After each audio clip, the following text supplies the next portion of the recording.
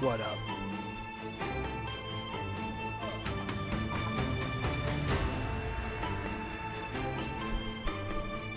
How we doing?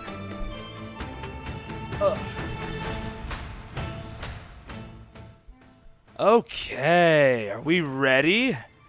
Are we ready for a historic full episode Friday? Gotta refresh the stream. What up, Spongeman here? How we doing? Shatterwood, I love to see it. Hello, hello.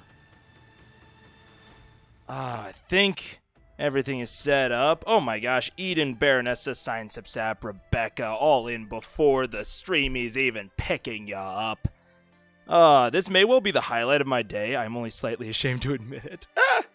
No worry. I mean, it's gonna be the highlight of my day. It's gonna be my entire day, but it is certainly going to be the highlight of my week. I am very excited. I love full episode Friday. Especially when I can actually have it on a Friday. I woke up at the perfect time. What up? Oh, Beckless, Wire, Ty, how we doing? How we going? Hello, hello. Okay. We're gonna skip all the niceties. We're all adults here. We're gonna jump into it because there's quite a bit that I have to talk about for housekeeping, as well as there's a long-ass episode. And I just want to let episodes, I want to let them run as they run. If I have crazy tangents that are maybe even non-CR related, I want to be able to pursue those. Which means we got to start quick. So, housekeeping. First of all, I haven't promoed or shilled or whatever the Discord in a long while. I've mentioned it here and there. I've made small mention of it, but I haven't really hit on it in a while. So I wanted to do that. It's right here. And it has a lot of stuff, even if you are not live. So I know there's a bunch of people rewatching right now in the backlog.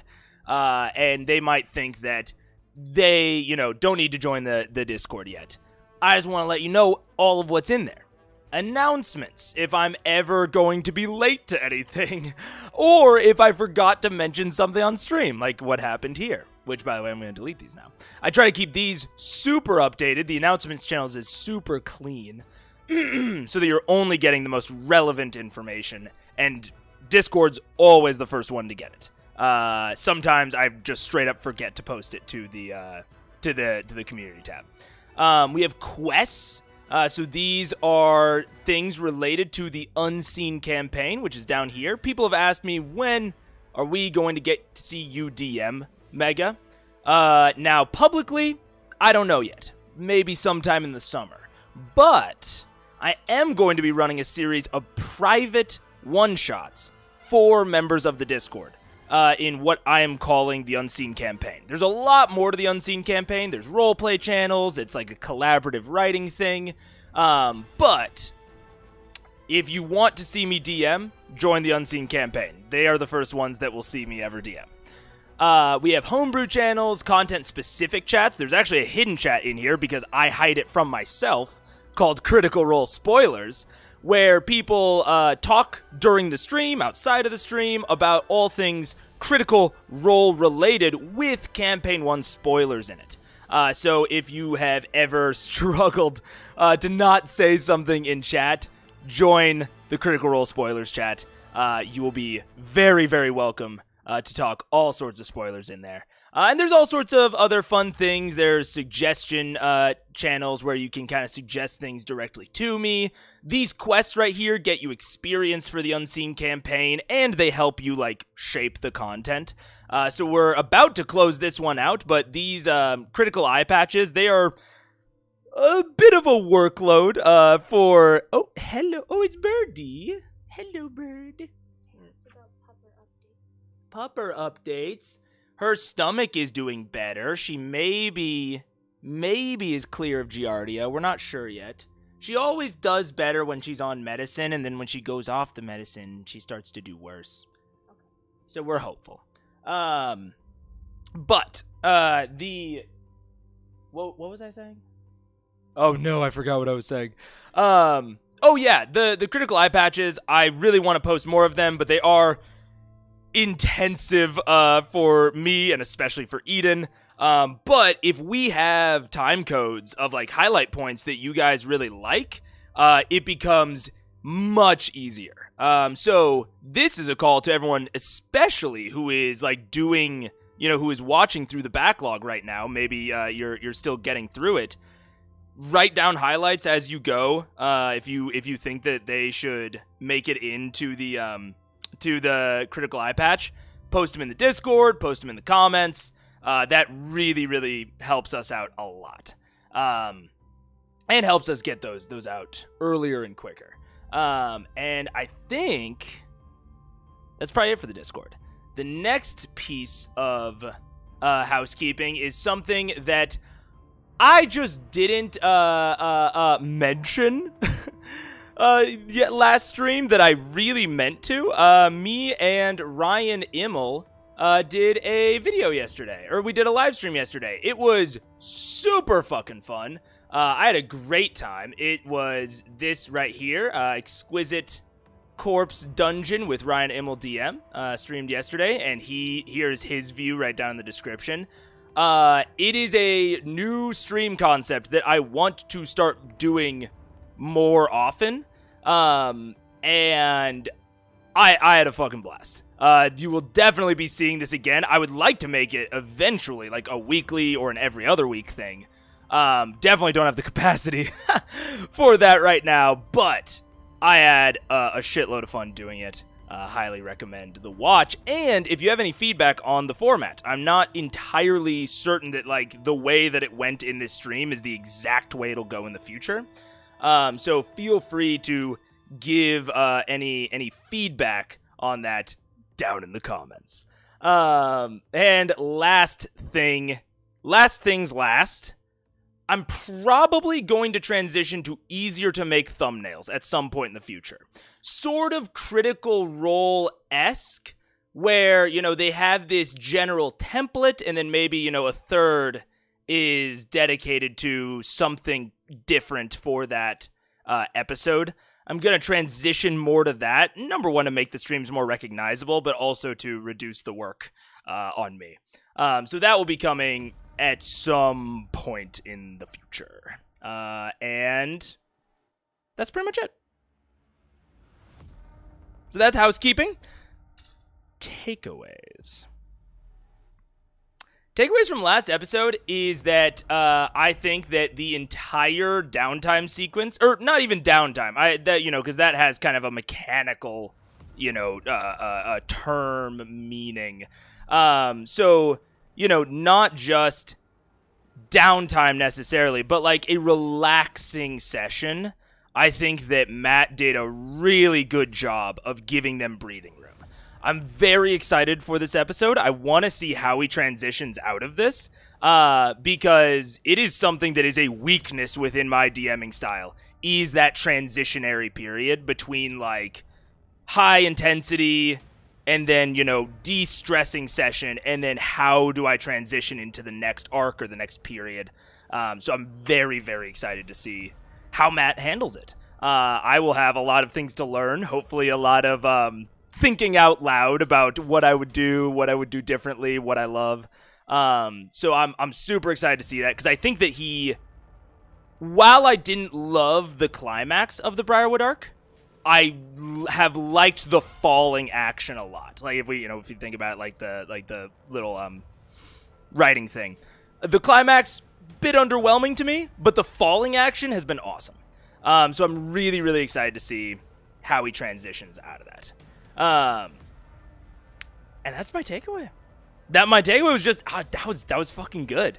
If you are struggling on how to do good, relaxing sessions that aren't just the characters talking to each other, because you can't always guarantee that they will, and that aren't shopping sessions, I think Winter's Crest in Whitestone is instructive. I think it's a great episode. So how was grocery shopping? I don't like grocery shopping. I also don't like driving. I used to like driving a lot. I don't like driving in Chicago. But I love walking in Chicago. And so we're probably going to get rid of our car eventually. But shopping isn't my thing. But I like hanging out with Paige. and we went together. And she always says, she's always like, let's do like the chores or the like the things that neither of us want to do together so that they're more enjoyable or they're more like passable. I'm always on the opposite end of like, no, we should just like go and do all of the bad things by ourselves, because I really like to like put something on that my brain can focus on so that I don't think about the bad, like the annoying or chore that we're doing, and can't do that if we're together. But whenever we do it her way and we actually get into it, it's always fun to hang out with her. So it's, you know, it's like me with like going out. Like I'm always like, no, I want to stay in. But then the moment we're out, I'm like, I'm having fun. So that was how grocery shopping was. Remembering what happens in episode 37. Ooh, Shatterwood. Ooh. No niceties, so no pupper update. The pupper update. There's a pupper ear. Dude, if you want pupper updates, hey, talk about shilling. If you're not a member, you know, the members get dog photos. That's certified mini phones only. You know, I'll give them this one for free. I'll give everyone this one for free, but the members get the number. Oh yeah, I won't even show you this. There's another pupper one right below that. So if you're not a member, I also have some member only stuff planned. Especially I mentioned that game the other day that allows us to like more directly interact. I want to play some Jackbox. So I've got some member stuff planned. It mostly depends on how free my schedule gets. Albi made a very good point of like some people would be super pissed at the discussion of that topic. That's fair. Probably going to avoid that in the future. It's something that like I'm so outside of like the culture of that sort of thing that like I didn't even think about like how divisive that topic would be. And I do generally try to avoid those divisive topics. Groinhead, thank you so much. Oh my gosh. I really appreciate it. Thank you. Oh my god. We're going to get a lot of... We're not getting the big ding anymore. I don't know why. Oh. Now it's... It did. It's coming out of like my sound bar. I don't know why. Let's see. Hey, there it is. Thank you so much, Groinhead. I really appreciate it. Ah, man. Thank you. Farrowin praising me for the level of off track I was getting. And the one thing I really wanted to highlight was using a stream as an outlet for debate in discussion. It's something I also enjoy about the stream as someone whose friends aren't very into debating our shared interests. Yeah. And I think that, like, in general, never feel bad about, like, you know, pushing back against something I'm saying. I am not the all-seeing eye. I am not always good. And I like discussion of these mechanics and these strategies and of my analysis, because it's something that I don't feel like I could get in a long video. Like, I don't feel like the comments are very often like constructive zones for like good debate and discussion, whereas live streams where like we can quickly go back and forth between like some more nuanced points. I feel like is a much better arena for that type of discussion, and it's one of the reasons I love doing this series. Like, is that sort of discussion.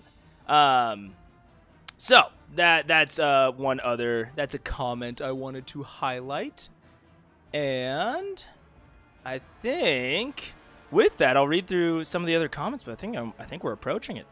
So Stricter Timer. you know, when we say strict timer, right? The timer is not a actual timer anymore. The timer is to give me an idea of what's going on and give me a better internal sense of the pace. So I'm never going to hold myself to like a certain cutoff on the timer. Like, it doesn't matter if we're past 10 minutes, past 15 minutes, past 20 minutes. That doesn't actually matter.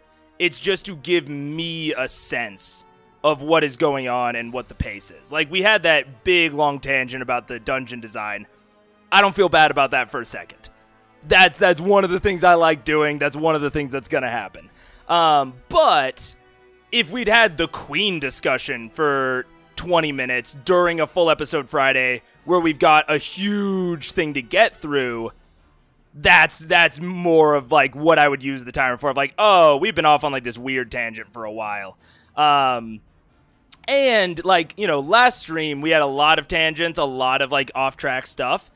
But that was also like we had a 45-minute episode to get through. Like we didn't have like a lot of stuff that we needed to get through. Obviously there was like bonus content, but I'm, you know, my priority is always getting through the episode. Once I'm through the episode, you know, bonus content happens where it happens. So that's, you know, I will be probably thinking about the timer more, but not holding myself to it.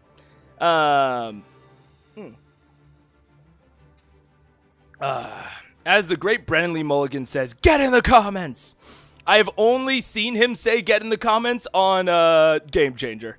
But it feels like when I saw it on Game Changer, it was a reference to something else. So, actually? I saw it once on Game Changer, but I did see it first on actually. You're right. Yeah. Well, I can until this stream is over. From personal experience, transitioning is good. No more arcs, only goofing around from here on out. Hell yeah. I had to cancel my session tonight as I lost my voice. It happens. I'm gonna have to start being more careful about my voice, especially if I start streaming more. You know, I'm going to have to take more detailed care of my voice.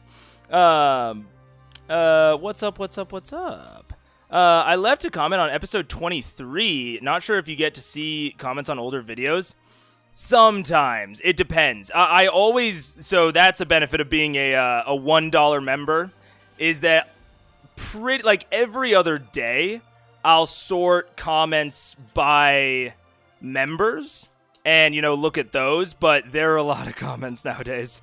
So I don't see all the ones from non-members, unfortunately.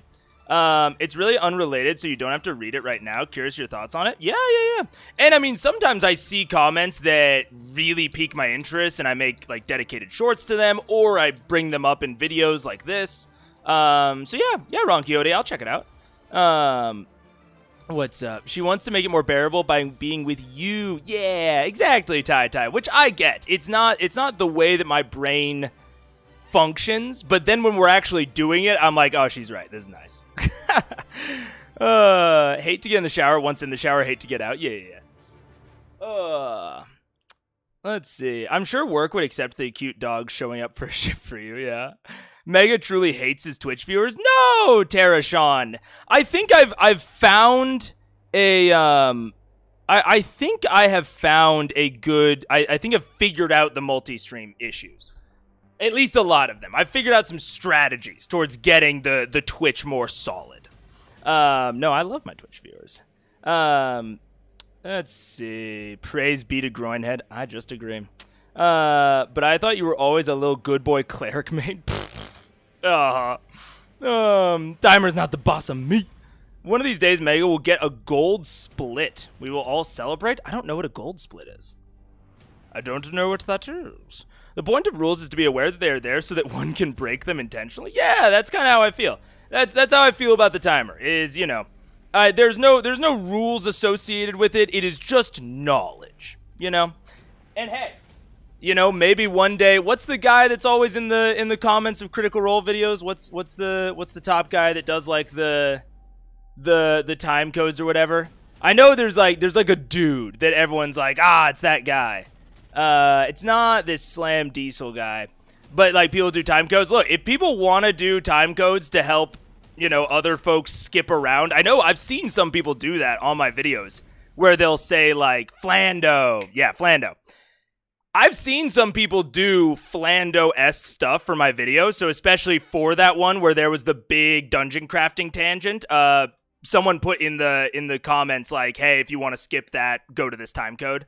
That is more than fine with me. If people want to provide more accessibility towards consuming my content how they want, that's fine. I'm going to make my content how I make it, and you guys can engage with it however you want. So yeah. Timer equals rules. Yeah. Your rants, insights, are what we come here for. Screw the timer. I don't want to say screw the timer. The timer is good for me. There's a reason I keep it around, but I ain't gonna listen to it. The timer is statistics. It's information. It's what do you call it? It's fingers in the nails of the universe. That didn't make any sense, but it is there for me to use, not to use me. I'm very behind on anything. Congrats on the subscribe button. Oh, thank you, Timpanist. From AKL. Thank you very much. Thank you. We're doing well on Twitch. I think Twitch is going solid. Now we just need to get the 1K on YouTube, and then it'll really take off. I can toss a Prime sub at you in a few days' time. Oh, that'd be sick. Thank you, AKL. Yeah, and if anyone has Prime subs, they're free. All you have to do is like me more than other Twitch streamers. So yeah, use your Prime subs. Also, apparently YouTube is like unsubscribing people. I got told that in a comment, like, hey, YouTube unsubbed me. So make sure you're subscribed, I guess. Weird. So yeah, make sure to check that. If you're not subscribed, that is like the next milestone for me. So be like the liking and the commenting and whatever, like that helps boost the videos in the algorithm. But hitting that subscribe button, as lame as it sounds, like for other people, it's good. For me, it is like getting funding. It is like if I get to 1K, we get funding. And I can start like paying Eden and like really improve the channel. So yeah. Hello. Not here yet in my backlog of watching, but wanted to stop and say hi. What's up, Leffy? How you doing? Thank you for stopping in. Speedrunning reference for the gold split. Speedrunning is something that I think is really cool. I would really love to like do like really wacky speedruns in like Baldur's Gate 3 or something. I think it'd be really fun. I'm not like really in that community, but I think it'd be really interesting. I've seen people. The only speedrunning I've really watched like actually intently is Hitman speedrunning. I really like Hitman speedrunning because it's always so unique. I don't know if Flando contributed in that way to C1. I know it was largely a C2 thing. Oh, I see. Only a matter of time until there's a critical eyes stats. That'd be, gotta go for it. Nothing someone says before the word but really counts. That's fair. I've never heard that before, but I do like that. Unseen campaign theory. Fingers in the nails of the universe. Look, man, we'll make it a thing. I'm really far behind on this series. Like episode 12, I'll catch up eventually. Look, I've been told Critical Role fans, they're used to long backlogs. That's one of the reasons I want to put out more critical eye patches is to help people catch up quicker. It is like one of my priorities, but I just don't. The time. Working more than a full-time job on top of this is just don't have the time. It sucks. Sometimes YouTube randomly unsubscribes you from channels for no reason at all. Make sure you're committed. Make sure you actually want to be subscribed. Do that YouTube that you do so well. I just noticed you're already over 800 Gs. That went up fast. We can all thank my patron. Whenever Mike mentions me in a demystified video, the subscribers jump by like 30. Just overnight. Which is so, I know so many of you are here from Super Geek Mike. He's the best. And I really hope, speaking of the dungeon crafting video, if you want to influence future content, I really want to do one of those dungeon crafting videos with Mike. I think it would be so awesome. And I think that it would be a really good stream. I'm really excited about it. So if you want influence over like what that sort of like me and Mike content would look like, get in the comments. Not a speedrunner, but love the Hitman. I've never even played Hitman. I just like watching Hitman speedruns. All hail the great and powerful Mike. Couldn't agree more. And with that, I think we're ready to go. Oh my gosh, only a 25-minute intro? Jesus Christ, we're making great time. Motherfucker. What the hell was that? My ears. Oh, got my vote for the dungeon vid with SGM. Oh yeah. Critical role. What the hell are we listening to? Okay, wait, let me go to 20. John told me to start at 20, so maybe I just need to listen to John in more detail. New set upgrades and reactions and an absent player announcement. Oh, he's behind. Is that different? That does look different already. Interesting. We're speed running already. Yeah, running around at the speed of sound. MM is getting better or just not having as much to talk about. Look, that one, I didn't have a very complicated takeaway. I will say that. It was just like, damn, that was a good-ass episode. So that does speed things up a lot. Important life lesson, always listen to John, exactly. Puppy sabotage, it probably was. Oh no, they're asleep. Can't even see them, they're so cute. Wait, you might be able to see it. Sometimes I have to, not sure. You can almost see them. Oh, there we go. Was gifted a membership. Hell yeah. On episode 19, working my way through 2x speed. I can't believe I'm rewatching campaign 1, but I haven't finished 2. We're caught up on 3.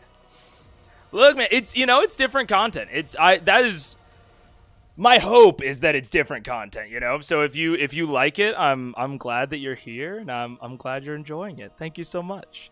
And 4 for the blaring audio. Look, you know what I'll say? I wasn't supposed to hear it. If I'd been listening to John, it never would have happened, so I don't think it counts. I don't think it counts. Transformative for sure. Thank you. I've been struggling with what to call it, because I think that React content has like a negative connotation, you know? In my head, I call it high effort React content, but I think that sounds pretentious. So I have no idea what to call it. But, you know, I just call it my stuff. I have a theory that the pubs mess with your stuff between streams. It's possible. All right. But we did hear it, so it counts.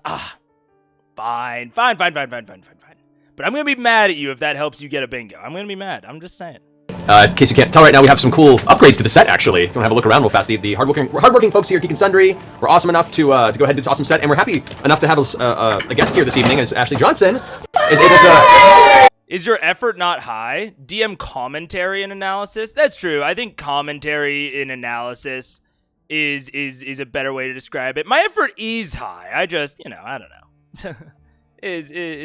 Wait. Ashley Johnson? Oh my gosh. Hello. She's actually here. Wait, is that... Ha! Ashley's actually there, lol. Let's go. Before she goes and disappears again in New York. Here? Oh man, I just one of the main. I just flew it in my I just for you. Oh my gosh, huge set upgrade. That's massive. I mean, it's a lot of they're still in like generally the same place. I hope that they're maybe closer. That's my only hope. But huge set upgrade. Also huge Taliesin change. Wait, nope. Don't do that. I don't do that. Back to episode 19 so I can catch up to you. Sounds good, Chaos Theory. Thank you for joining. Still pretty booming in audio. Okay, good to know. Let's see. Let me turn that Hi guys. I need to turn off the VG Inspired. Yeah, that upgrade's awesome. This is attributed to the awesome crew that put all this together over the break. So you guys did an awesome job. Give a big shout out to the Geek Center crew. Yeah, and so for those who saw earlier tweets, we're pushing off Christmas till probably next week, just because we're all returning from break, we're all kind of getting back into things, and we're still trying to get our bearings here. So we'll do that next week. But nevertheless, let's go ahead and start off with some of our quick announcements as we wait for the illustrious Sam Riegel to find his way here. There was a clamoring from the fan base to the illustrious Sam Riegel. All right, 726. Cast comment on set, and Matt talks about the minis he uses. Ooh. I'm not a big mini guy. I never have been. So I'm interested. I have, I think, one mini in total, and he's right over there. And I've never used him before. But he sits on top of things as a shelf trophy. But yeah. What's up, Deadly Spark? Good to have you. I mean, hey, the VOD might be the right way to consume this because it's gonna be long as hell. But I appreciate everyone that's taking that journey with me. Oh wait. For Sam to arrive, let's go ahead and get into the game. Some backstory for you folks. Just the panels behind us. Just are you looking at the art? Yeah. I still haven't seen all the layout though, because I'm really excited for it. So. Also, those guys didn't notice, we've updated some of the models, and we have colors and a new camera setup. Hopefully, we're going to be testing it out in the weeks to come for camera angles and stuff, so things might shift as it happens. But the color scheme on each of the characters' bases corresponds to their portrait order color, so it should be easier to distinguish who is who on the battle map going forward. So that's awesome. That's a great idea. Yeah, because I saw these and I didn't know if I just didn't remember these or if they were actually new. But having these correspond to a mini base is a great idea for discernibility on stream. Because I was having trouble during the Briarwood fight. You know, we talked about how, oh my gosh, I can't imagine Ashley looking through the monitor trying to figure out who she was. I was having trouble discerning who people were. So that's a great fucking idea. Be helpful. All right, let's get into the thick of it. So, okay, so Matt starts his recap. He gets to the end at 11:01. Boop. Let's see. All right. And we're getting into it. The ziggurat and see what the nature of this lingering magic is. However, there still stands the part of returning to the council and proving your innocence, amongst other loose threads you wish to pursue. What would you like to do? Well, we have all that awesome proof. Right? I think we need to head back to Amon. Oh, I will also say, I'm curious. So last time we talked about, what I thought the next upcoming plot arc was, what I thought what was going to happen, and what characters I thought we were going to see from.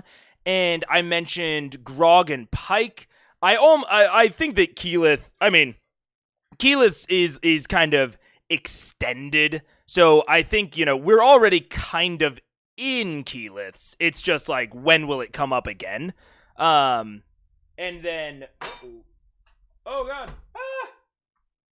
Okay, raising my desk is more troublesome than it used to be. I need to figure that out later.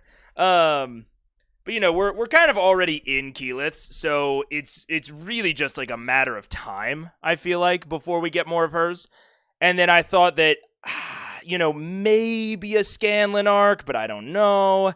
Maybe a Grog Pike arc, either together or separate. There we go. A little bit more of an interesting background. There we are. I move the camera whenever Paige is hanging out or sleeping there. But I will say, after marinating on it more with the story of Vox Machina and the things that we know from that little prologue bit, I could actually see the next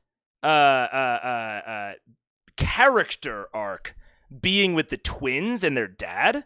Because their dad's just hanging out in Amon with his new family. And it seems like they didn't interact with him all that much. So I'm wondering, we're going to go back to Amon. We're going to prove our innocence because our fucking castle's there. Of course we're going to go back and do that. And so we're going to go back to Amon. We're going to do that. And then, I don't know if it'll be the next arc, but I think not Amon, another city.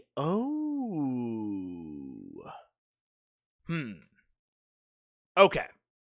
Well, either way, not even if he's not in Amon, even if he's like Westrun or something, wherever he's nearby, and so I can very much see that becoming a character arc. My theory, I think he gets like kidnapped or some shit.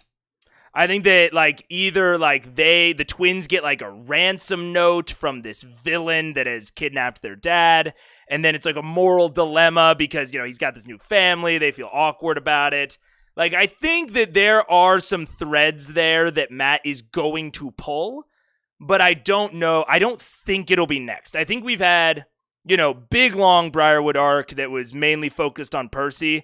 I think we're going to have a group arc, maybe a small Grog/Pike arc, then another group arc, and then a twin arc. That's my theory. And I have a feeling that maybe it's like while they're far away. So maybe they like get the ransom note while they're like mid other project. And maybe that is like a dilemma in and of itself. Like, do we continue doing this thing that we're doing that is like for the good of the region or the good of the world? Or maybe they're over in Wildmount. So like they don't even really know these fucking people, right? But they're heroes. They're doing hero shit. And now it's like, ah, man, do we do generic hero shit? Do we just like save people? Or do we go and save our blood? But, you know, he is our blood, but we're not really into him.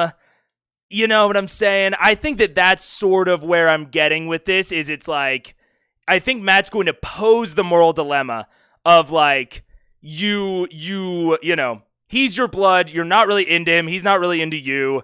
Like, which do you prioritize? Your family or like the people that you care about and that care about you?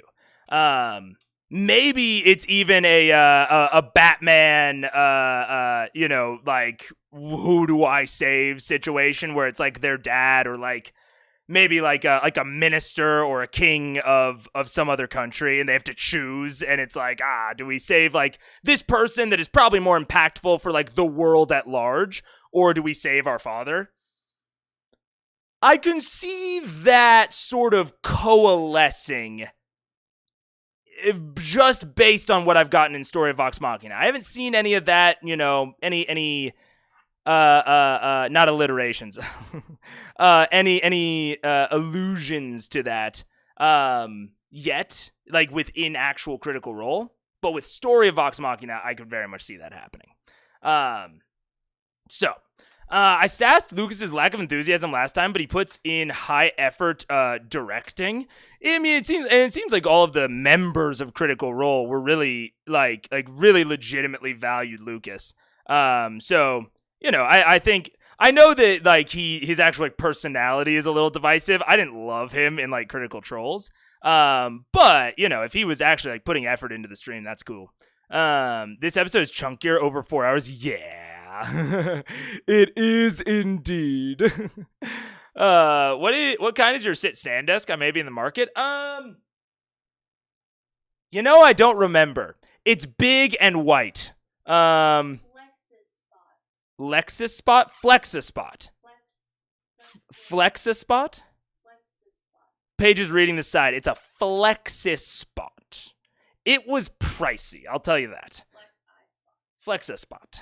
I got a discount because of work. Because otherwise I probably wouldn't have bought it. Just being straight up. Not in my... Oh yeah, hold the line. How does he do it? Hold the line. Love isn't always on time. Yeah, song reference. Would not have gotten that that's a song reference, but very solid. Okay. But yeah, exactly. Like, love isn't always on time. And that is the question of, like, do you even love this guy anymore? Like, yeah, he's your father, but, like, what does that mean to you? I think that's a really interesting question to pose to them, is, like, he is your father, but is he someone that you care about? That's like 80 proof. Yeah. Do we have proof? What do we Like have? Everclear proof. We have all of the documents that you took from the Briarwood Sure. stuff Yeah. in Whitewall. Plus, we have, you know, Physical? Do we have any someone didn't who can even- back up our testimony? Do we need to bring any? the new rulers. Well, yeah. they're not going to come with us, are they? We could write a Well, letter. we got Percival. Oh, He's yeah. kind of in charge. I'm kind of a big deal. Well, I know feel like that, they'll but see that as a conflict of interest. That's fair. Well, we can... Should we bring someone along to corroborate our story? Someone? What about, I know someone needs to mind the store here in town, but Cassandra was in their pockets for a long time, and then what about, Father, Yenin? We could have them write a letter and we can seal it, and then it would be official. Let's All do right. that. Make sure that they like notarize it and all that good stuff. Governments function on paperwork. People have to take this seriously. That's right. Don't mock me, Look dear at God. arrest Percival when he's like, you know, royalty now. I've got a beard and everything. Technically royalty. Yes, look at that beard. Now he's rich royalty. We have money now. Do we? How much money do we have? It depends on what we want. Whitestone. Depends on what we want. Can't bankrupt the treasury or anything, but I'm sure that we can dip. 50,000 gold? Don't put a number on family. Flying carpet? Gold? That's actually a very good question. Shall we go get a letter and we go back to Imon to A clear our letter? name? Yeah, right. That's our evidence? I mean, I have a head. All right, Where's fine. all of the documents that you found? You remember? All right. Actually, Documents, we've got the word. That's a really interesting idea. What? Is there anybody in town who could re-enchant our carpet? Well, he said it would take like a year. Who are you talking We to? need to have like a Laura work on that. From what I'm you, asking the Yellow Pages. Yes, as far as you know in your experience in the town, there were two main sources of individuals that had focused on enchanting items. One of which, their abode or their shop had been collapsed and they were no longer seen. Touché. The other one had apparently been acquired by the Briarwoods to aid them in the construction of the ziggurat, and you met his daughter, and he never turned up. Okay. Yeah. Maybe we can wait till we get back to Imon and have Gilmore do it. Am I crazy? They have not searched the castle yet. Cause yeah, there's this Matt just said like, oh, they were acquired by the Briarwoods, they never turned up. I assumed he was just somewhere in the castle, right?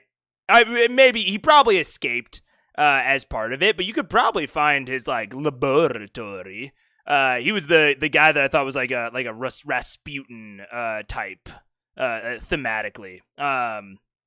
And yeah, he just never turned up. But I assume that he was out there. It's just that they never found him.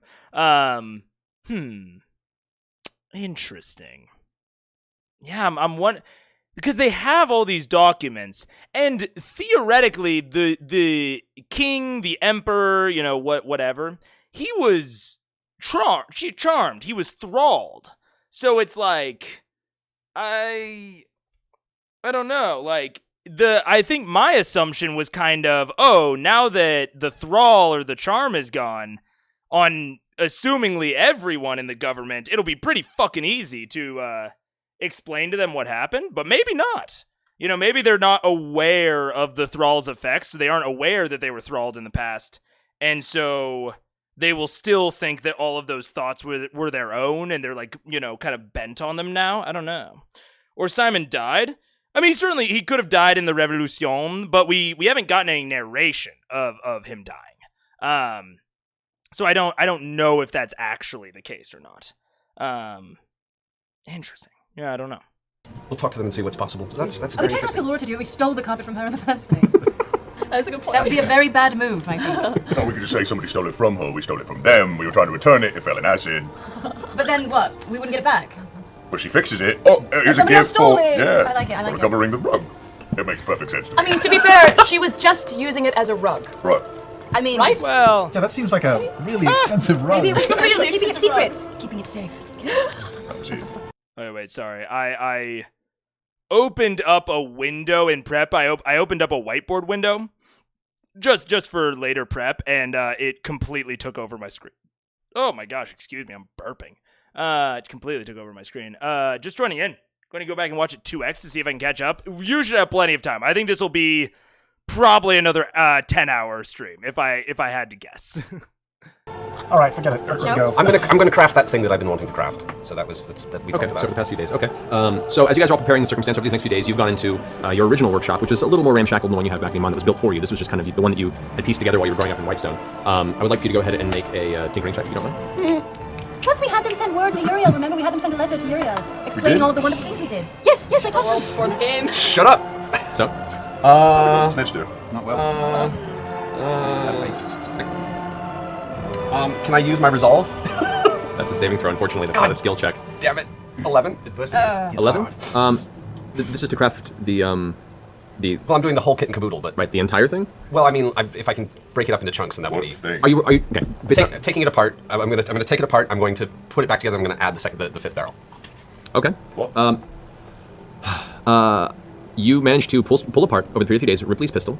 You take aspects of whitestone and residuum dust as well as residuum glass and begin to reconstruct it based on its elements in a much more refined and a much more Percival practiced method. You're very kind. You attach the fifth barrel, the one that you intend to be used to deliver short range explosives, and it seems to fit together. Okay. Oh no. Fitting a It's nothing fancy, key and a little part of you goes like, launcher. it's rattling a little when you shake it in your hand, but Can I give it a once over just to Go ahead and make a perception check. Oh boy. No, this is investigation. Make investigation. Investigation. This is more of a thorough. I hate you. There's a little The difference between those roles are really impressive. Oh, So we're into My theory is that Simon is bad. Like I don't know that. We have very little information on Simon. So my theory was that the whole magic shop, like the daughter, Simon, like all of them were collaborators. Now that we know that Cassandra was the main collaborator and she didn't rat on the magic shop girl, maybe that means she's in the clear, but they might not have known about each other. So I was assuming that Simon was bad. I was assuming he was like a snake oil salesman to the Briarwoods. Like I assume he, because they said that he got brought in to help on the ziggurat. My assumption is that one of the reasons that the ziggurat wasn't getting completed and maybe Ripley was frustrated was because of his snake oil salesman stuff. So I have a feeling personally that Simon will show back up. I feel like I don't feel like he's gone, and I feel like again he's going to be like a snake oil Rasputin type character later on maybe, and maybe he's even taken a different name, and you only find out later that he's actually Simon. I could see that. So I don't know. And I could see that being like a very Simon is a belt. Simon is also magic shop guy. They got acquired by the Briarwoods. Just the same Simon. Or not same Simon. Different Simons. I could see it being very much like a question to Percy later on. Of like, this is a guy, maybe he even like gamed fame, fortune, power. I'm thinking like maybe he when he sees all the Briarwoods going down, when he sees Viva la Revolution, he steals some shit out of the treasury or out of the Briarwood quarters, and he just makes off into the night. I think he leaves the shop, he leaves his daughter, he leaves everything. And he heads off to like Wildmount or Westrun, and he forms a new identity for himself. And he uses the wealth or the magic item or whatever he took from them to construct this new kind of faux celebrity life. I've watched a very small bit of One Piece, very, very small, like 7 episodes. But the hypnotist guy from like the 3rd arc of One Piece, that's who I'm picturing Simon as. And I think that he's going to show up later, although maybe we never even find out that it's Simon. Maybe we meet a guy like I'm describing and they just never discover that it's Simon. Or maybe they do, and it's a question to Percy of like, are you still taking vengeance? Because like, Percy is still wanting to track down Ripley. And he hasn't gotten vengeance on everyone. Like, he let Vedemeyer live. But he has gotten reconciliation from Vedemeyer. Like, Vedemeyer's now, like, a prisoner. He's, they're focusing on recidivism. And I wonder what Percy will think when he sees this collaborator who has not turned their life around, right? They are not like Cassandra. They're not choosing the right thing now. They have gone and they've taken the power from the Briarwoods and they're using it to like get fame and fortune for themselves. And I think that could be a future moral dilemma for Percival of this is someone who was involved with the crimes of the Briarwoods who is now... Not only have they not paid for it, but they are actively benefiting off of it. And like maybe even forming like somewhat of a cult following. So I don't know. I think I'm seeing something like that. Have we ever seen both Simons in the same room? That's dude. That's how Vex got it back. She just found. It's like your parents when when your gerbil dies and they just get you a different gerbil. Like Vex didn't get Simon the snake belt back from Iman. She just found a different snake belt in the castle and just gave it back to Vex. And it's actually Simon the magic shop owner. He's polymorphed himself into a snake belt. Oh my god, that'd be so fucking funny. It's literally it's like Wormtail. It's like, you know, you've been hanging out with us for all these years and you're actually a bad guy. Oh my goodness. I read Matt Stone at the time as Simon being taken to the castle against his will. Well, that tone was from his daughter, who I think I number one think she might be an unreliable narrator in general because she might be a mole, but also she's an unreliable narrator because she's talking about her father, right? Which is an awesome fucking little bit from Matt of like considering the relationship between these characters. And it's like, yeah, especially if the daughter is a good person, of course she wants to believe that her dad was taken against his will. Like, of course that's how she's going to phrase it, especially if she's a good person.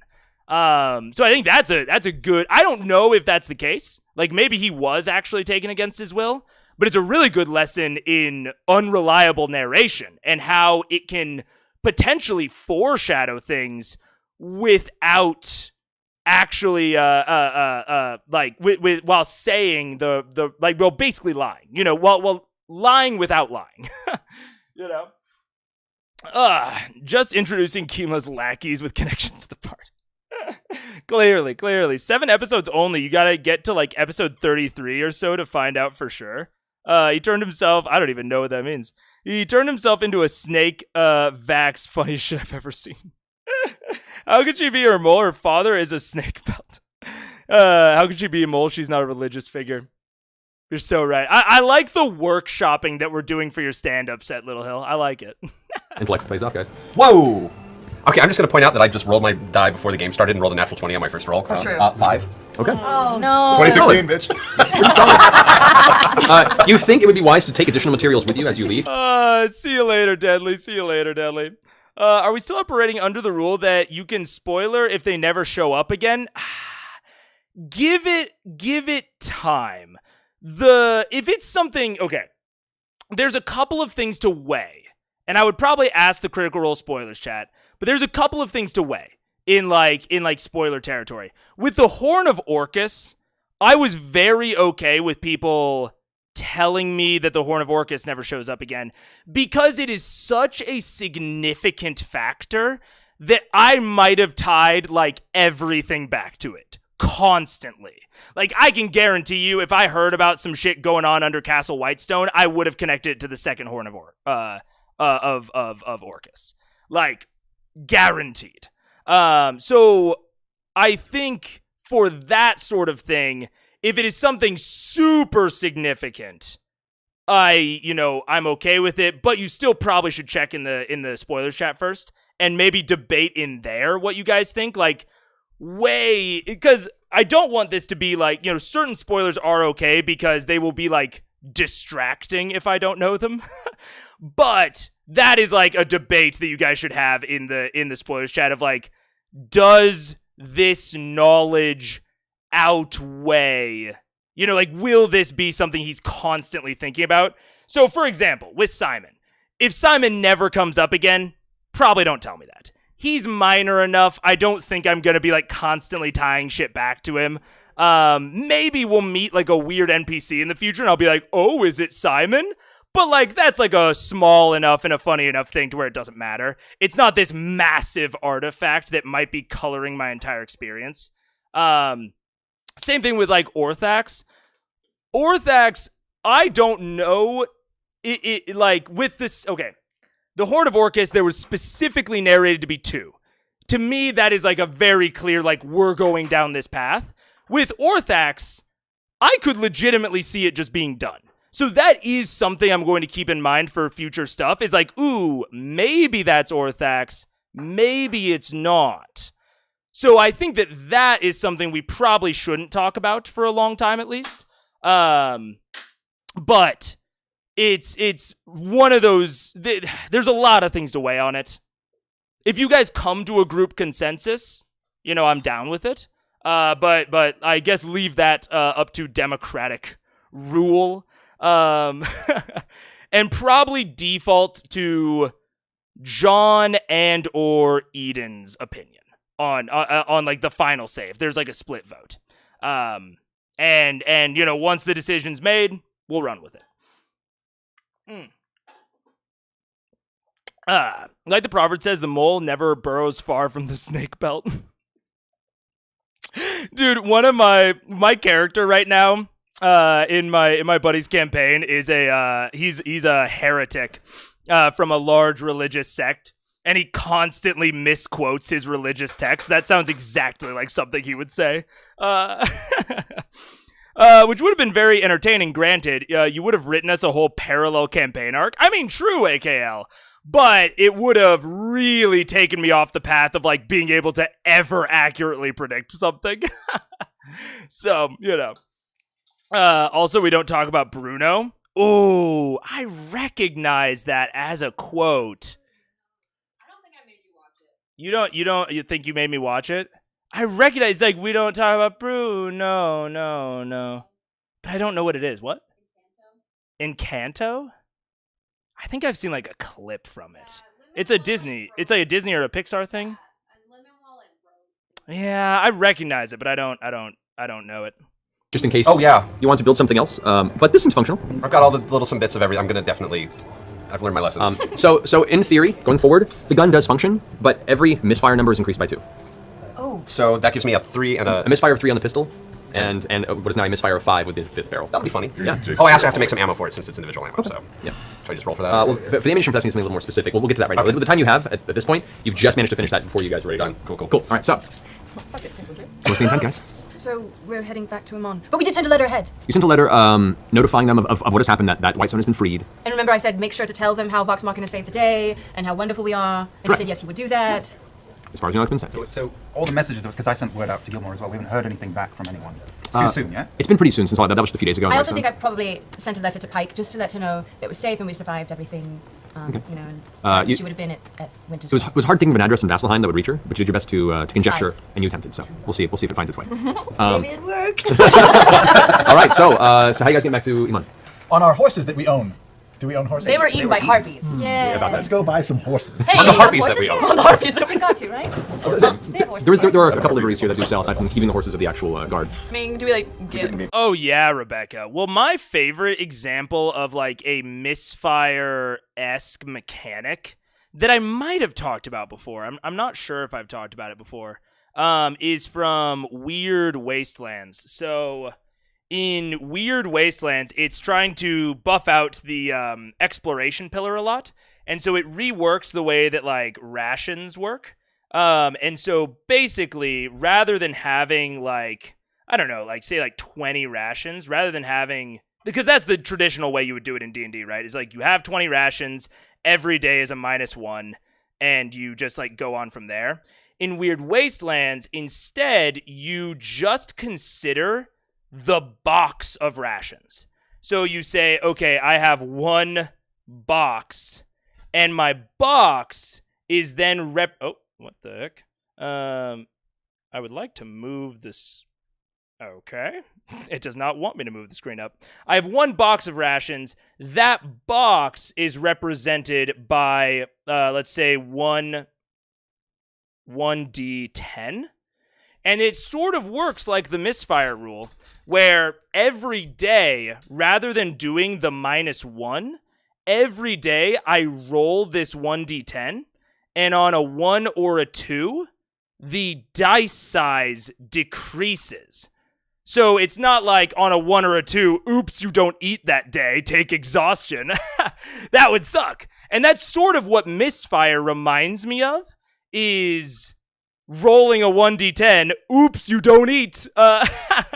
Oh, you didn't realize your box was empty. Uh-oh. But I really, really like this sort of system because it goes to a 1d8 and it's still a 1 to 2.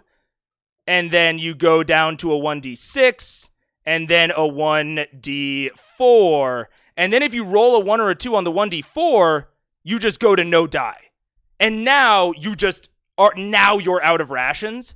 And the thing that I absolutely adore about this system is the escalating rate at which you lose rations. I think it's a really natural, like, there's the classic saying of, like, the dice tell the story, right? I think that this is a fantastic mechanical way to basically force the die to tell the story. On a 1d10, there's only, a 1 in 5 chance that you roll the bad number. So in this case, this is a 1 out of 5 chance you roll the bad number. In this case, it's a 1 out of 4 chance you roll the bad number, then a 1 out of 3, and then a 1 out of 2. There's a 50% chance when you're at a 1d4 that you run out of rations, which I fucking love. It's this escalating drama of you starting to run low on rations. And you do the same thing with a bunch of stuff. You can do it with conditions, with chest sizes, or not chest sizes, but with like ammunition is the other main way. So instead of having 20 arrows and like recovering half of them, I think that's lame. I like to have like a 1d10 quiver. And then after every combat where you use arrows, you roll the 1d10 and see if the die size decreases.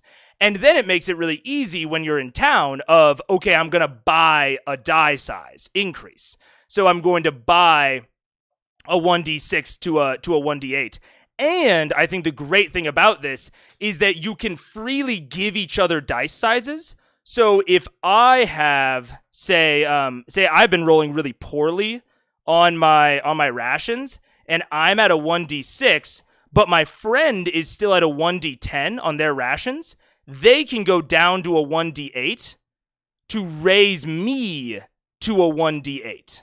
So they are lowering, they're making it more likely that they run out to make it less likely that I run out.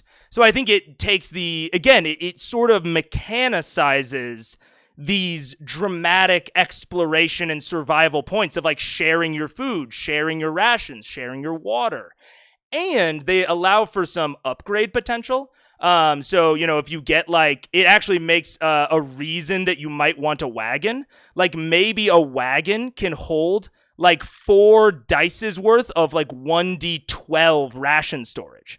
So maybe if you're carrying your rations in your backpack, you can only hold 1d8 of rations. Like that is the max you can ever go in your backpack. But if you get a wagon, you can hold 1d12 of rations. So it actually makes like some preparatory measures kind of worth it. So all of that is kind of an example of I think that these sort of misfire mechanics can work really well. In fact, they can really reinforce drama. But I think the way of Talison's misfire, again, is sort of like, oops, you rolled a 1, you don't eat that day, which I think is not good.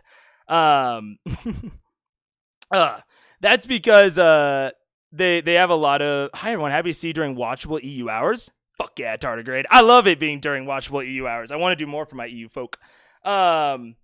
Horse's survival skills is about on par with the PC's parents. To be fair to the brutal misfire statistics, these are literally the first ever guns made in the world. Oh, true. And I've said before, I really prefer for custom homebrew classes to be naturally weaker than raw classes because you're getting something that you specifically want out of it. So I'm fine with Gunslinger existing as it does, but I also think that we can point out that mechanic is fucking brutal. It is really tough on the player because if you don't realize that, you might try to bake that into a mechanic that you don't want to be brutal, that you don't want to be super tough on the players. So, calling out that this is a rough mechanic, for it really punishes the players kind of randomly, that's okay. It can fit. That aspect of it can fit in this situation, but it might not fit in other situations if you're trying to move those in. That's because true horror of Cthulhu is the automatic fire rules.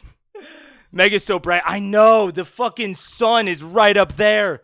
I have the shades down and everything, but we don't have like any curtains or anything. I might lower the exposure on my webcam. I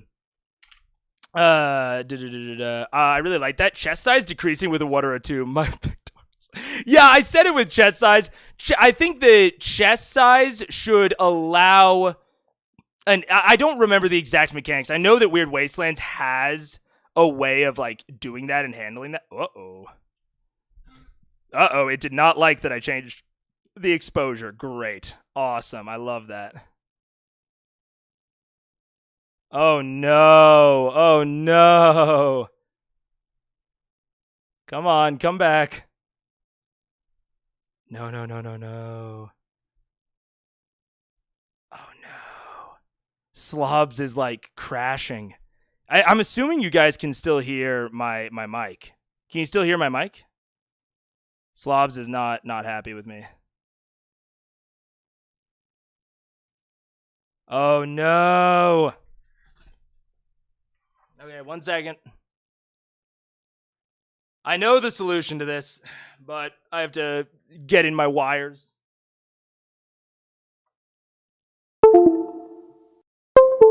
Okay. Let's see. Deactivate, activate. No, wait, I can't. Oh no, I can't activate it. Shit.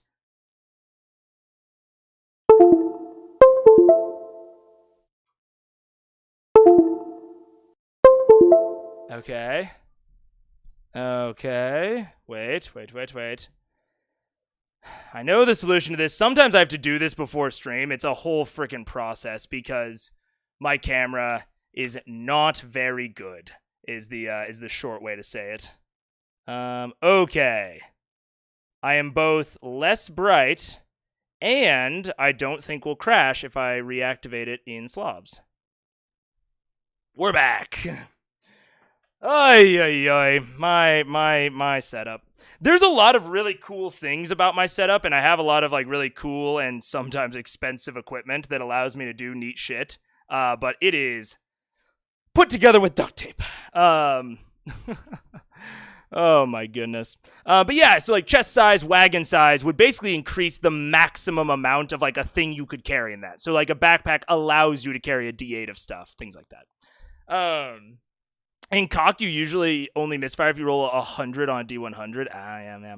The weird thing is that Taliesin and Matt worked pretty closely together on the Gunslinger, and I'm pretty sure Tal was the one that pushed for the harder mechanics. I mean, and that's fair. Like again, if your player, if this is what your player wants, this is the thing that they are desiring to fulfill their class fantasy. Like, I will work with my player to get them exactly what they want. I never want them to be more powerful than someone who didn't do something weird, someone who stuck to raw. But I want to get them exactly what they want out of the class. And especially if Tal's pushing for these harder mechanics, that's fine. Again, I think they work in this case, but there are a lot of mechanics that I don't like if they were extended to other cases. This is the best way I've seen to make keeping track of resources fun and not just a chore. I agree, Sign Subsap. My buddy introduced me to Weird Wastelands, and I was that specific mechanic. I was like, oh my god, like this is actually an interesting way to move it out of bookkeeping. And the dice goblins love it even more. The dice goblins pick like, okay, this is my water die, and like this entire die set will just like, they'll buy like blue dice and just track their water with those dice. Like, yeah, it makes it really interesting, I think. And I can see some arguments against it, but I think that all of the arguments kind of just fall back on, well, at worst, it's the same as just keeping track of it via numbers, and at best, it's way better. So I really like it. No, even stupider than that, Taliesin commenting on the design of Percy's guns. I think Taliesin wanted the narrative of an unstable weapon as it's supposed to be the first gun. Yeah, and that's fair. That's totally fair. They're kind of Frankenstein stuff. Yeah. My message killed Mega. It did. Oh my god. Getting the wires. The black powder weapon would be very unreliable. Yeah, totally. It totally would. But we're here for your bright insights. Yeah. Anyways, so yeah, I think, like I said, I think it works. But that specific mechanical design, I wouldn't want to extend to anything else. And I think it specifically works because it is really rough. And if that's what Percy's going for, he wants a really rough mechanic, it does work. But I wouldn't want to put it other places. Horses by now. Yeah, I mean, Awesome. first of all, you have the run of this place. Yeah. I'm going to assume that I can use some family horses? connections to finagle a Yeah, few horses. I'd say you're looking at probably about 5 to 6 days travel on horseback to get back to Iman. Is there a faster way? There's no teleportation circle. No, they don't have one. Can't you walk us through an oak tree? Can. Yeah. Yeah, walk through an oak actually. tree. Yeah. All of us? As long as we all jump within 6 seconds. What happens if we don't? We're Well, left it's behind. one round. Yeah, it's so not you it's take not your turn it's not a to go. challenge really. It's not a Like, challenge. it's a very short time period. Yeah, you can do that if you want. We have an instant teleportation as the worst case scenario. And where does it take us? Home to our keep. The tree Sounds cannot- crazy. about it. Can we always We just will use actually, this? in theory, beat the letters that we sent. That's okay. We have proof. But it's coming. It's on the way. I don't know if we should be. So wait, you can We'll just have zap proof. us anywhere in the world? We could just get I have another a 6th level spell called teleportation. Yeah, we're getting another letter. Where as long as I've seen the chaotic tree right before, now. we can walk from tree to tree. We're getting another You're letter. You're getting another letter. We take it. Sealed, so Okay. it looks like we didn't tamper with it. Signed, Okay. sealed, Easy, delivered. easy enough. You get it signed by Keeper and you get it signed by Cassandra. Cassandra. It's sealed. It's fine. Everything's good here for when we go, Percival. Your sister and everyone keep a what's his butt. Everyone's If good. anything, Take care if of it? anything goes wrong, we'll hear about it. Then we can come back. What's going on with the spinning black cube? Are we okay? Isn't Allura like on her way here? Aren't a lot of people like on their way here? Yeah, where's I'm so Allura? confused. That's true. Wasn't Allura on the way? What happened in 2015? Just the whole way through. Start from the beginning. It's been a year. Okay. Well, first there were the dinosaurs. Yes. I haven't yes. played since last year. Last year we told Allura is coming with a couple of companions to investigate the ziggurat. There was no indication that you were required for that, nor could you really aid in that, given Okay. your experience. Speak for yourself. Cool. Well, your vast understanding of arcane elements and the history of magic should come in handy. And Dresvina, right? He's I do coming love black to we sent holes. a notice to him. Dresvina. Not Dresvina, no, not Dresvina. That's in the way back machine. Shush, shush, I haven't shush. seen Dresvina in about a year. We said, shit, okay. I really, where Like am the I? Emperor dude? No, No, Dresvina. Wait, I know this. We just watched about him in Story of Vox Machina. He is the Archmage dude. He's a mage. And I don't remember if he's the one that hired them to steal from the other mage, or if he's the mage they were supposed to steal from, but then they ended up working with him instead. There was a lot of mages. And then there was Allura. I know he was one of the mages that was involved in the last Winter's Crest. Was he the one that was getting pinned for the whole Winter's Crest incident, but then they exonerated him? Fuck, he was in Story of Vox Machina. I know he was. But I don't remember how. Feel free to remind me how he was in the comments. Feel free to remind me how he was related in story, if you remember. where all my Powder guy. You're looking for the notes that you don't take? I take notes. Hey, Ivan, Ivan from the other Sense. show. Do you mean Ivan from the show? I'm gonna before find the his show? Happy New name. Year, Don't you folks. guys worry, and then I'm gonna bring it right up. All right. She's the brains leader. Can we go get that other fucking letter, please? We got it. We got it. We got You it. acquired it. It didn't take much time. It took a And, little- like, certainly, yes. Theoretically, they were trying to keep Allura from us anyway, so it's not like she can help us anymore. Right? I just So say we can go home. Let's go home. Let's see go what home. happens. Let's go. Let's hop in a tree. Let's hop in a tree. What? I'm just gonna say, here's what we don't know. If we beat the letters home, if we try to walk up with a letter, we should send someone to them with a letter, because probably Uriel came to his senses once Silas was Defeated? hit with some dicks. Well, we can't go find that boy you abused in Amon and have him send the letter. Who? That little kid you smacked around and wanted to join. He's long gone, man. I don't know where he Kind is. He's probably back, drawing pictures of you on the city walls and crying. Fridge. Get in line. But I don't think we want to walk up ourselves just in case. I mean, we should send somebody. We'll head home. We'll send our butler to go send. You know. He's fine. senile and gentle. Okay, Dresvina was the one that hired them to steal from the Tower Mage. Okay. And he was the one that was like, okay, you didn't go and steal from the Tower Mage. Either go and steal from him or do this harder thing. And then I think they did the harder thing, right?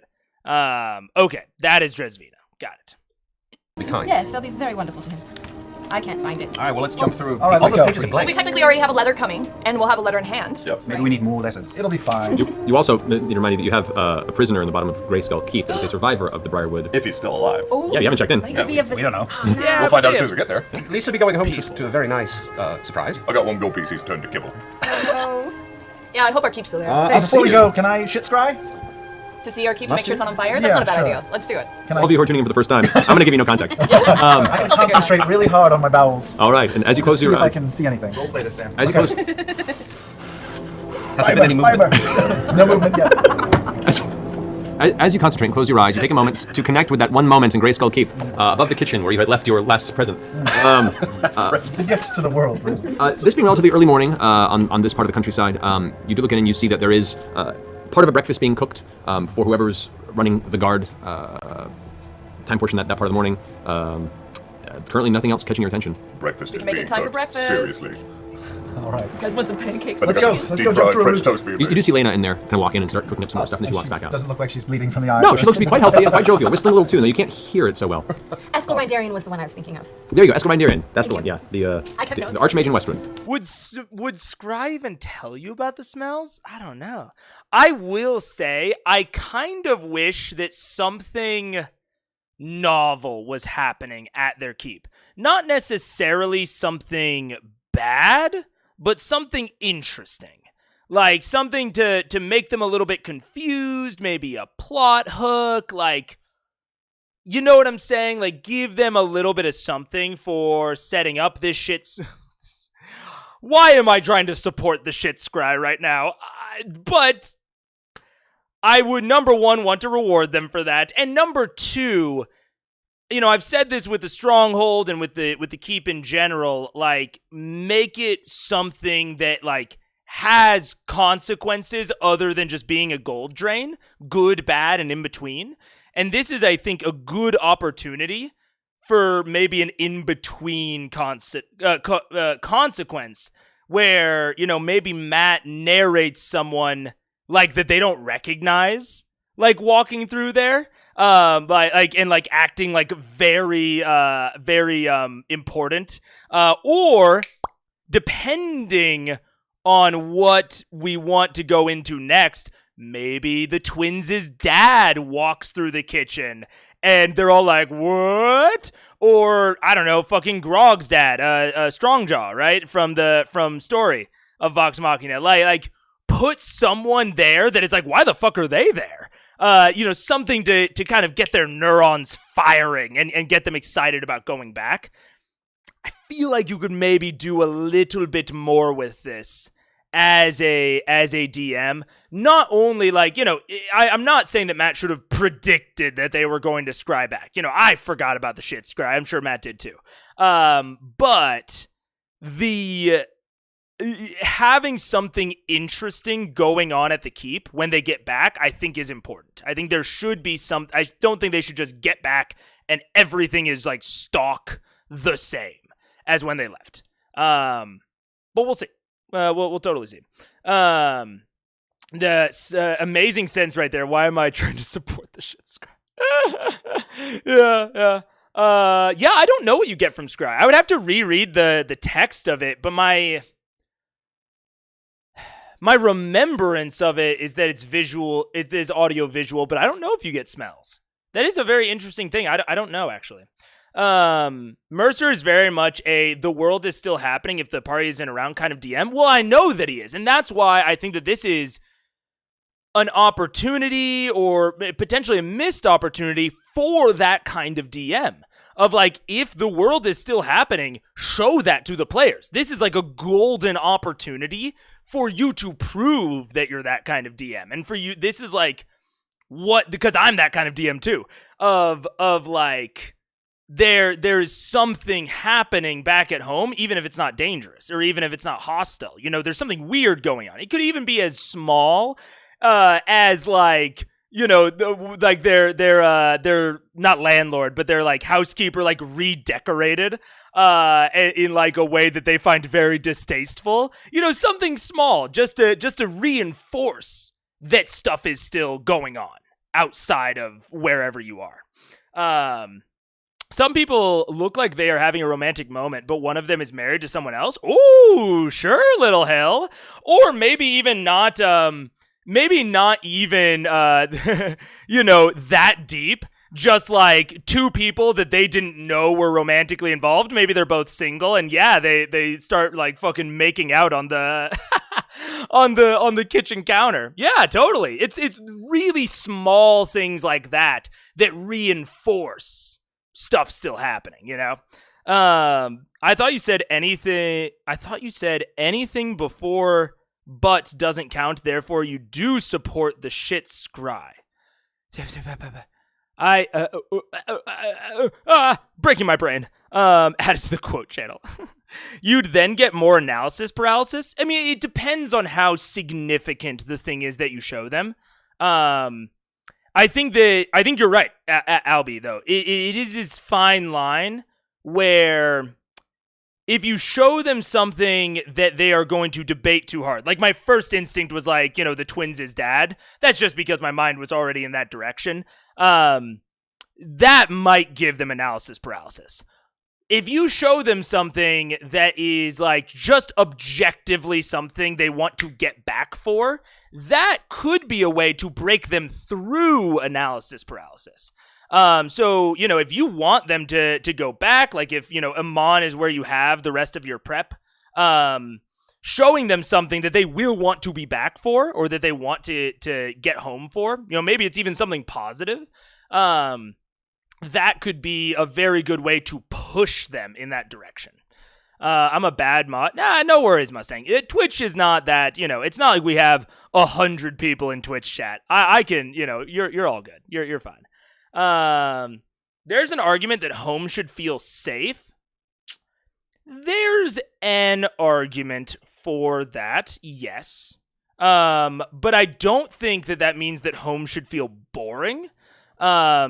So even if you never have anything like bad or hostile happen at their home, they should still feel like there's a reason that they have it. You know, like interesting things are happening just because they have it and they invested into it and that's there.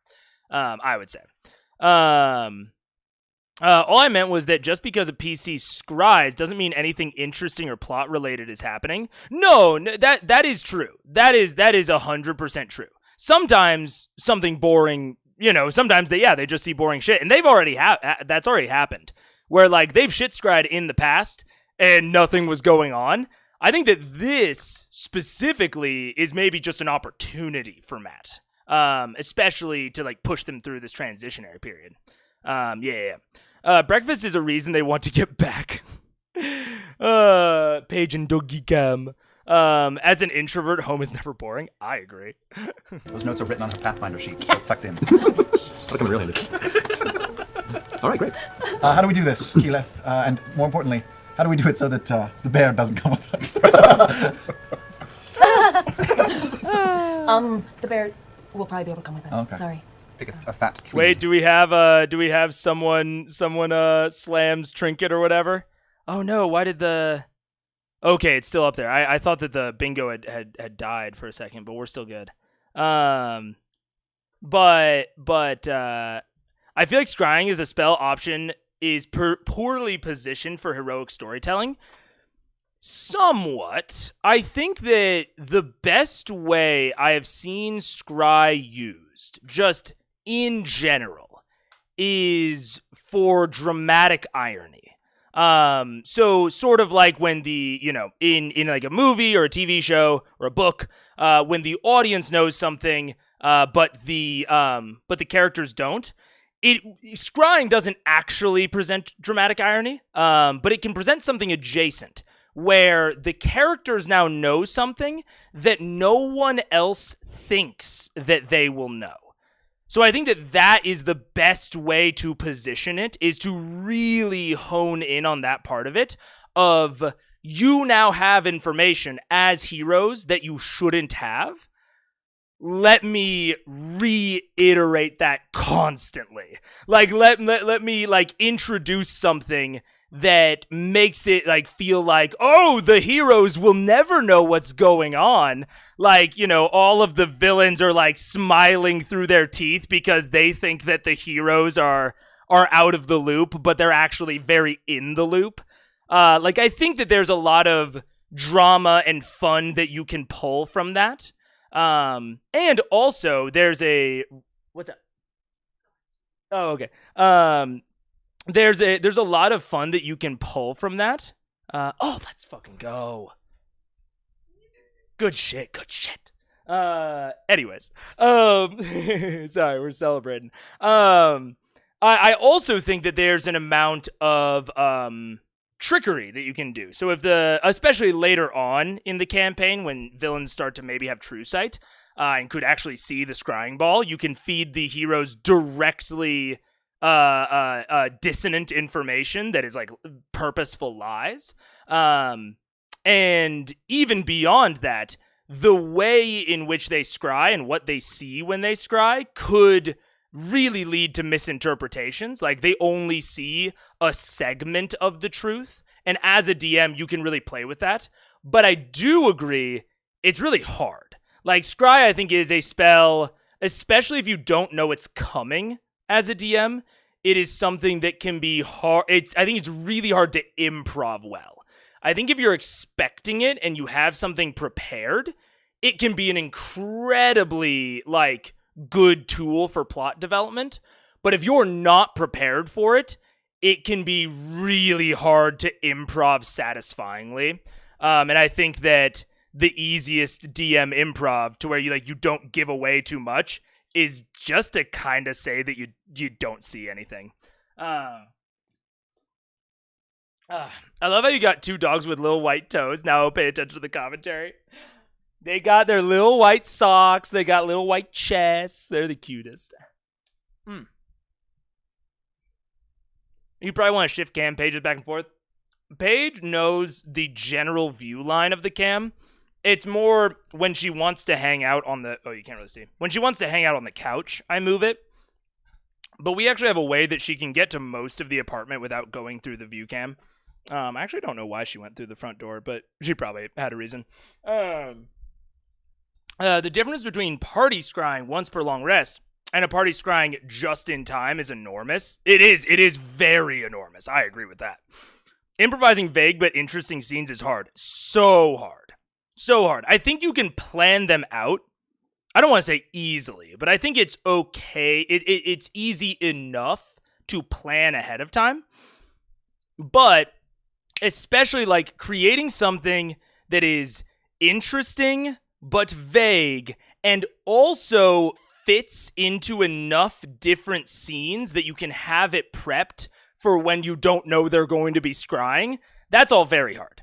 I think specifically Scanlan Scanlan/Sam actually threw Matt a bone in this case where he set up this scrying jar. So Matt knows that if Sam scries in the next couple sessions, it's probably going to be on that jar, which is actually like a huge like weight off for Matt. Like Matt can just plan an interesting but vague scene in the kitchen because he is pretty sure that that's where Sam is going to be scrying. And so I think that again, it's not something that Matt needs to do by any means, but it is definitely an opportunity that I think he probably just forgot about, because I also forgot about it, so I don't blame him. But if your player sets something up like that, that's a huge opportunity for you as a DM to plan something out that makes sense. Long as Paige is comfortable, yeah. We're getting to the point where PCs can both scry and teleport, which means Matt has to prepare the whole world for every session. Kind of. It's one of the reasons that I've started providing and sort of asking for like what my PC's plans are for next session, so that I can plan and like hone my prep a little bit better.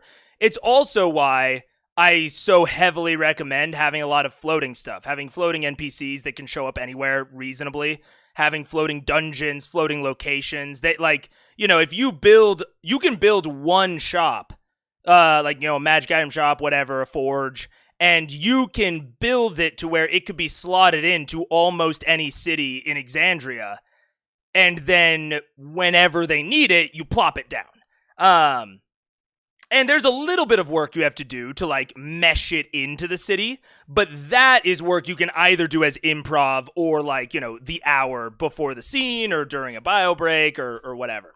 So I really like having the floating stuff, especially once they get scrying and teleporting and that sort of stuff. The effective preloading necessary when more of the world is within instantaneous travel rates can get unwieldy. It definitely can. Especially if you're running a more sandbox style game, which is why it's one of the things that I do find unwieldy about these transitionary periods within arcs. Because within an arc, within the Briarwood arc, you're pretty sure they're not going to randomly teleport to Westruun at any given time, right?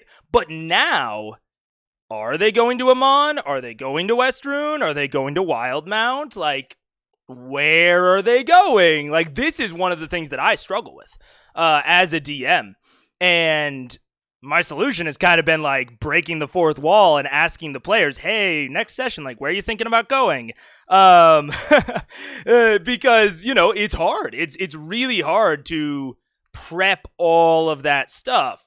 So a lot of times I have to ask them out of game, like, hey, where are you going to go? So that I can make sure that I have it prepped and I have interesting stuff for you to encounter. I don't think Matt needs to prepare it unnecessarily, just be good at improving. Look, that is a certain type of DM. I am an improv heavy DM. It's one of the reasons I'm not very good at one-shots, is because I am a really low prep, really high improv DM, but that's a very particular skill. And there are a lot of DMs that either don't feel comfortable or aren't as into that style of DMing. And I think especially for like an entertainment product like this, sometimes if you miss with your improving too hard, it can lead to a really unwieldy session that would not make good television. So I think Matt probably, even though he seems like he's pretty comfortable DMing, I think he still preps more than like he would at a home table. We have a Discord channel for my campaign that the DM is banned from. Fuck yeah.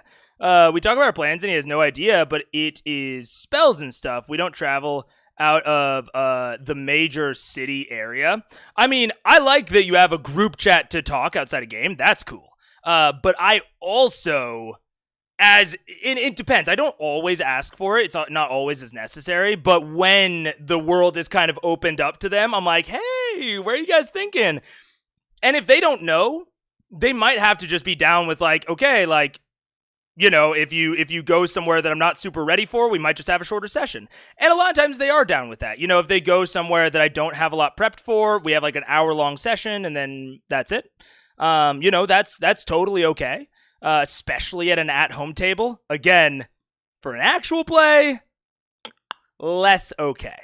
But for your home table, yeah, feel free to. You don't have to ask your PCs for their general plans. You can just let them go. And if you don't feel ready to run a certain segment of your world or a certain segment of your campaign, then just say like, hey guys, like I'm totally down to go this direction. Don't have a lot prepped in that area. I have some ideas, but they're not really fleshed out yet. Just like want to hang out and watch a movie or something like that. Like you don't have to have the same length of session every time if you as a DM don't feel comfortable with it. I can improv dialogue, but political maneuvering takes prep for me. Oh, certainly. Yeah. I know what you mean, but I keep imagining flying dungeons.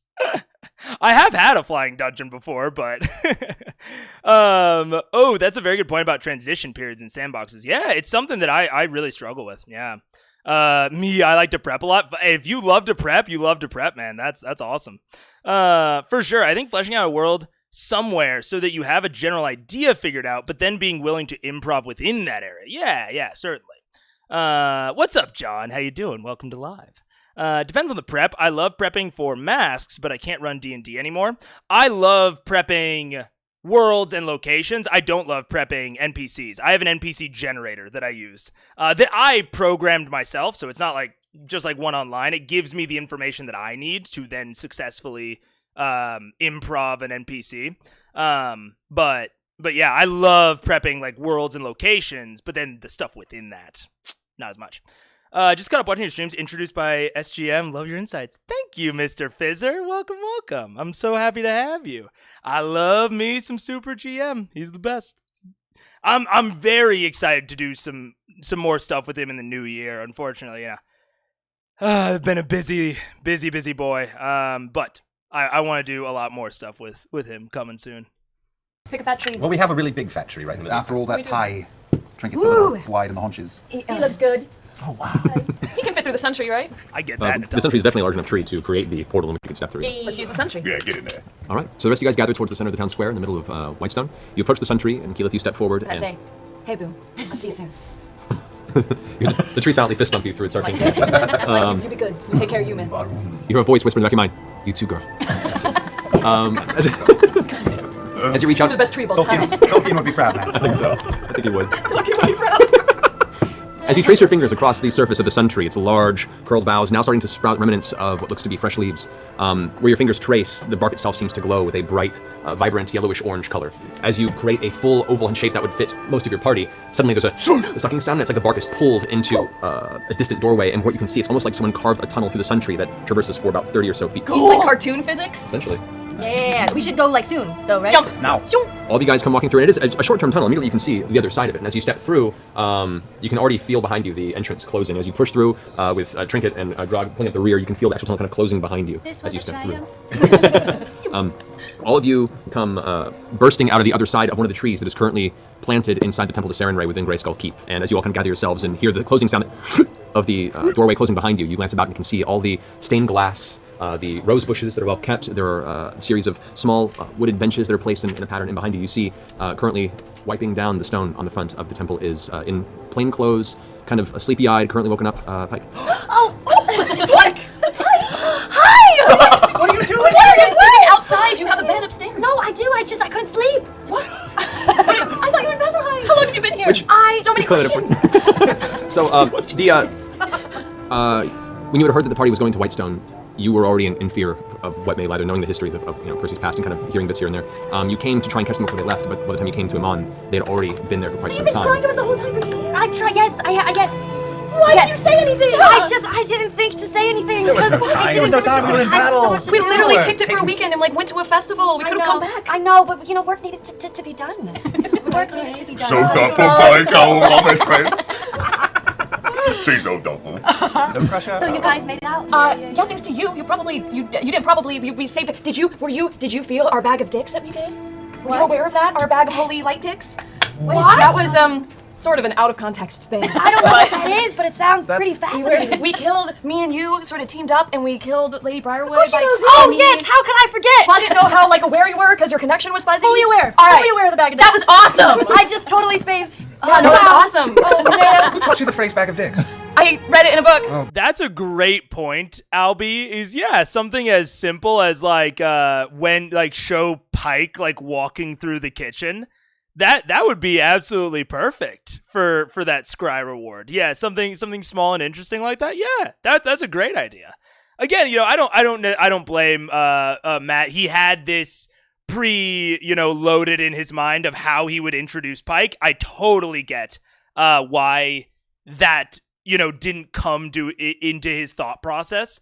But that's a great example of a small interesting thing that will actually push them towards getting to Amon quicker, getting out of analysis paralysis, is to get back and see Pike. Yeah, totally. And Ashley's improv is awesome. Yeah. The definitional yes and.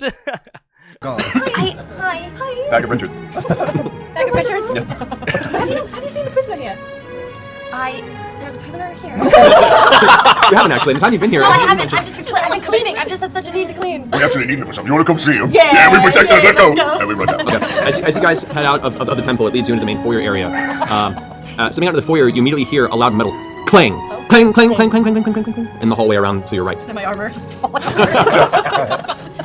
And you all can immediately stop for a moment. And Hello? What was that? you hear some other rustling down the edge of the hallway. Are we on the top floor or down where the? You guys are in the foyer, the main temple Pike? base floor. Stay here. I'll take care of this. Are you sure? I was born sure. Okay. I go forth to investigate. Okay, make stealth check. You know what? That might have been the most honest thing Scanlan has ever said. The I was born sure, and god damn it, is Sam on here? Oh, the first time I was ever going to give it to you instantly, because that's how I feel. And someone's like, are you sure? It's like, fucking, I was born sure. Yes, sir. As he walks down the stairs, I call out, "Don't get caught, shithead." Stealth? Yes. 18. Okay. As you come around the corner into the main central hallway of the foyer, you can see there is, to the right is the dining room area, that's closed, and you can smell the breakfast being cooked in the kitchen that's far down to the right of the hallway. To the left is the arcane laboratory. The door is currently ajar, and you hear the rustling from the inside. Oh, someone's going through our shit. I'm going in there to investigate, and I'll try to... You know what? I'll go invisible first, and then I'll creep in. Okay. All right. So your image dissipates and vanishes. As you tiptoe up and peek around the corner of the doorway, you can see now there's a few small metallic instruments that have fallen to the ground, and you see a familiar humanoid, red dragon-scaled individual who is currently picking up confounded thing and puts it into a bag and starts tying it up and is currently packing up the laboratory. I drop my invisibility and go over and give Tibbsy a big hug. Out of nowhere, and pushes you away and grabs the staff and spins around. It's me! Little, yellow, different, me! Mustn't sneak up on a stormwind like that. Sorry, it's been so long and we've been through so much without you. I was overcome, I'm sorry. Friends, it's all right. Pike, I cleared the danger. Okay, as you guys kind of walk in, you see Tiberius seems both surprised and kind of keeping a composure element to him, keeping his chin high. Says, greetings and salutations. I'd hoped I'd see you before heading out. Heading out? Heading what? I've spent a few weeks in Draconia and trying to secure aid for us in Whitestone. Are you from Draconia? Indeed, I am. But over these past few weeks, I've been continuously balked by my father. By the time I had given up and aimed to join you, word found me of your victory. Thus, I instead remained here in Iman. I've had some time to think. Being here on my own for the better part of a week now, I consider you all friends and fine warriors. Mostly. And I've enjoyed our travels together. And I've learned much, and for that I thank you sincerely.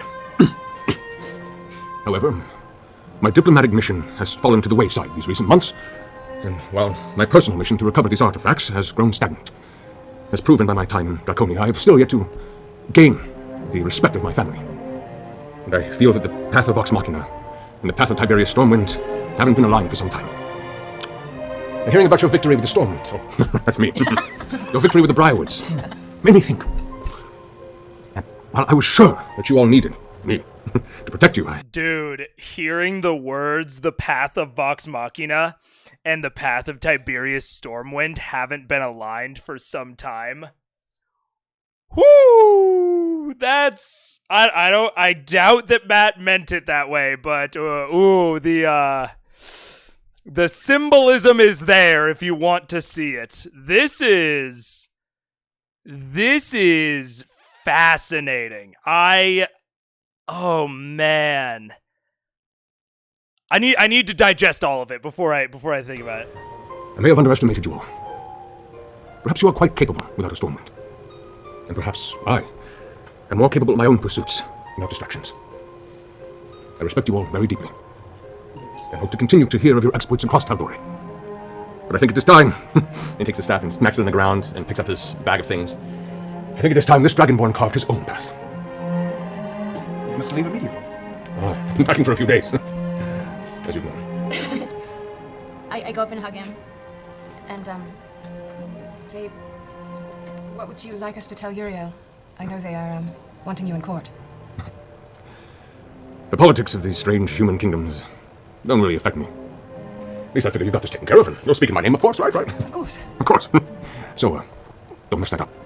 Of course not, darling. By the time they'd even come to find me, I'm sure the name would be cleared. I come up behind my sister and I take him by the hand and I say, Tiberius,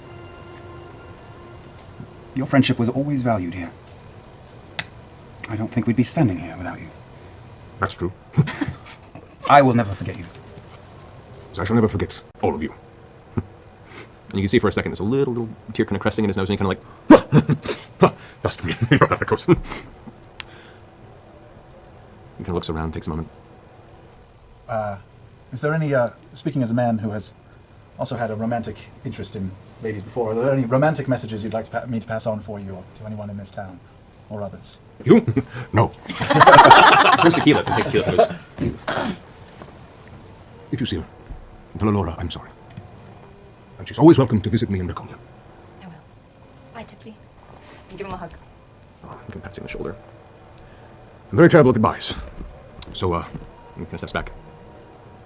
goodbye. Kind of flicks his wrist, and you can see a already prepared teleportation circle in the room flash with blue runes as his image, waving towards you, Shit. scatters into nothing.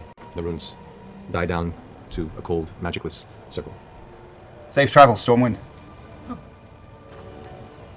Well, shit. Said the shits. Man. That was really nice. That was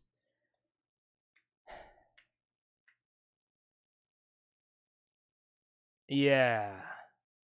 I don't know. I and we don't know the IRL context of it. Before this episode, they said they had planned a Tibbs exit.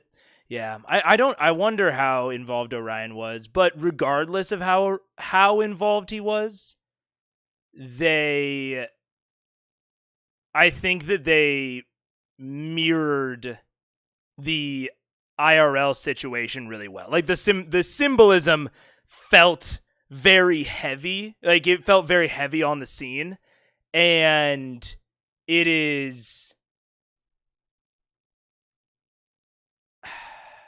It didn't feel like this is maybe thematic for Tiberius and Orion. The first time that I felt like we were actually talking to Tiberius as a character, I felt like every other person that talked in that was talking as a person to Orion. Like one of the first times that was really kind of inverted. Yeah, man, that was good. It was, and if there wasn't all the IRL context, it still would have been really good. Like it was just a solid send off, but with the IRL context, it's very sweet. And I think it shows why Critical Role doesn't get into.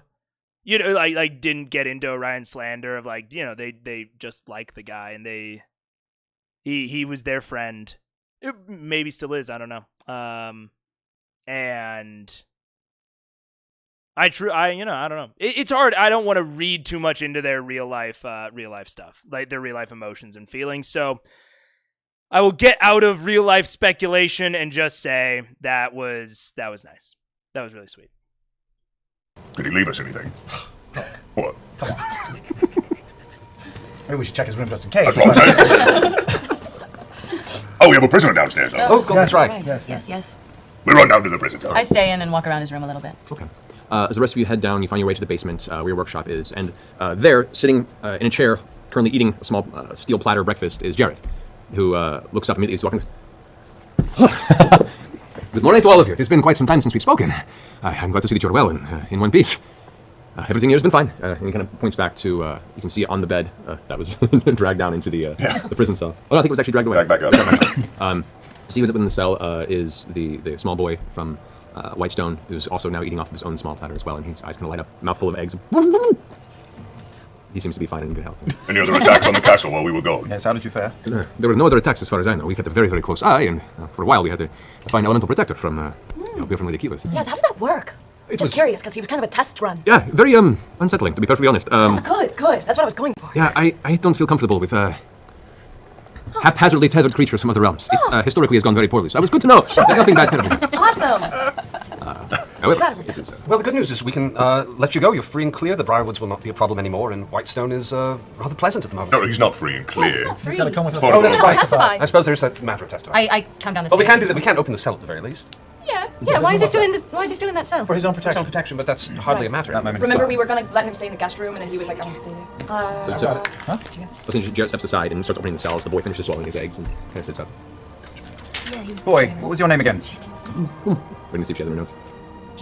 Well, I mean, I'll find it. I've got it somewhere. It's in my old notebook. It's always fun to test them. Shit stain. I mean, I asked you a direct question. On the ground, is But that's all right. His name was Lola. I recall it Simon. begins with the D. Girl. Dante. Simon? No. Dimitri. Damien. Dingleberry. Quint. Darren. Dame. Damien, actually. Dylan. Topher. Matthew Mercer. Topher? Technically. No, it was not D. Topher. Hubert. Earthbreaker Groon. Did you say Pubert? Arbiter Graham. Kynan. Klaus. Dale. Anemone T. Kynan. Son of Desmond. Harold the Butcher. I really have to reevaluate my life. Desmond. Oh, that's right, brother. I knew one of you wrote it down. Desmond, I had it right here, Desmond. written right there, Desmond. Desmond's not good. It's over. I would normal. Yes. All taken care of. And you visually see a weight off his shoulders. He seems to shrink almost 3 inches from just a full exhale of his body, and kind of a little bit of tears rolling in his eyes. He goes, Whitestone, does it still stand? It's beautiful. Aye. And There was a ref. I not only did I not get it, I do not even know that what the ref was. I don't even know which of the things were the reference. growing. I get my ticket back. Desmond, dear. Was it Desmond? That sounds like maybe a reference. I don't know. His name was Lola. He was a cell boy. Not even a little bit. No. That sounds like a boy named Sue. That's the only thing I can think of. There was a Matt facepalm at the Earthbreaker Groon joke. Is Earthbreaker Groon thing? I don't know what that is. Before you do, can we ask a small Your favor musical knowledge is of a small child. Indeed. of you? Of course, if you've kept me safe, you saved me. Would you mind Most of me.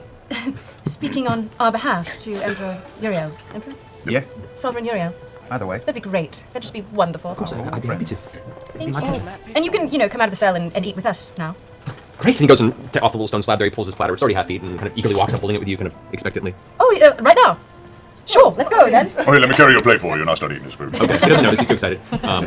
You guys make your way back up to the dining room area, and it's at that time that you see, come down the hall, Lena turns around the corner, goes, Pike! Oh, goodness me, look, everyone's returned! That's wonderful, it's so good to see all of you. Good to see you, too. You've kept the house in order. Good job, thank I've done you. my best. I'm so excited to see that you're all well. You're not very well fed. I can fix that. Come on this way. Brilliant, brilliant. I'll make a little bit more, but first course is coming. Please, please. And she opens the doors and leads you guys in the dining area. You all sit down. Desmond joins you, and she comes back and begins to prepare the rest of the meal for you over the next half hour or so. And well, you dined on some really, really fine Whitestone food while you were enjoying the fruits of the Winter's Crest Festival. It is nice to have a home cooked meal. It's been a while. Traditional Iman breakfast. Eggs, baked beans. Yeah, fried tomato, Yeah. light sausage. Yes, definitely. Huevos So rancheros. good. You dick. All right. So you finished your meal. Oh, that's right, Ron Quixote. I remember him now. Yeah. Boy named Sue at San Quentin State Prison, best version. No idea what San Quentin State. I don't know what that is. Her name was Lola. Reference to the song Capocabana by Barry Manilow. I'm Barry Manilow in my head. I know that it's not the same guy, but Barry Manilow in my head is the guy that wrote Sunshine Go Away Today. I don't feel much like dancing. He's that guy. I don't think he's that guy, but he's like in that like era. He's also like Barry Gibb, but like maybe that's why I just think of Barry Manilow is Barry Gibb, who is then the guy that wrote Sunshine. But Barry Gibb is also not the guy that wrote Sunshine, so I don't know. But if you heard it, you'd probably recognize it. That is bold of you to assume, Albie. Here, you know what? Let's test it out. We got all day, right? And we're actually making decent progress for our normal shit. Copacabana. I mean, might get us DMCA'd, but I can always cut it out of the VOD. Let's see.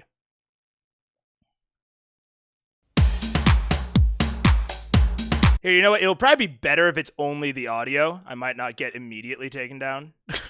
But if it's the audio and the video, YouTube might really have a problem.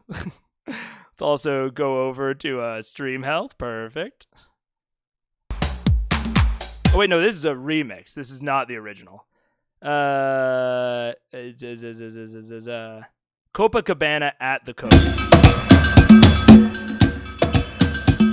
This is just, did Men at Work rip this? This just sounds like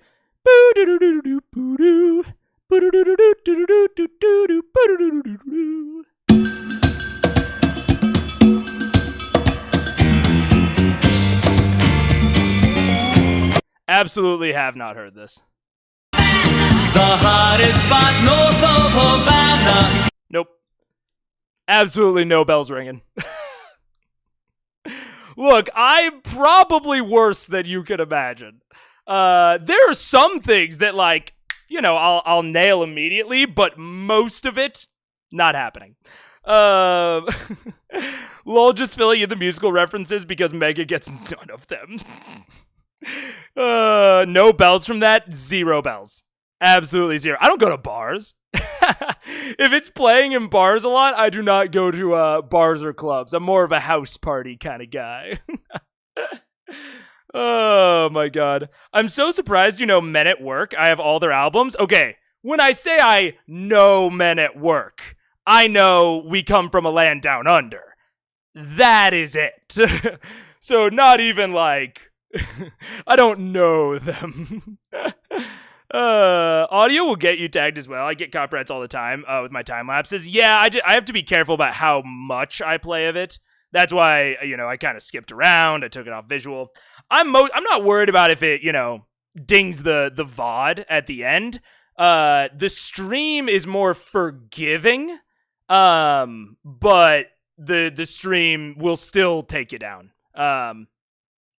Uses similar percussion, must be the same song. I mean, you're worse at music than I am at movies, and I'm bad with movie references. I'm also bad at movie references. Didn't Weird Al have a parody of Copacabana? I've only heard like a fourth of Weird Al parodies. I've never heard the one that I know that is like his huge one is it's the parody of Gangster's Paradise, which I've also never heard. I haven't heard Gangster's Paradise or the Weird Al one. I don't even remember it. I haven't heard a lot of shit. Still, you knew the name and the percussion? I mean, that's true. A lot of the songs, I know the artist for some reason. You'd be fine on Twitch. Oh, yeah. Well, always fine on Twitch. He only knows male coworkers, not men at work. Male coworkers is hilarious.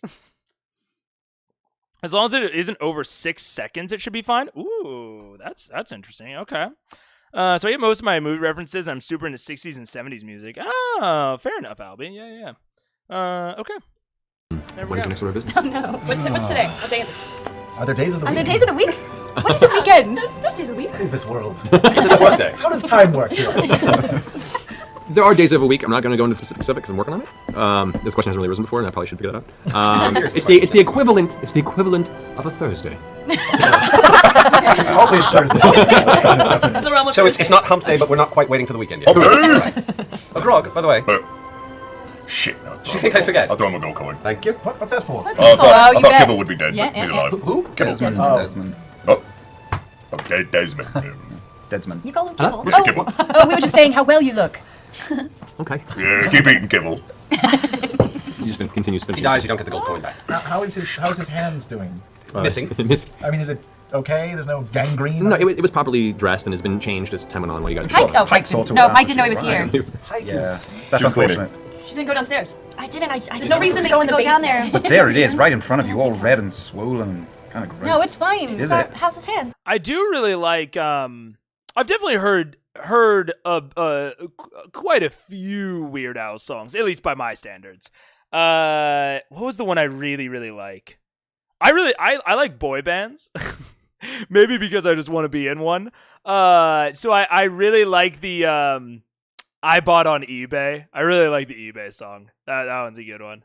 I bought on eBay. Tell me why. How's your hand, Desmond? Can you do this? Can you do this, Desmond? Do this? Yeah. Crying into his eggs. Oh no.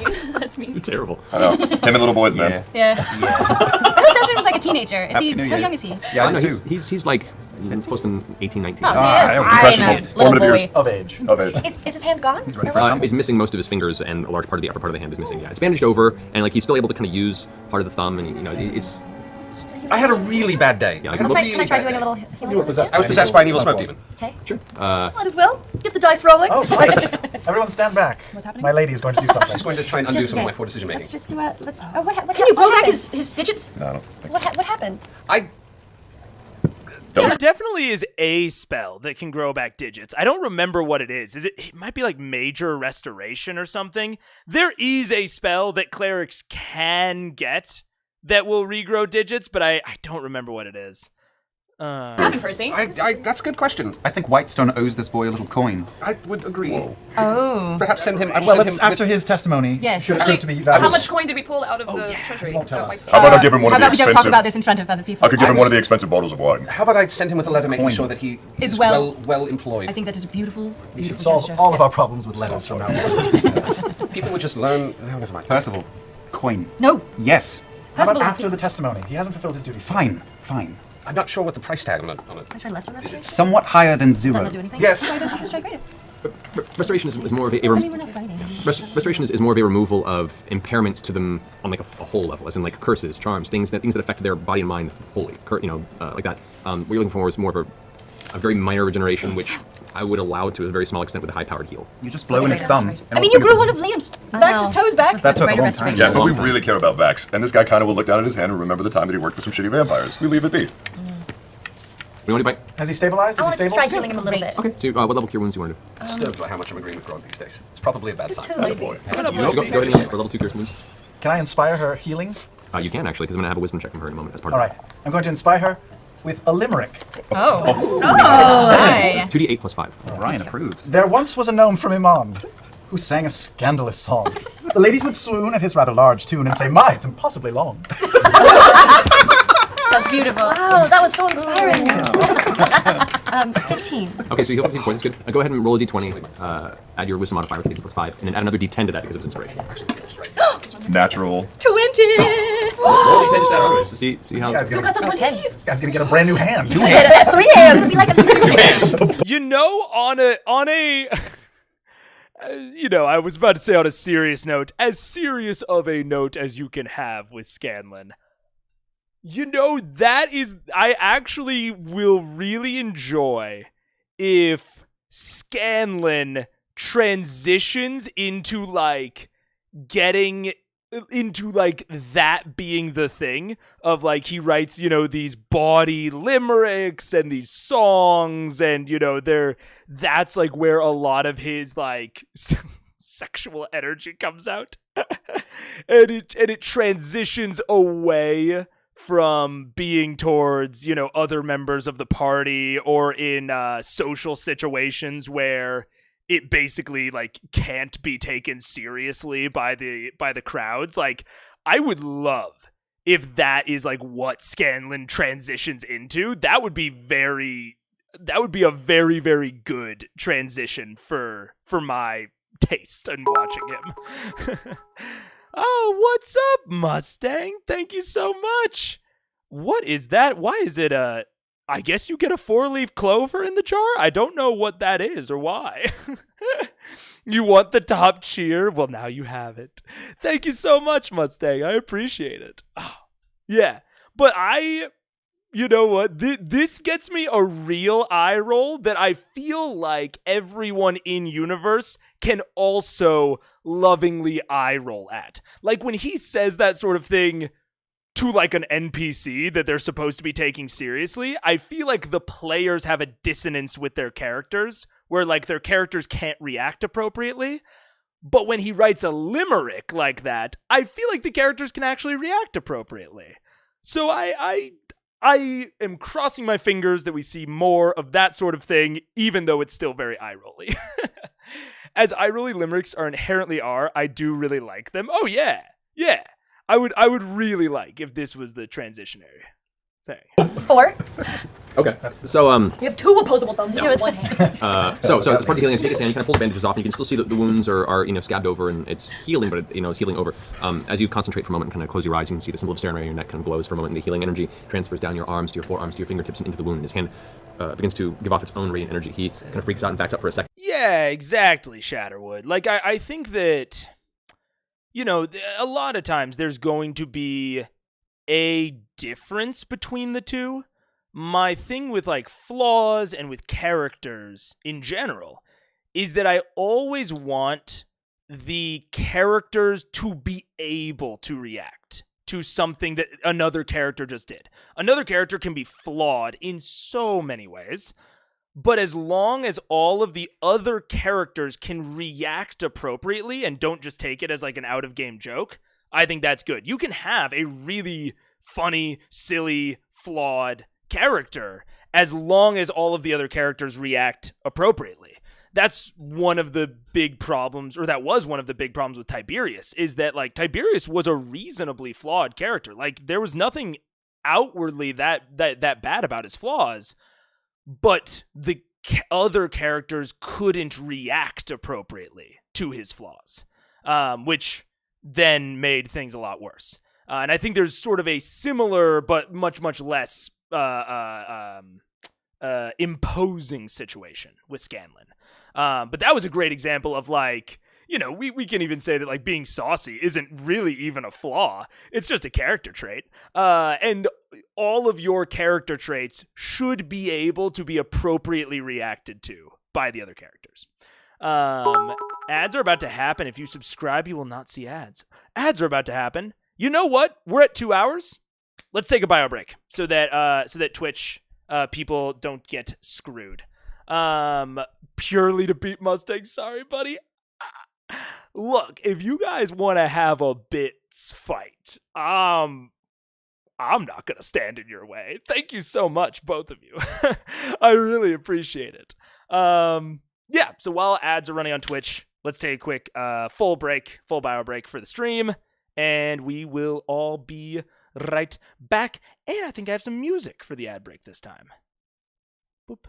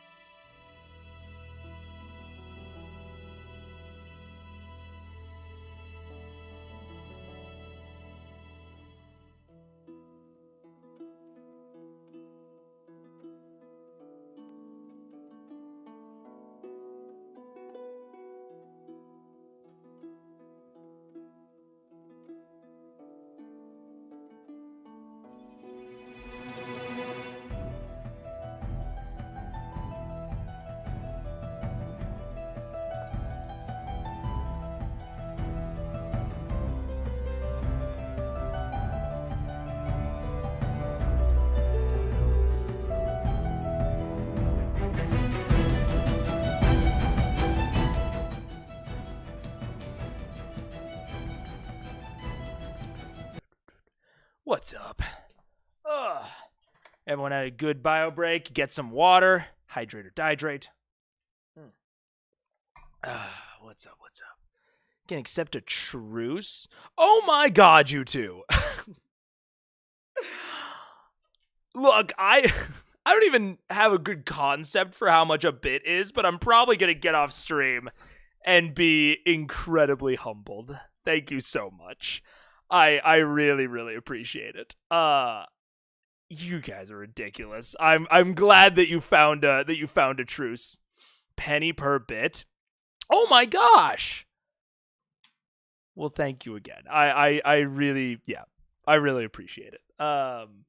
Okay. We're going back. But you kind of keep his hand there and cool him down. As the light fades, you can see the wound itself is now closed over entirely. And the part where he can only partially use his thumb and his finger, that section has completely healed over, and both his thumb and his pinky finger are complete now, and it can be be used to grab. Like a claw. Like a crab. But it's functional. Yeah. There you go. He's got shaka hand. Yeah. That's awesome. Much more.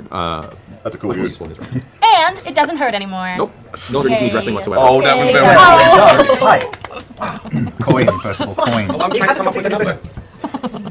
You shut up. Yeah, I'm going to make my sister pay. Yes. Wait. And that way, Wait. dear brother, he won't be on the road with lots of gold in his pocket to get stolen. Oh, yes, we're looking out for his You better are so interests. caring. And I should also mention I don't have any money at the moment, so this is also... That's why we have that fabulous crystal. I gave your sister all my money. I did. A long time Well, ago. it was a long time ago, but it was all my money. Well, what time is it? This conversation is now making me uncomfortable. 250 in the morning. Should we go in to meet our jury? Yeah. Oh God. Wait, can I just ask? Because we had 3 days and I didn't check on it. I had that jewelry box that we stole from the Tiberius house. Yes. I didn't ever look in it. Yeah. So we just took it and set it aside. And so I have this whole thing of jewelry. And I also have a bloody bag of gold and a bag of gems that I've never checked in on. Ooh, maybe we can just hand over the bloody bag of gold to Well, let's Desmond. look at it first. Let's- Yeah, Jesus. the bloody bag of gold, sifting through it, it contains the equivalent of 200 and what's the number there? 230 gold pieces. Thousand? Gold, all right. Pieces. The bag of gems, it's a few semi-precious stones, but then there are a couple of well-carved sapphires, emeralds, a couple of nice gems. The overall worth of that bag probably comes to about 1,200 gold. Awesome. And then the jewelry box. The jewelry box has got some money. has largely gold rings, a few gold earrings. The overall worth of the jewelry in there, from what you can ascertain, given the time that you were kind of spending with it and your experience with having to hawk and pawn things that you've acquired over your travels, you could probably sell everything in the jewelry box for about 150 gold. Is any of it, magical? No, there are no magical implements of it. It is purely just the jewelry box for Tyleri's own collection. I'm keeping the jewelry box Okay, because I want nice. it. It is a nice jewelry box. And I'll add the 150 to our party funds. I imagine the jewelry Because I'm box is generous. Snow White. Your greed is endearing. I think so. The chaos. The chaos. It is indeed filling it up. Oh my god. So that's why it was a shamrock earlier. That's so funny. It's working. It's working. The glass is now filled. Well, there we go. Now we know. Thank you again. I very much appreciate it. And now we've scienced the jar. I love the jar. All right, yeah, let's go. All right. Go to court. Let's go to court. Then We we have can- our who has our papers? We should Scanlan had them. I have some papers. All right. Our diplomat. Bust out the mustache. Oh, wait. Did we send anybody ahead with our letters? Yeah, I mean, it's probably fine, but I really don't think we should walk up just in case. I'll do it. Yeah, he's, It's my problem on a certain level. I'll go with you. What do you mean, you don't want to walk up to the No, palace? I mean, we can The go. last time we saw Uriel, he was rather awful to us, and I think he's probably fine after we took out the Briarwoods, I think, but I'm not 100% sure, and I like my head on its shoulders. You think you would go that far? Potentially. We did leave town. I don't know, it's an unknown quantity. Well, I have some heavy lifting on my shoulders. I'll take a bit of it on now. All right. We'll just follow behind him and stay kind of at a distance. Like All right. So Percy and Grog will kind of helm the walk, and the rest of you will stay back at distance and keep a close eye. Yeah. You guys make your way into Amon. That's a good point. Little Hill is, they're being very, callous to Desmond, but also, I don't really think they give a shit about him. I think you would, if you said that to them, like, hey, that's a little like, they'd be like, yeah, he's fucking kibble. Like, we just healed him. That's more than he deserved. First thing you notice is, as it was recently, winter's crashed. A lot of the decorations still up. You see streamers and ribbons of white and blue throughout the city. Elements of confetti that are still being cleaned up off the streets. It is a busy day, being midweek and around noontime. So it's also nice to be back home. You could hear the classic sound of hoofs clopping on the cobblestone, the shouting of different individuals across the thoroughfare, and you make your way towards the center cloud top district. As you guys approach the main gate, the guards immediately step front, and as you two approach, halt there! Have you business here in the cloud top? And he looks over at you and goes, "You're Vox Machina. You're not allowed in here, and I'd like to know your business, please." We're here to seek an audience, and we would be more than happy to have an escort. This is an audience that the king is going to wish to take. Go make a persuasion check. Come on, snitch. Oh, boy. Snitch. Better. 21. Okay.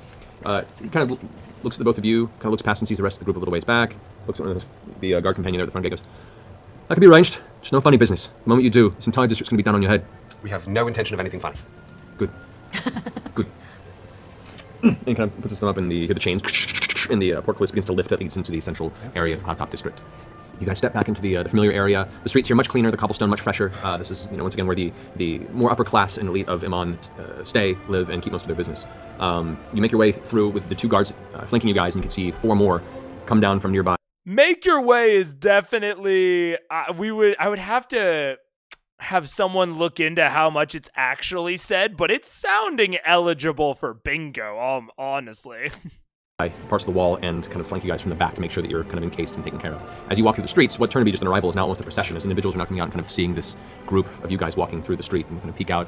Some of the local nobles and such, some seem to recognize you and kind of, and dart back in. There was a woman you spoke to a couple years ago. It was like an older kind of spinster type woman who was planning a wedding for her daughter. Yes! She kind of waves for a second and goes to talk to you guys real fast, and then one of the guards raises a pike towards her and goes like, Later. It's going to be fine. All right. She kind of walks back off. Curious. You're led past the Citrian garrison to the central palace, up the front steps that lead to the doorway, the gates that are currently opened. You are led into the central foyer chamber of the central palace, and as you're brought to that point, you can immediately see the guards on the inside kind of step forward and have a silent whispering conversation with the gentleman. Okay, good to know, Shatterwood, Elizabeth, and B Rhythms. Okay, maybe it'll make it into the next version of Bingo. Good to know. I can read lips. You can. What did they say? The conversation entails, Vox Machina has returned to Iman. They're requesting an audience with Uriel, the other guard says. Last bit of documentation we've received was they were to be arrested on sight. She says, I know, but Uriel rescinded that recently. He said if they show up to bring them in, they don't seem to be aggressive at all. If they're not going to do anything stupid, we could just kill them here, so they know better than to do anything stupid. And the guardian person goes, but I've seen what they can do. Bring out whoever you have on shift. And as they kind of step away, this way, please. And you can see the guard that was with you kind of splinters off from the rest of the party. And as you guys walk in the hallway, a few moments later, about 20 guards begin to come out from the nearby hallways and follow behind you. I see a guard I recognize. I go, oh, I got my snake. And so goes, yeah. The guy pats on the shoulder, puts his spear back in place. Everything's fine. It's a lovely welcoming party. Yeah, I'm look thoroughly badass right impressed. now. I know. You look awesome. Dun, dun, dun. The throne room doors open. Enter in the skylight. The new. Yeah, no, that's very nice world building. It is taking advantage of a component of the system that I've talked about before with the action economy of like, it is possible that, like with their entire combined, challenge rating level, whatever, even if all of these guards are CR1 half, CR1, if there's like 20 or 30 of them, the pure action economy of it all could pose a legitimate threat to Vox Machina, or at least to one of the members of Vox Machina. And that's a great direction that you can go with your villains. It's never something that I've done because it's never quite come up, but something that you can do to these really, really powerful parties as they get higher and higher. And this doesn't necessarily have to do explicitly with the action economy, but you can have a certain aspect of like, you have your high-leveled party on this side, and then you have, the enemies on this side. And there's a very specific mechanic that you can sort of play on to present threats to a higher leveled party, which is that when someone goes down, a hit on them is an automatic critical, and I believe it has advantage. I don't believe it automatically hits necessarily, like you still have to roll against their AC, but if it hits, it's an automatic critical, which is 2 death saving throw fails. So, if you have a party with 7 people, you can have part of your enemy's strategy. If you have, say, 20 odd enemies, all of them collectively decide, look for the weakest one, whatever the weak link in the group is. Say that this is, I'm trying to think of who would have the least HP. Probably, Scanlan would probably look the weakest. Maybe the druid? No, probably Scanlan. So all of the enemies focus all of their fire on Scanlan. Every single one. And then, when they get Scanlan down to 0, they don't kill him, but they take him. They say, Scanlan, you are ours now, and they hold his unconscious body with a knife at the throat. Because the entire party still could probably take out all 20 of these enemies, if given enough time, if the enemies spread out their attacks, and if the party uses a lot of AoE stuff, especially from, like, Keyleth's Druid. But that's given enough time. If all 20 of your enemies focus just on a single person, they say, throw your fucking weapons down or we kill Scanlan here in front of you. Suddenly, that combat is very tense. And maybe the characters say, fuck it, we'll revivify him. And they go back in and they do kill Scanlan, and then the rest of the party smashes the enemies, and then they take Scanlan to the temple. Very possible. Or maybe there's a level of there's a level of negotiation. Maybe there's a trick, like the assassin the assassin in Vax, or if one of them has been invisible, maybe one of them hasn't been involved. Maybe Percy is standing way in the back with the bad news, and he says to Matt, "Can I get a shot on him?" And so while everyone is standing there tense, Percy lines it up with the bad news and takes him right in the forehead, whoever's threatening Scanlan. And then they immediately rush forward to grab Scanlan's body and make sure that no one can fuck with it. Like, these are the sorts of things where you can make lower-leveled enemies really threatening even to higher-leveled parties. It's also where spells like Command or Compelled Duel can really have a really good effect on a combat to prevent them from doing this exact strategy. So there's some interesting options, and it's funny with D&D how D&D simultaneously gets much harder to run as PCs level up, but you also simultaneously get a lot more options as a DM. You can use a lot wider variety of monsters, wider variety of tactics. That's one of the kind of weird dissonances within D&D, is that these sorts of tactics become more and more and more available to you as the PCs level up, but they also have a shitload more options to deal with them. So that's one thing that I love about them, like, taking Vox Machina seriously. None of these guards can stand up to Vox Machina. None of them. But together, again, maybe they can't beat Vox Machina, but they can take one of them out. If they really focus on it, they can take one member of the group out. And for an adventuring party, that might just be enough of a threat. So some interesting stuff there. Love there being cautious. Yeah. The on-screen chat was lagging. Oh, is it good now? I didn't notice it lagging, but I believe it. Ugh. I think it actually froze, but it caught back up. I see. How does he do it? Tucker's Kobolds, enough said. Yeah, Tucker's Kobolds is a great example of how to run enemies intelligently. And that's what I was talking about with, like, if you don't know Tucker's Kobolds, it is hard to summarize. It is basically run your enemies very, very intelligently and use the environment against the party. And that is one of the reasons that challenge rating is really hard to fully calculate, because so many things about the encounter, other than the individuals that are actually used in it, can affect the challenge rating. And that's, again, why me as a DM, I'm cool with fudging, because sometimes I just try to make an interesting encounter that's really fun and is difficult.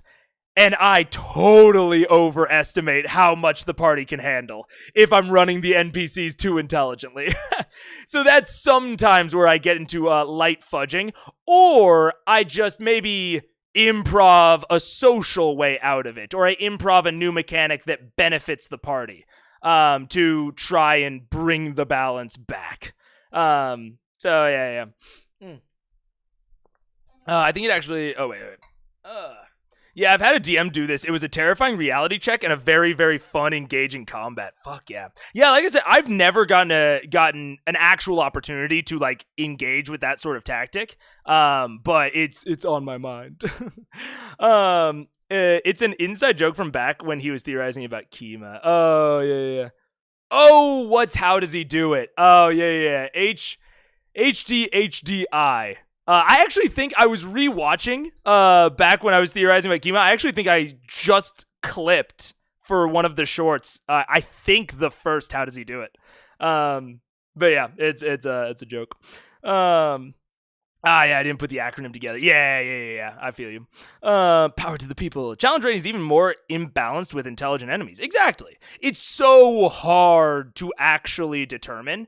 It's one of the reasons that, you know, I don't go as hard with it, but I'm getting more used to it in Blades in the Dark now.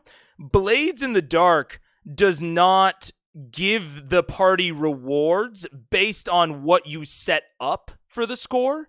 You give them rewards based on what happened in the score. So if you improv something that is accidentally significantly harder, or if, you know, they make bad decisions and they end up running into a much, much more challenging situation, because you determine the reward afterward, you can reward them for that increased level of challenge. So that is something that I've been trying to build into my D&D mindset, not exactly one-to-one, but especially when it comes to experience or loot, is, you know, don't necessarily tie the amount of XP, don't necessarily determine it before the encounter occurs, because the encounter might end up being way harder than you think it'll be, or way easier, potentially. The only tactical fight I ran was way underpowered and totally wiped the floor with the players, or overpowered. Yeah, I mean that's what I'm saying. It can happen. So that's how you can take shit tier half CR guards, and if you run them really tactically, it can be a very interesting combat. I think that's at the core of wargaming. Like, you know, I think people, especially in some pockets of the TTRPG community, tend to use wargaming as a bit of a derisive term, but that sort of encounter is at the core of, like, fun wargaming, is these very, like, hyper tactical encounters where you have to be very careful as a player because you know that your enemies are going to be very intelligent and tactical. My favorite encounter was an ambush sequence with just a group of orcs. Typical encounter, except one was very intelligent strategist and basically just applied all of my D&D knowledge to attack. Yeah, exactly. My GM loves throwing groups at us. Much worse mechanically than a single high-level monster. Theoretically, but then you get the action economy, you get the fact that they can work together, so, like, one of them can knock you prone to give the other one's advantage.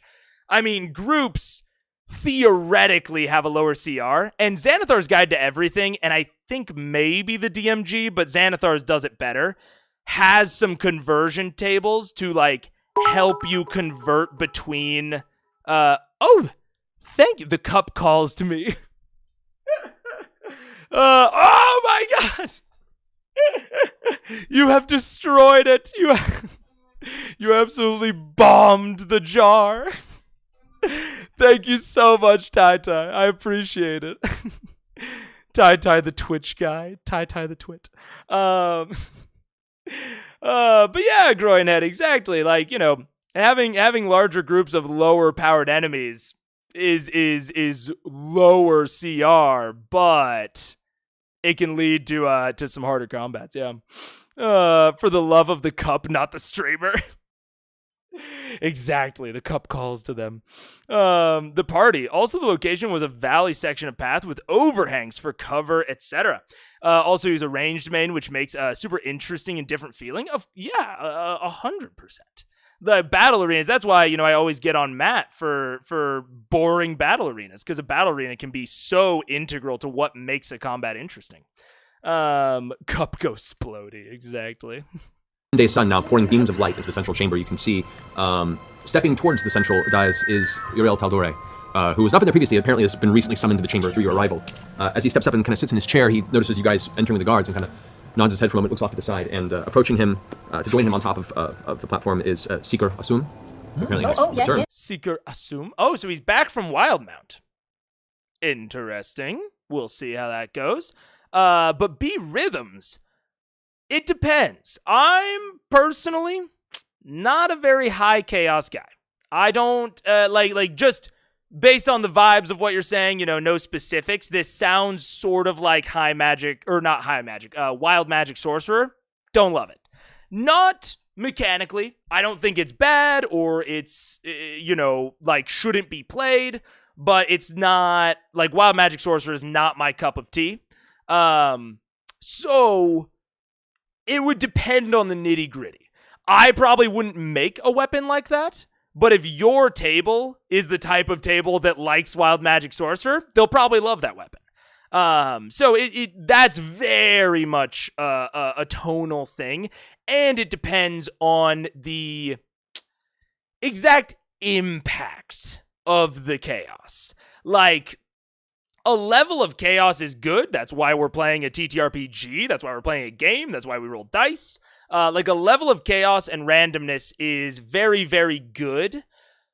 But another part of it being a game rather than a casino is that you can control that chaos. So that chaos is able to be interacted with. We're not just playing slots. And if the weapon feels too much like a slot machine of like, oh, I pulled sevens, we win now, I don't think that that's a great feeling for TTRPGs in general. But if it is more like a blackjack or a poker feeling where, there's a lot more strategy involved in like the usage and implementation of this weapon, similar. One of the things I don't like about Wild Magic Sorcerer is that it is not only is the effect random, but the triggering mechanism is random. That's one of the things that kind of gets me about Wild Magic Sorcerer. It's like 2 layers of randomness to it. So I think, I would prefer, if we're going to add high chaos, I would prefer for there to either be chaos in the triggering mechanism or chaos in the effect. I think I would prefer one or the other. I think that both is where I kind of exit the conversation. Some people love both. Again, some people love wild magic. Not my thing. Mustang, what do these channel points do? I have no idea what channel points do. That's definitely a Mustang question. I highlighted message Pog. Oh, because it's your first chat, Lancet? Oh no, you just generally redeemed my highlight message. Ah, very nice, very nice. You've highlighted. Congratulations. You need to watch Dingo Doodles? I mean, look, there are all sorts of fun stories that involve wild magic. I've played with it at a table. Did not love it in the context of a campaign that I was playing in, or I was DMing that campaign. Didn't love it. Now that could be the way that the person played it, but also, again, I don't like that amount of chaos with both triggering and effect. I want it to be kind of one or the other. Mega hasn't done anything with channel points, just the basic ones. Yeah, I don't know that. Yeah. For the context, Blade of Betrayal. If you attack a party member, you can add that damage to your next attack. Drop them to 0. You get advantage and or auto crit on next attack. Okay. Huh. That is definitely interesting. If you post it in the channel, in the Discord, I could think about it more. Off the top of my head, I see some interesting interactions with maybe features that get you temporary hit points really consistently. Like, I see some, like, very positive interaction with that. But it's also simultaneously giving me True Strike vibes, where, like, if I attack my party member, I'm doing damage that I could have just done to an enemy, but instead I'm, like, wasting a turn and an attack on attacking my party member instead. So maybe if it, like, doubled the damage of the next, like, you know what I'm saying? So I don't actually... I think there's an interesting concept there, especially if you have someone who has a feature that gets them temp HP really consistently. I'm thinking, like, Warlock with the Fiendish Vigor invocation. Those could go really well together. It's also giving me sort of blood magic vibes, so I would even say if you allow it to attack the user, I think that could be nice, again, especially for that, like, Warlock type role. I think that there's some interesting stuff you can do with that. I was misunderstanding what you meant by chaos. You weren't necessarily meaning randomness. You were just meaning unconventional tactics. I think there's a good base idea there. I think you could work it in a little bit more, and I think there could be a cool magic item there. Yeah. Very much, if you especially bring in more of the blood magic feel to it, I think there's a really cool weapon there. Any ideas? Tell me in Discord. Yeah. Let me know if there's anything you want to do for Twitch. I don't want to say I don't pay attention, but I don't think about Twitch that much because I don't have a lot of experience in Twitch. I'm not really like a Twitch viewer. So if you have any ideas for the Twitch, let me know. We also need more goals. You can make channel points redeem stuff like water your streamer, show doggo, or make streamer do exercise. Okay, yeah. I could get into that for sure. That's more to it, but character limitations for the win lol. Yeah. That's fair. I could be wrong, but I think Mega might like Warlocks. It's just the first thing that came to me. There are other things that get you temp HP. There are other ways to get it. I'm pretty sure there's a barbarian subclass, I think, that get like 3 temp HP. Maybe it's Totem Barbarian or maybe Storm Barbarian that gets like temp HP every turn. It's like 3 temp HP. Could go great with that. So I think there's a lot of great options. But I would. The only thing that really stands out to me as maybe a flaw in the design is sort of the True Strike problem of why am I attacking my friend instead of just attacking the enemy twice? That's the only part where I'm kind of like, I don't know about it. But core idea is cool. I think there's a paladin. Yeah. Maybe like I think it's like Oath of Glory maybe has something like that. Yeah. So there's a lot of ways that you can like give. I think Artificer Shield, Sentry, or it's something like that, gives temp HP every round. So there's a cleric spell. Yeah, there's a lot of ways where your party, this might look like a cursed weapon at first, but they could impose some really clever tactics to take this curse and make it very beneficial for them. You just have to make sure it's actually worth it, because otherwise they won't engage with it. Anyways. With his shaven halfling head, with his tattoos on the side, and Arbiter Brahm, the cleric of Ayun who oversaw part of your guys' Yeah, Mustang, feel free to DM me about that. We can talk about that. Yeah, we'll figure something out. Initial trial here. Oh, yeah, he was under their control. And then after them, you see Guardian Topher Brotoris, who is the silver-scaled female dragonborn, who is currently the head of the town's guard. Topher, what was her last name? Brotoris.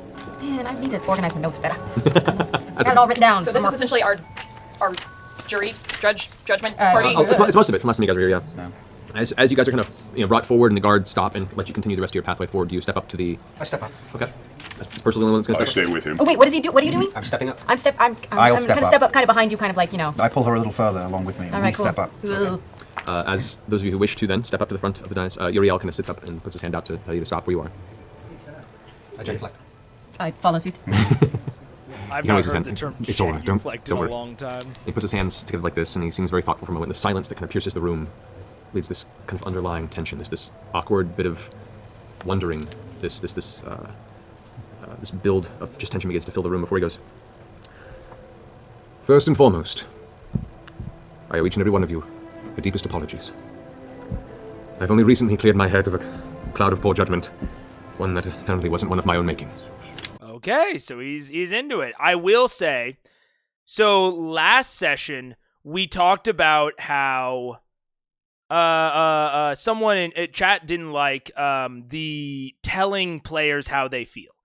Which, and I said, in some cases, I think it can be a good kind of narrative shortcut. This is a situation where, this is kind of a build. This is a big moment. And he's just describing underlying tension, awkward bit of wandering, build of the tension. These are all, again, kind of narrative shortcut descriptions. You are not making the players feel awkward. You are not building the tension for the players. You are just describing that is what their characters are experiencing. Again, I would call it a narrative shortcut. Not a bad thing. But I do think in this specific case that this is enough of a big thing, a big deal of them finally, talking to the king after this whole arc, that I would have put some more effort into making the players feel the same emotions that their characters are feeling. Describe the tinkering of armor, and to be fair, he has done some work with the guards outside to already make them feel tense. I think I would have hit on it a little bit more.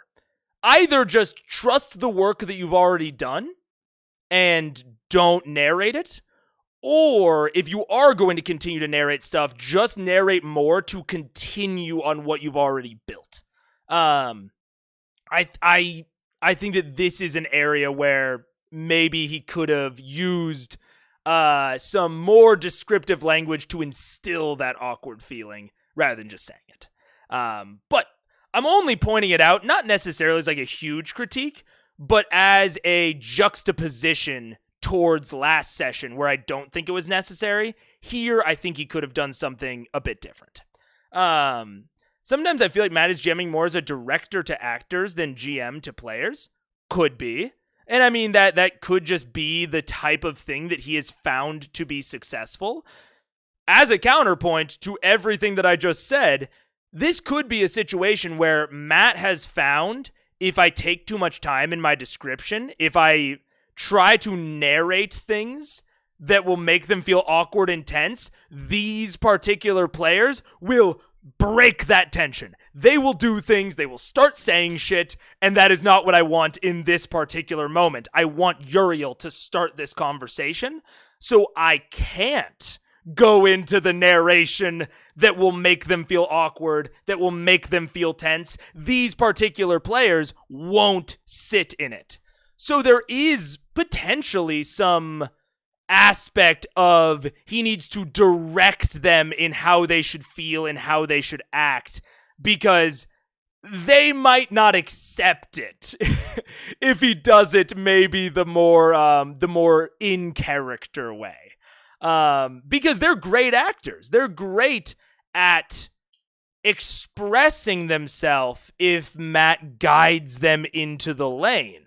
So that could be a very much just a learned thing on Matt's part, that with these specific players, I shouldn't try to make them feel that way. They will embody the character. If I tell them that their character's feeling awkward, they will embody that, and they will take that action further. So, beyond a tone at the table thing, this could just be a GM player relationship thing that Matt has a much more integral knowledge of. There's some factors here at play. Acting directing is also something the entire cast is proficient in skill wise. Yeah, certainly. So it's a very good point, Mustang. Very, very good point.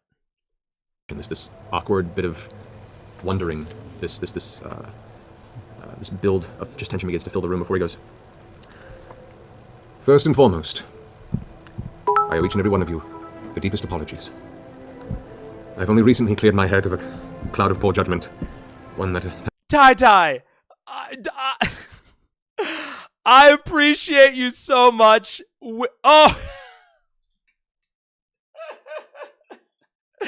Oh my God. Thank you so much.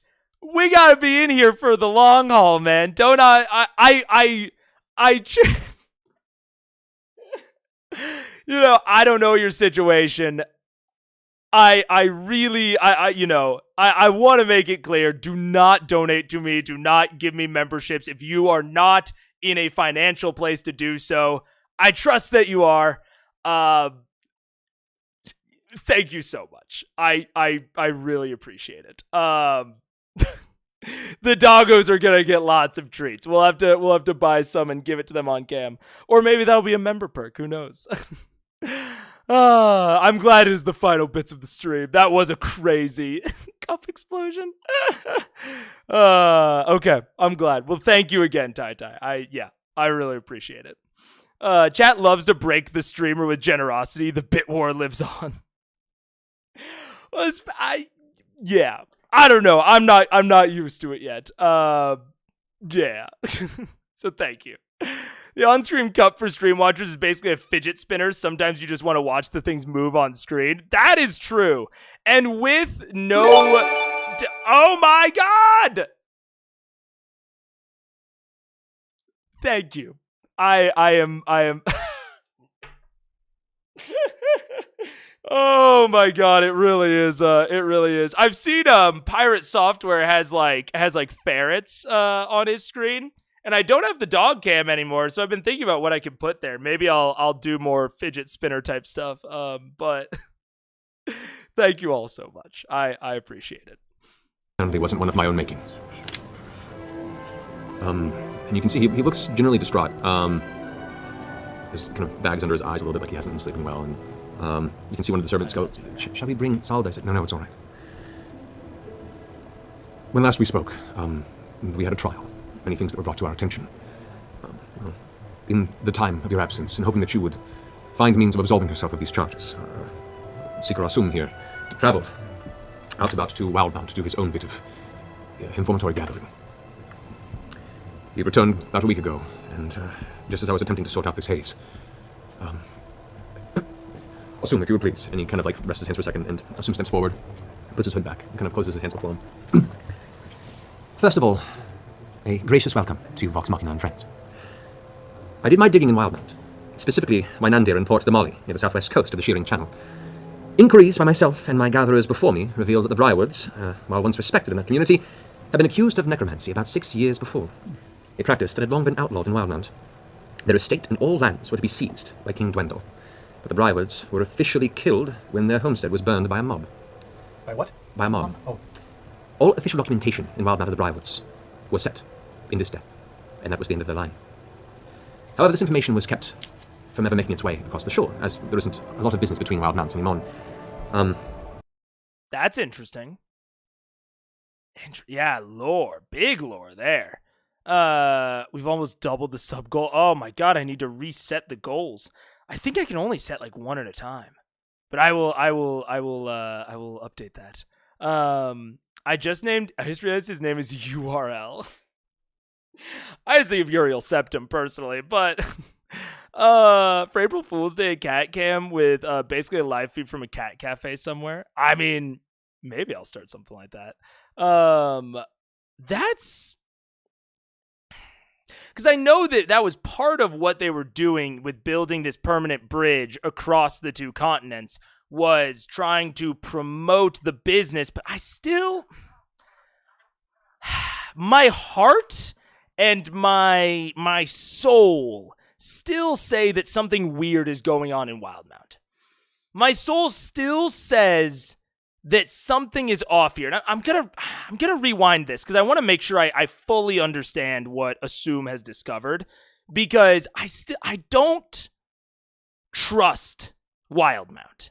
Like something, again, we didn't get any sort of indication from anything in the Briarwood estates, in the castle. We didn't get anything from that would lead someone to believe that someone in Wildmount is still working on this, but something about it just tells me that there's something going on here with Wildmount. So I'm gonna rewind. I'm gonna rewind to the beginning of Assume's thing. Mega's in the top 10 streaming on Twitch under the D&D category. Oh my gosh! With 18 viewers, welcome. Hello, everybody. I just want to say I love Wildmount. I mean, I know that Wildmount got its own book, so I know that they go there at some point.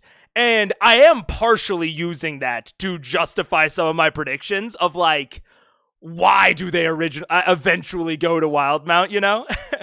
And I feel like there's something suspicious. I feel like Wildmount knew more about the Briarwoods and their goals than they let on. Maybe there's a whole fucking Vecna cult. And to be fair, ooh, maybe for anyone that's new on Twitch, we'll throw in no spoilers really quick in chat. No spoilers. These are all predictions. So at some point in the past, Silas died. He was resurrected by some sort of ritual that Delilah did with Vecna. Vecna, I'm assuming, brought back Silas as a vampire, and then in return, the repayment for that is whatever they were doing with the ziggurat. So number one, they, BTW, do not read any of the CR books. Oh, yeah, for sure. So there is a degree there of Delilah had to discover how to contact Vecna in the first place. She then had to discover how to rebuild the ziggurat. Possible that Vecna just gave her the plans. You know, we don't know. Maybe sort of like how Smokey gave Percival the plans for the gun. Could be very, very similar. But she had to have discovered how to contact Vecna. Could just be she's a powerful wizard, she read a book, whatever. But I still, my gut tells me that it's deeper than that. I feel like there is rot at the core of Wildmount. In one of their governments. Wherever the Briarwoods were from, there is something at the core there. And that is what Seeker Assume discovered in Wildmount. Or maybe it's not. I don't know. Maybe he discovered things adjacent to that. We'll have to see. But there's something about this tells me that the Briarwoods were not acting totally alone, even in their pursuit of Vecna and Vecna's goals. I don't feel like we are done with all of this. Could even lead to an all-out war plotline, like between Wildmount and is it Exandria or the Amon government country, whatever. Could lead to all-out war between the two if we find out that Wildmount, and in fact, maybe it is heading towards there already, and the party specifically stops it. Maybe like the party full out discovers that there is this Vecna cult, there's this death cult in the core, working behind the scenes within the Wildmount government. And before it can break out into all-out war, they eliminate all of the cultists and recover the sanctity of the Wildmount government.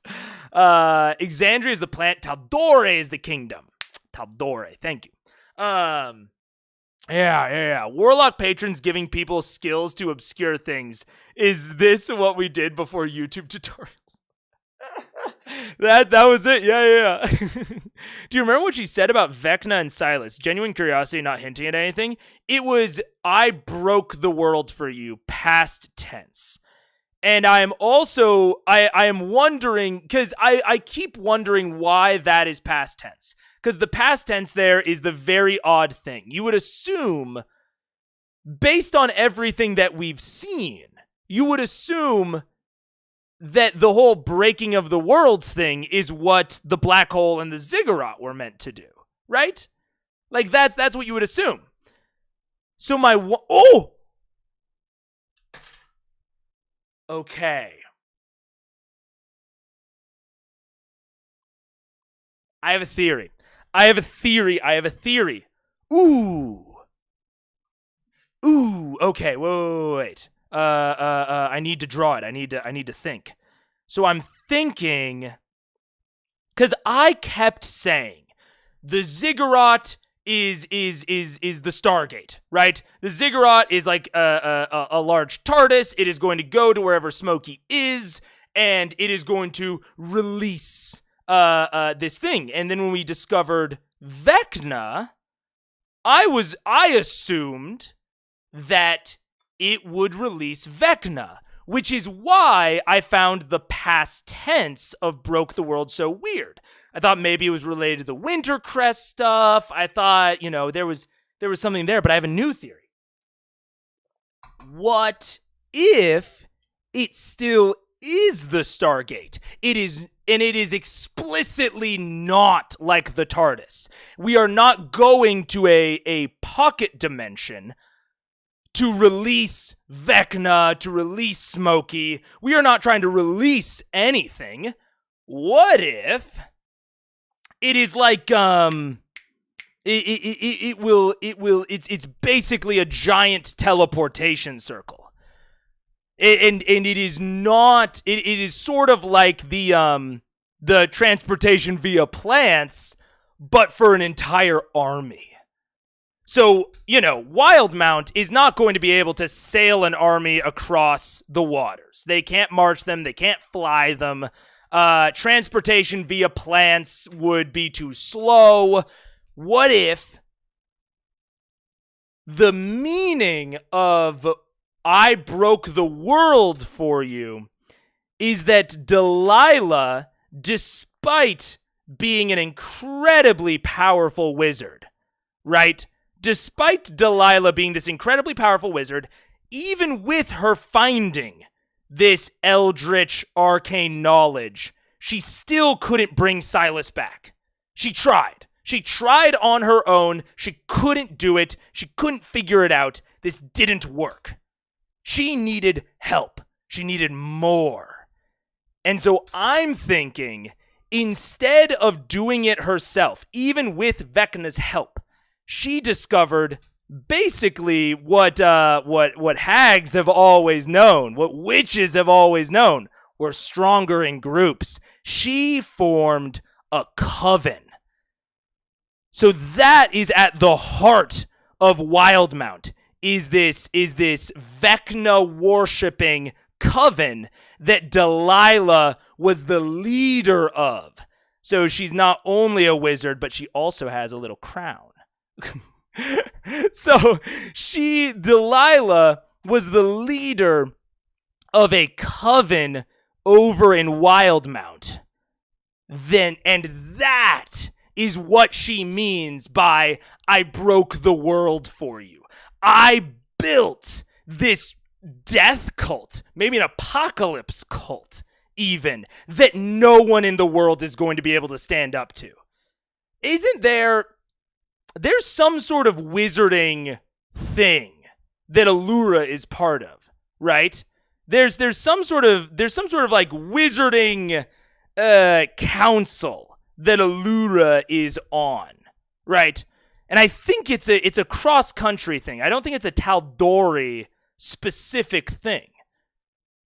I might be misremembering that. But either way, doesn't really matter. It's either that or maybe it's a totally separate thing. We'll just call this the Wild Coven, right?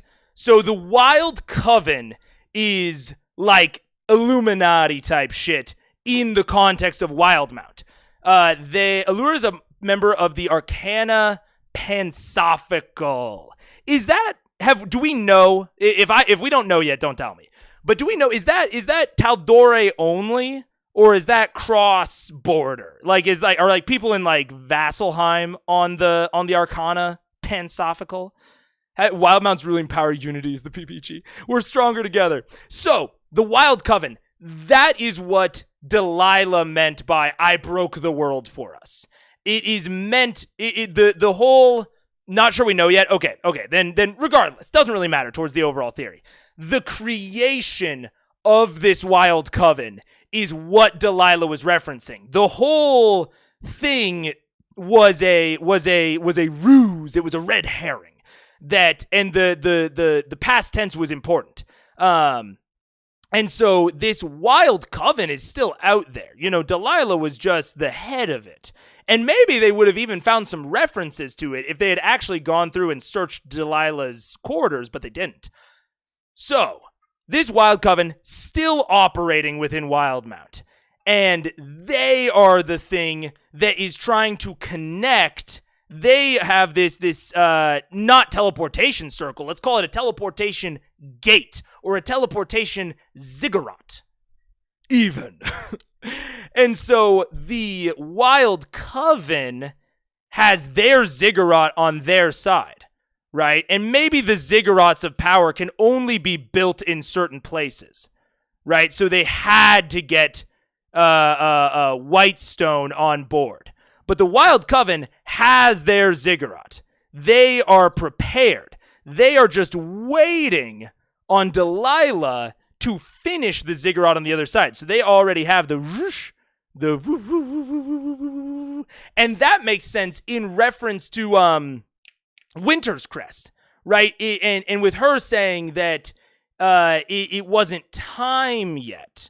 I thought that was in reference to them going to another plane of existence to bring Vecna into this world or to bring Smokey into this world, but it was actually that they were meant to transport people through the ziggurat over in Wildmount to the ziggurat in Whitestone, and that's why they need all the residuum is to stabilize this Stargate looking ass.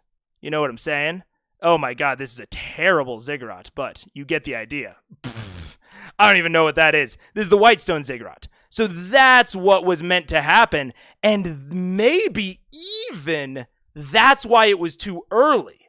The Wild Coven had not prepped the army yet. So if they open up the Stargate, the army isn't ready. They're not prepared to march on Iman yet. Maybe it's a Winter's Crest thing where it's like, the veil between worlds needs to be shallow or something and it only happens at a certain time of year. Could be. That could also be a red herring because they've already dealt with all of this Winter's Crest bullshit. So they might be thinking that when they hear Delilah say that it's not ready, when they hear her say, "I broke the world for us," in their heads, they've been primed by all of this Winter's Crest stuff, and they don't see the red herring in front of them, that the Wild Coven, the formation of it, is what actually broke the world. She started a death cult. She started an apocalypse cult. And they are going to march the entire army of Wildmount through this portal into Whitestone to then flood and massacre Taldore.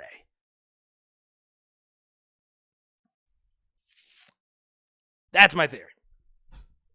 That is my new theory. What up, Saronis? How you doing? Welcome.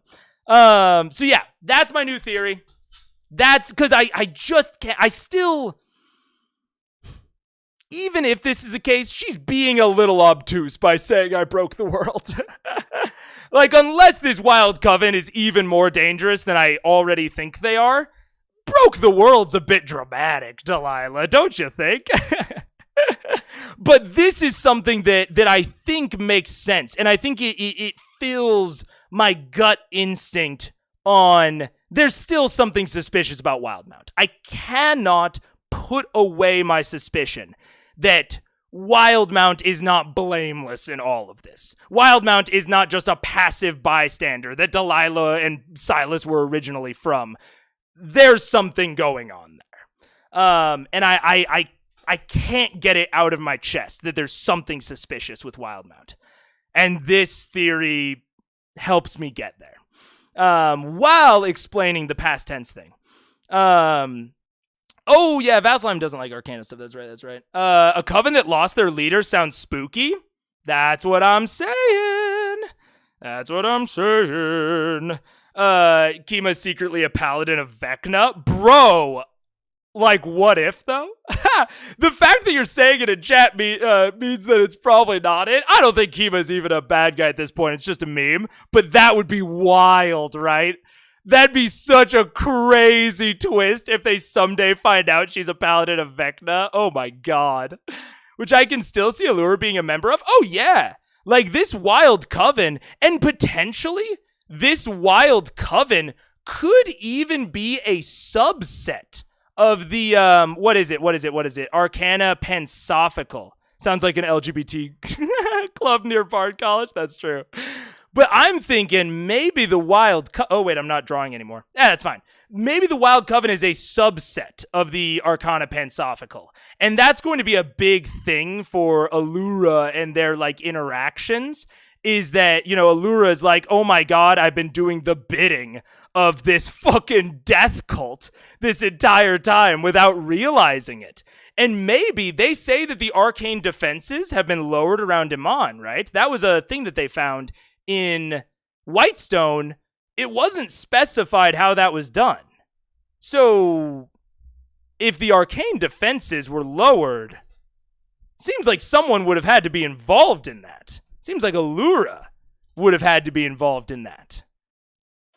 I'm wondering if the Wild Coven embedded within the Arcane Pensophical is feeding Allura. I think Allura is good.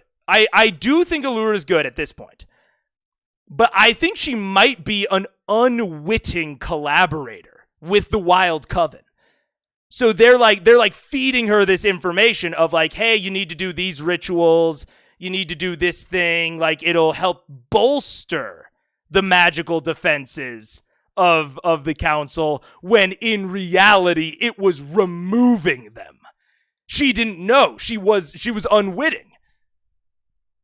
And I could see that being something that Matt really pulls on, is they start to discover evidence that implicates Allura in all of this. And that's a big moral dilemma for the party. Oh no, was Allura a fucking collaborator with the Briarwoods? Like that's like, whoa, that's a huge bomb, and they don't want to believe it. And they're right not to believe it because she's been unwitting the whole time. That's what I'm thinking.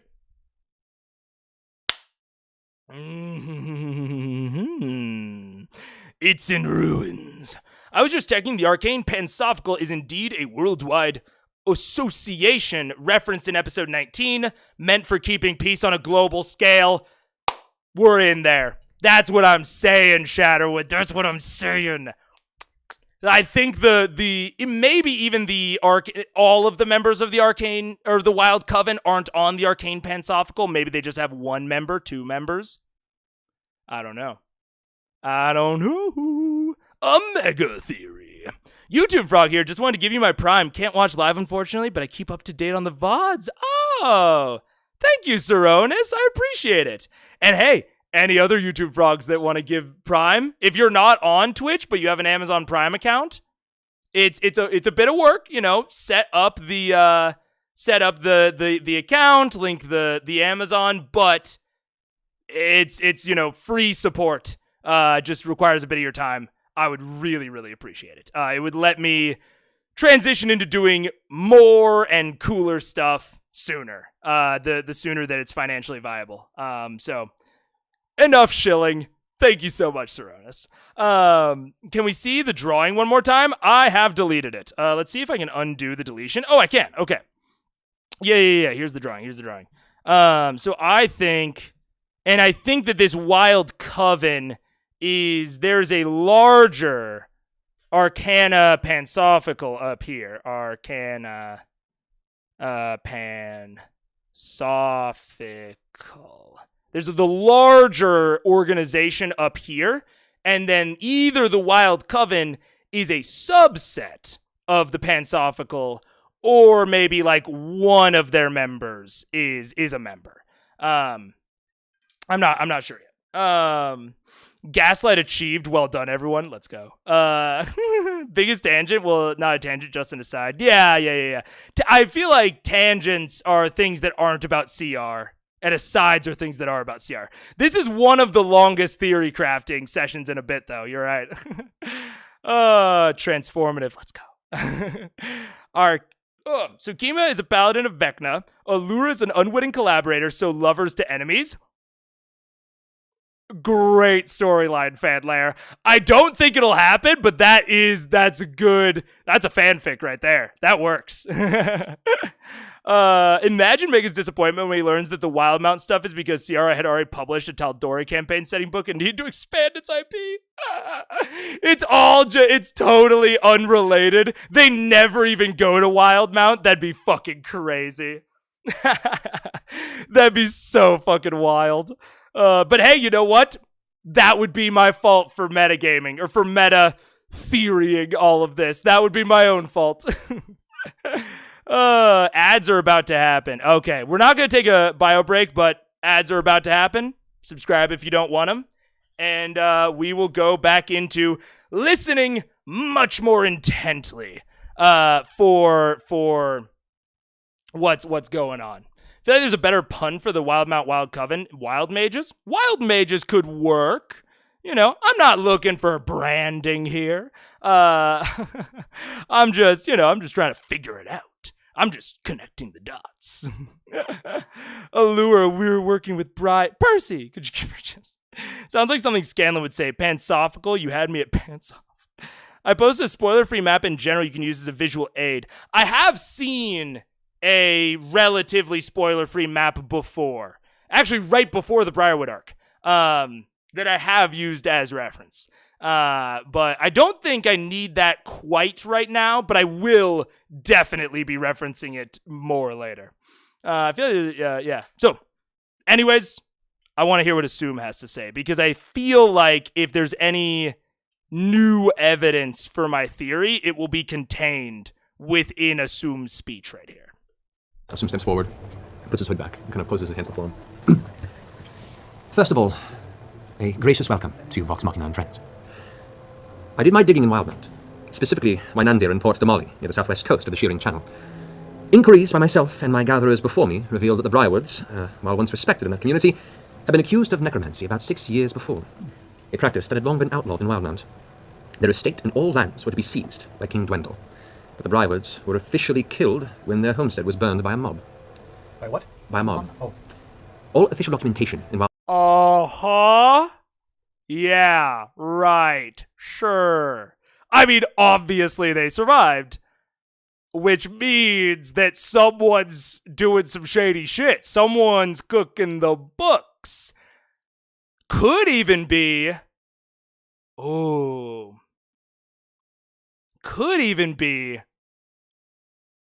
that they were fall guys. That the Briarwoods... Maybe someone was getting a little bit too close to the discovering the Wild Coven and outing them, and so the Briarwoods took the fall, went to Wildmount, or went to Tal'Dorei to advance the plans. Could be. Well, if it's the Coven of Aristocrats, Wildcrats. Wildcrats is pretty good. Wildcrats is pretty good. Wildmancers? Yeah. Wildmount of the Briarwoods were set in this day, and that was the end of their line. However, this information was kept from ever making its way across the shore, as the Right. There isn't a lot of business, but I feel like there's enough. I feel like it was kept is a bit more. I feel like there's a bit more there. I feel like it was kept by somebody. A lot of business between Wildmount and Mon. Upon doing more digging in Port Damali, months later it seemed that individuals matching their appearance appeared briefly within the port, where they bought a ship and hired a crew.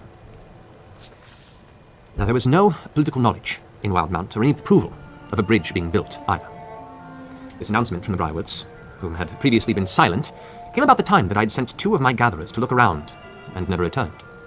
I theorize that this entire presentation to Imon and these political handshakes were a means to avoid suspicion. I don't know what to what means, but the timing seemed a bit conspicuous to me.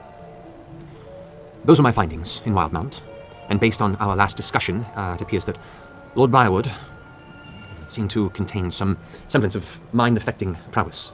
I myself befell to it, and as did our sovereign here. Ooh, I wonder... Because the bridge is a specific lie, right? Like, they could have lied about a whole bunch of projects to avoid suspicion. I wonder if they lied about the bridge specifically so that they could start bringing Wildmount citizens through the portal without immediately drawing suspicion, so they could get even more through before anyone realized? That's a weird thing to lie about. That seems like a conspicuous lie to me. That could be like relatively fact-checkable. I mean, well, isn't the portal a bridge? Ooh, maybe. Maybe it wasn't a lie.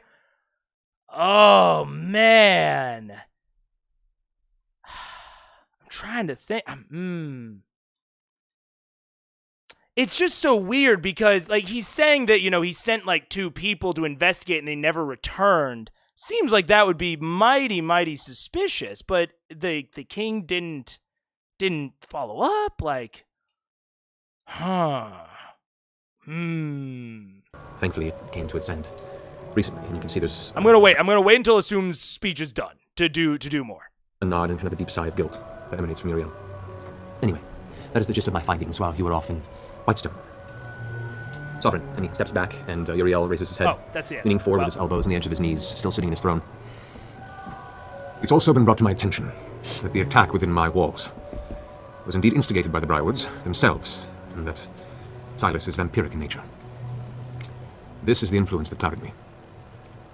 This is twice now that I found myself, in spite of all of my protections and intents to defend the city, that I have fallen prey to the wills and whims of some infernal intent.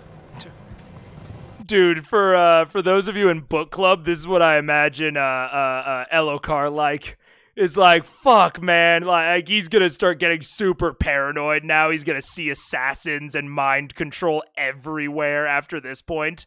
Like, you can't go through this twice and not have trauma from it. And that is not a way to breed respect or trust in one's leader. Oh, is he stepping down? I have a lot to think about. Regardless, let it stand that as of this moment, Vox Machina is immediately returned to their place in the council, and all charges against them dropped. Yeah. Beautiful. All right. So, we've also received a bit of word that you were successful in returning Whitestone to some semblance of new order. Please, if you would. If you would your majesty, yes, first of all, Whitestone is once again ruled by the Derulo family. That's true, I am getting, it's getting more in the afternoon here, 1 second.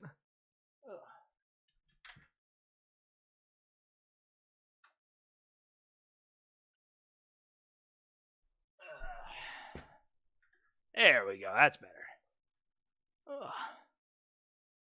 Boobadoo. That's good to know. And I must also, at this point, offer our own apologies, which are in order.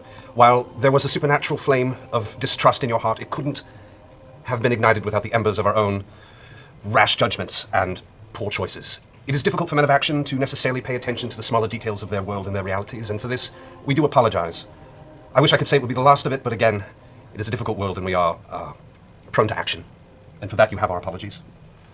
I would also offer, my lord, that perhaps these infernal powers are attracted by your innate goodness. And that would be worth meditating upon.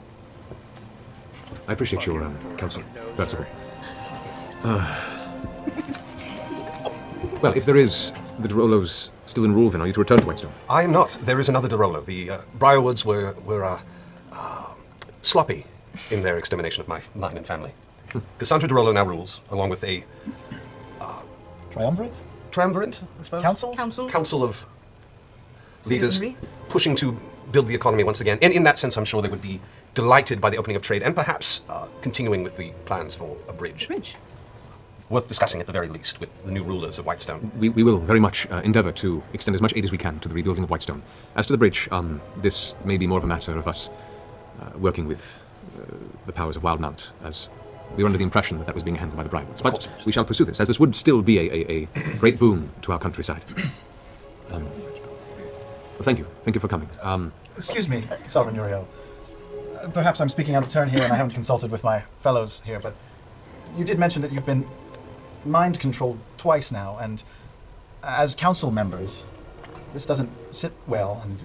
I understand. Well, what are we to do?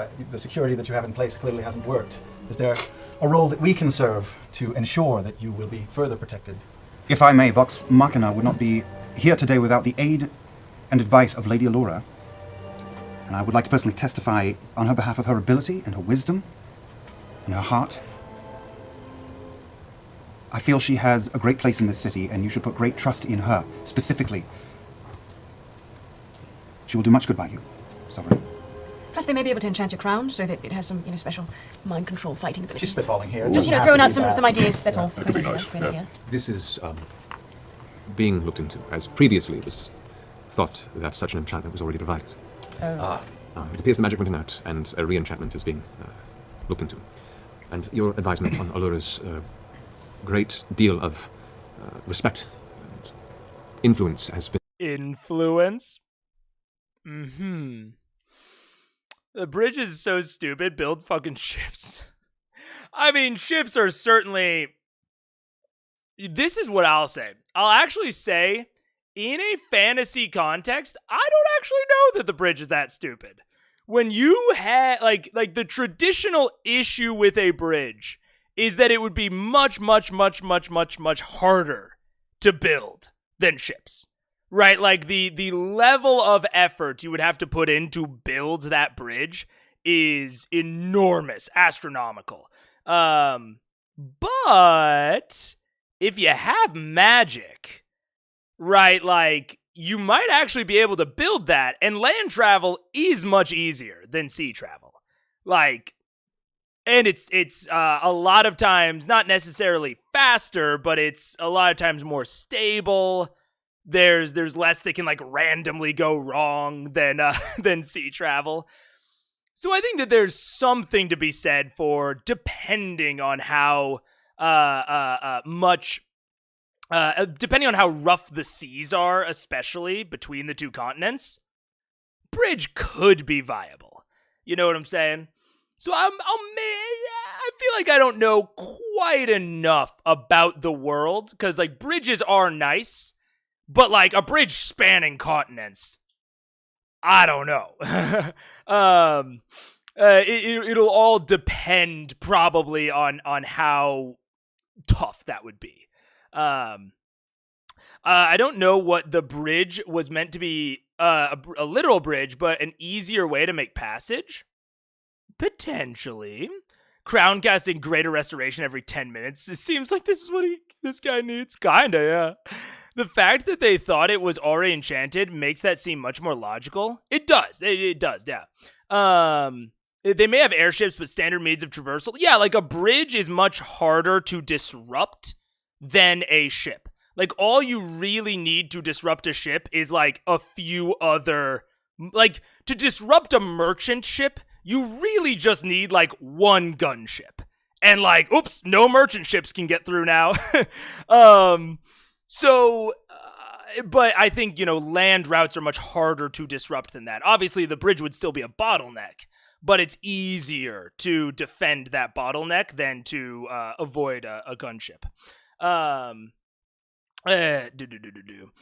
using superhero RPG, so my gut reaction is a bridge is an oh goody, a suspension bridge battle. Also that.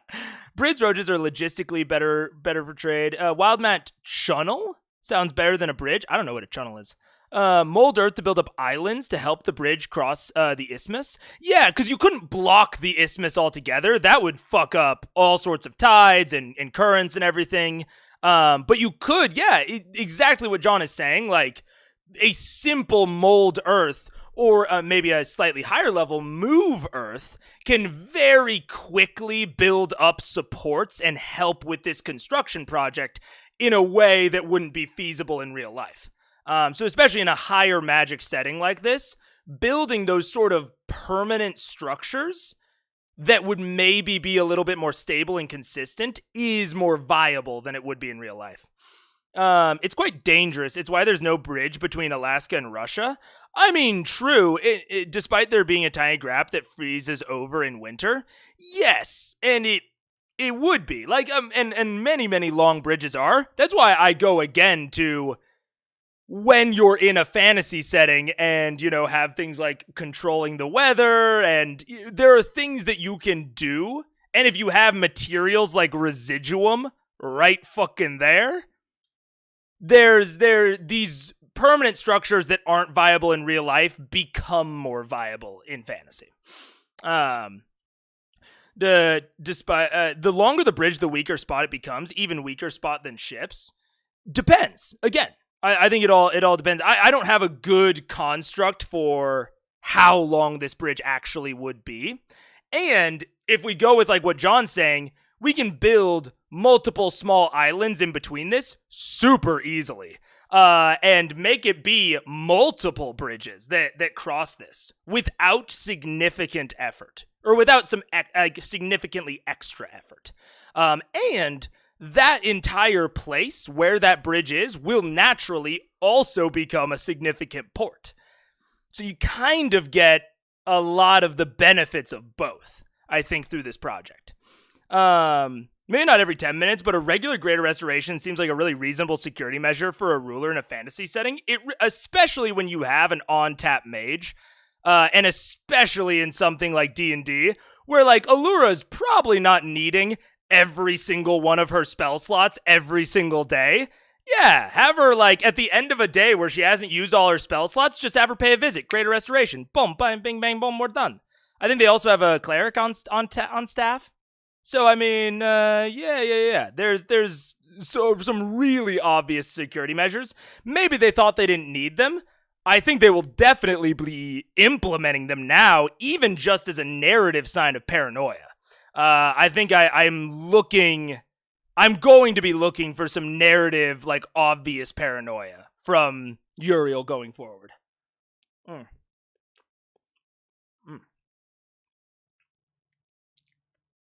Channel is how the tunnel under the English Channel to France is referred to. Oh my god! Especially in a setting where the Underdark exists? Yeah, actually, a channel is a very obvious solution here. It actually bypasses a lot of things. You're right. I mean, it still is a weak point. It could be collapsed, but it obviously works in the real world. Yeah. A permanent teleportation gate, the gate spell, but permanent. I mean, I think that is basically what I think the Coven was trying to do. And it doesn't seem like there's any indication that is impossible in this world. More options for travel is always better. True. Yeah. I wonder what the distance actually is. That is the real thing. Like, the way that they're talking about this, they're not talking about this like it's an impossible monumental feat. They're talking, I imagine it more like the Strait of Gibraltar, where you can, like, actively see the other side. I don't know if that's the case. Or kind of like the distance between, like, Florida and some of the outer islands of Florida, where, like, we just have, like, driving bridges across that shit. Like, that's how I'm picturing this, but I don't know. I could be totally wrong on that. A whole campaign which is basically house flipper construction building game, and you start with rats in a basement. That'd work. Noted, as it has for the entirety of her length here as part of the council. When she returned... Gap's about 44 miles, though obviously in D&D the map scales aren't super literal. Yeah, true. Yeah. Mind flayers riding on a subway. Yeah, 6th level arcane gate or 9th level gate. Yeah. 13 at a shorter point. So yeah, I think think it's at least plausible, and within the context, they're talking about it as if it's super plausible. So it's not the weirdest thing in the world. It is still something that I am surprised is not raising more eyebrows from the players, and didn't raise more eyebrows initially. But it doesn't tick my spidey senses too much. From Whitestone, I intend to see that she is properly rewarded and regarded in this form. My mother would have said she is a good egg. That she is. That she is. Should we hand over the rest of our evidence, Yeah. documents for the archives? We did collect quite a bit of paperwork and documentation that would fill in any of the gaps in the history of Whitestone and... Hannah leans forward, puts hand out. Please, and anything... Of course, we gathered this from the palace in Whitestone. Start thumbing through the paperwork.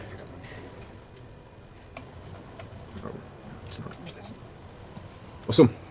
He hands it over, and Asum takes a moment of quiet himself to kind of thumb through, and he's very carefully inspecting and looking about the edges. Are you looking for something specific?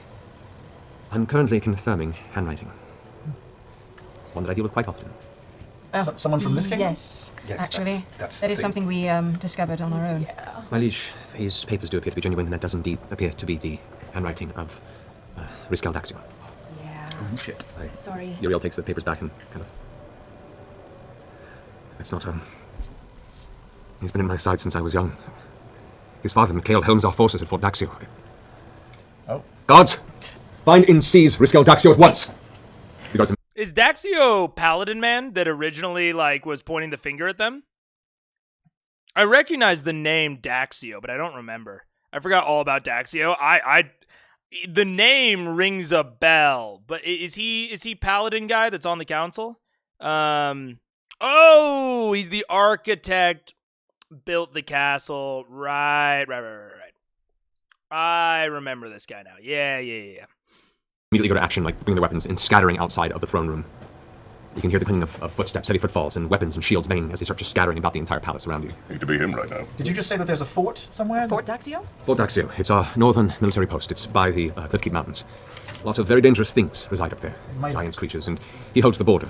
He's the adopted father of Riskel, not his Well, but actual. any connection to this traitor may be...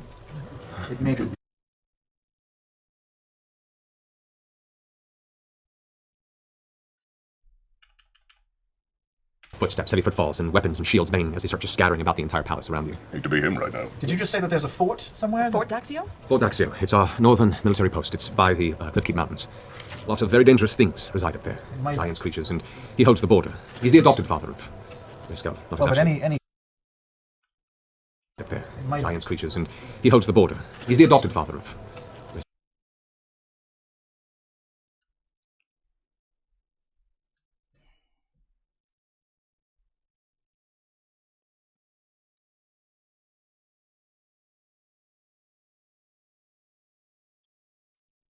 Huh.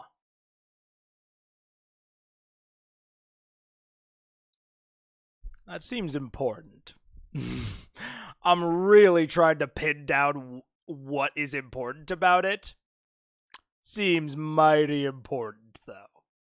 Seems like a really random detail for not only Matt to world build, but also for Uriel to bring up right now. Seems mighty coincidental if it's not important.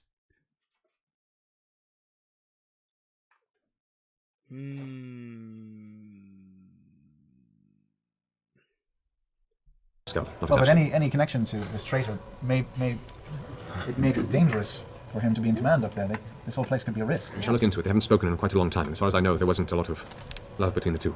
Besides, Michaela's not at the fort right now. Michaela's down in Single on a diplomatic military mission.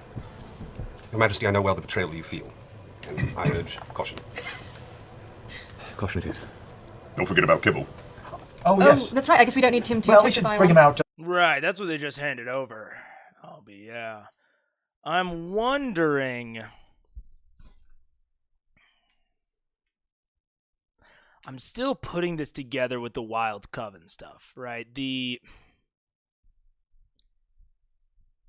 adopted father makes me think that originally Riskel is from Wildmount.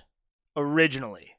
He was, I don't know, he fell into a barrel at port and floated across the sea to Taldore.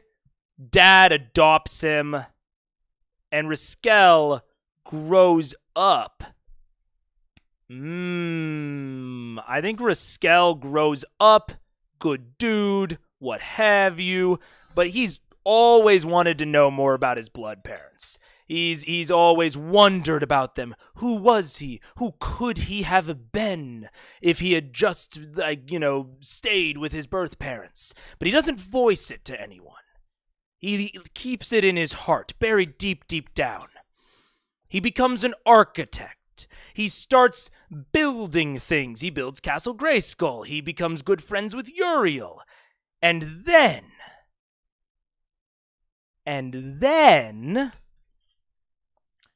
the Briarwoods come to Taldore.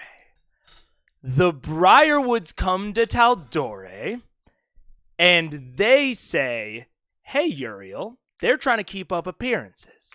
They say, hey, Uriel, we want to build a bridge to Wildmount. And Uriel says, great, I'll give you my best and most trusted architect to design the bridge. Riskel goes to meet the Briarwoods. Maybe he becomes a thrall? I don't think so. Not with this adopted father comment. And I think I know where you think I'm heading. I don't think the Briarwoods are his parents. But I do think that his parents are in the Wild Coven. And he comes to meet the Briarwoods, and they say, oh, little Tomalon. And he's like, what the fuck is up? My name's Riskel. And they're like, no, your name is Tomalon. We knew your parents. In fact, we still know your parents. So I think he's been good up until he started talking to the Briarwoods, and they tempt him. Maybe they're lying. Maybe his parents are dead. Who knows? But he doesn't think so. He thinks his parents are alive back in Wildmount. And they say, hey, you'll never be able to find him. You'll never be able to find him if you just go there. But you help us out. We set up a meeting. Hell, we don't even set up a meeting. The thing that we are trying to do here right now, that is going to bring your parents to Taldore. We will reunite you with your parents. You will rule with them over Taldore. That's my theory. Mega is giving you killed my father, prepare to die energy. It's the mustache. The teeny tiny mustache. Tom Along is that guy from Blink 182, right? It's easy to speculate about an entire continent we know little about. Oh yeah, I can just say anything, dash Wildmount, and it works. Riskel is Blink 182. How does he do it? That's my working theory about this boy. Riskel, you're not my real dad, Daxio. Exactly. Just because he's in an effort to be otherwise he just sat around. Or it could be behind you all like wide-eyed. It could be even more simple than that. Maybe the Briarwoods just inform him. Maybe his real parents were killed by Uriel and by his adopted dad. Like maybe his adopted dad has a fucking conquering streak in his past, and killed Riskel's original parents and then adopted him because he felt bad afterwards. And the Briarwoods, all they did was inform Riskel of this history and provided him proof, and that's why he turned on Uriel. That could also be fair, but I like my theory better. And so confused and overwhelmed by everything that's happening and just kind of eagerly waiting for you to fill him in. This young man was an unfortunate victim of my wrath when the Briarwoods visited. He is a citizen of Whitestone, and... Yes, I was told of this, the carriageman that you had attacked. I would like to have him be the official letter carrier for any of the first set of correspondence to the new rulers of White Castle. So since he will be Whitestone, my God, I'm hungry. So if you could send an order of sliders. About 12. Don't forget the mustard. Coming up with this shit, it's not easy. Might need some gut healing after No. that. Constitution roll. Would it be reasonable to appoint him as the first correspondence messenger, since he must return home at the very least? Yes, I would still wish to send him with a few of our trusted soldiers to keep him safe. The roads are not safe between here and Whitestone in general. And I mean no offense to you, young sir, but you don't look able with a weapon. That would Especially not against harpies. be my fault. Yeah. I should also mention that my lineage has now been restored to me, and I am now of royal descent once again. And so, and again, with my companion's permission, and we will discuss this in the future, but I'd like to put forward the beginnings of the proper paperwork to perhaps have Greyskull Keep designated as an embassy, with all the privileges and rights that presumes. That could... No, that will be arranged. I will confer with my... Yes. Very well. Before we give Our soil now. before we give Desmond his appointment as a royal messenger, which I guess he is, with the kingdom, he risked much to keep himself alive and possibly to testify on our behalf. Would the kingdom be willing to give him a quick little reward for his time spent in captivity? Make a persuasion roll. Not great. 24. Not great. Yeah, come on. He gives a nod and looks to Desmond. Certainly. It is only fair. You've traveled this far and undergone much personal difficulty. I would love that. I would love to do Fantasy High, Dimension 20 in general. If I had more stream nights or days that I could do, I would already be doing it. And so maybe in the future, when I add some stream nights, we'll be able to start the process of that. But I don't know when I will be able to add stream nights. Scanlan is 1000% audacity. I mean, I think he's being pretty reasonable right now. Maybe this is a Mega Sam moment, but I think this is only fair. In aiding us in relieving this darkness in our territory and yours as well. I would like to grant upon him, by my estate as Sovereign Uriel, a granted gift of 1,000 gold pieces to be sent this way. You see, Desmond kind of like... I will... Don't faint. Don't spend it all in one place, bro. Desmond, the debt that I owe you is larger than coin, and is... Coin, sir. It's ongoing, so if you can think of what sort of trade you would like to spend your next years of life pursuing, whether it be in... Probably not loot playing. I'm gonna just throw that out there. Wow. Fucking Drums it is. cold. Drums it is. Holy shit. You are a terrible person. I'm a terrible person, but you're the worst. Yes. Even I'm sorry, I what are am you taken saying? aback. My jaw is just open like... There's an awkward tense pause for a moment as everyone looks over to Vex, including Uriel. And Sigurd soon kind of stifles a chuckle.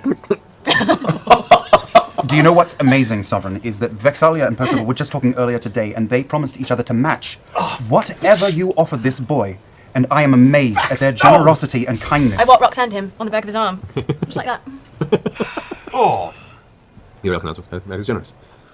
At which point... Whatever work you would wish, Desmond, is available to you. Two guards rush in at this point and whisper something into his ear, which, Vex, you see the lips moving. That's what you can do. The verbiage comes across as... Actually, no. Breaking in the new year. I'm making this up as I go. I don't know what I'm doing. Look surprised. I'm a fraud. Whisper, whisper, whisper. I've got a Reddit page open behind my DM screen. Okay, I'm an overkim. So Uriel's eyes go wide for a moment, nods. All right, the guards rush back off, and well, if there's anything else, I believe this concludes our business. Is there anything else we need or require? I think we're perfectly well suited for now. Is Desmond off to Whitestone? Desmond kind of nods, and I imagine so. Oh, Vexalia, you best give him that 1,000 gold. I would right now, but I don't have any on me. Oh, How that is such a crazy is shame. that? Oh no, I almost thought about reminding you. I know, Bring I your know, but extra... I didn't bring my I'm 1,000 writing this mine week. since I am also gold poor. I'm writing it into the letter to my sister that we owe. And Desmond, I'm going to send that along That as they soon are to as I employ can. him You in any know, way he sees I will do fit. that for you. I know. An individual of the court has just come up and handed him a sack of gold coins, and he hasn't even semi listening to you. He's Hide it around. Put some in your shorts. Put some in your shoes. Yeah, tuck it down by your nuts, Don't, eh? yeah. puts it in front of his pants and pulls his little belt tight. Hi. Keeps it safe, makes a lady take a double look. Mm-hmm. I also made sure in the letter that they know that he is returning to Whitestone with this money, so that if he somehow, if it's mismanaged by any of the guards or otherwise, that it will be taken care of. He is escorted by two of the guards to his temporary chambers here at the palace. Uriel, we'll leave you to your business, but if you need any help finding anyone, we're here for you. Thanks for a minute. I know you just returned. You've already done so much. It has come to my attention that Riscal Daxio apparently has fled the palace, or at least has not been seen for a number of days. I sent the guards on it, and Seeker assume you as well. If you could see if you can gather as much information as you can. But if you find it within your capabilities to seek any information regarding his whereabouts and possibly bring him to justice, I would be very grateful and happy to reward for the destruction of this traitor. Of course. Do you have any intelligence that he's still within the city walls, or? It's only been a few days, so I haven't known. We're trying to find out now. You may move swifter than my guard, if previous experience has taught me anything. He kind of looks over at some of his guards who kind of like, what? Oh, sir, we're standing right here. You guys are doing a great job. You're great. You look great. Man, we ain't Thank you. At this point, Guardian Topher says, my liege, if I might also be excused to do my own such, I would appreciate that. But of course, Guardian, please go on your way. And she scatters off. The rest of the council kind of looks about, and Seeker kind of glances at the rest of you. Ariel stands up from himself. Very well. Thank you. And you're all dismissed from this council meeting. And he stands up and begins walking off with Seeker Assume at his side, quickly kind of talking up to him, and then both having this kind of heated discussion. They leave out to the western side of the throne room. Are there any other guards in the room as we leave? There are 4 other guards, 2 pointed to the front door, and there are 2 at the sides of the central thrones. I look at the guards at the door and I go, told ya! They both kind of step back for a minute from the booming voice out of nowhere and kind of, yeah. Yeah. All right, so we're free. Yeah. Okay, cool. That went well. That did That go well. went better than I expected, for sure. I was worried. Are we tracking down? The skull. The dickhead that built our freaking keep. Yeah, you know, I'm kind of wondering. If I was a sneaky bastard. You're not. Don't say that about yourself. Thank you so much. I sometimes I know where get you're going concerned. with this. You should finish the thought. Yes. If I was a sneaky bastard and I wanted to make sure. You're not. Thank you. If I wanted to make sure I had an emergency escape route outside of the city and was maybe tasked to build, I don't know, say our keep within the last year, I kind of feel like we need to start at home here. Yeah. Oh, I mean, you sneaky bastard. he's built a lot, but I assume he's probably might built be- secret entrances into different places. And I bet there's because our keep is butted up against the border of the city and Yeah. Do we have the everywhere blueprints else. to Grayskull Keep? Yeah. Can we get them? Yeah, you can probably ask for I mean, those. They won't be on there. It wouldn't No, would be on but being able to study them, we might find places where Ones they could be, one could or maybe even like interesting Wait, anomalies. You're thinking that he's hiding in our keep somewhere? No, No, I but think he if- escaped through our keep. Or he might have hidden and escaped in our. There might be Well, in things our about our keep. keep we don't know. I I mean, could I take a Correct. week and really size up the entire building? Which building? The Our keep? building. If you want to, yeah. For little We'll, sneaky we'll holes get the that I didn't blueprints know just were to help. Yeah. Maybe. Did we even ask where we last saw Riskull? Whatever. Can I search his room? Are we allowed to do that? I mean, we did ask. Yeah, I would search his can room. we ask for like transparency and information exchange or something like that with these people? Like, right, like so that we can come in and out of the Cloud Top District. Are we cool there? You're cool now. Like, Okay. all charges have been dropped. council. and, We're representatives of a foreign High government. up. yeah. Okay. Cool.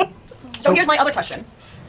The Briarwoods wanted something with Amon that had nothing to do with building bridge, right? What do they want? What did they want? Well, Seeker Assume found information that it seems that the whole bridge conversation was like a ruse It was a to ruse get in. that arose. Well, it arose because he began to send agents into Whitestone to find out what was happening, and he believes they discovered that Imam was now looking at them, and so they reached out to try and distract or prevent them from going further. okay. So it's supposed to be like just quiet and accepting this, outside attention. They cut it off at the head and went like, "Hey, let's talk about how we can work together as a way to try and Clever girl. like not keep this weird constant influx of spies." So the Briarwoods coming to Amon is assumed. That's a little moment that Matt doesn't do very often, where he kind of very explicitly explains some lore very out of game.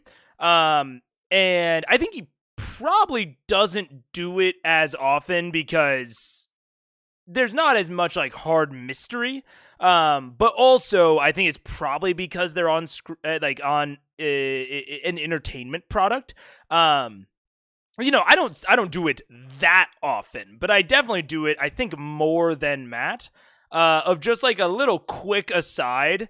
If the party is like really going down a wrong thought train, and the only reason they're going down that wrong thought train is because I didn't explain something as clearly as I wanted to.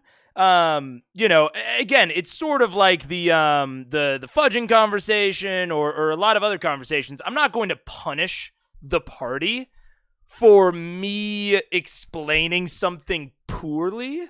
Like, there are some times where they just misinterpret what I said, and that is very okay. Like, sometimes, I don't want to say I want to be misinterpreted, but sometimes, like, that is part of the way that I am talking, is, like, in sort of vague riddles.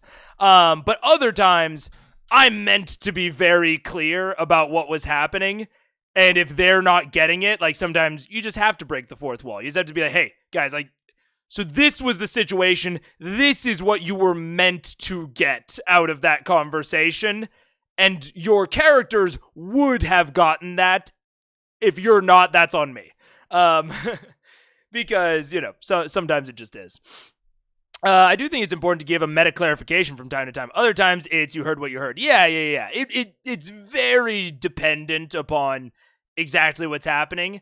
Like the I broke the world comment is probably a I heard what you heard. But this one is like, ooh, they're like going off on a tangent that I think is because I maybe misworded some things.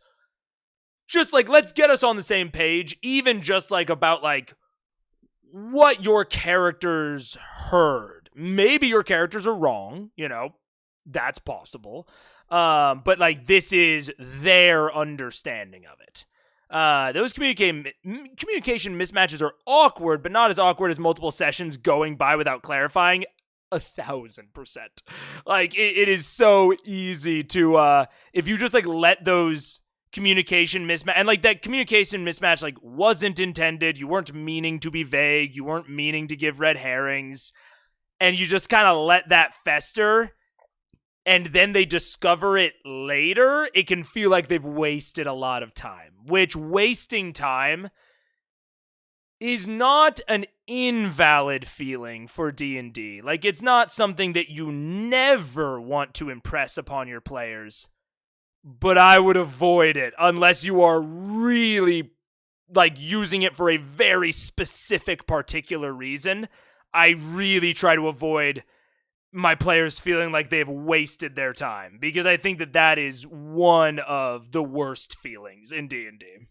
Like, you could have worded everything well, but there's a lot of information dumped, so it's understandable things slip through the cracks. Yeah, exactly. There's a really good point, especially in massive information dump conversations like that, where there's a lot of things swirling around, a lot of names, maybe names that you haven't heard in a while. It's very understandable that concurrently, all of the players might have zoned out thinking about other pieces of information and not heard, or at least not as intaken in as much detail, another piece of information. So yeah. The pause is really like, he doesn't do it often, but I think that I appreciate his meta clarification here and now, because seems relatively important, and it seems like they didn't fully get it. To be just a formality? That's all they were here for? A distraction. To continue to raise belief in that conversation. Yeah. It may not be the case, but but why would I go? Why would you go? Why not send a representative? So you can gain better control. So you can work your magic. Validity. And I like Matt shutting up right here. Matt has made the meta clarification. He has made the clarification of like, this is what Uriel told you. This is Uriel's understanding. And now they start to push back on it, but they're pushing back on it like in their character minds. Now they have the information that Matt intended to give them. He shuts the fuck up and he lets them debate. 2 thumbs up. And mind control them and tell them to stop investigating. Anyway, I want to go check out his room. Okay. Yeah, and you also recall that Riskel was also in charge of security within the palace. And part of the notes that you had received about him talked about discussing back and forth the Briarwoods in preparation for their arrival to make sure that most of the magical wards and defenses that were usually set up there were all removed or false. Yeah, true, assume, yeah. They're filled with dirt. Wait a second. So we're going to go check out his room to see if we can find a secret entrance, clues, see some... But also, who would know? Is there anyone that we know who would know? Would Gilmore know where this guy has gone? Just really want to see Gilmore. I mean, assume would be. I assume he has like. Why would Gilmore know? Because he knows everything about everyone. No, I assume don't is think our He just best has really bet. nice hair. Yeah. I think, Isn't that the same thing? It's different from actually knowing things. I honestly think Press if a couple. assume doesn't know, nobody knows. Assume is our source of information here. Well, you know what they say when you assume. Let's go check out his room. Let's do it. He's just staring at you. So as you make your way over to Riskel's Daxios' room, there are 2 guards out front. You can hear things being rummaged around through inside. You can see a couple guards are picking apart his room. And at first glance, as you step up, they see you, and the guards step aside. Council members coming through. Guards start rummaging, and you can see cabinets and stuff been pulled out. Bed sheets been turned over. Most of the room appears to have been left untouched, except for most of his belongings. Anything that would have worth is empty. Most of his drawers are empty. You can see already there is what looks to be a small chest that is open and empty on the ground. Well, I'm going to perception check that shit. Go for it. I'm gonna perception check the whole room to see. Make an investigate check for you. I'm going to look for secret use compartments in the walls. choose which Investigation, you Investigate said? you as well. For investigating these specific things for this purpose, yes. All right, 20 for me. 19 for me. All right. 23 for me. Okay. You guys, inspecting the room, you find the chest that you're looking at currently, Vax. It has scrapes on the inside that looks like it contained a great sum of money. That was then removed and taken as if, like, pretty much a large portion of his personal wealth was removed. So that's your inspection check. Okay. You, looking about the room, Vex, you find that the arrangement of the furniture seems to have these glyphs that are inscribed on certain pieces of his furniture that are reminiscent of some of the glyphs that you saw. No, actually, on the ziggurat, there are symbols that are concurrent with some of the writings that you saw inscribed up there. You can't read it necessarily, and they don't appear to be enchanted by any means, at least not anymore. But it appears like there was something about this room that was purposely arranged for some sort of arcane purpose. What are you gasping about? Ooh, I missed that. I missed that in my predictions. Of course, he's an architect. He's working with the Briarwoods. Of course, he designed the ziggurat. Of course. Ooh. And they're getting into the teleportation stuff. Is it teleportation stuff? Because I think that their thought is going to be, oh, he set up like a back door to like get from here to the ziggurat. Like that's as deep as the teleportation topic goes. But I think that is not it. I think they're going to maybe find out it is maybe teleportation or maybe stabilization related. Like maybe these symbols, definitely hold the line. These symbols, like they're gonna like try to like move his furniture and the furniture won't budge. Maybe they have to make a strength check, and it's going to be that these are like stabilization runes, and they are then I say as much to myself as anyone else, lol. And that is the whole purpose of the ziggurat is to stabilize the portal at the middle of it. Alternatively, if they are teleportation runes, maybe they figure out how to activate the teleportation, but then it goes somewhere else. It doesn't go to the ziggurat. And so they're like, what? Why are the symbols in common? Because the ziggurat is a teleportation array. You sound perturbed. Oh, the glyphs. I saw them at the ziggurat. Keyleth, Pike, do you know anything about... Anyone who wants to take a shot at arcane, I would recommend those are proficient because it's pretty deep knowledge. Is someone... I can't do the arcane thing. I'll do an arcane. Yep, check. it will. Grog is our expert on all things. Natural 20 Grog. It's a natural 20.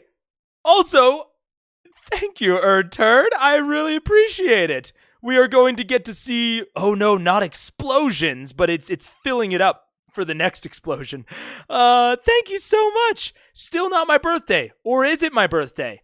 Thank you. I really appreciate it. Oh my gosh, it's so exciting. You guys are the best. Yeah, I really appreciate it. Accidentally teleport schema. Completely forgot this explanation happened. Something's happening. Something's happening. Oh! Wait, for Grog? Did he get it? Oh, no, I want to see how this pulls together. I'm sorry. So, as you all sit around, and pull forth this chair, there's a Fanlair, that's fair. That is fair. I am liking this as a transition out of a breather session. Matt started with tying up loose ends, tying up all of the them being criminals, them being traitors, whatever. He's tying up all these loose ends, and then he is progressively introducing some new plot threads, explicitly Uriel telling them they don't have to follow up on them, but introducing some new things if they want to go down that path. And you introduce them early in the session. This is, relatively early. So they spend, a little bit building up the momentum at the beginning. Then they actually go back. They talk to Pike. They talk to Tiberius. lots of tying up loose ends. And then they finally get to this information dump segment that, again, within the context of like how long this session is, that was at like 120 out of 4 hours. So for about a third of the way through, first third, we start introducing some new plot threads. So they already have Ripley, they already have anything else they want to do, and now they have this Drexel character, or whatever his name was. Blink 182 man. They have Blink 182 now. So Matt is doing he is putting something directly in front of them to see if they want to engage with Daxio. Thank you. He's putting Daxio in front of them, which is probably something he has planned. Like, that is probably something he's done some significant-ish prep around. And I think that he is keeping them engaged on it. Something that I am impressed with is that Daxio is being tied back in as a thread closer, right? He is being tied back in as like, how was the Iman government fucked with? Who built the ziggurat with them? Like, these runes, they're connected. Like, I think that is something that I am taking away from this, is even as he is introducing what I kind of think will be a full-on new plot thread of, like, this Daxio man escaping. Like, I don't think he'll be directly related to the ziggurat. We bring him in within that context. So we're tying back to the climax of the last arc to start the next arc and give it a lot of momentum. It's things that they're already familiar with, right? We're not just introducing a brand new threat. Oh no, there are toads invading Westrun. Right? We're not introducing something brand new out of the blue. We are introducing something new, brand new arc. Maybe he's fled to Wildmount. And so now we're going on like a hunting, scouting, exploration arc through Wildmount to get Drexel. But we're tying it back from the last arc. So even if going forward, they won't have anything to do with each other, we have successfully tied it back in, which is really, really nice. I like that a lot. Catch you up somehow. Mega doesn't know we don't talk about Bruno. I do not. It was worse than Let It Go in 2014.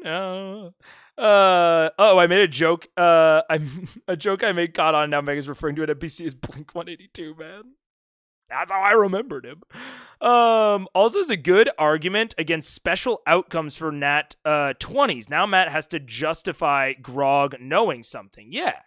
Like, I've said it, a few times before, of like, when you allow these like super special outcomes, you kind of paint yourself into a corner as a DM. You kind of, you establish a precedent that you always have to follow through on.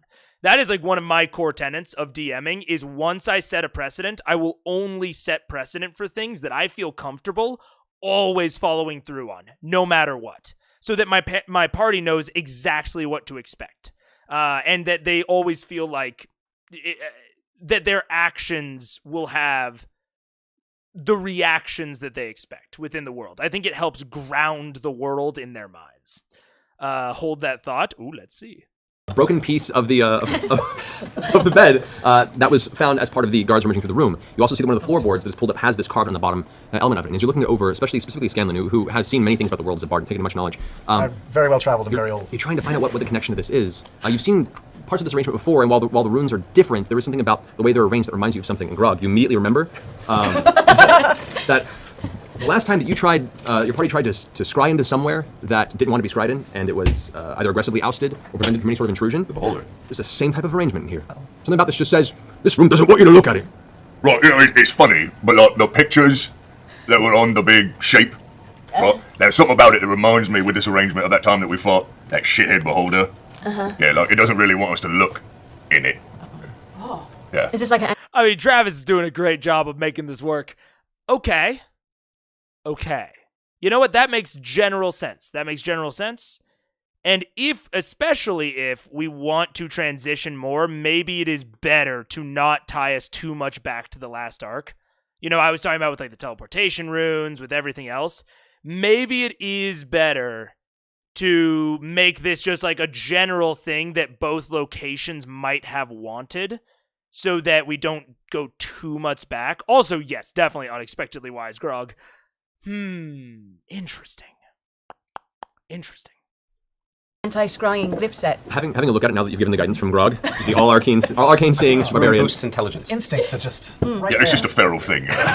He's very good at finding the memory, but that helps guide you to the knowledge and understanding immediately. That is it. These glyphs were, while no longer having power, because an element of them was taken or damaged in the process, this room was guarded against scrying. Very subtly, but essentially preventing anyone from peering into Riskel's private goings-on, and anything he was doing within his personal delvings with the Briarwoods was all kept from being peered into. Do I know what kind of magic or what kind of magic wielder would have been able to protect this room or design this protection? Pretty much any caster of a decent, mediocre level casting can be done, and it's not a terribly uncommon enchantment. It's just expensive. Do we have any idea when the letters came in to Iman that we were successful? Which ones? You sent different ones at different times. Either or. When did they get them? Do we know? Can we find that information? The letter that you guys had sent that just absolved you of your stuff that you had sealed, that was sent closer to Winter's Crest, and that has not arrived yet. Okay. The one that you sent to Allura regarding the inspection of the ziggurat, Yes, that one. that arrived about a week and a half ago. So that one arrived a lot sooner, 'cause you sent it a lot sooner, and Allura's already left. Week and a half. And apparently has gone to seek some allies to And help it's her. been about 3 days since I've seen Riskel? About 3 days, yeah. And did we find anything else? Any hidden compartments or anything? No hidden compartments throughout the room throughout your search, no. Can I go outside? Yeah, you step outside of the room. I want to do no, outside. Dirt. Oh, I okay. want dirt under me. Okay, you're gonna have to walk out onto the actual palace into do that. the courtyard area that's kind of around the front. Okay, bye, Keela. I'll be right back. Okay. I'll be right back. I'll be right back. I think she has to drop a D. Get that expression. Is there a guard outside Princess of the D. room? Just like the bushes better. Is there a guard outside of the room? Yeah, there are 2 guards outside of the room, and there are 2 guards that have kind of stood back and let you guys go about your business. Should we try and shake one down and ask who was the last person to see him? Why do we need to shake him down? Hey, Because that's what I do. do you know the last time who the last person was that saw this gentleman? That is As, much less as far as we exciting. know, last he was seen was a few days ago. His servant, actually, who's currently being interrogated 2 rooms down, will probably have more information. What was the servant's name? Oh, this would be, hold on, pause that real fast. Looking at his own notes. The guard. The guard goes through all of his notes here. It's got a little pocketbook. Also, we're about 14 minutes away from the break, so I think we're going to try to get to the break and then have a bio break for the actual stream. He's got 2 pieces of toilet paper with charcoal on it. Jeffrey. Jeffrey. Servant Jeffrey. Jeffrey. Yes, Jeffrey. Also, we are making okay time. The first half is shorter than the second half, though, so I am, unless it becomes illegible, I'm going to bump it to 1.75. We'll see how it goes. I'm going to bump it a little bit. You could run ads when you take a break on the Twitch dashboard. Sounds good. Oh, yep. I see the button. Yeah, sounds good. So you're going to bump it a little bit. But we'll see how it goes. Interrogated right now. I immediately leave the room. Yeah, let's go do that. Interrogation I room. follow Grog. Okay. I'm coming to. All right. So we'll get there before you get to your place. So as you're heading down through the house, you guys go to the next room. The door's open, and you can see this this young man, probably in his early 20s or so, half elf. His dark hair is pulled back into a very tight ponytail. Go, you got it. He's sat in a chair currently, not tied about anything, but there are 2 guards who are currently kind of shouting at him, and one's like, Where'd he go? Have you seen him? Where'd he go? and I'm trying to tell you, he left 3 days ago. He packed up and he left. He walked right out. You see? And he looks over and sees you at the doorway. Thank you for the follow, Haj. I appreciate it. You two, leave. The 2 guards immediately step away and leave the room. Do you enter with him? I do. Good cop, bad cop. All right. So all of you guys follow in after Grog. Grog's a good cop. Look at his face. I take out Craven Edge Oh. and I put it unsheathed next to my foot. As it slams into the wood, it sinks about an inch as the blade just slips into the wooden floor. You can see, guys, as he pulls it out and sets it to his side, almost like mist off of a very, very hot, wet surface. You can see shadow just drifting off the blade ever so slightly. You know, there are those that protect life. They just left. Now, whatever me and my mates are going to ask, you're going to answer honestly, or your life will be forfeited. Right. Don't talk unless you're asked a question. My little mate over here will begin. Jeffrey, is it? Guy? Jeffrey. Yeah? He doesn't want to use the sword. I don't want him He to. doesn't like to use the sword. Ooh, Travis. Travis getting a little intense there, and specifically, I saw Talison's face using the specific lot. wording of your life will be forfeit. You're going to answer honestly or your life will be forfeit. Watch Talison's face. You're going to answer honestly, or your life will be forfeited. Right. Oh, look at that. Is I wonder. I don't think it's a thing. What up, Haj? Longtime VOD Frog, first time watcher. Hey, what's up? Well, welcome. Happy to have you in the actual stream. Good to see ya. I'm wondering. Ooh. I have a theory that maybe Smokey, Orthax, whatever, that maybe he is like I think that he is a sentient, thing, but maybe he's more like a primal force. And when they beat the shit out of the Orthax that came out of the list, and when they then threw the list into the acid, that didn't actually defeat Orthax. That just defeated that incarnation of Orthax, or like that instance, right? Like Orthax, the primal god force, is able to like plant seeds in people's mind, and maybe specifically within their weapons. So he can specifically plant a little seed into a weapon that then gains its own kind of autonomy and drives people towards death and killing and murder. And I'm wondering if, because all of that could be the case, and this could be like a thing that Matt and Travis talk about, have talked about off table. It could have been on the card for Craven Edge, or this could totally just be Travis, being a fantastic player and actor and just like living into this cursed weapon sort of relationship, and just using that terminology as sort of a callback and as symbolism for kind of this cycle of violence.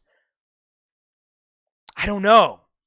I don't know if it is just Travis Willingham being cool and thematic, or if it's something deeper. Because it very much could just be him being the GOAT, but it could also be lore relevant, and I have no idea. Oh man, it's so hard to tell because he looks confused. I don't feel like this is something that was written on the Craven Edge card, because otherwise he wouldn't be confused at the wording, but he's very clearly noticed it, and I've noticed it. I think it was purposeful, whether or not it's just lore or thematics. Ooh, loved that. Oh my gosh, Grog learned big word from Nerd Friend. Oh my god. Could be you just heard Percy say it and thought it sounded cool. Very possible. That's what I'm saying, is it's either like really good acting and character work and thematics. I mean, I think it's all those things from Travis regardless. But it could also be lore. And I don't know. I will make your you bloodthirsty and expand your lexicon. Is Jeffrey a go-to name for Matt when he can't find an NPC name? Has he used it before, or am I making that up? I don't recognize it. But it could be. Could be. So I definitely have those go-to type of things. Don't talk unless you're asked a question. My little mate over here will begin. Jeffrey, is it? Aye. Jeffrey, Yeah? he doesn't want to use the sword. I don't want him He to. doesn't like to use the sword. It's a lot to clean. There's brains on it. He likes to keep it nice and tidy in here. This isn't even our palace. Don't make him use the sword. Oh, no. All right. I don't want to. Just ask him. Just answer the questions. It's Okay. totally fine. Okay. It's going to be fine. Do you want some water? No. A pipe to smoke or anything? Just anything to relax you, make you feel better. No, All right, no, I'm great. okay. When was the last time you saw Rescal? That would be 3.5 days ago. He took most of his belongings and packed them up for a trip. He said he'd be back within a month. Insight check that bitch. Yeah. All right, I will insight check him. That bitch. Do not go well. I'll do it as well. Boom. 16. He seems to be bewildered, fearful, and not holding back any information. He's just at a point where he doesn't quite sure what else to say. Uh-oh. I'm sorry, Jeffrey. He's not going to like using that sword, but it looks like Please it's don't. coming. It looks No, like no, it's no, coming. no, The you sword have- Oh my god. You know what I'm also thinking? Because I'm thinking about the differences in like their mental voices. Like the Orthax in the list was very much more like bestial, very not, it seems, quite as sentient as Craven Edge. But I am wondering if there's a specific reason for that. You know what I'm saying?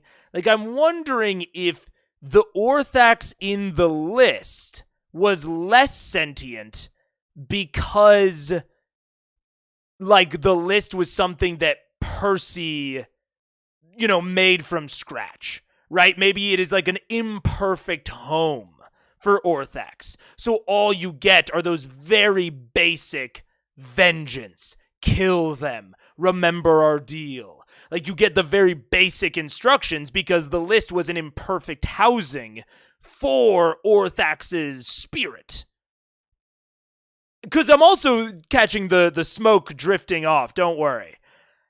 And so I'm wondering with Craven Edge was very clearly like forged in the fucking fires of Mount Doom or some shit, like Craven Edge is like a ritual blade that I feel like is probably maybe not a more appropriate, but like maybe a more suitable housing for Orthax's spirit, for his incarnation. And so that is why Craven Edge is so much more like eloquent and it appears like focused.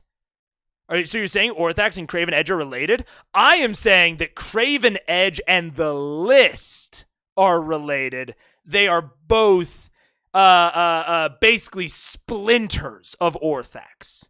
So my theory is that there's a big smoke deity up here that like injects little parts of itself into different weapons to basically be little mini-me's that go out into the world and cause violence and destruction and decay. But the list wasn't able to handle it as well. And that's also why it was more unstable. It's why, Percy started like falling to it more and more. Maybe we'll see that with Grog, I don't know.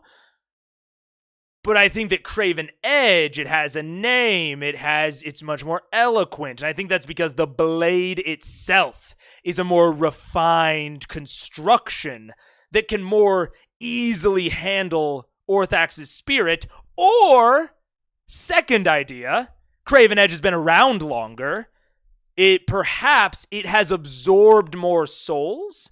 So the more souls that the list or the blade or the Craven Edge, whatever, takes, the more people that Percy killed with the list, the more eloquent and sentient and powerful that incarnation of Orthax becomes. So potentially, Craven Edge has been with Silas for a while, probably killed a lot of people, and that is what has increased its eloquence and sentience by the time that it finds its way into the hands of our big muscle-bound boy.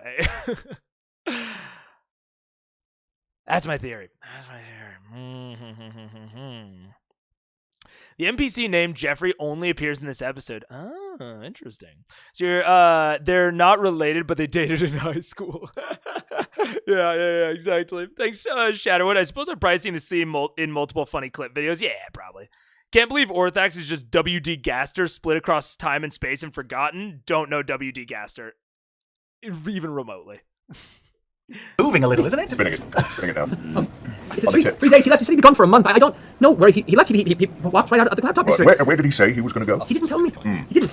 Oh boy, this is going to be a hard night for me. I'm going to have to talk him down from this. He gets so worked up. Just got it clean. I I know. Jeffrey, please. It's going to make more work for me if he has to behead you right now. Please help me help you. Met a girl. I mean, I know the answers. The answers are inside you. If I have to open you up to get to them, I will. No, there's no answers to find. I'm empty. Jeffrey, did your boss get any letters that he stowed away anywhere? Did he have a safekeeping place, a secret residence somewhere in the city walls? He had a chest, but he took everything out. He left. I don't know. Did he ever regularly travel to anywhere in the walls of the city? He I'll walk up and stand right next to him. I escorted him once or twice to the graveyard district. Where specifically? It was a tavern. It was far beneath him. I found it curious that he would attend. I've never played Undertale, so that would be how I could not get it, because I've never played that game. Tavern's name? He was, I laid the sword right on the table and the looked at Diamond the Nest. The reflection. Diamond Nest Tavern. That's the one. Nest That's the Tavern. Diamond Nest Tavern. He went there, I assumed, to do what young-ish elven men do when they're in stuffy work. I don't know. I didn't go inside. How often did he go to the Diamond Nest Tavern? This is our sergeant. Not often. A few times every few months. Did it follow some sort of regular schedule, or was it just out of the blue? No, not that I recall. Every 6 months or so. A few times recently in the past month, but that was all. I feel this has been very helpful. Yes, you have been quite helpful. Give us the name of that girl so we can send our condolences to her. Please, don't use her name or address He's just somewhere. weeping now openly. Like, Oh, not on the blade, not on the blade. your voice like I go. No, keep the tears coming.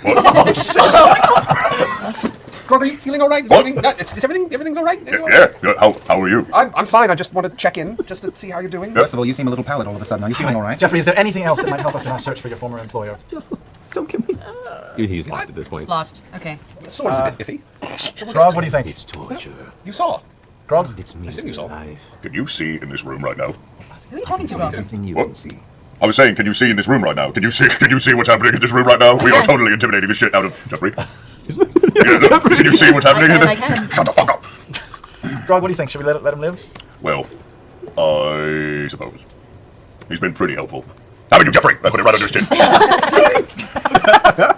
Go ahead and make a wisdom check. Oh my god, you're gonna kill him! What? Oh no. I would, if it's for what I think it's for, I would make it a charisma saving throw, but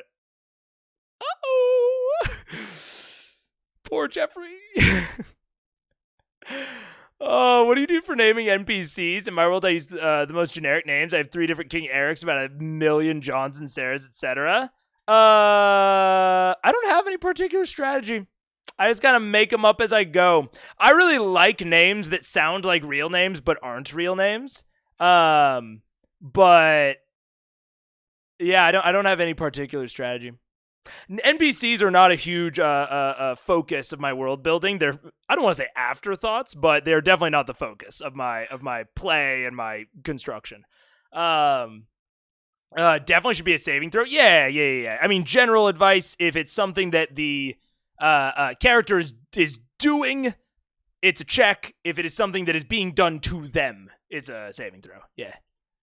No. The sword takes Oh, over. sorry, wisdom saving throw. Saving throw!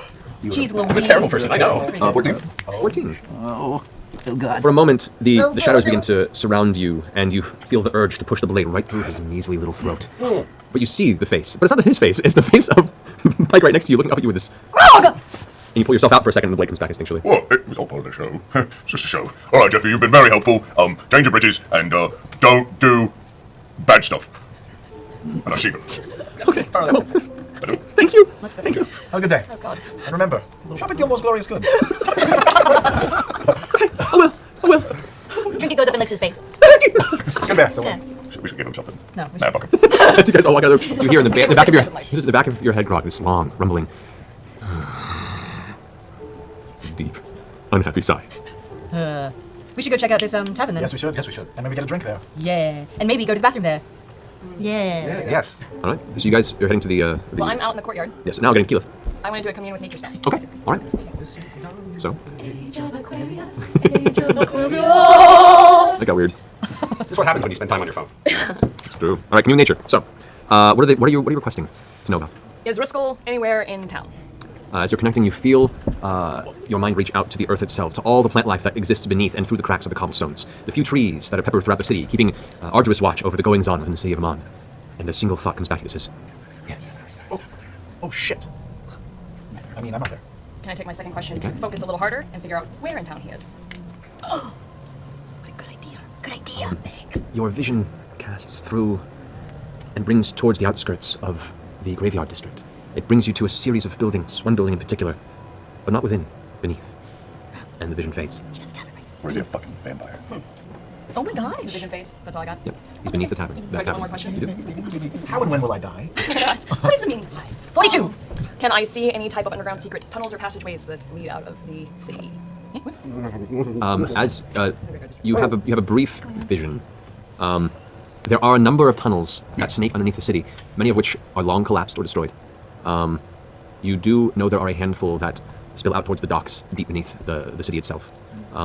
Smugglers. You're hard-pressed to find specific locations, but one of them does seem to drift near the location of the tavern you were previously given a vision of. Okay. Cool beans. Nature fades from your grasp, and suddenly your consciousness returns to just your simple form of Keyleth. Do we go out and see her sitting there? Keyleth! Keyleth, we found a lot of information by scaring an innocent boy. We need to go to the graveyard district for some reason. There's a tavern. That's Oh, that's so good. Oh my gosh. Did you get the reference? That's a book you might know. Yeah, that's 42's a Hitchhiker's Guide to the Galaxy thingy, right?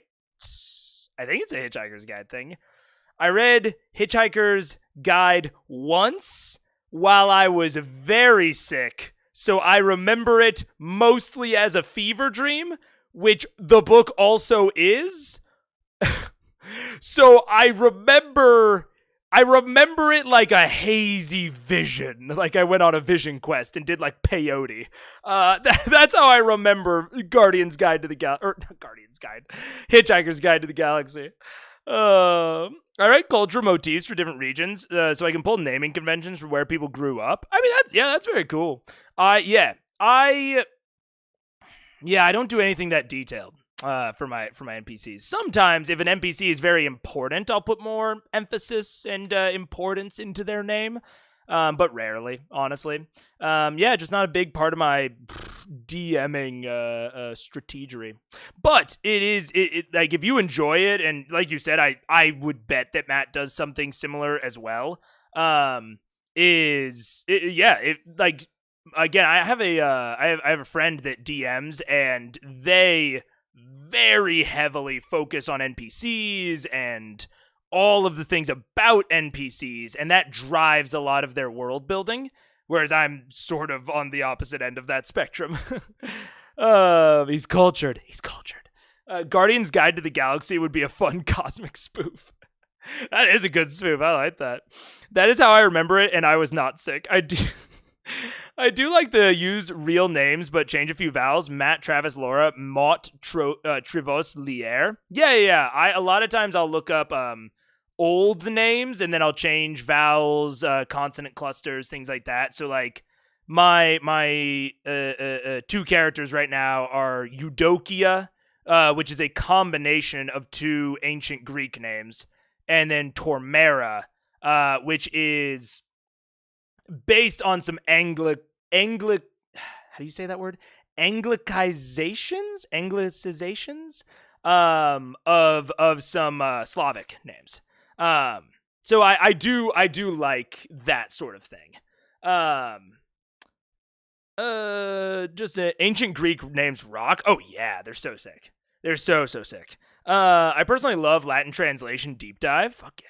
So, I mean, those are how I like name my characters. And again, if an NPC is important, a lot of times that's how I'll come up with those sorts of names, is like look up some specific names, mash them together, cut them apart, rearrange some consonant clusters. But yeah, that's if I am trying to get a name, that's where I'll go. But I don't worry about it a lot of the time.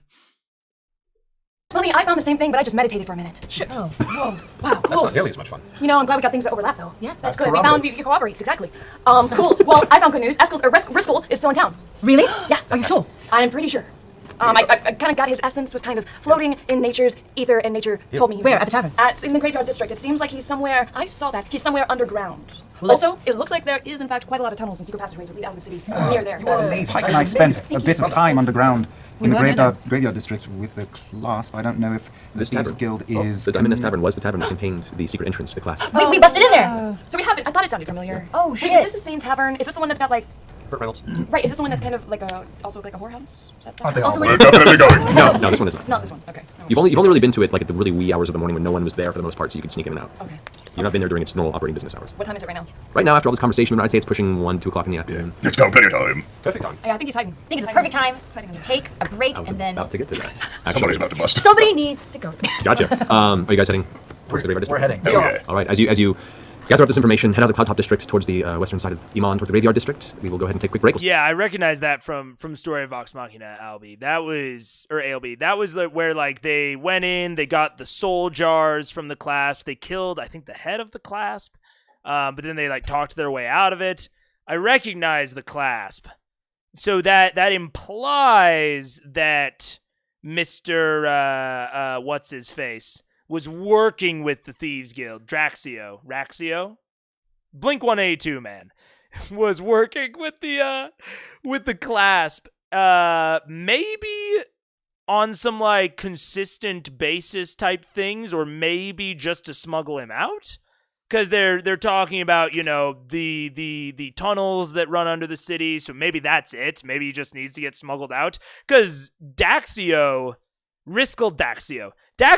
isn't like a magic user. So like those anti-scrying measures, at least that we know of, he's an architect. He's an architect. I don't think he's at least he's not like a crazy proficient magic user. So he probably doesn't know teleport. So he needs an actual way to sneak out of the city, potentially through these smuggling tunnels that the clasp has. I think Liam or Vax, rather. Yeah. Vax is a former member of the clasp from Story of Vox Machina. Interesting.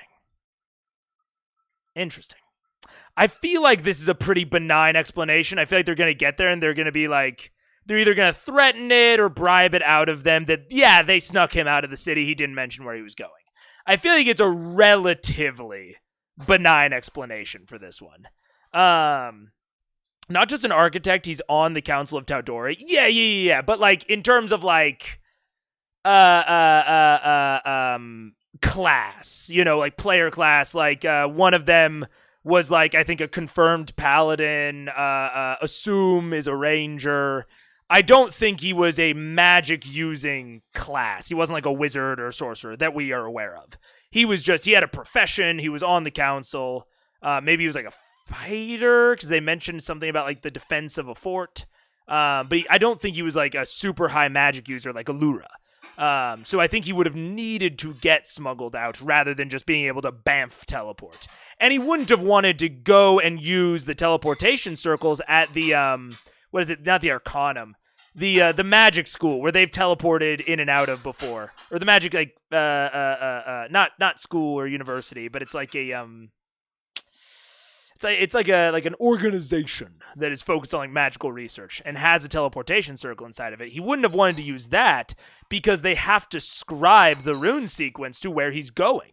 So then he would have known. Whereas if he has the clasp smuggle him out, maybe even hires some of them to escort him, but he doesn't tell the ones that they're leaving behind where they're going. He just pays a fuckload of money. He can get out in a relatively more anonymous way than if he teleported.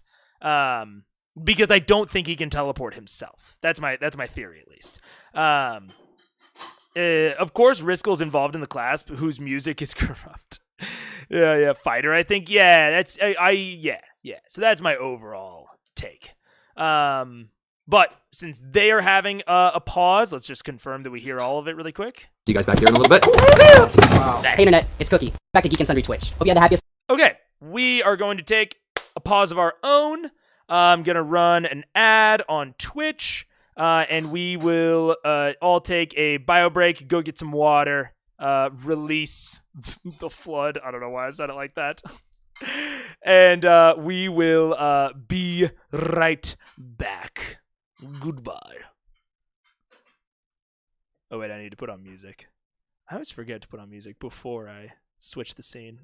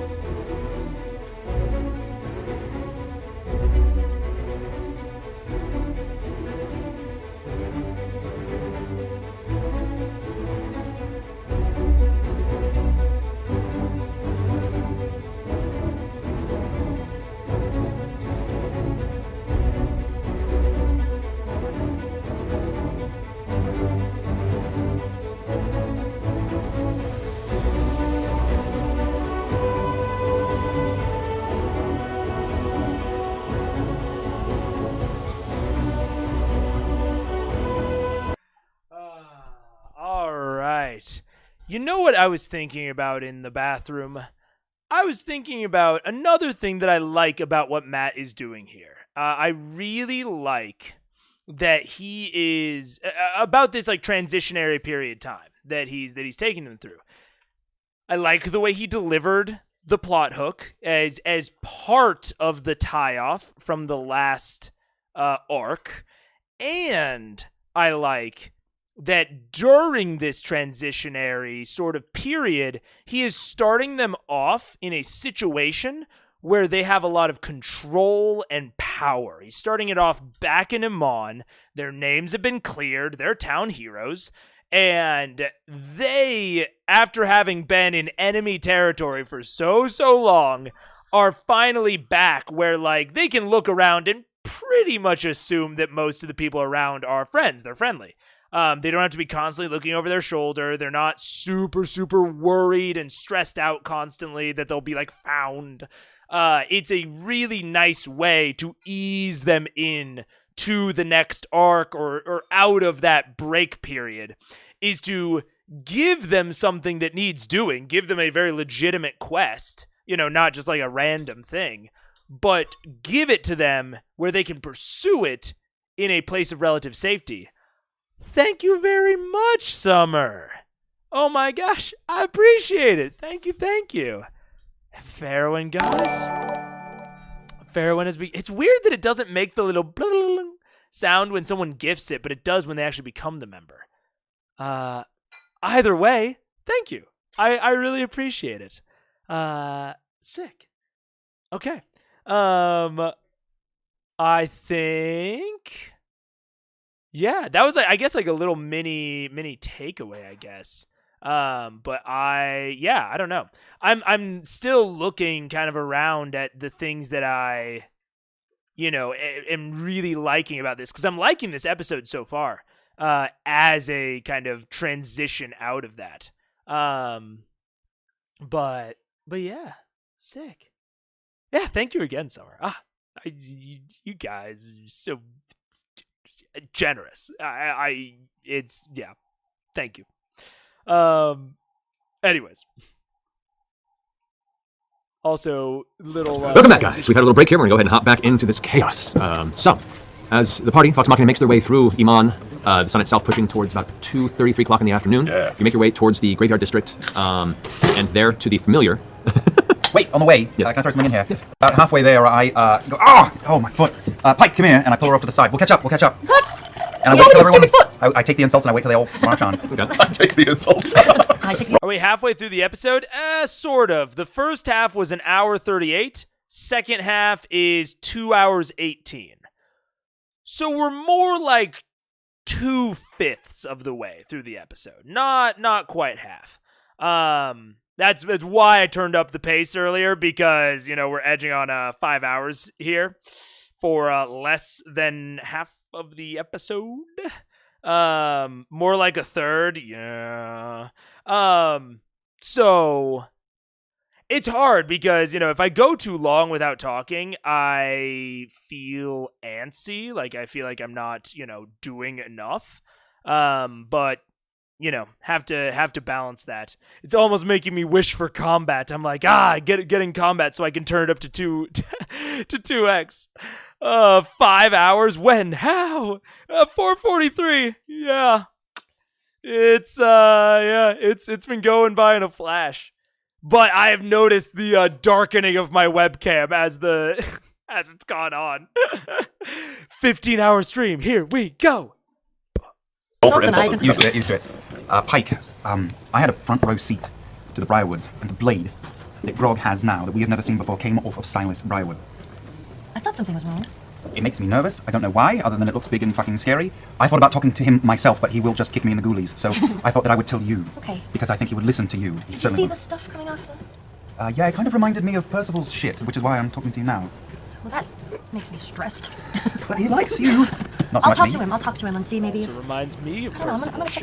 check out the swords and see if maybe... What's that noise? Is somebody popping popcorn? Yeah, I think they are. Yeah. Oh, cool. Popcorn. There you go. Hear it. Congratulations. There's a street vendor on the way to the tavern. That's, Either that or a rock tumbler. I was going to say, it sounds like a tailing. Shatterwood, the next really big stream I want to do, I would love... This would have to be a full-time thing, obviously. I would love to watch all of Exu Calamity in one sitting. Like, I do like an Exu-a-thon or something. Or something like that. Some like limited series of CR that's like shorter than some others. All in one thing. Because I've done a 72-hour stream before. I learned some. That would be a multi-day. Oh yeah. Because I've done 72 hours before. I could do it again. Especially if I didn't have like fucking work the next week, you know what I'm saying? So a weekend stream of Exu, it would have to be when I'm full time. Like it would have to be like I'm starting it on a Friday and we're just going until like Wednesday. Your head would explode. That's long. What's the most limited thing? Whatever the shortest thing is, I could do a straight stream of that. That's kind of where my head's at. Each ep is min for 20 hours. Damn. By the way, it is an Exu. It's Exu. Stands for Exandria Unlimited. Yeah. Exu. Are we saying it differently? Exu. I don't know if I'm saying it weird. I think Calamity is the most limited. Okay, gotcha. Calamity. That's around 19 hours of content. Exu. It's probably one of the Candelas. Exu, each letter. Oh, EXU. Oh, so people don't say it as a single word. I've just never heard anyone pronounce that as a word as opposed to an acronym. Oh, people say EXU Calamity. Ugh, that sounds like way too much. I'm gonna go with Exu. Look, this is one of my privileges of not being super ingrained within the community. I'm just gonna call it Exu. Hold on. Anyway, all right. That's okay. Thanks So for you guys letting me know. hear Grog belch in the distance and echoes through the open walkway of the city street. Yeah, it's pretty fantastic. You catch up to the party, and you guys make your way to the outside of the Diamond Nest Tavern. A familiar tavern to all of you, as you've been here once or maybe twice before. However, during this time, the front doors are open in the middle of the afternoon, and you can hear from the inside. Yeah, but MCU is like I couldn't go McCoo. Like that the mk isn't a cluster that we have in English, so I don't know how I would even say it. But EXU, I just read that, I'm like, oh yeah, Exu. Like that just like instantly clicks in my brain. It's just one more syllable. That's a whole extra syllable. I don't have time for that. Everyone needs to watch Exu Calamity, not even just D&D people. Everyone. I've heard just nothing but amazing things about Calamity. So it's on the docket. The laughter, bustle, and movement of people and music playing very loudly from the interior. Sounds like various instruments cross-playing and the occasional cheer as glasses and steins clink on the inside. I'm going to throw up my hood, and I'm going to pull out my other cloak, the red one, and I'm putting it over Pike and putting the hood over Pike's head. You have 2 extra cloaks? You gave me one and then you have another one? Like Dumb and Dumber with the gloves. Sheesh. Which cloak are you giving her then? Oh, the mountebank. The what? Okay. And you're keeping which one? I'm the displacer cloak. I've been wearing it. Yes. Right, okay. Just don't want to be seen. Am I invisible? No. No, you'll just... Right. Just say yes. Just say yes. Where's Pike? Click. Your features are better hidden by this thick cloak, just because it's big and not currently designed for someone of your stature. Rounded cheeks. Yeah. Is describe a smell on bingo? I don't see it. I was gonna say, what does the clientele of the bar kind of look like? Well, as you guys step inside, the clientele here appears to be regular, the equivalent of like a blue-collar work staff. Like a lot of folks that are, sleeves rolled up to the elbows, dirt on the face, gentlemen who are part of the either construction crews or stoneworkers, masonry, probably work within the actual district in the process of like moving plots or building, small mausoleums and stuff like that within the actual confines of the district. You see across the way, there's a live band playing, of which, there no one really of note at first. However, Scanlan, you do recognize 2 of the individuals on the far side of the bar. They playing In the band or in the band. There is an individual named Kent Plucker, who is a halfling bard, currently on the lute. Currently on the loot? Yep, which you had traveled with previously for quite some time, along with the other individual you recognize, a rowdy-looking but well-dressed half-orc violinist named Dr. Dranzel. Half what was that? Half-orc, black hair slicked back, well-dressed, with like a really rough-looking, angry chin. Aside from the attire and the dress, would look like the meanest, and leaning more towards the orc side than the human side. But very well-dressed, with a violin over the chin that looks so tiny by his massive, but he's playing away and it is glorious. Have you heard of Dr. these individuals? Drazzle? Yeah, you've heard whispers from Scanlan long ago about just kind of his travel and various tales he gives. But you don't. My troop. Oh, I forgot about Dran. Dr. Drazzle. Dranzel. Drazzle? People call me I forgot about Dran. it. Dr. Dre. Dr. Drazzle. 60 seconds late, ladies and gentlemen. It's my troop. This is amazing. It's my troop. Your turn. I'm gonna say hi. Of course. Oh man. We're gonna have to see how Scanlan handles this. If they had introduced these people in Vasselheim, I would have been like, oh no. This is gonna be a terrible segment of just like nothing but like weird meta bullshit. But you know, he's gotten there, you know, he's doing Dr. Dre, that's fine. We can look past that. I am hoping that Sam will show some improvement in this. I'm hopeful. I want to go say hi, but I don't want to distract us from our mission. No, do shit, Scanlan. We'll Well, just look around. Well, not How about you ask to jump in for a tour? Yeah, you know, we never get to see you play, Scanlan. Not to your full We'll blend in. I plant my foot firmly into his ass and just shove him towards the two guys. Well, use intimidation. I haven't seen them for a while. I don't know how they'll react to see me. As you're getting that word out, you're shoved forward, stumbling, almost being tripped by a few of the patrons, but as you stop and look up, you see before you a young, cute, gnomish girl with very short, pixie brown hair, currently playing the flute. Looks over at you and... Musical reference? Is Dr. Dre a musician? I know, I'm fucking around. I wanted to give people a small heart attack right there.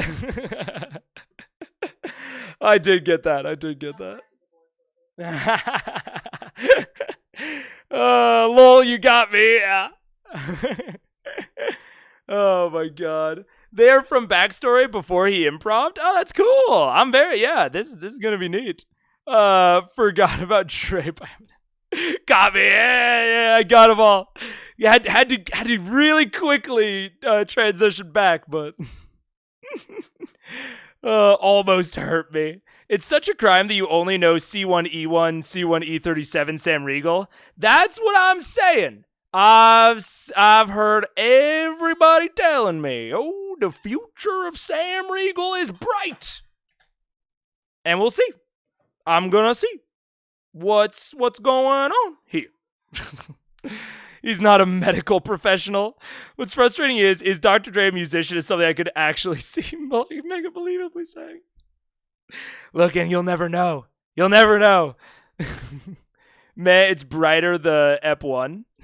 It gives you kind of a winky grin. To the right of her, you see a rather rotund human male with a bushy blonde beard and raggedy hair, who currently has a series of small percussion drums around him, just hitting around. And to the other side of the small gnome girl, you see a half-elven, more mature woman. In the later years, for a half-elven woman, hair tied into a very, very tight bun, and she's. I do like this. Is one of the most keyed in I have seen Sam. Like just individually, it's not like, you know, all of them are like generally listening. Keyleth's taking notes as always, but this seems one of the most like focused I've seen Sam. Like individually, like outside of everyone else. Normally he's kind of a bit airy-fairy, not paying attention. Maybe not paying attention, but not like this keyed in.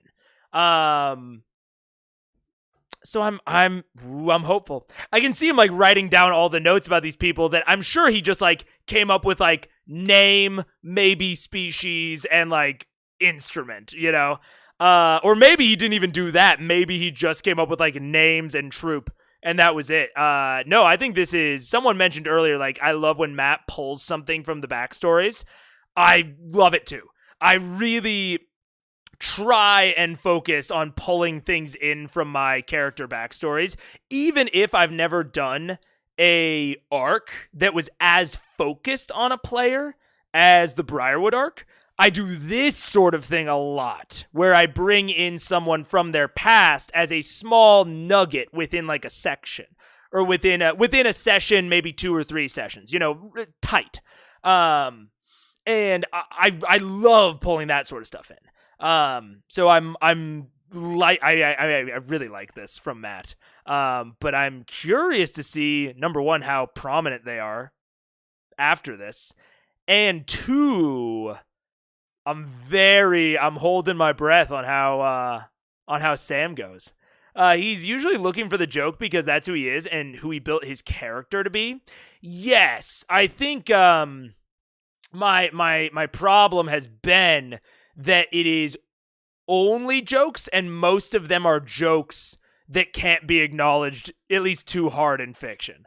But I think the thing that I have seen a positive transition on is that he has slowly been going more and more into in-character jokes, which I like. And there have been some serious moments from him, which is cool. It's not necessary. You can have a character that is pure comic relief. That's Grog most of the time. But I'm really interested to see him this keyed in and how this goes. Sam does blink that Taliesin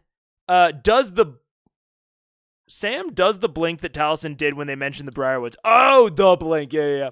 But this whole campaign is an exercise in Sam realizing that this silly little show they're doing will run longer and longer. It means he can do more and more with it. Very fair. Very fair. And because I think, if you're thinking about it, especially you've been a director, you're into nerd culture, whatever, I think he might have been thinking about Scanlan more as a Deadpool-esque character.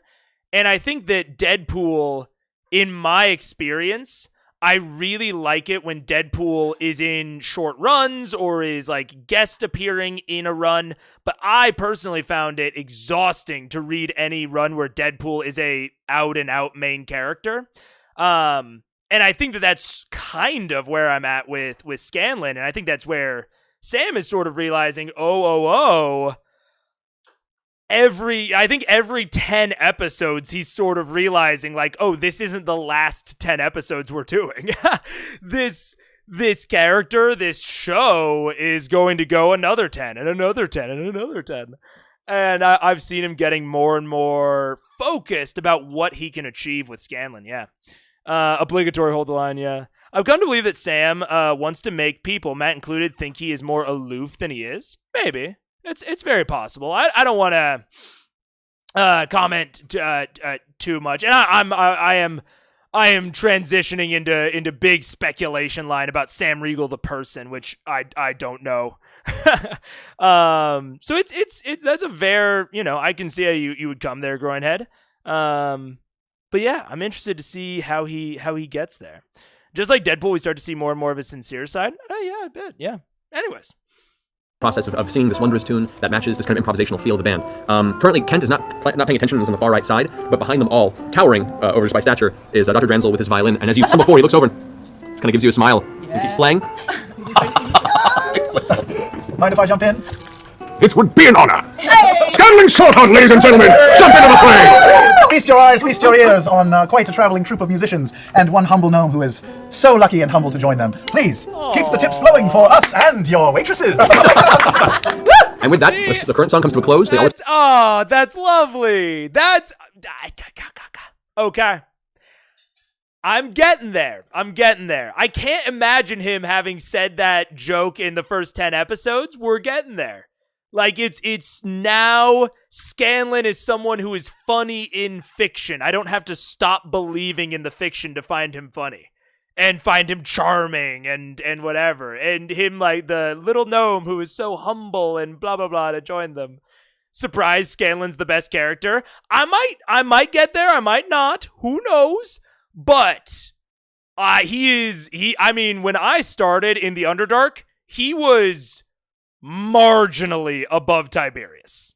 Like, first 10 episodes depended on the episode on Scanlan versus Tiberius for me.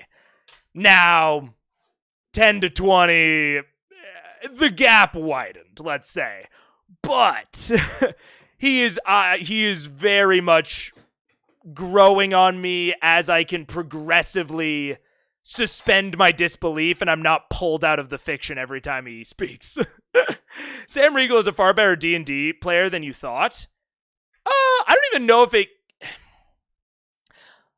I think he's becoming a better D&D player. Or maybe he's just exercising it more. Maybe he just didn't care as much before. I don't know.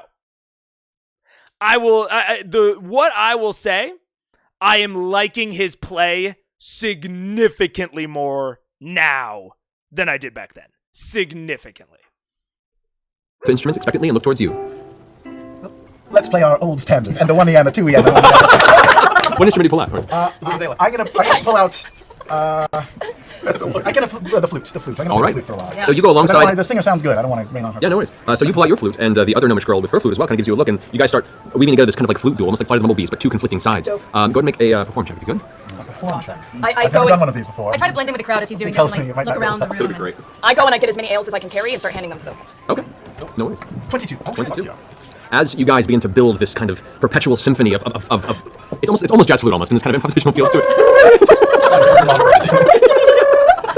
The drums build. You can see Dr. Drenzel is like tapping his foot to it and gets this really fast kind of fiddle sound out of a classic violin. The whole room begins to gather around and cheer. Bex.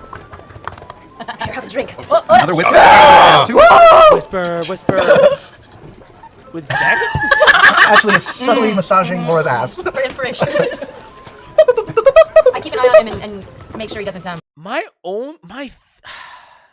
trying to think about I don't even remember the situation in which he whispered last time. I think it was a perception thing, and my only theory is that Vex is noticing something specific about Travis. That's my theory as to what these whispers, as to what the contents of these whispers are, is that there's something about Travis and Craven Edge that now that Vex has picked up on it, Laura's getting, some consistent information on it that no one else is getting. I'm not sure though. This is interesting. Okay. Any of us. Or maybe someone's following them. Also possible. So, as the song builds, people are cheering and shouting, and you bring the drinks over to you and you kind of set them down. Can me and the other flutist end with an impossibly long-held note? Make another perform check. 33. Yeah! And with that, you both inhale almost like through eye contact. You know what's coming. Hold, and you can see her eyes start to get tense and bloodshot. Her face starts turning beet red. All the rest of the music stops, and everyone kind of gathers around. The air leaves the room as everyone seems to kind of lean in, and eventually, she gives up and exhales and inhales sharply, dizzied by it, but still smiling, and you can... Passive loot check. Maybe that's what's going on. I have not known Matt to, it seems, ever use passive scores. Her passive perception is high. I have not seen a case where that ever mattered. He always, even if it is a case where passive perception would be used, he asks them to roll an active perception check, even if they didn't do anything to proc it. So I sort of doubt that it's that. I could be wrong.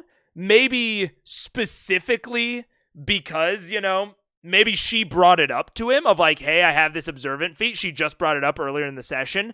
Maybe she's brought it to him outside of this and said, hey, you're not really using my passive perception much. I'd like if you did that. But unless there was an off-table conversation, that would be kind of a change of stance for Mercer. So I don't know. Thus the joke. I think Liam started ball rolling on the Grog thing, which I always thought was a bit meta, because Grog hasn't really shown them anything too weird yet. Yeah, I mean, he started it after Grog had that moment. I think he had enough of a moment. It was a tad on the meta side, but he had the moment where Pike yelled at him of like, Grog, what are you doing? And like the smoke is coming off of the sword. Like, I think there's enough there that Vax could have reasonably put it together. It's maybe the tiniest, you could call it meta, but also I don't think any of them actually know what Craven Edge is. I believe Percy told Vax. I don't remember that.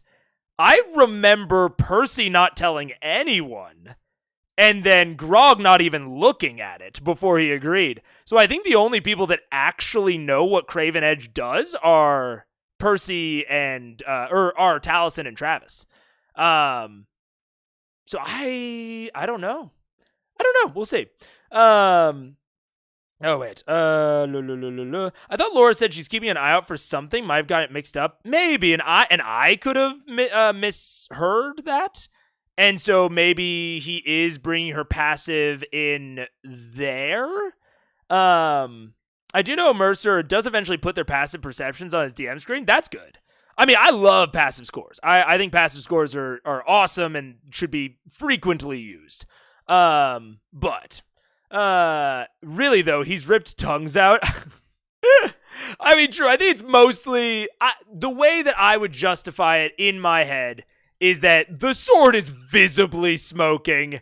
Grog's acting a tiny bit weird, and they have just come from Percival being quasi-possessed. I think it's fair for them to be a little bit more suspicious. But I could also see it at, I think at some tables that's too meta. Other tables, maybe not. Depends. I think part of the reason might have been that Pike isn't always there, and the Grog and Pike dynamic would be relevant. That's also true. It's not Grog that Vax was concerned about. It was the smoking sword. Yeah, true. I mean, I think it's both a little bit. We'll keep an eye on him, but I don't remember if it was Taliesin or Percy. Vax saw Silas with it, but I doubt Silas sat his thrall down and told him about the pointy friend. Yeah, possibly. Matt does get better with the use of passives. Yeah. And he looted it. He looted it from Silas. He might have looted it. I don't remember who looted it. Liam does try to clue Ashley in on things Pike might have seen. And I mean, I think that there's a level of helping I'm being generous to Liam and Vax right now. There is definitely a non-generous light to look at this through where Liam's being a little bit too meta and he's maybe pushing forward storylines that other characters haven't really brought out into the light yet. I think that's a very reasonable light to look at that through. I think I tend towards the more generous light of, there's enough going on there. Pike is a consideration of he wants to bring her in on the fun. He didn't pull off Vex, he didn't pull off Kiki, he pulled off, Ashley Johnson. And maybe, if Ashley played more consistently, Pike might have said that herself, but he knows that she doesn't, so she might not. There's, again, generously, there's maybe a level of new player help going on. But there's a few different ways to look at that, I've always found it weird how Marisha got so much shit, but Liam got a big pass. I mean, it's bad that happened, but, not exactly weird. There's a very obvious reason of why that happened. That is bad and wrong, but, yeah. I mean, yeah. You are right that it is not fair for Marisha to have gotten the shit that she got. That is very, very fair. But I honestly can't remember. Fair, it's not to be overcritical on either of them. Yeah. There's a lot of different ways to look at this and things to think through, how would you prefer that at your table? Even if Liam's intentions are kind of this new player help sort of thing, is that a level, do you think that he has gotten enough to reasonably do this? How would you handle that at your table? Thinking through those things is always good. Because if you find it off-putting as a DM or as a player, you thinking about why is a good exercise. After 10,000 years, I'm free! Time to conquer chat. What up, Topaz? Liam gets to be an amazing player, more so than even now. I've been listening but couldn't chat at work. I see. Very nice. What's sexism? I have no idea what you're implying. What? Twitch in 2015? Couldn't be. You can only imagine the blurred romantic tunnel vision she has in your direction as you carry it for about 3 seconds more and then end with a trill at the end. The whole room just rouses and cheers and clapping. You can now see coppers and silvers and a few gold are being thrown onto the floor in front of you. There's a small bucket at the base of the small stage platform, and Dr. Drenzel then stands up, takes his hat off of the ground next to him, and bows as the rest of the group bows before as well. You kind of, the drill. You've done this for quite some time. Everyone cheers. A few more drinks. Even though you brought rounds for everyone, other people are buying rounds and bringing it up. And as you kind of, it's been a while since you've done a performance of this magnitude, and it makes you feel good. At that point, you feel a hand clasp your shoulder, and Dr. Drenzel leans in.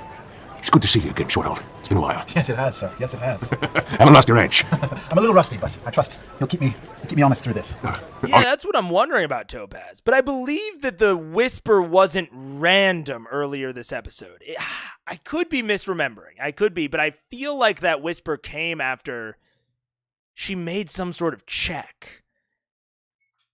I could be completely off base there, which, if it was totally random, would definitely imply that he's using her passive score.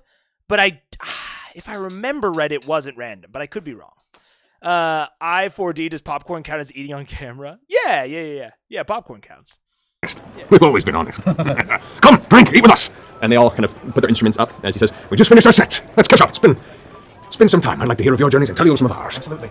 I'll be back in a while, fellows. Good job, Scanlan. Oh, are these your friends? Oh, yes, these are my traveling companions. I'm his bodyguard. He's very popular. You can afford a bodyguard of that magnitude. Oh, I've done quite well, thanks to your tutelage. Great. Well, come on. You don't all need to stay away. Have your friends sit with us. They can join us? Certainly. he goes and calls over, he goes, Kaylee, Zed, help me with the tables. And the gnome and the rotund, bearded human rush off and start grabbing a couple of the tables, and they cram them in the corner. And so now you basically have built this monopoly on the far corner of the tavern now, where all you guys can kind of sit around and cluster. Yes. Kaylee, that was some fine playing. I might have a tip or two about breath control. Sorry, not all of us are quite as old and seasoned as the others. Well, I've learned quite a thing or two in my years, and sometimes it would it might interest you to take a little private tutoring session. Scanlan Shorthold. You know, I've heard quite a bit about you. My legend is spread far and wide, I'm sure. Indeed. And I know better than most ladies that may cross your path. You may change your tune. Help over here. You had us, and then you lost. Can I give him inspiration? What would you like to do to make Scanlan look better in this circumstance? Perhaps help him with his pitch. Yeah. Thank you. It's lovely to meet you anyway. Next one's helped Grog in a very specific way. I will. The man, the myth, and the legend is true. So, in case you wanted to find out. She gives you a look over. Looks over at Scanlan. Yeah, that's, we're close, we're tight. She and I. She's come back from home. A holy woman. She's got holes in all the right places. I don't know what I'm doing here. She actually at that point goes, turns around, Doctor, you weren't kidding. This one's certainly a card. She gives you a wink and passes a drink your way across the table. Wow. As the crowd kind of simmers down, people go back about their business, and drinks brought to the table and scattered about. The rest of you find your seats and sitting around. They gather up the coin that was taken, and Kent, who sits down next to Dr. Granzel, looks over and says, It's been a while, Scanlan. Glad to see you. Glad you could join us. It was like old times. It was nice. It was nice. What have you fellows been doing for these years? Well, we just finished up coming out here and playing for Winter's Crest. Made a good deal of money. We were on our way out and figured we'd finish up a few of these. Sam, I was just defending you. To be fair, she entered the conversation and people did react to it in fiction, but that was your friend came in to assist you and then you say fucking that. At least I feel like I don't like Scanlan in this moment, but it is tenuous. It is only because they have kept me in the fiction well enough for me to put most of this on Scanlan. Yeah, Tiberius, yeah. But this is it was funny, but I'm still never saying that about one of my friends and them taking it well. Like, ever. Like, even if it's I don't know. That's, again, that's like where we get into like the cognitive dissonance of like, even if a joke is maybe funny, if I can't imagine it actually being reacted to in the way it's reacted to, it pulls me out of the scene. And that one nearly hard ejected me. Regardless of the comedic value, you know? Yeah, I don't know about that one, Chief. Let's throw some more shade on Scanlan. I feel people hype up Sam a bit too much, but that might be my Sam is my least favorite bias speaking. Maybe. Scanlan is my least favorite Sam character. Yeah. I actually have some friends that would think that's hilarious, but I still avoid it. I have not gotten the impression from Pike that is like, I don't know, Pike's sense of humor. My favorite player changes with each campaign. I mean, that's very fair. That's very fair. To be honest, we would joke like that at our table. I mean, there's a level of, again, like joking with other players versus the character. I don't know. I have not gotten anything from Pike that tells me that like every other character would react like nicely to that. Other than them completely ignoring all of his shenanigans in the past, which also didn't feel right at the time. So I don't know. It's all, again, like I don't necessarily have a problem with the joke itself. It's just that it pulls me directly out of the scene and makes me feel like Scanlan isn't even a real character. It makes me feel like he is one long punchline. I'm on the same page, hence the avoidance. This comes back to something Super Geek Mike said in your discussion. Pike is much more complex character than Perfect Pike. Yeah? I don't know. Maybe. And maybe there's just more groundwork to be done that will, like, make me feel like this is a reasonable reaction from her. But at this point, this does not feel like a reasonable reaction from her. I don't know. It took me a while to realize that Sam was in on the joke of how much of a joke character Scanlan started off as. Yeah, and I think that is kind of the fundamental difference between Scanlan Sam versus Tiberius Orion. Orion was not in on the joke. He was not in on the meme.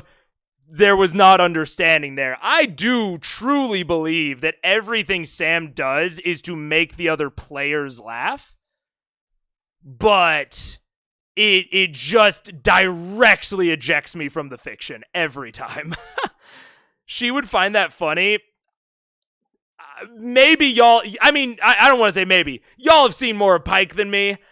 I have not gotten any impression that Pike would find that funny, but also Pike is a guest player, so... Pike gets a bit more rowdy later on, nowhere near Sam, but she'll sneak you, and maybe that's it. Like, I just, like, Pike, I think Pike has been in less than half of the episodes I've watched. Like, when I make a joke about her being a guest player, it's because I don't think of her as part of Vox Machina at all. So, like, that is also part of it. It's like, doing this to Pike makes it feel like doing it to an NPC, which he has done as well. But I think that in general for Ashley just doesn't play enough to have a solid grasp on Pike's character, especially at this point. That is also part of it. The off-color jokes definitely feel like home game, yeah. It may be consequences of Ashley being a guest character, yeah. Not really enough time. Well, there is Pike being played by Matt and Pike played by Ashley. That's true. I get a lot of experience of Pike being played by Matt. Like, not as much as Ashley, obviously, but a lot of it. Which is sort of like Tiberius. A lot more watered down, a bit less personality. Because he doesn't want to, like, step and make too many, like, big leaps with any of his play. So I think that there is a reasonable amount of, like, Pike is, like, really watered down in my view.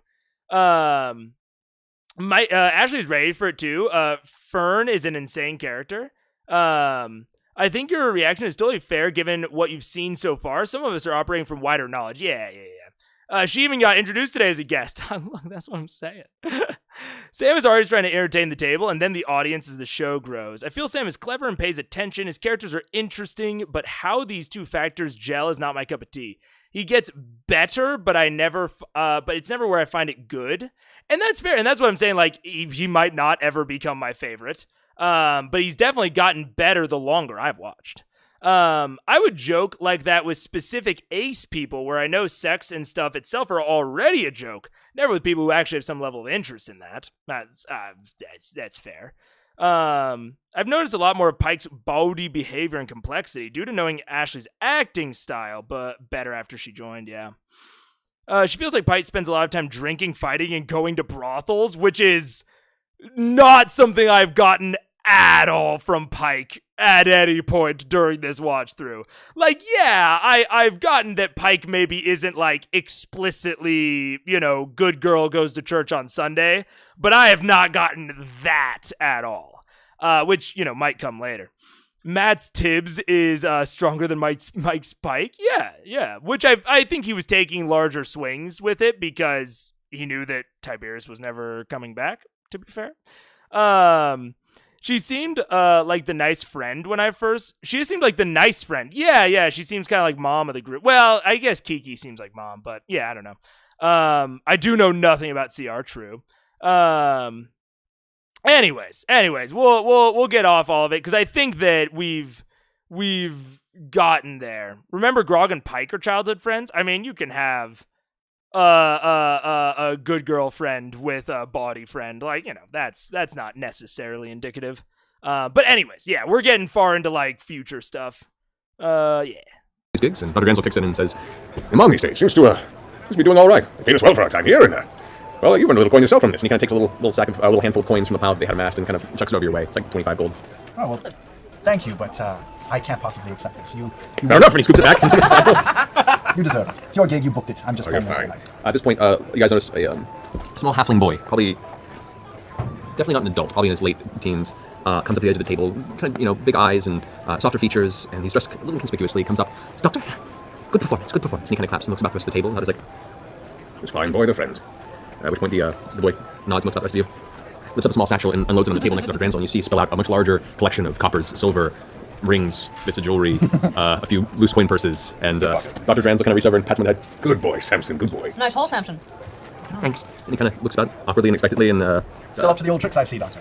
Hey, when business is good, Scanlan. When business is good. Yes. And he reaches over and grabs a small bit of the gold coin and puts it into Samson's hands and goes, "Go buy yourself some toys." and kind of pats him on the back, and the boy runs off excitedly. He quickly looks about and takes a bunch of the gold and scoops it into a small satchel at his side and hands it off to Kaylee. Kaylee takes it. Kaylee, who at this point has been introduced as the gnomish girl you saw her grabbing the table, she takes the satchel and whisks her hand for a moment, and the satchel just vanishes in her grasp in a little puff of smoke. That was cool. I like this girl. Well, so if the company you're keeping seems to be formidable, We are. what can we call you? We call ourselves Vox Machina. Sounds really formal. You can call us the shits. I like that much better. That's the Scanlan I know. Shits it is. So, shits. What do you do? What's your trade? What are you tugging around with? They're, Sorry, To be fair, Baroness, I did turn up the playback speed. So we'll see. Sapphire. They're powerful warriors, killers, assassins, magic wielders. Not quite as ornery as a bunch of musicians, but still pretty amazing people, and we've had quite a few adventures in the past few years. So, Scanlan's a Kingslayer. It's true. You might not believe me or really anything about me. You doubt the cube? there aren't a lot of kings in these lands. Well, there's one fewer now. All right, Kingslayer. So I take it you all experience a little skullduggery from time to time, yes? Drug, it doesn't mean what you think it means. How about this? We're thinking of shoving off. We recently got a tip. If you're interested. Word came about. Yeah, you see, objectively, that is almost as dirty as what Scanlan said, but I found it way funnier and it did not break my immersion in the slightest. Oh, that was funny. About a dickhead with too much change in his basement. Yes, he's Leaning on the back of a chair that I see in my imagination. my window. Go with it. I got it. It's a very short man, right? He's in a cast. He's been playing with a cast the That's entire Samson. time. He's You're towards the back of the tavern. There's like a small wooden thing. He's lounging. He's a casual guy. His The name doctor. is I'm looking Jonathan. out. No, it is Dr. Durant. Please, Vex, a little respect. He's a physician. I mean, Taliesin is definitely lightning fast. I love Travis's quick humor. He's so fucking good at it. I mentioned it was either last stream or the stream before of he had like a little like interruption of just like during the middle of someone else's speech just when they took a breath. Like Travis is so fucking fast with it. It's crazy. It's so fucking good. Anyway, You got a tip about a dickhead? his basement. It's weighing down his personality. You want to help this poor old withered man alleviate this burden? You mean steal from him? No, I mean help it go to good, hard-working folk who deserve it more. What kind of a dickhead is he? I haven't dealt with him personally. People have told me he's a bit of a thorn in the side of, well, any lively folk, especially those of a artistic persuasion. What's his name? Don't know the name, but I know where he lives. And you've looked at the place a bit, cased it if you will, and it could be a few ways in. Unfortunately, we've become a little higher profile during our stay here than we expected, and I don't know if we're quite as skilled in the realm of shadow walking. Doctor, we're quite skilled, but... Shadow walking. Okay. Giving him a little bit of an extra quest, an extra possibility. I like it. Especially this is something much smaller. This seems like this Dreskel fella, the Blink-182 guy. He's going to be, I think, a little bit of a longer term thing. So Matt's like, hey, maybe you want to pursue that, but that's probably going to involve, leaving Iman, if I had to guess. Maybe you want to do just a quick little breather session, or not breather session, but a quick little, get you back into the action thing, go steal from some dude, whatever. And involving some of Scanlan's past friends in it brings the party a little bit more into it, sort of in a similar way to when he introduced, I always call her Kit. The Kit, the actual guest player, with the wizard, and they automatically trusted her a lot more for that fight against the brokers. It was either the broker's goons or the broker and two goons. Either way, he introduced it in a way with having Kit be an actual PC, or having an actual PC, that they automatically knew which side to pick. And so it was a lot easier while giving maybe the appearance of being a little bit deeper. Same thing with introducing some of Scanlan's former troop members. The party's automatically going to trust them more, even if they are a little sus. They're automatically going to trust, Scanlan's run with these dudes, they're friends, whatever. Maybe there's more of a moral dilemma than when there's a PC in the mix. But this is a good way to automatically put us on a side, especially if the side is maybe traditionally not trustworthy, like thieves might be. It allows you to work with some moral dilemmas a little bit more easily. And if the players all want to turn off their brains a little bit, they just want to go and roll some dice, have a combat, do a little sneaking, then they can. And they can feel relatively okay doing it because they're just trusting Scanlan's former party mates. They don't have to debate as much because they have an existing connection to these people. If they want to, they can debate. But if they don't want to, they can just say, yep, trust them. So giving them a little bit of not leeway, but an option to not have to think about it. It's the ADHD super high reaction speed. Fair enough. Also, this character's voice is 1,000% Sean Connery. Yeah, true. Both plot lines involve musicians. Do they? I literally said to myself, is Blink-182 man a musician? I'm tracking you, Little Hill. Like Sean Connery without Scottish, yeah. We have a bit of a name for ourselves as well. I'm afraid we may not be able to help you out. All right, very well. Opposite low profile. Well, not to worry then. Figured I'd pass it your way. If we were to pursue it, what would your take be? Well, based on the finder's fee and based on the relationship we've had all these years, our troop will be happy to take a 40% cut. That's not bad. And this is a vast sum of money we might find? What I've heard, it's sizable enough for me to want to include someone the likes of you. And I don't like to include outsiders so readily. Well, I'm not quite an outsider. Yes, then. Well, we can investigate if you give us an address or a description. All right. I haven't been paying close attention. Who's Mark? He didn't say his name. Don't know his Don't name. know his Just name. that he's a dickhead. He's just a dickhead. And you That's want all us you to know. What district does he live in? No. The old man wants to redistribute his wealth, and we would be the vessel by which he would do that. Right, so... You've got a smart bodyguard on your hands, too. Real smart. Albeit, I like it. Can What's your name? can I do an insight check on him? It's a good name. Speaks of intelligence. Go ahead. Insight Sure. check. Ooh, 29. Whoa, that's a good insight check. I rolled a 19. Whoa, just secret secrets. Oh, look at secrets. No. Hey, it's your birthday! I love it. I know, right? D-A-Z is the code to type in. Mike, thank you for being my wingman back there. Welcome, but I was just, how come you never told us about Dr. Transel? Did you forget about him? I told you. Did you forget about Dr. Transel? they forgot about Trevor. What the fuck is that? They forgot about Trevor. This is my my favorite thing. But no worries. So wait, you Okay, for a second I thought it was just a normal joke. Now I'm thinking it is a reference I don't get to like forgetting Dr. Dre. Is that a thing? I don't know. You're just out of the good of your heart wanting to redistribute a little bit of funds to help out a few less fortunate people. What are you eating?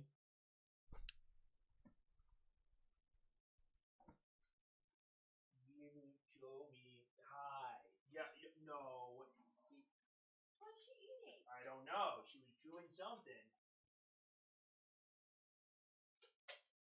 Aha. Fucking hoe. No. Hi. Yes. I took the blanket away from you. Why would you do this? How have you done this? God. Little puppy. It's a song. Not gonna try. Featuring Eminem. Oh no, yeah, wouldn't know that. Oh dog, yeah, she's been tearing apart a blanket, and she had a big like fucking matted ball of blanket fluff. God. I know when they cover their ears during a whisper. I know when they cover their to be able to hear Matt better, but it always looks like they're holding the whisper in case it escapes out the other ear. She is a weirdo puppy.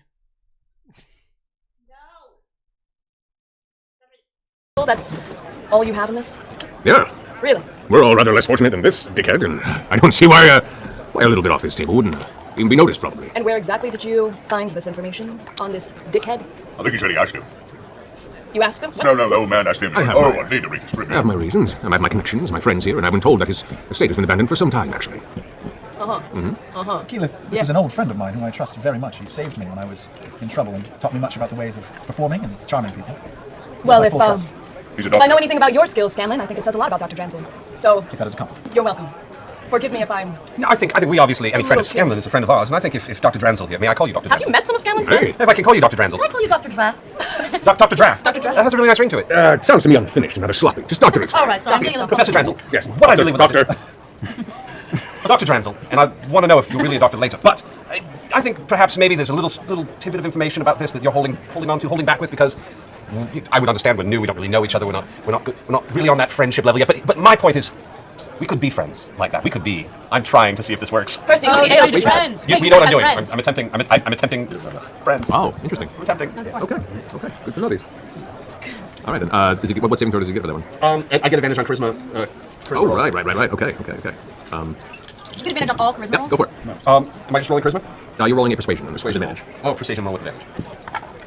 Oh, that's nice. 23. Yeah. Looks to you. We don't know who it is. We've been told it's in the Cloud Top district. It's a red brick building. It's been abandoned for over a year, and apparently it's been well boarded up. But from what I've been told, quite a lot of wealth is down there. But it's a bit dangerous of an entry. We have no way of getting into the Cloud Top, but these myths keep finding our ears. If it's the house that I think it is, it's already been Pillaged? Pillaged. Pillaged is a good word. This is a. The rumors were not incorrect, but House is this? do you remember with the Potentially? Agenday and the with our Utler Bay? I don't speak Latin. What's Latin? Pretty sure it's already been cleaned up. Dragon Butler? Oh. That's unfortunate. Oh, yes. Yes. Unless you're getting things turned over. I know that a few individuals have tried to make their way in. Came out with hefty sums of gold, but seemed to be a bit spooked. I'm going to pull up a chair and sit down in front of him. Hi there. My name's Greg. Craig? Greg. Yeah. Greg. Scanlan's friend Craig. All right, Greg. Scanlan might be able to help you with this. I'll definitely be able to help you with this, but I'm not going to do anything unless I know something more. So if you want to go into the house, if you want me to break us into the house, which I can certainly do, I really need to know a little bit more. Your chances of getting whatever you're after inside raise if you're honest with me. And I don't feel yet like you're being honest with me. So I want to help you, but I don't think I can. Without me, I'm sorry, but we're not getting in the house. So is there anything else you want to tell me about? That's all I know. All I know is they had a few other of the leaving persuasion have made their way in before, and they came out with a decent chunk of change, given that they could only be in there for a short time. Give me an insight check. That is 19. Yeah. It's hard to read, but the best you can tell is he's been pretty clear with you. And at this point, he's looking at him, his eyes go. And this is the point where I buy you a beer. And I put the coin down. You're a tricky one. All right, you got yourself some talented compadres. Well, they can't play as well as you, but they're pretty good. Takes the coin. Takes the drink. Well, you know where it is. You know what it looks like. If you're interested in finding your way in and come out with anything, we'll be here about another week. All right. How long have have you been here? We've been here about 2 weeks now, 2.5 weeks. Have you noticed, I'm sure you've seen many people come in and out, but an older gentleman dressed much nicer than he should be in an establishment like this? You describe Riskel to him? This is Elvin. Thin features, older, has some battle scars, but longish hair kept behind his ears. And as he described it, he goes, yes, actually, we had a gentleman like that who came in here a couple of times about a week ago, and I saw a few days ago. A few days ago? Yeah, he came in and watched one of our performances. Did us rather well. Did he? Seemed a bit hurried. Yes. Did you see where he went? No, I assumed he was staying here at the tavern. Really? Are there rooms here? Upstairs, they have rooms there. Should see if there's rooms downstairs. Yeah, I get up and leave the table and go talk to the bar. Do you guys want us to create some sort of distraction while you go search the place? I'm gonna talk to the barkeep and talk about rooms potentially first. I'll go. For us? Just seeing what they have available and what's being rented right now. Because we know he's downstairs. Who's gonna? Yeah, I was gonna say who's gonna go downstairs. I'll go with team downstairs. The team downstairs it is. Team downstairs. As you head to the barkeep, you see a dwarven woman wearing a simple. Okay, I am picking up on.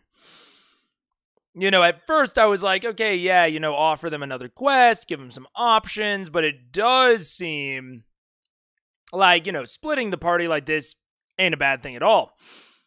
But especially when it's like, they're comfortable, they're, in this very familiar city.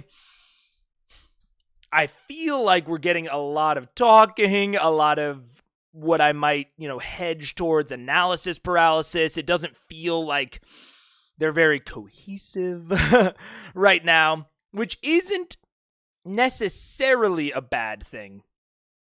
But I'm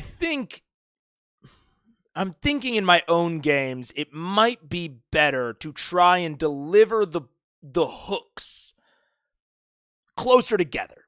Right, because they're already kind of in the middle of this Blink-182 hook, where, they have momentum on it, they're in the place to do the thing, and, some of them are still on that momentum, and some of them are diverting, and it's getting a little confusing, and, maybe people are pumping the brakes, and I think if we had delivered them relatively close to each other, then maybe they would have debated it a little bit, said, hey, we'll go do this, you guys go do that. Great, break. Instead of arresting our development, so to speak, through this plot hook. I don't know, I'm thinking about it though. I'm not entirely sure that I'm right about that. I'm thinking through how this is feeling, why it's feeling this way. That's my current sort of theory on what might make this feel a bit better.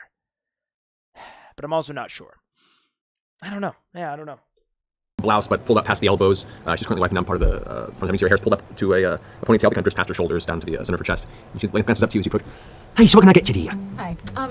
You have rooms, yes? We have rooms, eh? Only got one currently not occupied, but Do you have an older gentleman, Elvin Battlescars, I describe him, staying here right now? Fuck. No. No? No, I haven't seen someone like that. Insight checker? The insight check. Fuck. 23? 23. Her demeanor's changed, and she's gotten guarded. Nope, haven't seen anyone like that here. Sorry. Haven't. No. A lot of patrons come so through. many people coming in and out. It'd be so Hard to easy say. to lose sight of somebody like that who came in. I put 5 gold pieces onto the countertop. It sure would be wonderful if you could remember anything about him being here, however. She takes her cloth that she's wiping the counter with, and wipes over and pushes the gold coins towards you. Pulls back and goes, "Sorry, dear, I can't help you." I walk up by my sister, and where the woman just wiped that away, take a piece of chalk out of my pocket and write "thieves can't." Not the word "thieves can't." I use the "thieves can't." Yeah, on the bar and say, in that language, there is a threat here. I can help you deal with it. That's it. Make a persuasion check. Persuasion, sir? Yes. 20. She looks at it, looks at you, still holding her cloth. I will say, Liam's getting a bit involved on both sides of this. A little bit of taking up the air in the room. It's not too bad, but it's a little... Yeah.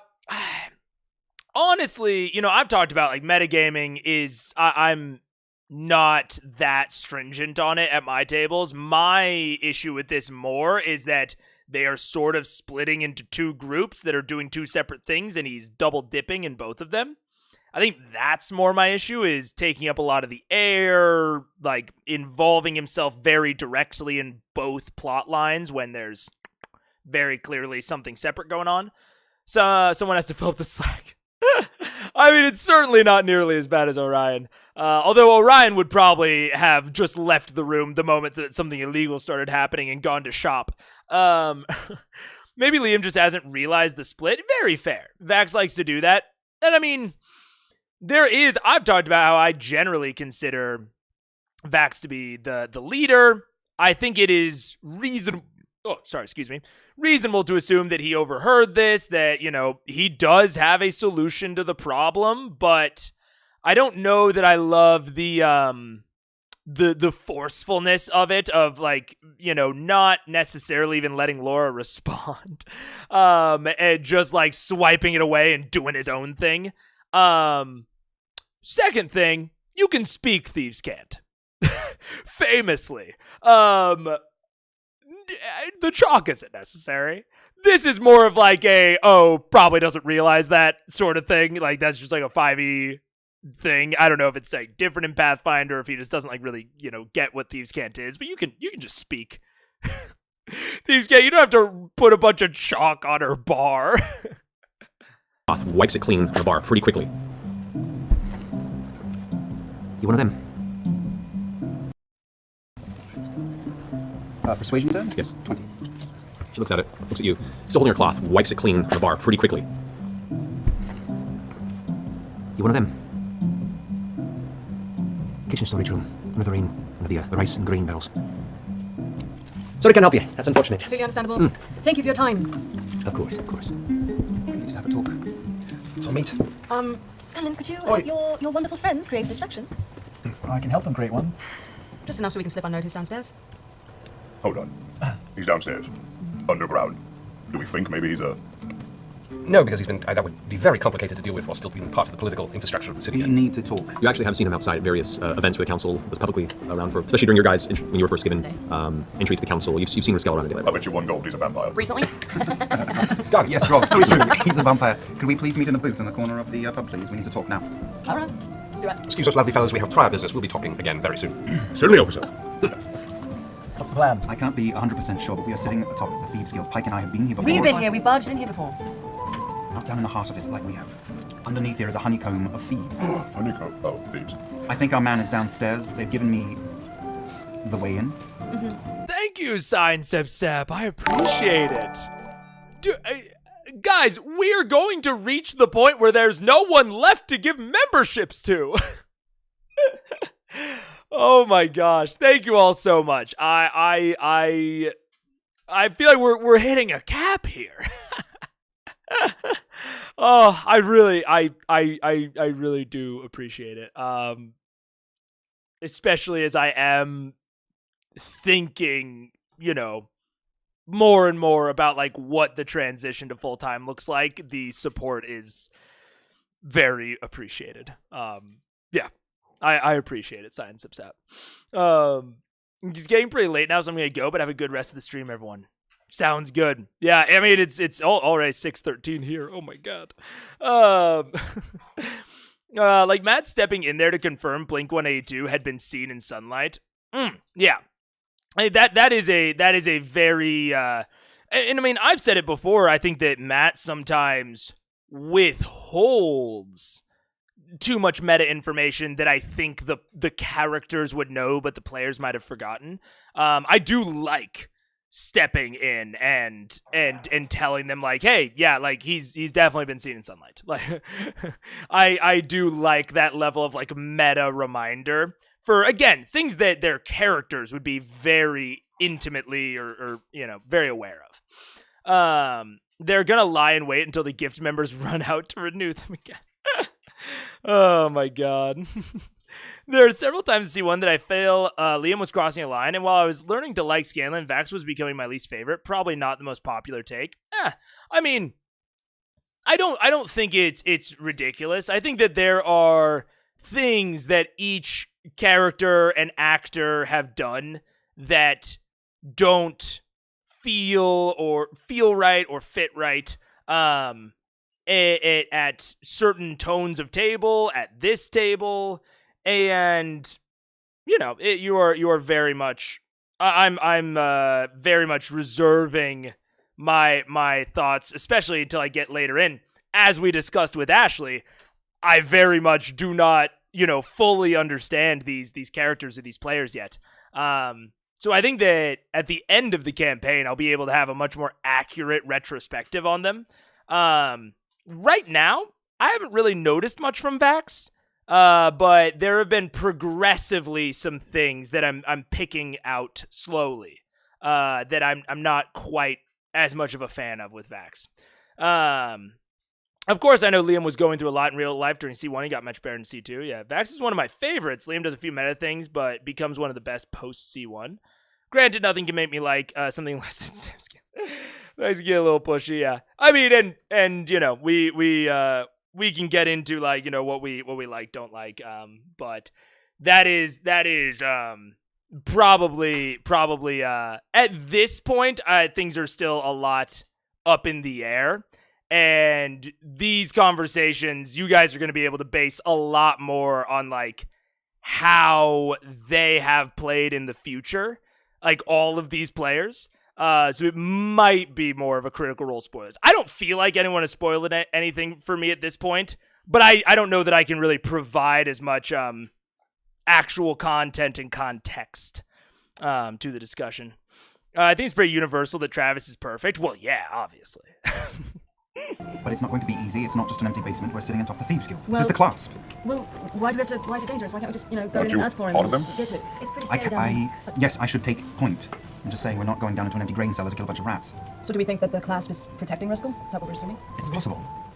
For money, anything is possible. Well, good to know, but we're still going. I mean, you were with these people once. Aren't you still? I look at your hand. Don't you have a mark? It's complicated. Where did she say to go? It was through the kitchen? She said through the kitchen storage room on the wall. And the mark is actually at the middle of the That's what I mean. I've seen it. Right. Your memory is like an iron trap. Yes. I think you guys should go. Right away. You guys, where are you? I'll follow You're close gonna behind.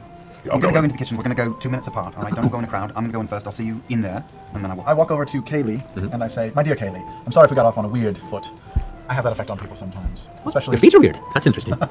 especially lovely to look at, young ladies. You are quite Smaller than I expected, those feet. Well, you know what they say. I do. Wait, no, don't. I know what they say. No, don't. That's not good. Anyway, I was impressed with you up there. Your skills with the flute are remarkable. I was wondering if I could have a little fun tonight and challenge you to a... Oh, no, I would have never... I don't even like balloons. You will notice the colors, and there's also... I don't know if you can see it. Or actually, it's more obvious up here. They are hearts for Galentine's Day.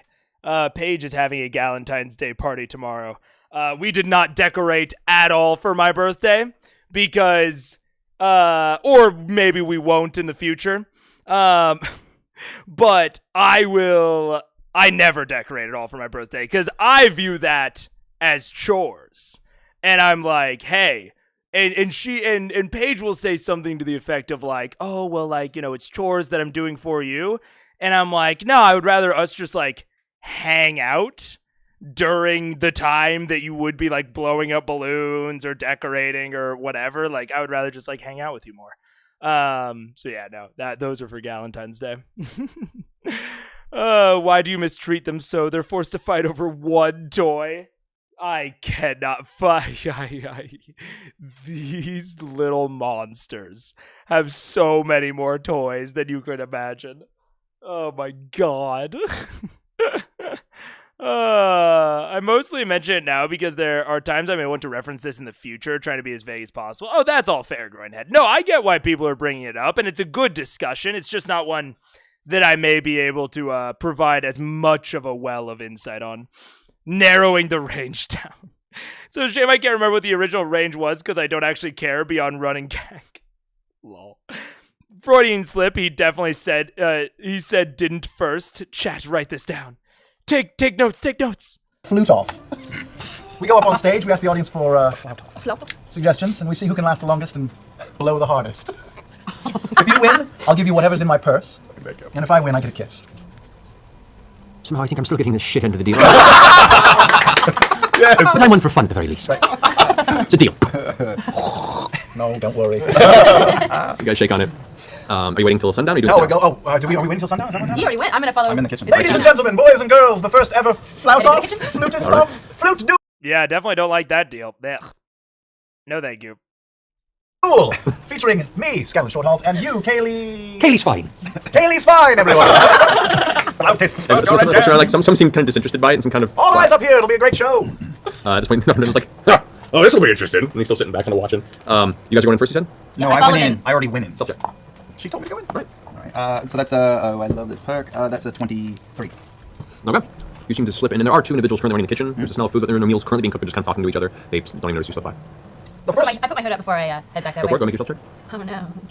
I follow them. No, I'm just kidding. Oh, I get advantage. Yep, that's right. Yeah. 25. 25, same thing.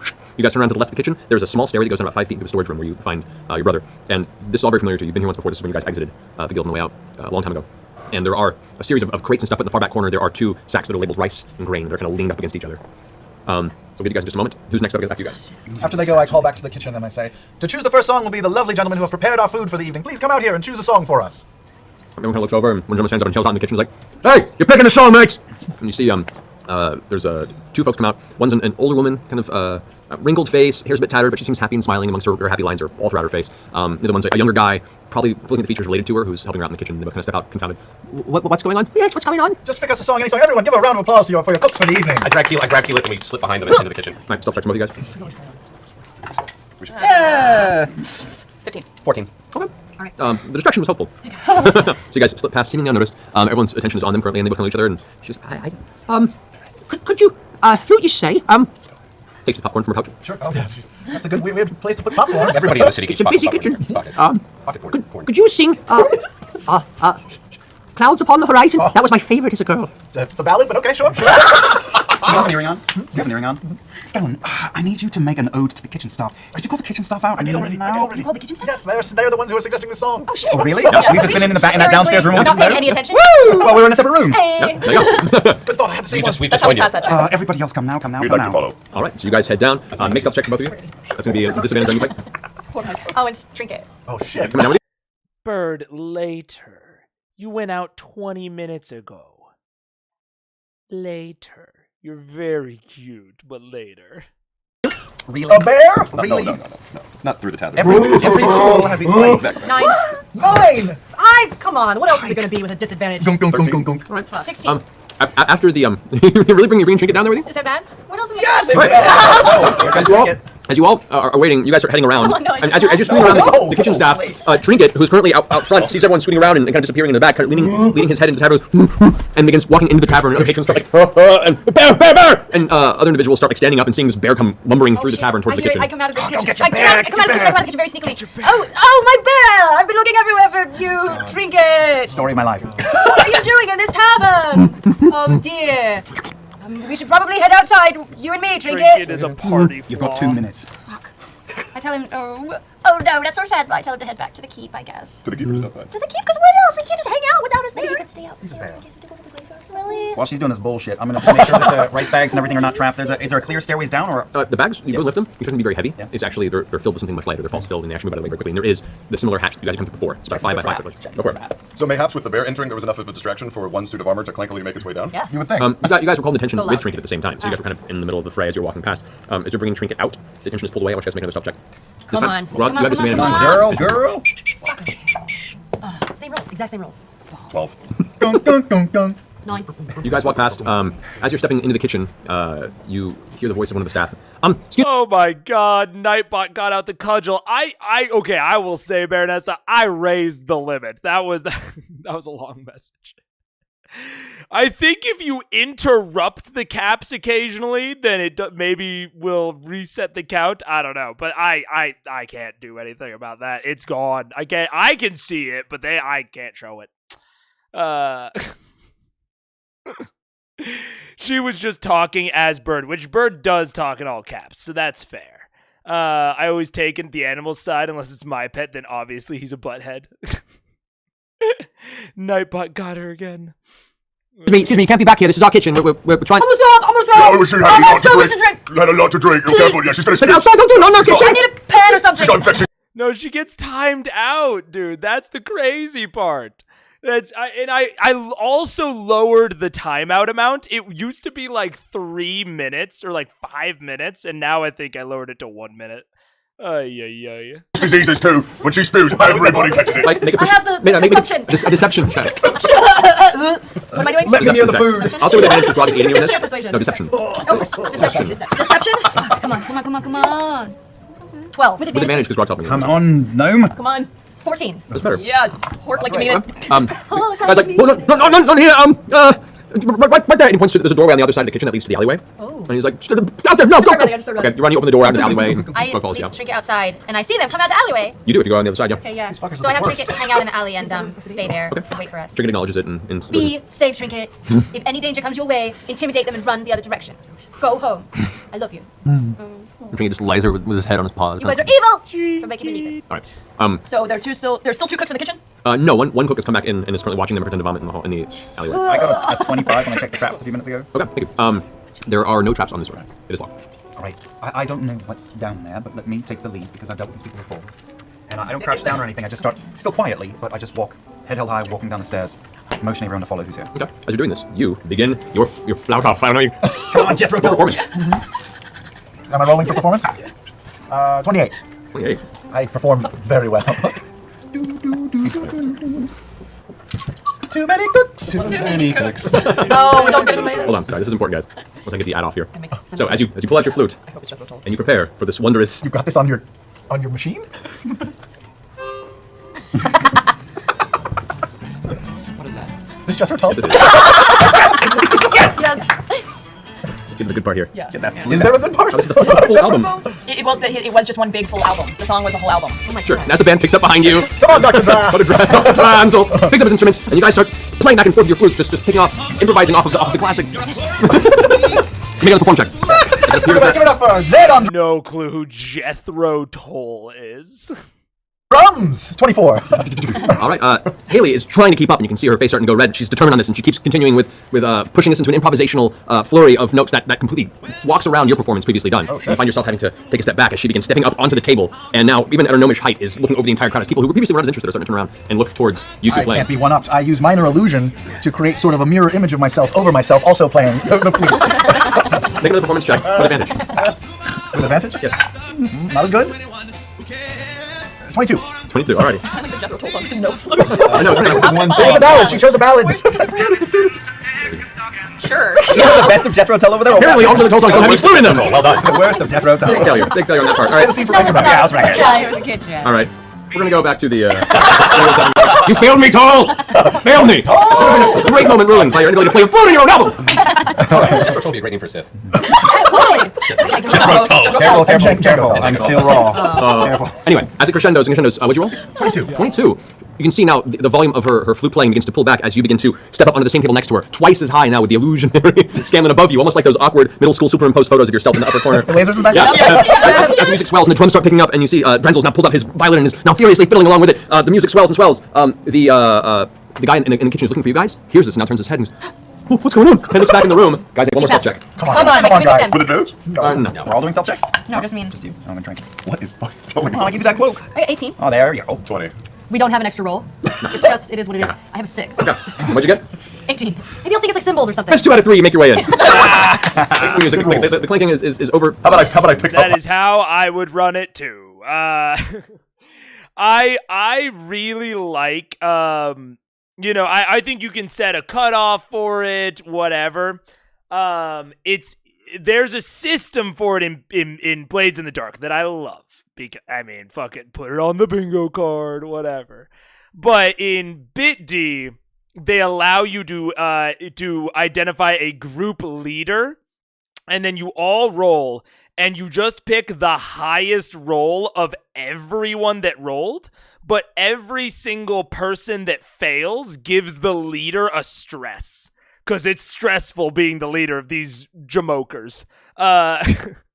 I love that. There's not a great equivalent in D&D, so a lot of times when I run it, I do like a 2 out of 3, 3 out of 4, 1/2 situation where just a certain percentage of them need to pass, and if that percentage passes, then they all pass as a group, and if that percentage does not pass, then they all fail as a group.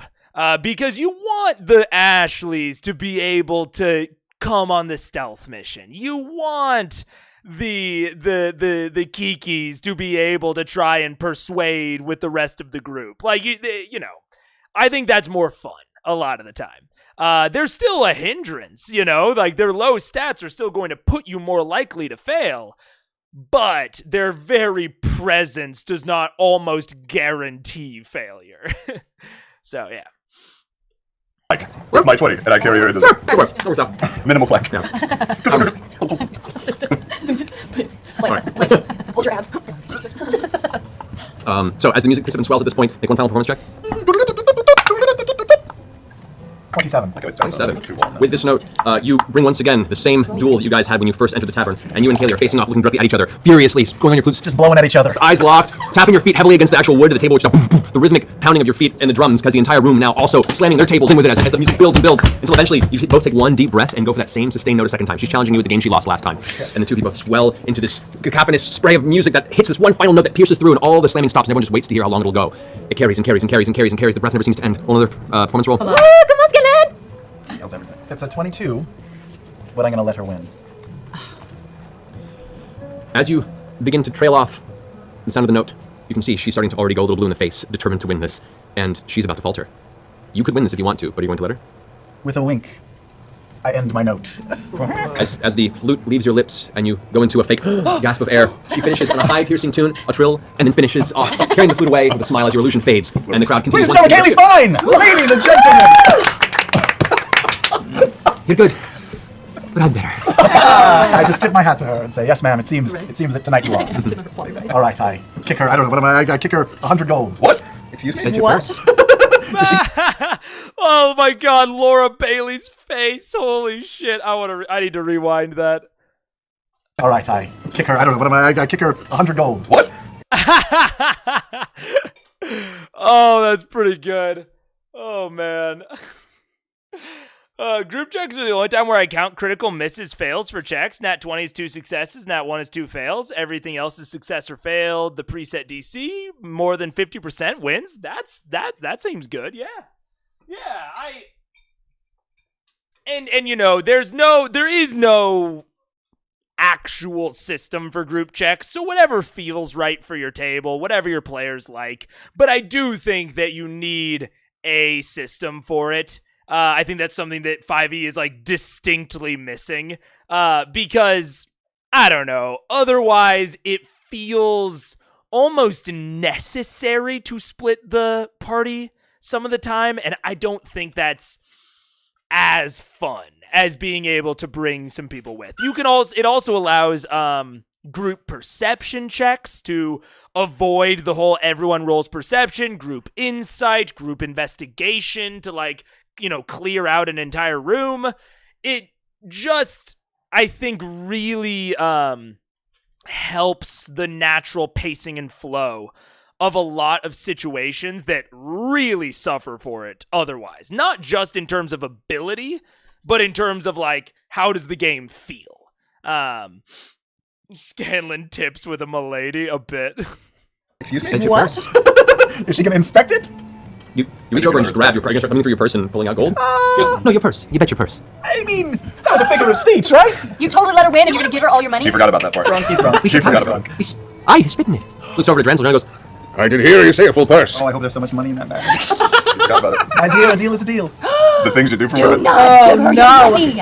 Scanlan, don't do it. There was a piece of advice that ever lived. Yeah, Fandler. This is the group checks are something that I really like out of Matt. That have been unfortunately absent at a lot of my tables, a lot of the tables I've played at.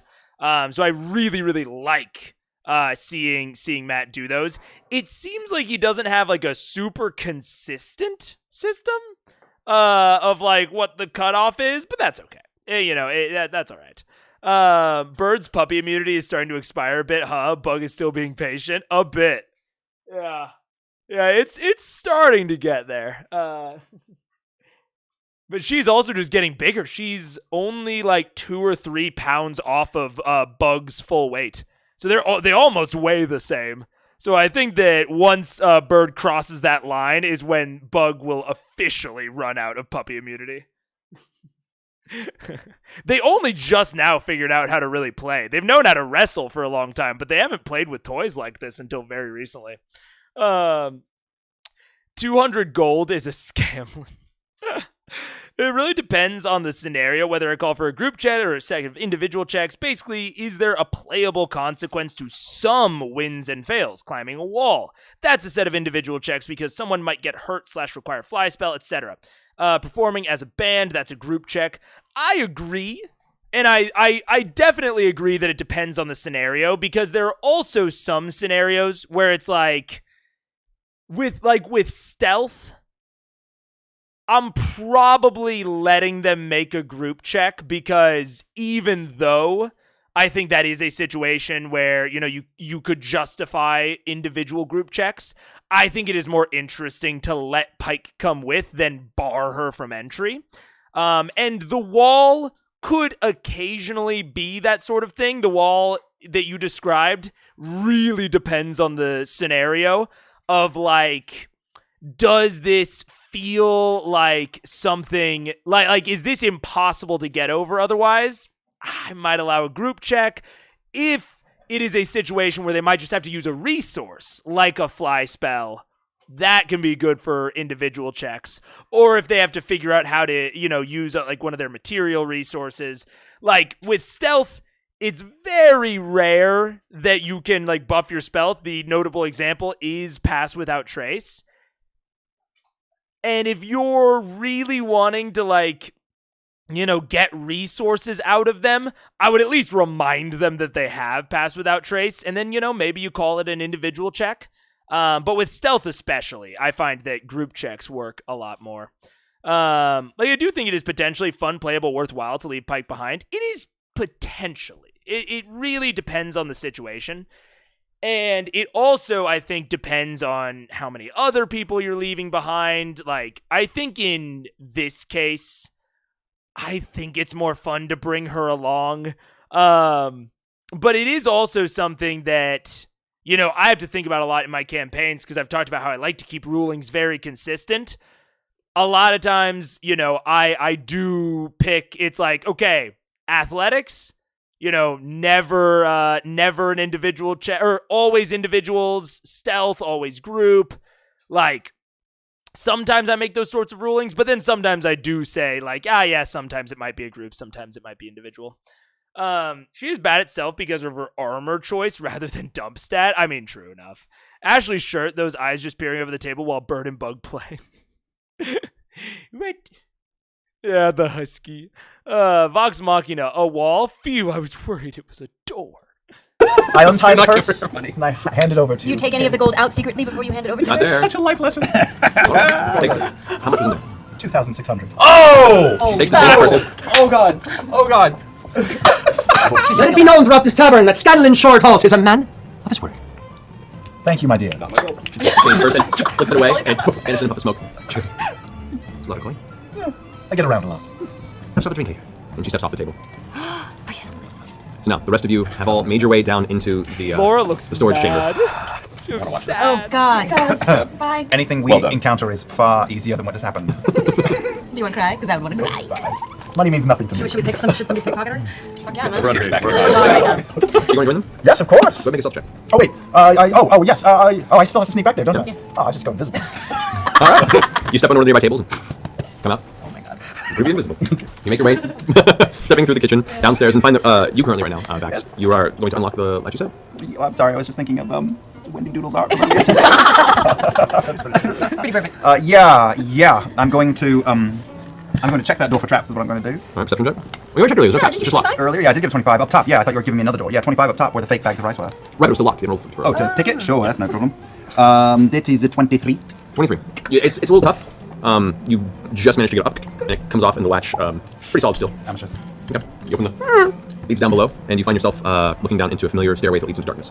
All right, I know sometimes I can seem like I'm an idiot, but let me do the talking. Yeah? Yeah. And then I start down and lead the way. All right. So as you The way. push down the stairway, we're doing marching order here. Oh. So we have it. So we have currently. You're at front. Who's behind Vax? Me. All right. Vax is behind him. Who's behind Vax? I am. All right. Percy. Oh gosh. I'm up next. The low note. Yeah. That's the brown note if I've ever heard one. Now, Scanlan Pike, Grog, who's up next? Oh, do we roll? No, so, who wants to go after you? Pike's in the back, yeah. I'm probably in the back Yeah, since I was the I'm last to move. Okay, so Scanlan will be in the back, and then probably Grog next to him, and probably Pike right there. Oh, it is a rainbow. It's a little rainbow. It's a rainbow. Oh, look at it. They can't see it because it's off yeah. camera. It's okay, both will see It's it. off camera. There's a reason for that. All right, so as you step down, the wood creaking with every here and there step, it stops, switches back, and then heads down further. You can see that this area of the room is mostly completed in construction, but a portion of this has been rebuilt. If you recall, last time you guys exited, part of this exit was destroyed. It has been reconstructed, and there at the bottom of the stairway is a thick wooden door wrapped in iron bars, or strips of iron to keep it nice and taut and strong. And you can immediately see 5 locks down the side of the door. Everybody hold up for a second. Could we crowd surf the bard up to us at the front, please? Oh, is that me? The bard. Yeah. The bard, yes. Grog, toss me forward. Not really getting his meaning. I grab him by the back of the shirt and I just chunk him. Being at the bottom of the stairway, I want you to make an acrobatics check. 12. Passed it. Wait, what's acrobatics? 12. 12. Scanlan, on the ground right next to you. Thankfully, just missing the bottom stair, which would have hurt even worse in the back. But through the slight toss, you take 6 points of damage on the fall. All right. So real grink in your back and your shoulder from the impact. You wake it up. I'm going to scoop a hand under his head and give him a slap on both sides. What are we looking at? Listen to me. I'm going to try to do the talking in here because I know these people a little. But if that fails, I need you, right? Me? Yes, just do my thing. I need you on ice for a little while, all right? So just stay between me and my sister. Okay, yes, sir. 5 locks? 5 looks, yes. 5 locks. I want a perception check for traps and for thieves' cant and anything else. That's all right. 20. Okay. Looking about the locks, none of them look to be trapped. You do notice that there is a bit of scratching on the wood next to each lock. Each one is a different language. What languages do you speak? I speak Elvish Common Abyssal. You speak the same languages as me. Yeah, you're related. I think you grew up together. Stubby. Oh, I also speak Undercommon. I do not. Looking at it, Abyssal, you do recognize 2 of them, and it's the top one and the bottom one, and both of them, the equivalent in common would be a phrase like enter or pass. Is one of them an Underdark? Speak friend in No Undercommon, no. What about Draconic? Underdark would be Undercommon. Never mind. Celestial? Elven? Nothing in Elven. Dwarvish? There is a Dwarvish one. Gegazo say? Kogan? I do not speak this language, but welcome. I don't know if you speak English, but happy to have you regardless. What's up, Tai? We're making solid progress. They're going into the basement of the tavern, and there is some sort of puzzle lock in front of them. We will see. I think I might have some insight coming back in my brain regarding Liam this episode. Potentially. Oh! You can read that. I have a belt of dwarven kind that lets me read Dwarvish. If you could read. Yeah, you can tell me. Wait, it sounds like the abyssal ones are the Why ones don't you you have read to it do. to me, and then I'll tell you what it is, Yeah, and then but we'll those be like say enter. teamwork. Okay. I don't know what the other ones say then. All right. So Any a gnomer? there is the one in the middle isn't Dwarven. The 2 of you recognize it. You walk up and say, "That's Dwarven." That's as far as you actually understand. You know it's Dwarven. Go ahead and make an intelligence check. Just go for it. Come on. Roll. Go. 20, come on. Roll d20 and add your modifier. For intelligence? Yep. 9. You have a -2 Yes. modifier. You That was a bad it's Dwarvish. You know Dwarvish? I do. Okay. Coming up behind Grog, and you kind of want to whisper to him and let him have the moment. Okay. You recognize the rune is the common equivalent of. Oh, it was rude? Oh no. It has say, which I know is Portuguese and I think Spanish. Oh, it was rude? Oh no. Well, now I want to know what it said. I'll look it up in my off time. No worries. Thank you for taking care of it, Mustang. I did not realize it was rude. And none of them are in Elvish. No, none of them are Elvish. Sylvan? There's no Elvish whatsoever. Oh, as part of that. that's This word in Dwarvish means gentry. And none of it is. None of it's in. Does anyone know? Does anyone know Goblin? No. Oh, don't you know goblins, Cameron? I fucking hate goblins. That doesn't mean I know their language. All right. And does anyone know Primordial? I do. You know Primordial? Yeah. Okay. The bottom, the 4th one on the bottom, like you have the top one and the bottom one which you read, the middle one which Dwarvish you guys read. The 4th one is a primordial phrase that says the equivalent. It is a language of guttural elemental sounds. It is a no. It is a no, a stop, a general halt type. Shit, don't do that loud. So that leaves confusing. one left. One to be- And we don't know what it says. There's no thieves' cant on this door. So wait, the top one is a yes. The middle one is a yes. The bottom one is yes. The second one down. We don't know. The second one down you do know. That's the one that says No. no. And then Oh. the B slot we don't know. And then the D's. Altogether, there's 5 locks and we know 4 of them? Yeah. Uniform, yes. Is there any way to try to figure out what it says? Outside of not I knowing just language or want to look at the magical two. means that would allow I'll you look to. at the 2 in Abyssal. It just say entry. Is that right? Correct. And I already checked for traps and you said there are no traps. Just locks. No, you have not checked for traps on this one. Do I need to check each lock? You would. Do you want some Why don't you just check inspiration? the traps on the Yeah. 2 that are unknown to us or negative? Do you want an enhancement of your abilities? Yeah. Okay, you use 5. dexterity, right? Yeah. I'm not sure about this trap. I mean, I like anyone that watched the stream with me and Ryan knows I like using languages in puzzles. The puzzle I just built yesterday utilized Primordial, in fact. But I don't know in general how I feel about a puzzle that is just kinda there, you know, like where they just kinda stare at it until they solve it. Like, I like for puzzles to be not necessarily easier, but I like for them to be a bit more interactive. This is very language dependent. It is, which is okay, but how do I say it exactly? Like, this is just like they stare at the door or else they don't get past. Like, it's a bottleneck. And I like bottlenecks are fine. Every dungeon needs some amount of bottlenecks. It's a way for the DM to control pacing and to just control the players in general. And their progress through the dungeon. You need some sort of bottleneck. But having the bottleneck that is just a puzzle and there's no sort of, at least from what I can tell, there's no sort of danger, there's no sort of timer. I think the thing that I'm struggling with on this one specifically is that there's no reason that they can't just sit in this hallway and, like, think about it for a while. You know what I'm saying? Like, there's nothing, like, pushing them forward or backward. It is just a wall, and they stare at it, and they either know how to get through it, or they don't. It's a little interesting. So I'm wondering if there's, like, if they can be experimental with it, like, if they you know, tick the keys or whatever. You know, I'm curious there, but in general, I don't love puzzles being the bottleneck, which is ironic because the one that I made last night has a puzzle as the bottleneck. But I also like for there to be a lot of ways through a puzzle. So, like, clearly the languages are the obvious way through. I'm wondering if there's maybe a less obvious way through that's going to make itself known. We're gonna have to see. I love Sam's logic here. Goblins killed my family, so I'm going to write a strongly worded letter to their manager. Yeah. I can see why streamers restrict interactions to English. Easier for mods to do their thing. That's true. I might have to consider that. I mean, I know Mustang said that they have translate on tap.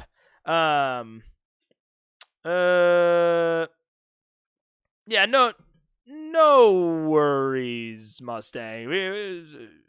We're fine. We're chill for now. I was just reading a DM. Yeah. That's. Yeah, I haven't gotten to the point where I've had like too many like very explicit negative interactions with chatters. I've had some people that like cross lines that I had to call out, but nothing like directly like that. Yeah. Interesting. I don't know how to restrict my language. I'll have to figure it out later. N5. Did I miss it? Oh, yeah, true. Maybe watch a little bit more. Yeah, true. I am interested to see how this resolves itself. The comment was anti, and I'm not sure if it was meant to be insulting or confused to give the benefit of the doubt, but it definitely wasn't polite. Yeah, I saw that. I don't think that would do anything. It would just have the same result, where you ban the message. Yeah. It's funny to me that VM is trying to solve a language puzzle at the same time as we are on stream. It's all together. We're crossing into the Matrix. Comment basically asks, what are you, but with expletives? Yeah, which like maybe makes more sense in, you know, the I don't know. What I mean, hello, I'm a person. Hello. I don't know. Negative interaction. Your mother was a hamster. You can't restrict it to English, but you can't restrict it, but you can set a chat rule English only, and then give your mods carte blanche to delete any message that is entirely or mostly in a foreign language. Oh, I see. Interesting. Interesting. Your father smelt of elderberries. See, that's how you avoid Nightbot. That's, I think, how you do it, Turd Mons. Anyways, we'll get back to it. Interesting streamer shit. Give him, it's like Cat's Grace. I cast enhance ability on him. I'm making this shit up. Yeah. Kind of, yeah. All right. So just to the feature, you feel your form becoming more dexterous. You have advantage right now on dexterity checks for as long as she maintains concentration on the spell. So we've got Abyssal, Dwarven in the middle, and Primordial on the second to last. And the Primordial says no, yeah? Yeah, and then The Abyssals say yes. The Dwarven said what? Yes. Yes. They all say enter. So I want to try to pick the 3 that I know. The 2 Abyssals and the Dwarven say entry. So then I have an advantage on... Did you check the traps? I did. I checked the traps, right? You're rolling right now to check I'm the right. traps. I'm rolling right now to check the traps. All right, go for it. So the top is Abyssal. Here I go. Natural 20! Top one is locked, but it is not trapped. Go for middle. All right. No, I'm going to unlock that. Okay, go for it. With advantage. With advantage. Balsa. So that's okay. This is lockpick, right? 23. 23. Not a very complicated lock, the top one. It comes off without a problem. Perfectly silently, you just pull the latch back. All right, I'm going to go down to the bottom, to the Abyssal on the bottom. Over that one? Checking for traps.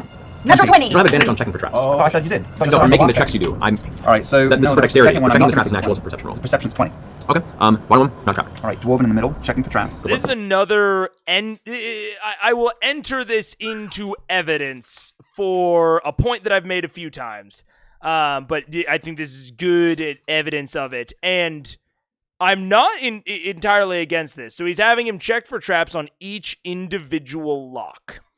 Now, the checking for traps is most definitely investigation. Oh, well, yeah, certainly.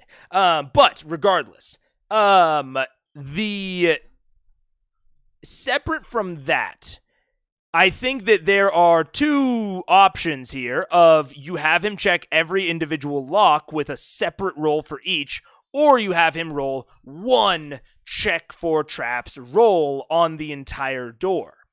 And the difference would be how likely you want it to be for him to fail and how close you want him to be to like average. If you have him only roll once, there's a much wider range of the thing that he might roll, right?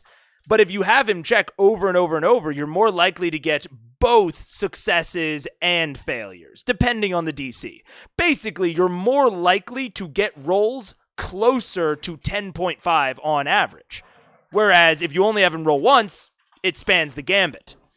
So, that is something that that is a lever that you have as a DM. I don't think that there's a right or wrong way here.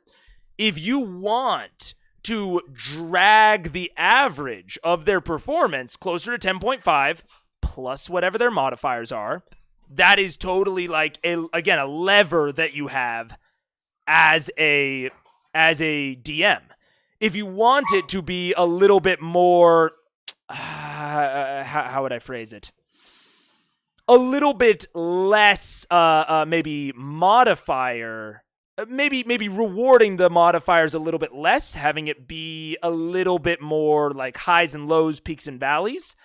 1 single check is going to accomplish that tone more often. You're going to get more like, I rolled a 5 for the entire door, whereas right now, he might roll a 5 for one of the locks, but he's more likely to roll higher for the others. So that is, again, I call it a lever that you can pull as a DM. If you want their modifier to be a more prominent factor or not.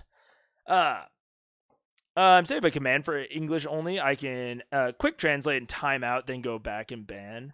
Yeah, I mean, I don't think we need to ban people quite yet. If they get a little, if they get more rowdy, then we can consider it. I don't like banning people, at least yet. Interesting question. How difficult would Mega make getting to a thieves guild or underground thief hideout? It would depend on the sort of tier, I would suppose, of this thieves guild. Like, are they just starting out? Are they well established? Are they like a fucking syndicate that like runs this shit?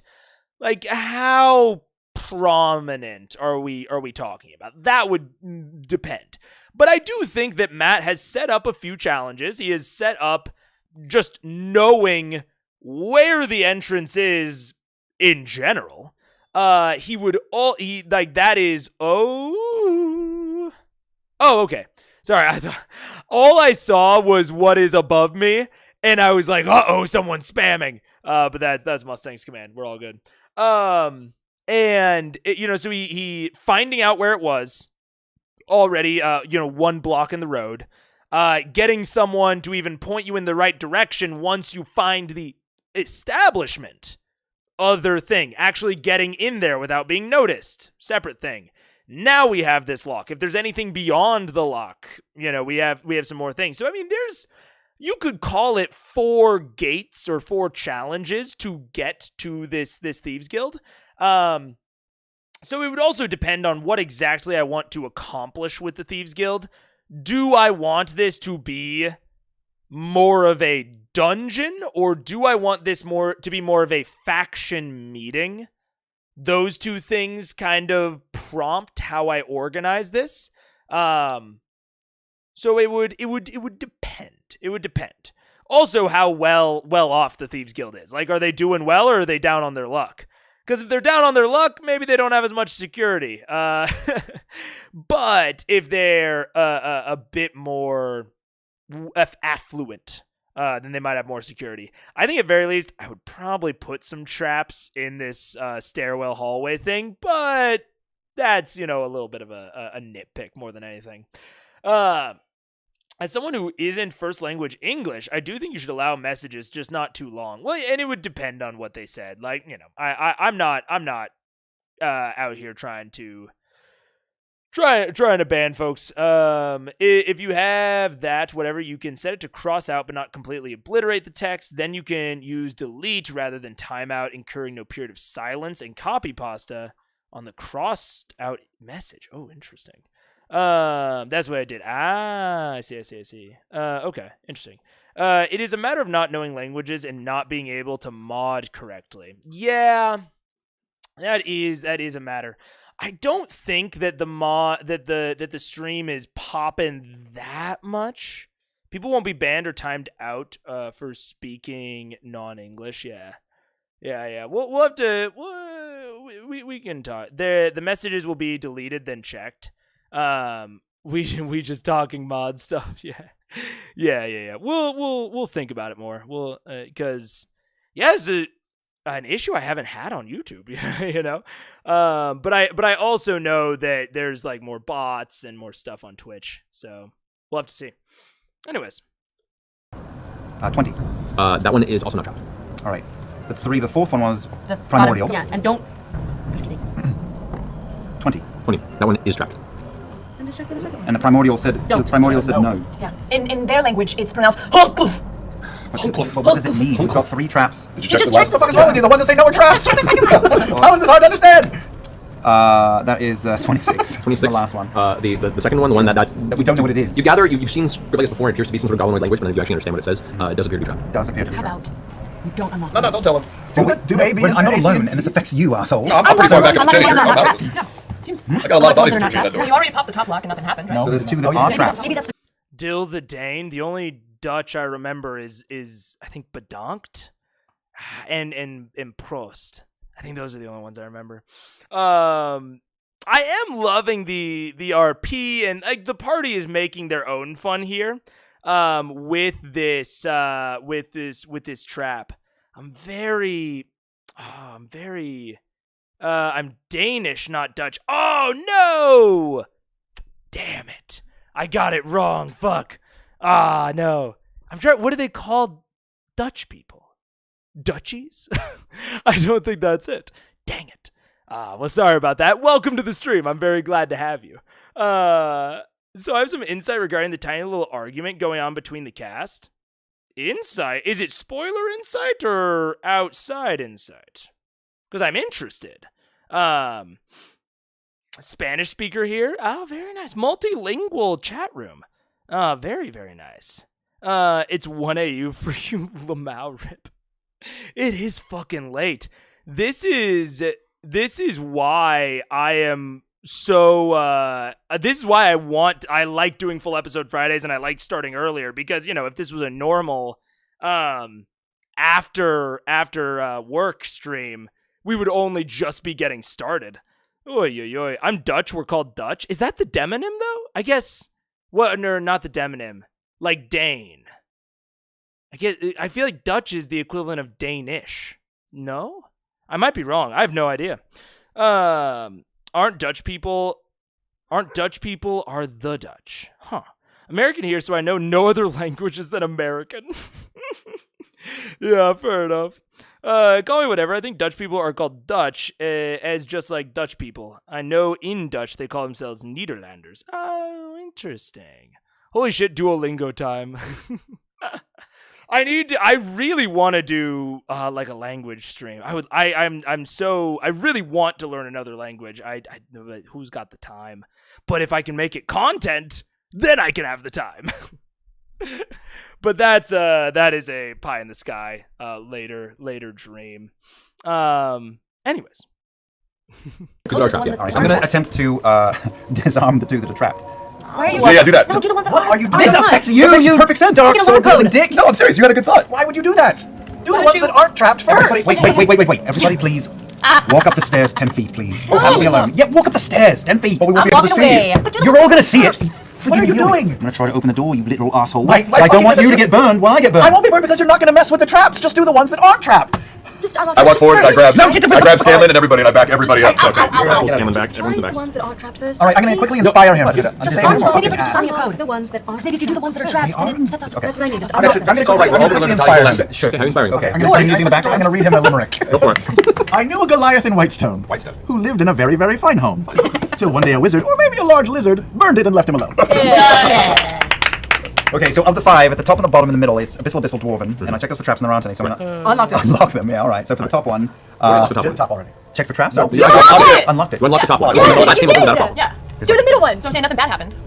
Can I use what I just rolled for the middle one? Code, yeah. No one's saying no, don't unlock. Make sure you disarm the other two. There's too many people talking, I don't know what's going on. Yeah, I just rolled advantage. Okay, so I got rolled 10 twice, and that is, Thieves of 23. 23? Yeah. The middle one opens. The left Okay, goes now the open. bottom one. I will say, so what I was talking about earlier with, having them roll more, it can increase confusion. I mean, just in general, more information in a very, very short amount of time, like more like new information, can lead to a lot of confusion, sort of like what we saw earlier with the lore dump. So having, I don't think it would feel quite as thematic, but as an example, a lot of times it will be less confusing if you still want to have them do 5 traps, if you basically want to have there be 5 locks in the way, to split this into 5 consecutive doors rather than 1 door with 5 locks. That is bad. I would never do that. Like, thematically, like, everything is better about the 1 door with 5 locks, but the actual, like, communication between DM and players about, like, information and your actions and the effect of your actions, 5 consecutive doors is much more consumable. So there is a level of, if you want all of these locks to essentially be individual challenges, you could consider spreading them out. Like maybe putting one of the locks with this language stuff on the trapdoor, maybe 2 of them. Split this into a 2 and 3 situation. It then becomes much, much more consumable and in theater of the mind, where you like don't have to draw out reference frames or like keep notes or anything. It becomes much easier to just know and remember for the players. I don't know that that would have been good in this specific situation, but this situation is exemplary of the problem that you should consider with other traps, when you're designing them. It's got the green light from John. Ooh. This argument is being exacerbated by Liam not feeling well this episode. He started developing a chronic ear issue that causes confusion, especially in noisy areas. I see. And when everyone like starts yelling and talking over, I can very much see that. That sucks. Fair enough. Yeah. To quote Bruce Willis in The Fifth Element, I only speak two languages, English and bad English. I used to speak American Sign Language, but I've lost it all. And I took a little bit of Russian, but not too much. Bad English, so American English. I think a visual aid could be good for Matt here. Yeah. There is very much that level of, if you have a complicated trap, sort of reminiscent of the trap underneath Castle Whitestone that had, the very specific arrangement of things. When you have a lot of complex nodes of the trap where you might be doing like individual things to each node, a visual diagram that players can reference can be good for that communication. And then, if you're Matt, you can like cross this one out, like, or put a check mark next to it, like checked for traps, no traps. And then Liam, it's much easier for him to look at that visual reference. There's one thing that Matt does very well, all the lore and NPCs, but TBH, as a regular viewer, I always catch the quick resume videos resume videos on YouTube, because you do lose a lot of concentration with all the expo dump when you're not playing yourself. I think that is also a big thing that actual plays need to be aware of is, you're probably not sitting there as a player taking notes. Or, sorry, you're probably not sitting there as a viewer taking notes or paying attention in the same way that one of the players is. So I do think that there's also a consideration there for Matt about these info dumps. I've seen him do info dumps both well and not well. Like, I talked about it in the Underdark arc a lot, where he would kind of alternate back and forth between me liking his info dumps versus not liking them. I think the one from Uriel earlier was pretty good. So, yeah, but that is another consideration for Matt, given that this is like a product that has viewers rather than an at-home game. Drifting DC, DC 10, you unlock, DC 12, 2 unlocks, and so on. Could be, yeah. Bio break soon? Ooh, we are a bit past the time for a bio break. Whenever, might keep going. I don't know if we're close to an ad run on Twitch, Mustang. I'll try to time it with that. If one's close. If one's not close, then, whatever. I'd say as a visual player, descriptions, visual art, etc. helps a ton. Oh, I agree on that. Yeah. Just a small descriptions of what people look like, their small quirks, etc.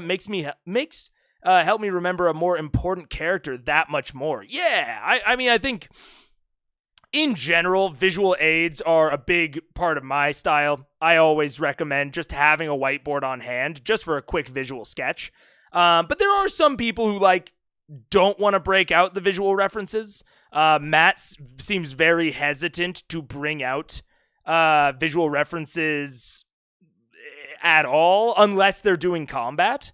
So, if you are that type of person that doesn't want to break out the visual references, there are some strategies towards making things more consumable, which I think the primary thing is spreading things out. Help making people deal with one thing at a time. It can be much more consumable as opposed to dealing with a bunch of things all at once. Even if they're the same, kind of relative challenge. I knew if he knew their language ahead of time, he could have had different visual aid for all of them with relevant translations. That's also very true. If he really thought that they were gonna come here. Damn, screwed up my own bad joke. So common. Go a little bit further. A Beto bio moment coming up. Okay, sounds good. Yeah. We'll go a little bit further. Shush! Go for it. Okay. 29. Hang on. The bottom one, it's a different type of latch. It's actually a rod that pushes into the door. Yeah. You managed to find a break in the wood where it's split, and you pull the instrument and pull the latch open. So those three are now currently unlocked. Okay, so try pushing the door. Then think of your team. Make sure they're all disarmed. So here's what we don't know what's going on. We've got number 1, number 3, number 5 are untrapped, unlocked. Number 2 and number 4 are trapped, but I'm just pushing the door open. Do whatever you want that's a good idea. Try But I disarming don't have to them. make the decision on my own because you're all 10 feet away. Try disarming them, sure, why not? Do whatever you want. Do Follow your your thing. heart. We believe in you. Don't blow up your... This episode is episode 37. So This is my first time ever through Critical Role. I see the dragon board is gone. He is indeed.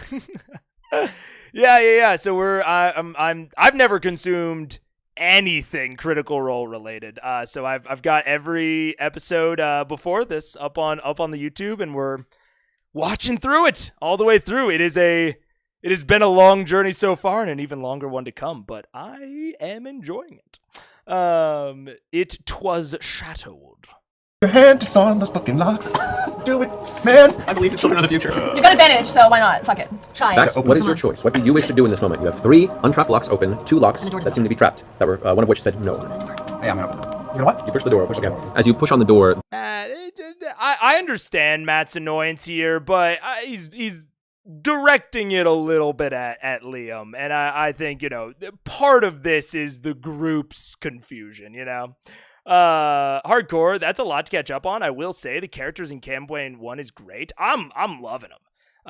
They really spoke to me, Scanlan in particular, but also Pike, Grog, etc. I adore Grog. But yeah, I mean, this is oh god, how far are we? Yeah, we're 6 hours. Most of them are long streams. But I find them very entertaining. Matt doesn't sound annoyed here. Really? Oh man, the body language and voice to me sound annoyed. I don't know. Maybe it could be just different understandings, but yeah, that sounded a bit annoyed to me. I don't know. Seem to be trapped. That were one of which said no. Hey, I'm gonna. You know what? You push the door. Okay. As you push on the door, the 2 locks on there give no resistance. It seems they were both false locks, and as the door slowly pushes open, you get the feeling that perhaps the traps were based on the attempt to pick them or disarm. Good job, Hey, brother. good job, man. No high five. Maybe just like a touch then. Yeah. Okay. Nice job, Max. Nice job, Max. You're now looking into a familiar, very dark hallway with very low light by a few torch sconces that just flicker. The material used to keep them burning pretty low, and the embers are starting to drift into a small pile of soot on the stone floor beneath them. You can smell the remaining smoke and scent of burning wood. To the right of you is a hallway that continues down to where spiraling Modeth once lived before you cut his head off. The doors are closed to that room, and it curves off to the left down a long hallway. To the left of where you currently are, the hallway continues into darkness and turns around the corner into shadow. Okay, so there was a cell that we were in, and there was a larger room where we were surrounded by Modeth and a lot of people. You smell anything? What do you think's more? You smell likely? the residue of burnt wood and tinder. Nothing beyond that is noteworthy. Do I see any tracks? They look like they could have been from an elf, an old guy with some battle scars. Make a survival check. Oh, I can do those too. Yeah, it could have just been that he's annoyance at the others. It's just like the tone and the crossed arms to me. But I could have been reading a bit more into it. I saw a cute dog. We all know good boys go to Celestia. It's D&D canon. I stand by it. That dude, the one down there is Bug, and then there's another one somewhere around here that's Bird. Bug and Bird. Can I help her with that? No. Sorry, her ranger tracking training is far beyond anything you as a barbarian have attempted. Though you are good at tracking naturally as a barbarian, you could attempt to make a roll on your own, but it wouldn't be helping her with it. Right, yeah. 21. Never mind. Okay. Try it. Looking about, it is a stone floor. You do see scuff marks and pieces where dust has been pushed aside by boots. Many footfalls have come through this area, but there's no way to really ascertain any recent traffic or direction. I would have had to roll a 20, I bet. While we're waiting, I'm gonna throw my hood over one shoulder and I'm gonna undo my sleeve so that the clasp is back here, isn't it? Yes. Just take your shoes off. No. Show it to the world. I'm gonna cast Pass Without a Trace on all of All right. So wait, are there 2 different directions, or is it Yeah, just so one to the right or the left. Can I ascertain if there's any type of draft or any? First of all, already tried. There's no. Oh, you already tried. So here's what I'm thinking. I mean, we could sneak through here, and this one is going to sound like a herd of. Not necessarily. I just cast Pass Without a Don't Trace. disparage her. She's wonderful and beautiful. Our chances of sneaking through here are low. I could try to talk us through, and this guy's a threat to them because the kingdom wants him, and they're housing him, and that is not really financially viable. So I feel like perhaps we talk our way out of this. We don't have to go in banging an evil sword. Not that we have one. Yeah, around. we're down. Ooh, I did forget about that, because the plants, unless they have crazy timing, the plants did say that Mans is still in the city, so they are hiding him, not transporting him. I did kind of forget about that. Because earlier my theory was that they were transporting him out of the city. So unless the timing is crazy, I don't think that's what's happening. Because the plants told Keyleth that he's underneath this place. Interesting. Okay. So they're about to confront him. So this plot thread is about to wrap up much quicker than I thought it was. Which is kind of fair, honestly. If you're transitioning out he kind of gave them like really easy resolutions to a lot of the other loose threads, which is fair. But that is a good strat to maybe make there be 1 or 2 plot threads that can't be resolved easily. Like, one is Ripley having escaped. She's off in the wind, who knows where. And then you have this other one where they can either choose to resolve it, or if they wait too long, it becomes a loose plot thread in the wind, just like Ripley. That's kind of a good strategy. I like that. Because originally I thought, okay, this is going to transition us into the next arc. But having them, have a breather session right after the climax, and then have to try a little bit, but in a much more controlled environment, to close up one of the other plot threads. Because, let's be honest, they're in Amman, they're town heroes, they've got a fucking keep, they're on the council. If they get caught here, the worst that happens is probably a slap on the wrist. So this is nice. This is giving them a challenge, but in a very safe environment to help them continue to decompress from the Briarwood arc itself. And I guess you could say we're still kind of in the arc, we're just on the downswing. But I like that after the big, risky, tense climax, we have something that still presents some challenge. They could still fuck it up. They could choose not to do it.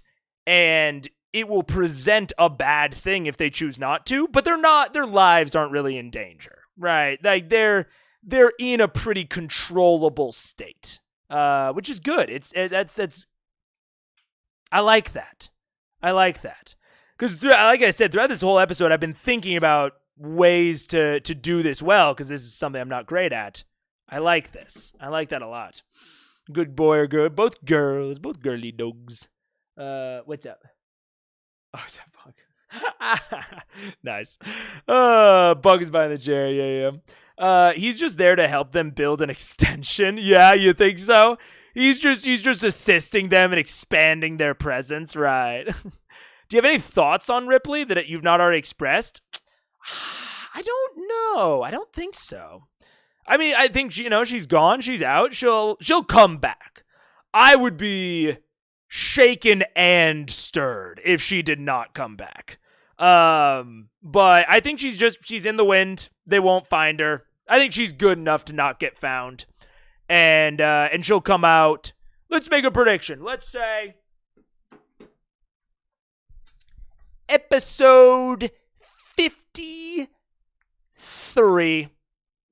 Episode 53, we are going to see Ripley again. That's my guess. No reason for it. Just feels like the right number. I think a Ripley aside here is a bit unnecessary. Obviously, it's up to Mega, though. It's not just a Ripley aside. I'm thinking through how you go through this transitionary period between arcs. So, we're thinking about Ripley. We're thinking about whoever Blink-182 is. I keep forgetting his name.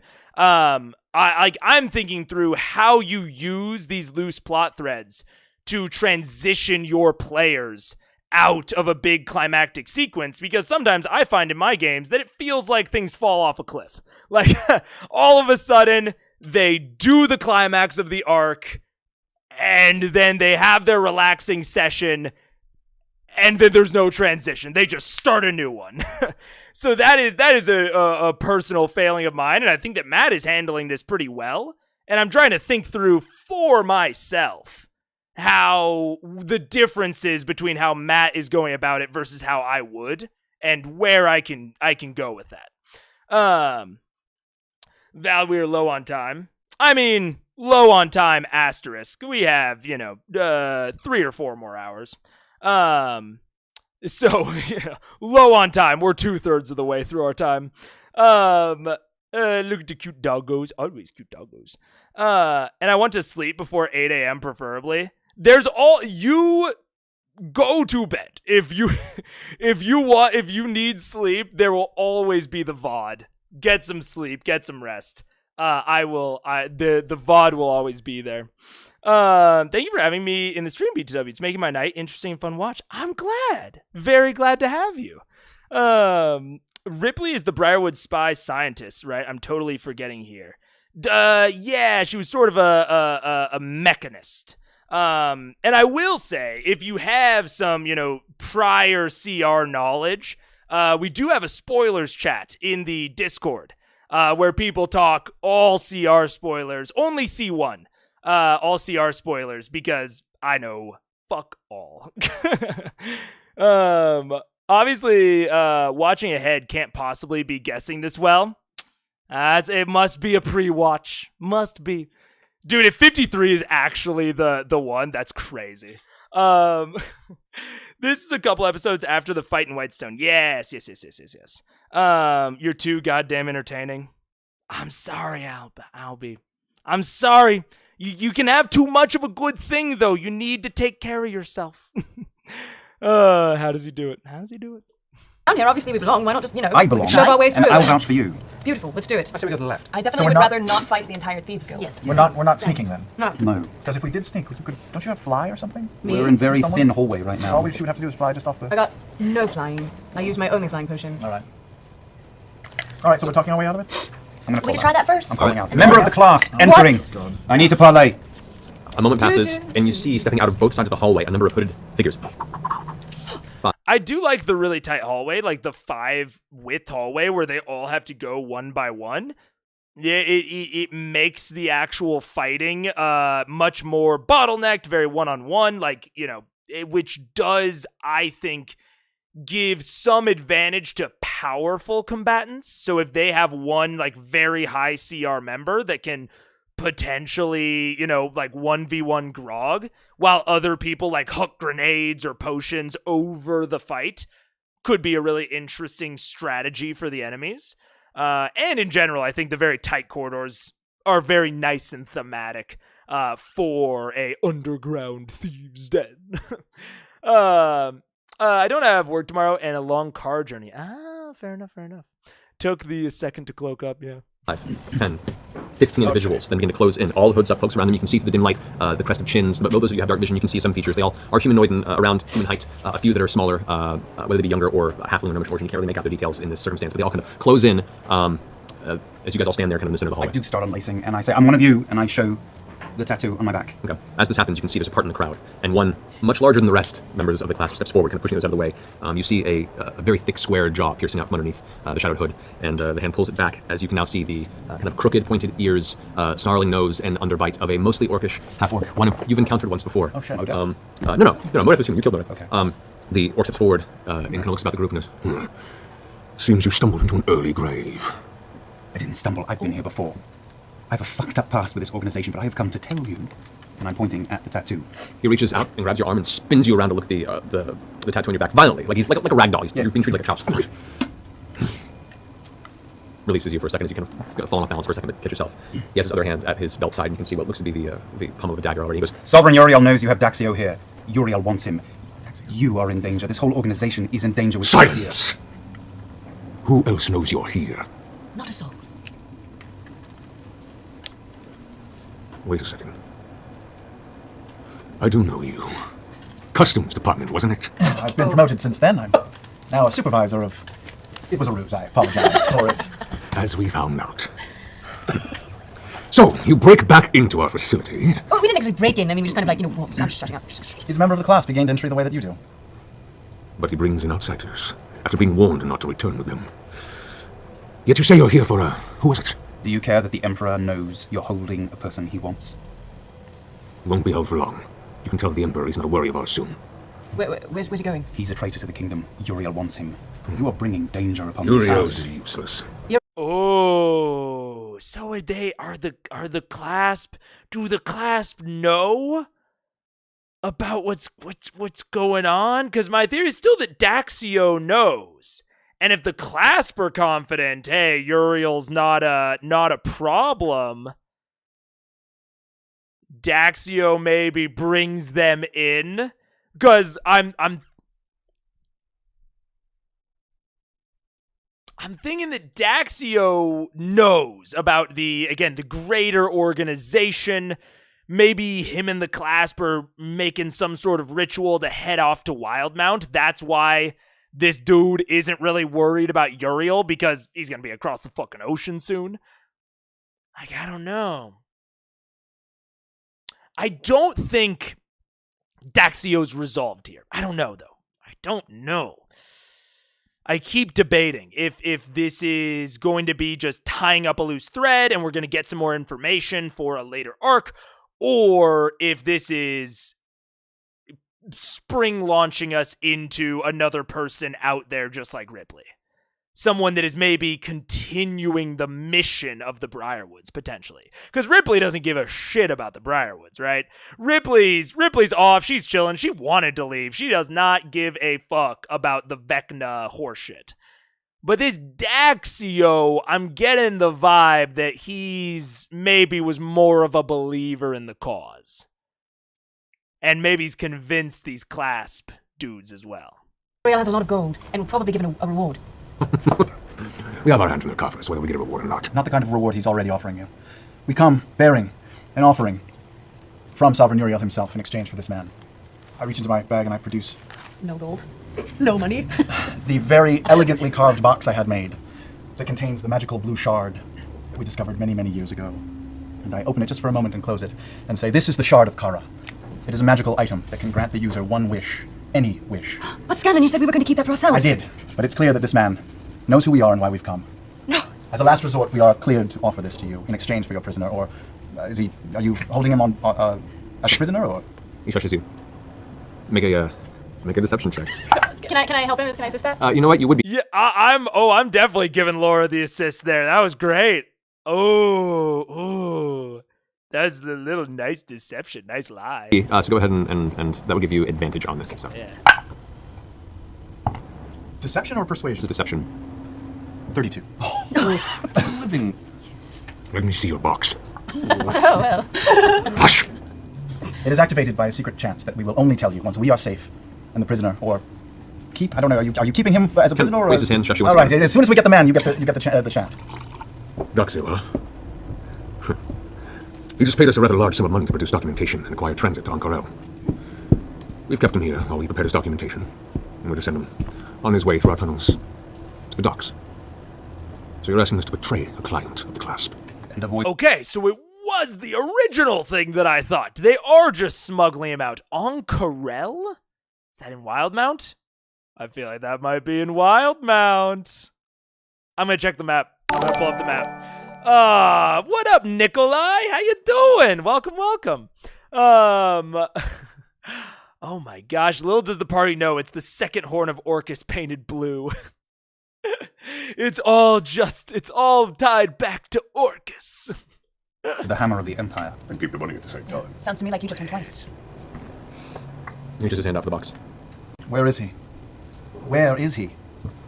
All right, you can inspect it, scan it for magic if you'd like. Takes the box and Sparkling out of- he hands it to... Fine, oak design. He hands it to one of his compatriots who takes it and inspects it and pulls out a small glass, kind of puts it over his eye. Can I kind of druidcraft a little bit? And druidcraft like a little bit of like a breeze coming like seeping from the box? Like a little bit of just lets out a little bit of a breeze. Don't pull up the map. The map is spoilers. Understood. I pull out a small note that I hold in my hand. What happened to that bio break? It's hard. It's hard. We'll take one eventually. Tai, thank you so much. Welcome, Calarax. You are being very, very generous tonight. I really appreciate it, Tai. Oh my goodness. Hey, that wasn't bits you oh man. There's a spoiler map free of Taldore, but for world maps there aren't really any. Okay, I'll keep it off. Alderax. Okay. A little bit of that White Castle. Make a sleight of hand check. Sleight of hand. Damn it. Jesus Christ. And they're probably pretty. Oh, juicy. Things are going well, Deadly. We're getting there. We're getting there. That. Whoa! That was awesome. Jumped. 21. 21. You mutter beneath your breath and kind of swirl your hand for a second as he hands, as the other individual's inspecting it with the glass, kind of monocle-looking piece. Wind kind of drifts around it, and you can see the wood itself almost shimmer, as if the grain of the wood is, moving in a pattern. I hold up a beautiful, elegant note Jesus. that I show in my hand. Very well. We have him in holding, awaiting his documents. I'll show you. I'll leave the door open. We'll clear the halls. Do what you must. You will not be involved. You have an hour. That's all we need. What is your password? Once he is free, then you get in our custody. Then you get. We'll leave it outside the door. He puts his hand like this, and other individuals of the class kind of back out and leave him behind you. He leads you to follow him. And I say, careful. Do not open that box without the password, or else it will melt your eyeballs out of its head. Make a deception. Oh, God, damn it. No. Go for it. We had the mark. Unnecessary. Wait. Is this deception? Yeah. They take a few steps, and he turns and looks at you. You never know what acts in mysterious ways. Oh, shit! Opens the box. Shit. Inspects the piece of blue crystal. Can I druid craft a gust coming out of it? I would not recommend it. Okay. He looks over at the general inspector earlier and nods his head. Accepted. And they continue walking forward. You didn't indeed leave the piece in there. Fucking druid. It is the piece. You put it in It's a blue shard that we found in long ago. It's real crystal and it's real magic. Yes. I know what that is. Yes, I don't. Yes, well, it was sufficient. For this. Whoa, I think it opens a portal to another plane. I don't know what it is, but it's magic. Is it the one we got at last Winter's Crest? Yeah. That one? That's important. The one that we were like using shards of it to carve through dimensions? Cool. Oh, we gave that had a few uses. So, as you guys move into the hallway, a bunch of the class members leave. You're led down a couple of doors on the left and right. You guys recognize these. These are the holding cells. You guys were held shortly after your battle with the... These give me bad. So, the cell on the left is closed. The cell on the right is closed. He walks up to that cell. Without even a bit of noise, pulls out a keyring, unlocks it. It's impressive. How much longer? 3:30, and Matt ends the session at 4:22. So about an hour of CR, probably 2 to 3 of stream. I'm sure that won't ever come up again. Yeah, I'm sure that we won't have Winter's Crest Issues Part 3 soon because of that. Away. Turns around, the rest of the class scatter out of the hallway. He puts the box away in his cloak and says, 1 hour. Do as you must. I take the keys. We've got 2 to choose from. Oh, no, he's at the door. He'll unlock one for you. No, but there's 2 cells, or he's opened the cell. There are 3 cells in this hallway. Yeah. The middle cell is the one he led you to and then unlocked for you. Okay, thanks. And he steps away. Looks at the rest of you guys. There are 5 blocks on each side. And then vanishes down the hallway. So it's now just you guys in this hallway. I have not given him the password yet. No, because he already opened the box. Yeah. Daxio, we've got your papers. Come on. Just because I foresee something possible. I think we were saying the password made it work. But then, I told him he think he knows it's chance full to of yeah, use I it. think he knows it's super powerful magic anyway. He doesn't give a shit. He's taking it. That's good because man, this was some bullshit. Right. Balls. So, that just means we're not chipping him. It's a fair trade. All right. So, you guys are all gathered in this hallway. God. Who is standing where? Where did he leave from? You guys entered this direction? Okay, then I'm and he's on gone that this way. I'm going to lock eyes with Grog and motion him towards one side of the door. Well, I'm I'm going still to on take the other the side of the hallway. Yep. Yeah, Blockman. And Just I'm- to block them from coming down that hallway. My daggers are out. I can, yeah. Okay, your daggers are Block out. while we're stone that other side. I'm gonna go ahead and block in the entryway for good measure. Right here? Yeah. I thought the one that he left through. Okay, Going up to 2x once we get into a battle map. Yeah, I was about to say, because this isn't necessarily combat. We're not necessarily an initiative, but the moment he breaks that out, it starts going slower. this way. Yeah. Okay, so you wall this off. Yeah, why not? There is now a wall of stone in the middle of that hallway. Hope you don't have to leave that way. Yeah. I mean, we can get it out. All right, so who's standing where? Is any particular placement? Max and I are on either side of the door. All right, so you guys are here. All right. Go and stealth. So is this leading into something This leads crazy? into a cell. a labyrinth or just a Just a cell? cell. As far as you know, it's hell. As far as we know, just a That's how cell. it's That's how it's done. I just completely took a That's a good good, thing and left us out pretty much, I think. Anyone else want to change this arrangement? No, that's fine with me. Sure. We are in a giant death cluster. How about we spread out a touch? Like 2 people to a door in that hallway. What? So wait. All right, I'll take the other door. Are we? I'll take the other door. Okay, I'll go down with... You heading out? Yeah. Cool. Love you. Goodbye. Have you taken them out recently? I took her out at 6. Okay. Yeah. Cool. Sounds good. I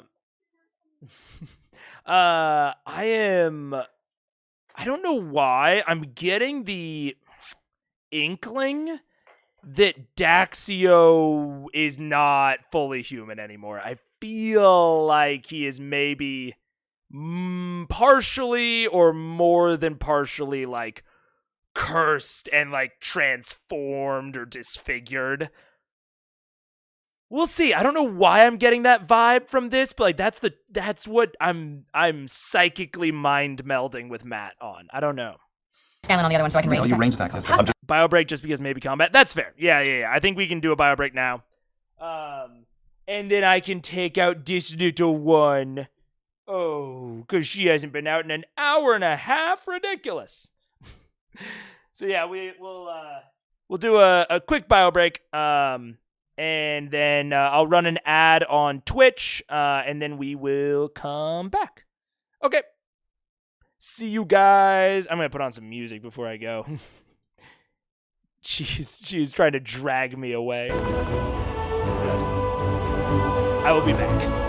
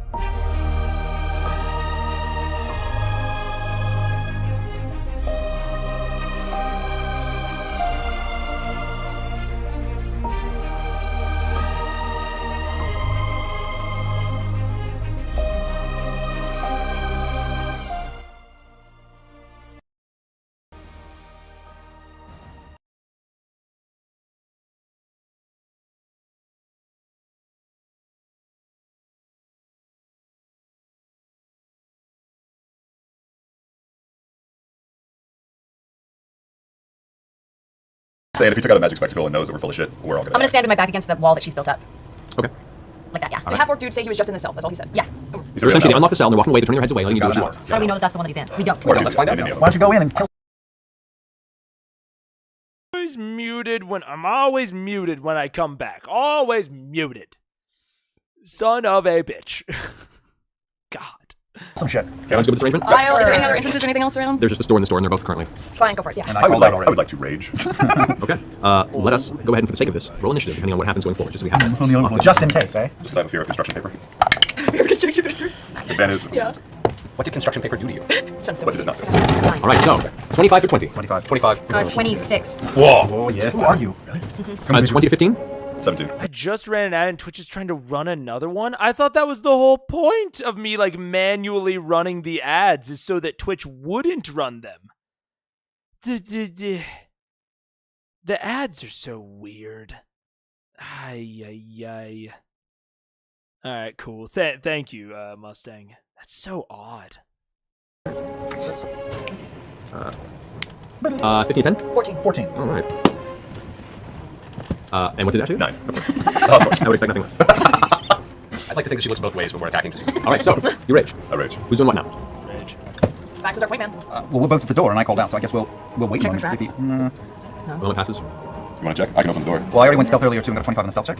I can go again if you want. Do you want to try stealth in the room? If we wait like 30 seconds and nothing happens. Nothing happens, yeah. Okay, give us a check. No. 21. I'm All not right, moving. I'm just so standing in place. as you You think you're going in? push in the doorway, quietly, you see, for a moment inside, you can see there's a little bit of light from the overhead that kind of lights it up. You see in the distance what's to be a latrine in the far corner, and as soon as you peek in the doorway, you glance out the side of your eye line and immediately see a figure and a flash of metal. Okay, I'll use uncanny dodge then. All right. Unless it's an area effect. If it's an area effect, I'll use evasion. No, it is a direct attack as a giant metallic glaive. Uncanny dodge. Comes down to you. That is going to be a 19 to hit. It hits. All right. That is 18 points of piercing damage. Sorry, slashing damage. 9 points with uncanny dodge. At this point now, you reveal the interior, and right here at the door, you see there standing Doxio right before you, armored up, sweat in the brow, holding what looks to be a large glaive, a halberd type weapon with a giant, like, kind of blade at the tip, who just whack strikes you and gets back into position. I knew it. Isn't he old? Doxio's a mature elf. Can I move and then hold my turn? Move and hold? Hold the actions? You've moved in. You could ready your action if you like. Yeah, that's what I'm saying. Can I just use my movement and then wait? You could ready Yeah, that's what I'm gonna do. I'm gonna circle around him. I'm never gonna leave him. I'm gonna go all the way around and circle him and wait. And then my trigger is when Grog steps up to him. You can't move through other creatures in this. Oh, I can't go around? No, he has you blocked off At the the doorway, Okay. and it's like squared off with you right now with the glaive. Is Grog considered 5 feet away from him? Grog is considered 5 feet away from you. Yes. Oh. Then I'm gonna sneak down. Not 5 feet away from him. For me? In order to sneak attack a creature, you have to have an ally adjacent to the enemy, not to you. The idea is they're being harried by 2 different points and can't form a defense. All right, then I'm gonna use disengage. I'm gonna step 5 feet back. Okay. I'm gonna use one action to click my boots of haste. Alrighty. And then can I attack because the boots are on after that? Mm-hmm. Then I'll throw a dagger at him. That is 20. So there's like a very core confusion happening here. I can tell. Travis said like, "Oh, he thinks you're going in," and like he is saying like, "I'll throw a dagger at someone who's 5 feet away." Or maybe he's caught back up. There's some sort of confusion happening. Happens. You know, we were talking about earlier, it's like, oh, like visual aids are great for reducing confusion. Sometimes it just happens. And, you know, there's the initial reaction of kind of like, oh, maybe he just doesn't understand his mechanics. Oh, what up, Timothy? Thank you very much for subscribing. Welcome. You know, maybe just doesn't understand his mechanics of like, oh, like, you know, you have to have an ally within 5 feet of the enemy. And then I think the much more like what was definitely confusing was he was not aware like which one he was, which theoretically these colored bottoms should help alleviate. But, you know, we've already talked about Liam's having a bit of a rough one this session. And sometimes that shit just happens. Favorite victims equals favorite enemies. Yeah. 4. 24 does hit. All right. 11 from the keen dagger. Alright, got it. Cool. All right. We have now officially, as of this moment, entered combat. You technically would be next in the initiative round at this point, but you're holding your action until. What are you holding your action until? I was only going to do that if you told me that I can move around him. Now that I know that I Right, can so move do around that. him. Okay. I'm asking rules. Gotcha. All right, cool. So that will be in theory the first opening to the battle. Now we start the initiative order. Okay. All right. So now we're starting off. Vex, you're up first. I call out, Daxio, don't be a moron. Step outside and lower your weapon. You're surrounded. That's nice. We'll make an intimidation check. Yeah. Do it. You were using your deep voice. So My deep voice. You get advantage. Intimidate him more. Daxio. 13. 13. Okay. You shout it out and it echoes through the hallway. Who knows if it's landed or head infected? You can't see him from your current perspective. Should I walk forward or should I keep? He's in there by himself and no other I enemies. mean, as far as we know. Why don't you check the other door? Can I? No. Whoever's in there is locked in there. Yeah, I'm gonna stay where I am, I guess. All right, so you stay there. Next up is Vax and Percy. I'm going to disengage and back up against the back wall. Already disengaged. Already have? All right, so I'm going to back up and hold. So you back up, or you notice as you're at this point, step 5 feet back, that weapon he's carrying is pretty long and has a pretty decent reach.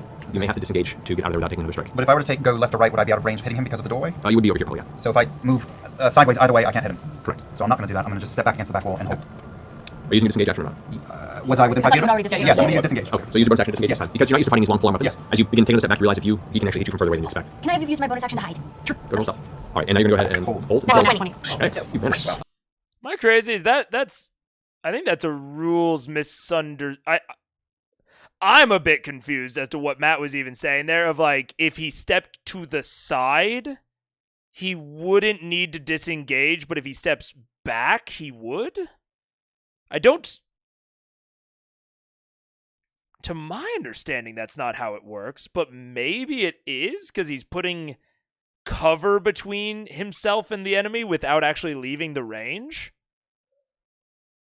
I might need a rule lawyer help on that. I feel like he would have to take disengage no matter what, but I could be wrong there. I don't know. Matt was saying that Vax would no longer be able to hit him. Right. There's a doorway and Draxio has reach. I know that. I think my thought was that he would have to take disengage no matter what, regardless of if he stepped back or sideways. I gotta run it again. Mobile data choppy. Catch you in the VOD most likely. Damn. That sucks. Well, I'll see you there. I thought he was saying if he stepped to the side, he couldn't still attack on the diagonal. So if going sideways... That's so... I guess that makes sense. Because in my head, I guess it is you get an attack of opportunity if they leave your range. So I guess because he hasn't left the range on the diagonal, my thinking is that the moment he tries to step to where the halberd couldn't hit him anymore, he's leaving the range. Like he's leaving... In my head, range doesn't like go through walls. I could be very wrong on this though. Now that I'm thinking about it, but like my understanding of this situation, the way that I'm hearing it from Matt and from you guys right now is that, and I just want to make sure I'm understanding. So there's the doorway, right? Vax is out here. Doxio is here. If he moves back, that's obvious. He, opportunity attack, disengage, clear cut. But because this space and this space are still technically like as the crow flies within range of Doxio, that you haven't left his range, so he can't take an opportunity attack, but he also can't hit you because of the diagonal. Is that because the way I would have run it up until this point, because now I'm questioning myself, is the moment you leave the hittable range, let's say, I guess, then you would be able to take the opportunity attack. Like I would rule that he gets to take the opportunity attack no matter which way Vax moves, because he is moving out of the capability to be hit. And see, that's like an intuitive thing in my mind, but I'm questioning it now that I'm saying it out loud. I don't know. That's weird. That's an interesting one. I've never thought about it like that. Because Daxio has 10-foot reach, so if he goes sideways, I'm thinking about reaching a pole around a doorway. Right. So my thing would be like, oh, he would smack him before he leaves, He would get hit with attack of opportunity either way, but Vax would not be able to attack him later. That would be my understanding, Fanlair, but I don't think that's what Matt's saying. Maybe that is what Matt's saying, and I'm misunderstanding Matt now. But Matt may be mechanically justifying tight quarters and their effects on fighting with a polearm? Maybe. Would it count as using the environment to avoid an attack? I don't think so. At least I'm thinking about how opportunity attacks are generally like intended to work. But I might just be misunderstanding Matt. That's what Matt literally said, I believe. I mean, I know that Matt said you won't be able to attack him either way, but maybe I need to rewind. I don't think that Matt said that. I think he said that you wouldn't take an attack of opportunity, because that was why he was like really, I thought that was why he was really trying to nail down the difference. Yeah, I don't know. Huh. But he'll get attack of opportunity if he moves without disengage, period. Okay. Me and Matt might be on the same wavelength, and I just misunderstood what Matt was actually saying. Okay. I'm gonna run it back a second. Hold until out of range of hitting him because of the door. It's pretty long. You okay? So you back up, or you notice as you're at this point, step 5 feet back, that weapon he's carrying is pretty long and has a pretty decent reach.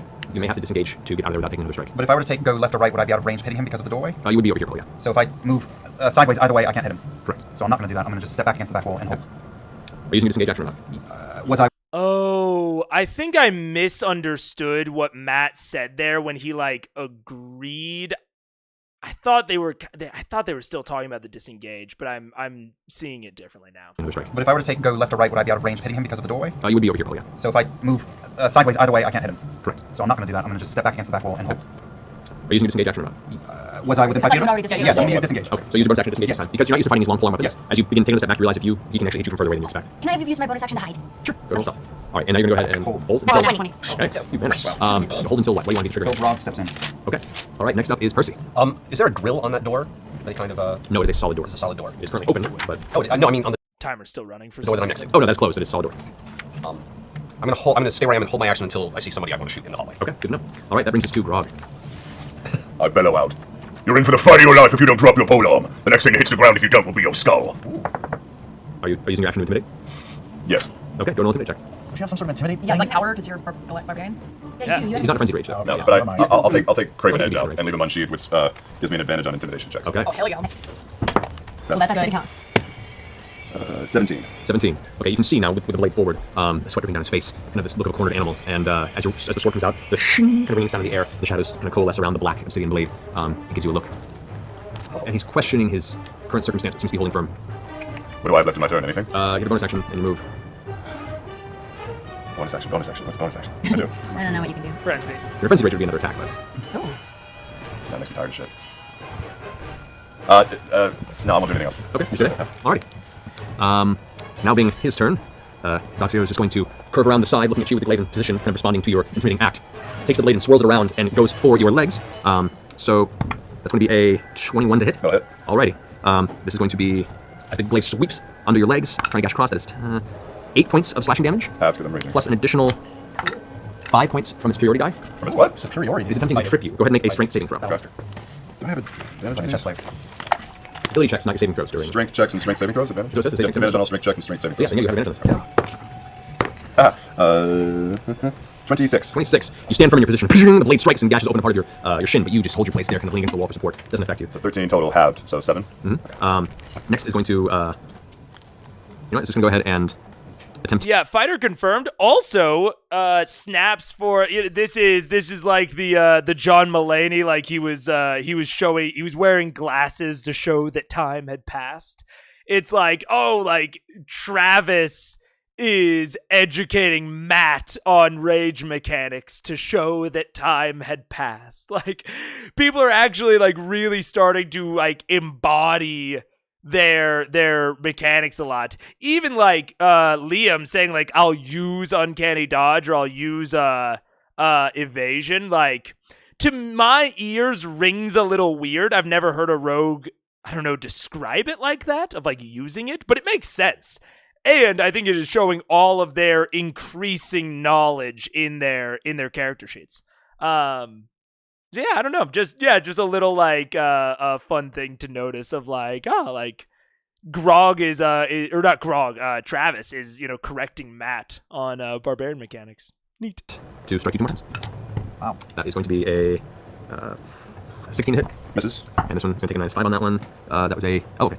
No, all right, that's 24. All right, this is going to be a Great Weapon Master Strike, so this is 20 points of slashing damage. Whoa. Whack. And he's going to hold firm in his current position, kind of like daring anyone to come near. Yeah. Just holding this pincher point. Keyleth, you're up. Okay, I'm gonna kind of peek around Grog and try and cast Hold Person on him. Okay. What's the DC on that? 18, just my spell's DC. Okay, well it is 17. However, it's going to use Indomitable to reroll saving throw. Oh. That is going to be a 20. So, as you finish the spell, you can see his heavy into the effect and just shrugs it off with sheer force of will. Anything else on your turn? That's annoying. Yeah. No. Yeah, I think you might be right, Shatterwood. It is very possible that he thinks it might need to be declared. And to be fair, I don't know, in Pathfinder, maybe mechanics like that did need to be declared ahead of time. Something noticeable right now is that Daxio definitely has a player character stat block. He does not have a monster or an NPC stat block. And this is going to be interesting for a couple of reasons. Most notably, probably that he's weaker. Like, they only really need to get probably a couple good hits on him, and he's probably down. But he is going to be probably a more annoying fight up to that point. But I will reiterate, log another thing into evidence. I don't know how this fight will go, but all NPCs should use monster/NPC stat blocks, even if they are a fighter or a paladin or a druid in game or in the fiction. And you can find examples of that in the Honor Among Thieves stat blocks that were really recently, or not really recently, but that were released with the movie. There are several of those stat blocks where it's like this person, medium humanoid druid, or like medium humanoid rogue. Some of them are classless, which is interesting, but they're all monster stat blocks. And that is always what should be used. At best, it goes, a combat, like a player character stat block versus a player character stat block combat goes normal. And at worst, it is very much not what you were expecting, as a DM, because the player character stat blocks are not meant to interact with each other. So, anyways. Yes. Okay. That's Keyleth's turn. Scanlan, you're up. Just yes. Oh, wait, what? He's just do Johnny on the spot when he responds. Oh, so Johnny on the spot when he responds with it. Yeah. Which does make me think that maybe he does think it needs to be declared. That's very fair. Yes. What do you want to do? No, wait, no, I don't have it. I don't have it. No. Never mind. No, go. Scanlan, what are you doing? I can't see him yet, or I can? No, not right now. You just see this blade going out the doorway. And I saw Keyleth cast that spell, yes? Correct, yes. Okay, Almost worked. I run up a little closer to being visual range, yeah? There you can see him, yeah. And I will do the same fucking thing, and I'll cast Hold Person on him. Yeah. Okay. My hand cone. Hand cone. That is a natural 1. Hey, yes. He's going to use his other use of Indomitable to He has reroll. two? 2, but this is the last one. That brings him to 19. 19. Just He these two has to make a wisdom saving throw. Yeah. Oh, is that what he's doing? Against my spell save? Is that what it is? Damn.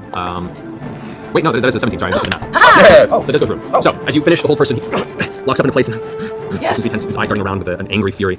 I mean, this is just an example of action economy in action, right? The example I gave, I believe, was Hold Person. Of like, kind of doesn't matter how powerful Daxio is. Doesn't matter if he's several levels above them. They get off one Hold Person on his ass, and the entire party goes to town on him. I will, with my bonus, can I talk to him? Yeah. I will say... Which might not be a bad thing. Might be part of the intended design of this from Matt's point of view. Maybe, that's like part of the reward of convincing the, not the claw, whatever the thieves were to like go away, is that now, holy shit, this fight is really fucking easy because there's only one of him. Very, very possible that like that's the sort of end out reward from this clasp. Thank you. Hey, man! Just give up already! Come on! Come on! It's my intimidation. Make an intimidation. 21. 21. He seems visibly shaken by the presence of the two of you and the fact that he can't move right now. That's the best I can give you at the moment. Maybe take his weapon from him since he can't move. Look, I'm holding him. All right, that ends your turn, I believe. Pike. Okay, Yeah, which is a totally fair reward in this case. Like, even if, like, they keep trying to intimidate him down, ostensibly so that they can interrogate him, that might just not be in the cards for an extent of reasons that, Matt just kind of alluded to their back-end stuff going on. But yeah, that could just literally be the reward is, oh man, what was going to be the centerpiece of this very difficult fight is now all alone. Have fun. Yeah, that's a very fair reward, yeah. I did that in a fight in Baldur's Gate 3. It was really fun. That poor single entity got curb stomped. Exactly. Yeah. They did really well getting past the class ties. That's very true. That's very, very true. So yeah, I can very much see this, like, I'm more entering this into evidence of, like, yeah, no matter how powerful you think a single entity is, all it takes is one hold person. One hold person, and they get absolutely destroyed. So, be careful when you're balancing your encounters, or use it as a reward. Can I intimidate him to give me his weapon? Well, he can't move. He can't move? Can Yeah. I go up and try to take his If weapon? you want to. 1, 2, 3, 4, Excuse me, pardon me. 5. So you step up into the hallway. Oh, shit. And you walk up to him, he's kind of towering, sweat dripping down his face, hair kind of matted across the side of his chin. Do it, Pike. Do it. What are you doing? Please, give me your weapon. Roll intimidation. Get more flies. He can't move. Well, that's probably not going to work with a 4. The eyes, though frozen, still manages to roll his eyes. As the armored gnome walks up and requests his weapon. And is no longer paying attention. Can you just take it from him? Can I just take it from him? Go ahead and make a strength check. Just roll an add your strength modifier. That's good. 18. Oh, wait. You might higher than that. No. 18? 18, you go and grab, and all the muscles tense up. It's like a vice grip, and as you pull and pull and pull, you to no avail, you're unable to mess with this. 8. Okay, so close. That ends your turn. Back up, Vex. All right, I guess I walk. Look at us all. You know what? I think I would have put that at a 20. I probably would have let her use athletics as well, but that seems like to wrestle out of the grip of a person that is paralyzed with hold person. I'd probably put it at a 20. Yeah. Bunched up in this little hole. Yeah, it's a bad circumstance for a party. I'm gonna stay where I am, and I'm gonna just call out, you're being really stupid, obviously. You are outnumbered. You are frozen. You should probably just, give up. He is Give up. All right, And also, we probably can't tell if he's giving up because he probably frozen. can't talk. Can we hold our moves until... Okay, until Grog. I want to hold my action until Grog gets him to move. Until he moves out. Action you want to hold, what are you going to Do I have to say what I'm gonna... do? You want to know what you're ready, essentially. I wanna... If anything attacks us, I want to be able to attack it. Okay, good enough. Same person. All right, then Vex. I'm going to wait to see what Grog does. All right. Since Grog's down and throwing. Grog, what are you doing? Can I squeeze by Pike, or do I need to pick her up and move her out of the way? Technically, being held doesn't threaten the square, and you can probably walk around Pike, so you can get into the room. I say right now because you can't really defend it or keep you at bay with this weapon. Walk, that's cute. I would like to run past Pike and bare form tackle him. Okay, all right, so we're doing a full Full shoulder in the gut, wrapping my arms around his legs, picking him up. Don't you wish me a trinket now? It's like football drills. You're running into a... What are those? Guy standing up and you're just driving into him with your whole body mass. Why do we need trinket? We have a small giant. All right. Go ahead and make an athletics check. 19. 19? That's fine. He can't even defend at this point. So you push him back 5 feet, and you manage to push your way into this, and you can shove him further into the room. But not to the ground. Uh, Yeah, I wanted to tackle him and be on top of him. yeah, you know what? On the ground, and you are like right over loading space. Awesome. Okay. Is that your turn?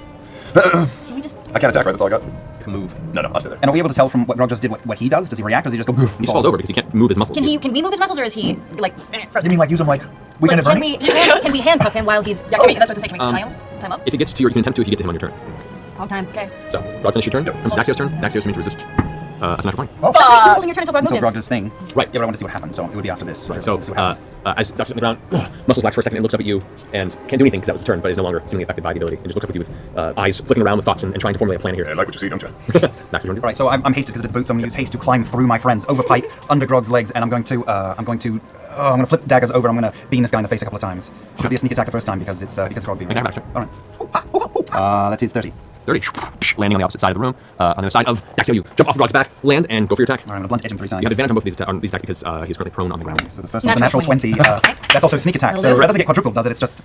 no. It's already doubled from sneak attack. Correct. Does it critical hit? Well, no. It's double because it's a critical hit. That's all. Oh, right. Sneak attack, you just get the additional 6, remember? Yeah. Okay, so... and then the second one is 23. 23, both hit. Okay, and then did I use all my movement to climb through the scrum, or do I have my third attack? Well, I don't know how much... movement wouldn't affect your attack. Your movement is just movement So I do have a third attack then? You would in theory. Yeah. Okay, so that's 17. 17 does it, yes. Okay, so the first one, blunt, using the end is a 11, 2, 3, 7, 10, 15, 19. Plus. 19 times 2. 19 times 2, right, is 38 plus the 7, so 46 for the first. 6 points of damage. That's blunt though, and 2 plus 6 is 8 on the second, and 7 on the third. All right, got it. So as you slam the daggers into each side of his head, you can see cracking the side of the temple, blood beginning to pour around the side where they impact it. It's kind of staggered moment. So that, just to drive home the point of someone was like, oh, this fight was really cool in the animated show, back when we were in the Briarwood arc. That's a good example of why, like, all of the fights are going to be cooler in the animated show. Because we don't have to spend time adding up dice. Just the cool thing just happens over the course of, a minute, rather than over the course of 20 minutes, 30 minutes. Entirely from the impact, but is after the purge strike hit, managed to bring. Which I know that we all know, but like that turn was probably more indicative of it than most. The glaive up to try and defend himself at this point. That'll be it. Then in turn. Did I use all my movement to get there, all of it? You can try and get away if you like. Yeah. With haste, you would have more movement, yeah. I'll go back 10 feet, see what happens. He's on his back, so he could probably take a swing at me if he was on He tries his to, feet. it's disadvantage. All right. Yeah. The roll of 2. Whack hits the tile. Alright, that brings us to Keyleth. He's down on the ground? Yep. I was gonna say, I can. Okay. Yeah, I'll go ahead and bind him. Grasping vine? Yeah. To where? Right, because it's gotta be like against a wall. Okay, be around. Can I get the ground? Yeah, can I just essentially just entangle him into the ground? Sure, let's give it a shot. Hit the 4th level, grasping vine. Alright, dexterity saving throw has a disadvantage on. That is a failure. Alright, so is now and while prone. Yeah, he's down. That's odd. Right, so technically the spell doesn't grapple, it just pulls things towards it. It just moves things around the battlefield. Yeah, that's right. So the vine pulls him closer to the ground. Can I do like entangle instead? And can I just do like a concentrated entangle? Entangle would affect the entire floor of that room. Yeah. So grasping the vine's around him, you don't know how much of an effect it'll have when it comes to his turn, but we'll find out. We'll give him You did great. Yeah, It's also a bonus probably. action, so use your action to cast another second level if you want to. Can I speak with animals? Are you good? I mean, I can try and hold person him again. Do we want to do that? I can hold person him. I want to hear what he has to say. I think. Yeah. Can I Charm him? Can I do a druid craft, Matt? A druid craft where I druid craft a vine like around his ankles. Sure. Okay. I have a grasping vine, a little vine goes around the He leg. just kind of tries It's more of a to great vine. around his ankles. You're really pretty That's throw not a vine. Oh, white Druid vines are pretty hard. Okay, scaling drop. Me? Jesus. Hey! Hey, dude! Come on! Hey, Can you give up, please? Please give up! I'm just gonna intimidate him again. Okay. Roll intimidation check. Come on, roll so high. Dead roll. Same roll. This is intimidate. 22. Okay. You get the sense now that these rounds of perpetual pressuring Daxio, and now recovering his position in this fight, and you guys have stepped into this room with him, he's become less of a sensible individual and more of a desperate man lashing out his last stand. And your intimidation shouts are falling upon deaf ears. Awesome. Is that my action? I'd say because you're already there and you're shouting at him, give me a bonus action, so don't take your action still. Do anything. Well, if we're fighting then, I can't do much. I will just blind him this time. Okay. Can I do that? Sure. I'll blind him at a level 3. Blind? I'll blind him. Alright, so at level 3, it just means you can target an additional creature. I know, I just don't have any level 2 slots. Okay, so spend no worries. Alright, so it's a Constitution saving throw, DC.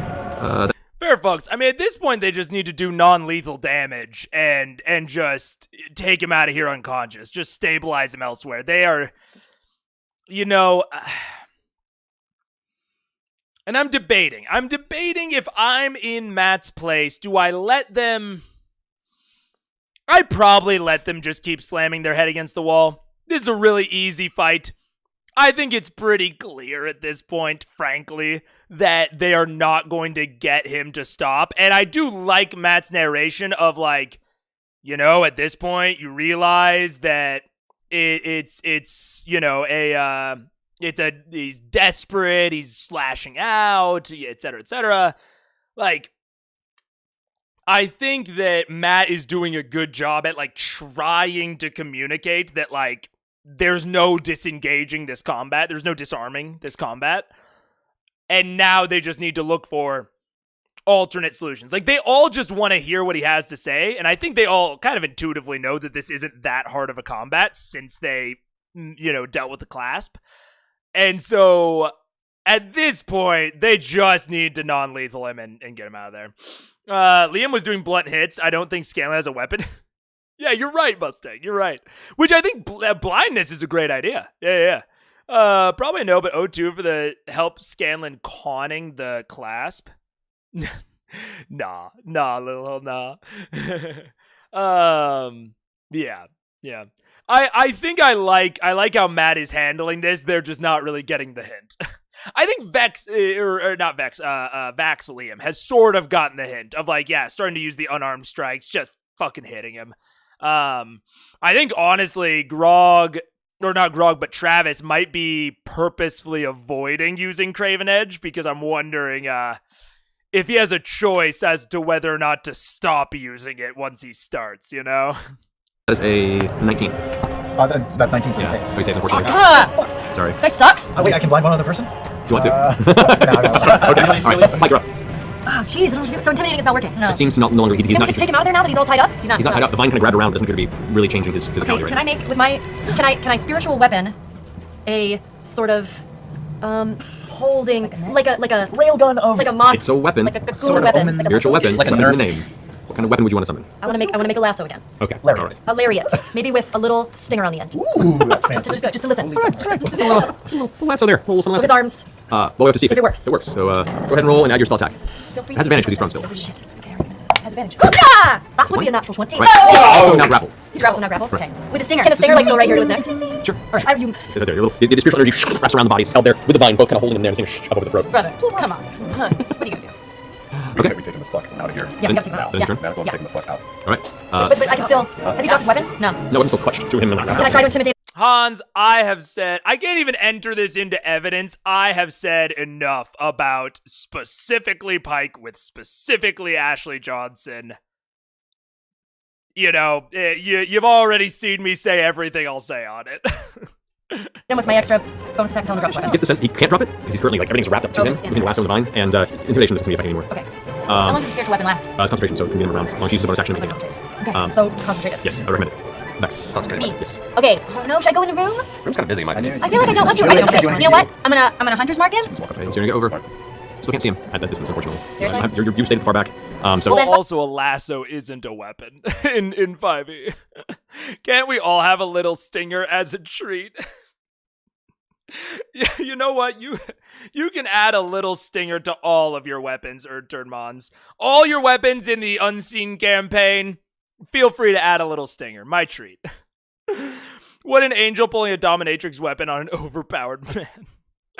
Okay, I'm gonna just stay where I am. Yeah, let's keep point. I'm gonna keep point. I'm gonna stay at the back of the hallway just in case. back person. Again, still hiding. Okay, I've still got daggers to ram and knock this fool out. Put it right on his chin. Okay, yeah, and you guys are right on top of him. So first one is advantage because he's grappled and down, right? Okay. I might make it clear, like, hey, you can use the net stat block, but also that's still not what spiritual weapon does. Like, yeah, like lassos could theoretically exist, but like spiritual weapon still just like does what it does to my understanding. I don't think it actually takes on the stats of the weapon that you turn it into. It just does a thing. I could be off on this. I don't know. I haven't looked it up in a while, honestly. But I know we talked about this early on. And I'll play it for now while I look it up. So the first one is 22. Second one is natural 20. Third one... Just a whip wrapped around him. I mean, yeah, but we're still... the reflavored net at least has the mechanic that she's going for of like the grapple. Whips don't a whip just has like reach. It doesn't grapple people at all. So like the closest mechanically would be the whip, or would be the net. Honestly, if I can negotiate my player down to a reflavored whip and it's 1d4, I'll take. I mean, fair enough. It doesn't really matter in this context, which is, again, it's where I get to every time we talk about this spiritual weapon stuff, is like, it probably doesn't really matter. A spiritual weapon is a spell that does damage if you want to grapple or hold someone. I agree, Shatterwood. Again, I'm not even gonna talk about all this because, yeah, this is not what spiritual weapon does. I get why Matt is doing this with Ashley. Like, it's a specific situation. I still wouldn't do it with Ashley, but, you know, it is what it is. It happens every combat she's in. So it's not even worth talking about at this point. Is 20. All right, so go for it. All three attacks hit. All right, so the first one is regular attack. Oh, you can't choose which one's the sneak attack. Well, there's no... Oh, sneak attack. Oh, yeah. Sorry, I meant the critical was on the second one. Yeah. That's what I meant. Yeah, no worries. So the first one is 11 plus double this. 11 plus 4, 8, 12, 15, 16, 22. So that's 44 plus... the second one's a critical attack. Thank you. 22 plus 7 is 30. I have 3 attacks. 31. Second one is, that's easy, 14. And the third attack is 10. The second one's critical, but much smaller. Alrighty. Slam down in the face. You see the nose actually breaks under the blunt of the weapon, and blood begins to pour out his nostrils. He's like fighting down, like coughing up. Who's gonna tie him up? Who's in the fucking room? And I'm gonna jump back 10 feet again. And pull him out of the room. And Percy, you're holding still? I'm holding. Alrighty, Rod. I'm going to take manacles out of the bag of holding, since he's holding his arms are pinned to his chest, and I'm going to clasp it on both of his wrists. Okay. Nice. And then I'm going to pick that motherfucker up on my shoulder and walk out of the room. Yeah. Okay. Or I'd like to try. Okay. I can help. You can by just controlling it with your mind. At least you're still getting him bound. So I will say go ahead and athletics check just to. Strength or athletics? See athletics. Nice try. I know. Athletics is better for you technically. That is 20. Yeah. You lift him over the shoulder. Second That's Pike. take him out in the hallway. You know, keep him on your shoulder, or slam him down. Yeah, I was gonna slam him into the wall. Wham! Whack into the wall. Just go ahead and roll 1d6 plus your strength modifier. Say for the sheer force of this near currently helpless individual standing against the stone wall. 7. All right. Can I toss Grog some of the infinite rope and tell him to tie his ankles too? As you're holding, sure. So Vex, you left, he throws you the sword thing that you grab, and begin if you want to start tying up. All right. Blue tying? I mean, rage tying. tying. All right, great. Now comes to Daxio's turn. He's currently trying to resist the grappling and your attempt to do that. It's going to be a natural 20 on athletics check. Yeah, but he's got his ankles tied up. No more, you don't. Ankles tied up. Ankles tied, and he's got manacles on. Your turn Manacles was, too. yeah, the manacles are there. Your turn was to lift him up and slam him into the wall, and you're beginning to wrap him up. His turn afterward is he breaks out of the lasso. Spirit weapon. The spirit weapon lasso, and at that point still manages to get back with half the movement onto his feet. Oh man, I am debating this combat in my head. Because like it is so clear what the players want, right? So obvious, so clear. They are going through great pains to achieve it. And you don't just need to give the players what they want, but I'm debating on the level of inevitability, right? Of like, how long do I make Daxio hold out until he just accepts and we move past this, right? Like, I'm weighing in my head the scales of how interesting is this versus how boring and repetitive is this. What are the risk factors? And I think we're starting to edge towards boring and repetitive. So I think, this escape attempt I'm down with, but I think the next time that they like fully restrain him, I'm probably just letting it happen as a DM. I'm probably just letting them have the thing that they want.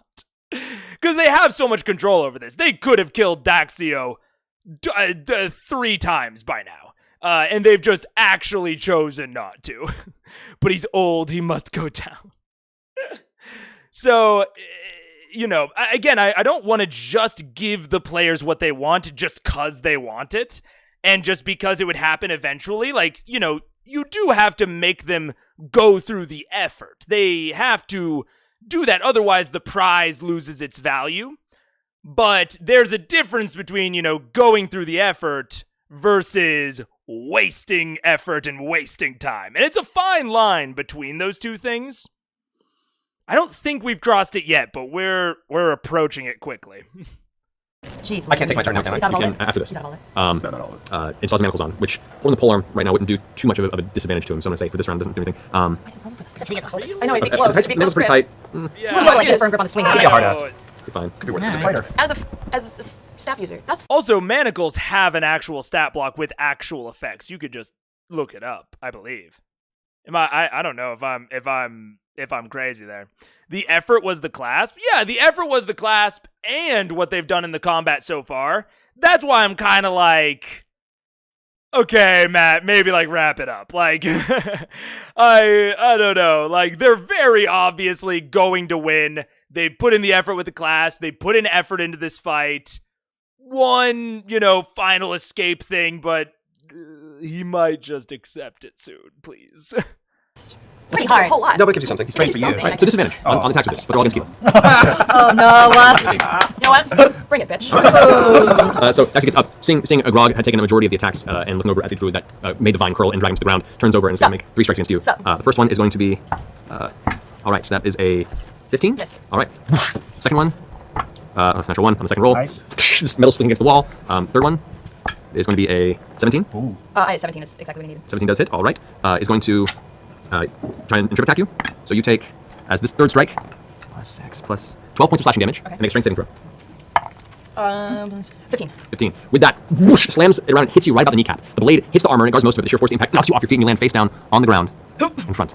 With that, Daxio uses that momentum to strike to go and use the action surge ability. It's going to do 3 more strikes against your now prone self. So you with disadvantage, you're prone, so each attack has no disadvantage against you. Natural 20 on the first one. These are all great weapon master. This one's going to be a 23, and that's going to be a. Sorry, that's going to be an 18, and this one is a 21. Okay. So all 3 hit. The first one being All for that staff I got you, girl. I got you, girl. That's This is- all for that staff comment? That's harsh. It's pretty harsh. Oh, that's harsh. But also given the circumstance that you were from his perspective. And this is all. You know what? When I brought up the whole PC stat block, I was like, I don't know how this combat is going to go. There are no monsters that can do that. I'm telling you right now, any monster stat block can do about half of that. But also will have like double to triple the health. Because that is not how monsters are written. But like PCs can one turn KO each other if they roll well. And this is very exemplary of that, of like, if he rolls better on those first attacks, Gila's probably down. And if he had maybe hit her a previous turn, he might be able to just like kill her on the floor in like 2 turns. The one that was trying to hold him in place too, and Grog hasn't taken much visual impact from the blows, and you're the one that's currently protecting him from rushing out that direction. So which one? Anyway, that is 14, 30 points of slashing damage from the first strike. That's the critical. The next one is 24 points of slashing damage. Oh god. And this last one is 21 points of slashing damage. Very normal. No, she's standing. I mean, she's not, but that ends Daxio's turn. You're up, Keyleth. Oh wait. Oh, you're making your action. I'm gonna take. Don't shoot me! Don't shoot me! Don't shoot me! I'm gonna pull. God. Quick shot to the hands. Okay. With the new pistol. Fuck him up, Percy. Fuck him up. That might explode. Misfire. Okay, that's a 21 to hit. That is. All right, drop it. Make strength saving throw. Let me double check. No, I made a change to that because. Oh yeah, that's right. That's kind of this. That's going to be a 21 against your DC for all your other abilities. So I'm pretty sure that he resist it. Against my DC? Against your DC, yeah. So the first shot, it does damage. Oh, it does no damage. This is the. No, this does no damage. I don't know what I think for this one, if I look at the change I made for the update on the gunslinger, you go ahead and check real fast. Stay with me, folks. Oh. Is this gun called Little Sparky? It's the arms you said, right? Hands, yeah. Yeah, actually, no, I did not change this one. He doesn't get a saving throw. He drops no damage. So as Keyleth is on the ground being hacked by this blade, he whips up again for another brutal strike, and echoing blast sound hits as the blade is knocked out of his hands. I just go to my earpiece and I go, "Thank you, Percy." Are we gonna go with that discussion we had about the torso shot, or are we dropping that for now? Dropping it for now. Totally okay. Totally okay. In that case, I'm just gonna take two sharpshooter shots to drag him down a little bit. Okay. That's 20, 18, 19, 27 to hit. 27 hits. That does. New gun. Here we are. That's 22 points of damage. Alrighty. Yeah, a little Sparky. And that's 17 to hit. 17 to hit. Yep. Yeah. Just hits. And that's 23 points of damage. Alright. And that's all she wrote. How do you want to do this? Wait, keep him alive. Can't keep him alive. Oh, we do. Fucking did. He deserves it. Ranged, I mean, we'll see what Matt says. Ranged attacks do not have the option to be non-lethal. It is only melee attacks. So, raw, he's dead. But honestly, I'm a little soft on that. On that particular ruling, I'm a bit soft. If you want to leave him alive, maybe it's a sleight of hand, a dexterity, something. I'll give you something if you really want to keep him alive with a ranged attack. But it's not guaranteed like you have with the melee. I want to take both of those shots and try and graze his collarbones with both those shots. Yeah, bludgeoning has nothing to do with what's the word? Yeah, the damage type has nothing to do with whether or not it's lethal or non-lethal. It is only melee, and you just have to declare it ahead of time. So like slashing, piercing, all of that can be non-lethal as long as it's from a dagger, not an arrow. little weird. Little weird. To be fair, you could just knock him out, force a Goodberry down his throat, and have literally anyone punch him. No, he would just die. You can't. You're not knocking him out. If it's with a ranged attack, he just dies. There's no option to, like, he doesn't go down to death saves. Now, to be fair, they're using a PC stat block, so he probably should go down to death saves. But if we're using like raw for combat, he's dead. No choice. You would have to revivify him at that point. But I'm pretty lax on that as well. Time to go back 7. All right, work time to go back in 7 hours. Fair enough. Well, thank you for joining, Twizzy Fizzy. It was a good time having you. And then Percy invented rubber bullets. Yeah, what's that arrow with the fist on the front of it? God, what's that from? I can't remember. But yeah, I'm lax on it. I'll always give it to melee. But if a ranged wants to do a non-lethal, I'll give them some sort of check or something to do it. If players can pop back up, so can monsters when it's narratively convenient for the players or tactically interesting. I mean, that is going just straight into homebrew. I actually don't think it is, actually. No. You're actually right. I am wrong. I retract something that I said earlier. Monsters can go into death save when it is interesting. You are entirely correct. That is raw. That is I'm remembering the actual text. Yes.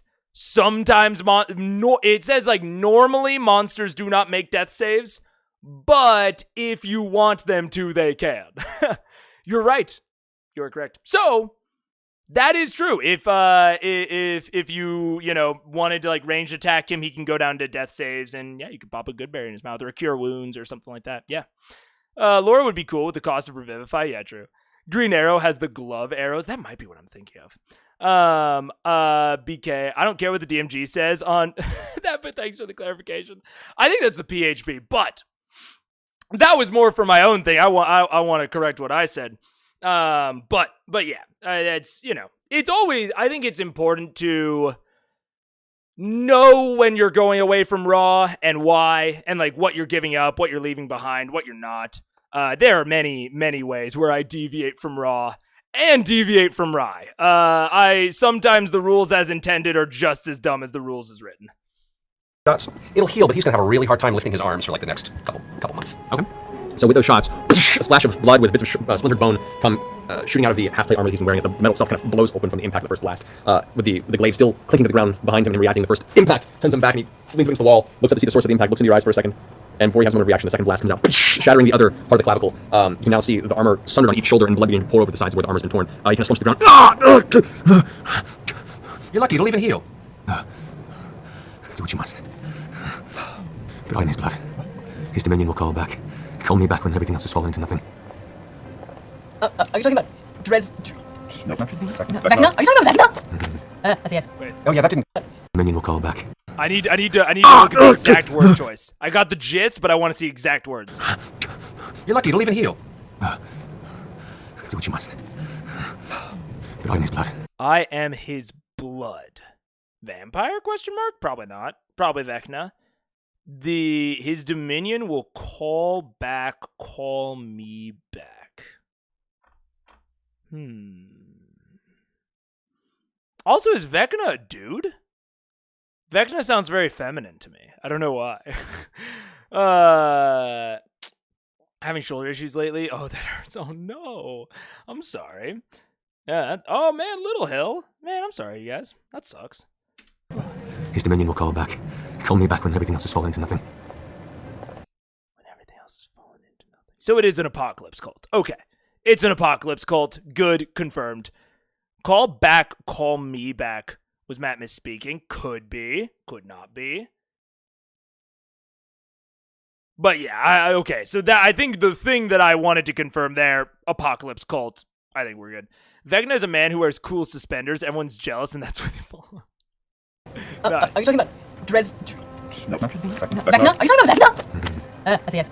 Oh yeah, that didn't go very well. I'm afraid you might be out of luck. Yes. We've got about 50 more minutes in here. What say we drag this asshole out of it? Come on, tie him up, and let's get you. Do you need? Yeah, I kind of gets up and bleeding. Pike! On my mouth, and I just take him and I grab him by his face, and I just say, "Fucking traitor!" And I spit a big glob of blood in his face. She's the nice one. It's true. I'll pick him up. I'll put him over my shoulder, and we start to walk out of the hallway. Guilty lift. Okay. He's in the process of you tying him up and dusting over. He falls pretty much unconscious. He's fading in and out of consciousness right now. Every now and then you feel like a little chuckle come out of him on your shoulder. And then passes out again. I got the glaive also. Okay.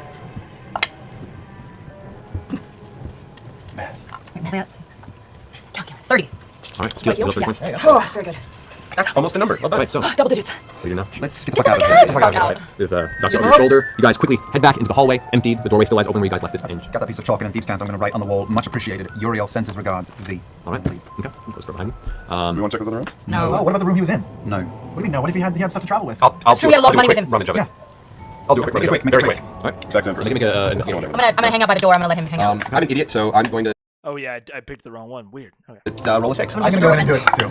Can I wedge the door open or something? 20. You guys take a few more moments. Thankfully, there's no real pressure. You have plenty of time going forward. You guys go through the room. Underneath his bed, up inside the actual wooden frame of the bed itself. That's very clever. In part of the cushion, you feel there's a large sack of something. You pull it out from underneath. I'll And, go to that. I need it. I'm sure you do, but you lost yours, so I'm You've going to proven to be irresponsible. Quickly. I've had the most money of all of us. People, let's go. Let's go, Tickets. please. It contains, I'll say for the sake of you probably counting it as you go upstairs because you guys, 3,002 gold pieces. I'm back to No, you're not, because it's. I found it. I know, we took it away from you. No, you didn't. Yes, we did. You didn't find it. We saw you Excuse me, find no it. interest in the other room, shall we leave? Let's just go. We're outstaying our welcome. Let's go. All right, you guys head back up the stairway leading back into the storage room outside of the kitchen. How are you going to proceed from the kitchen? I was gonna say, are We can set it on fire. 1,000.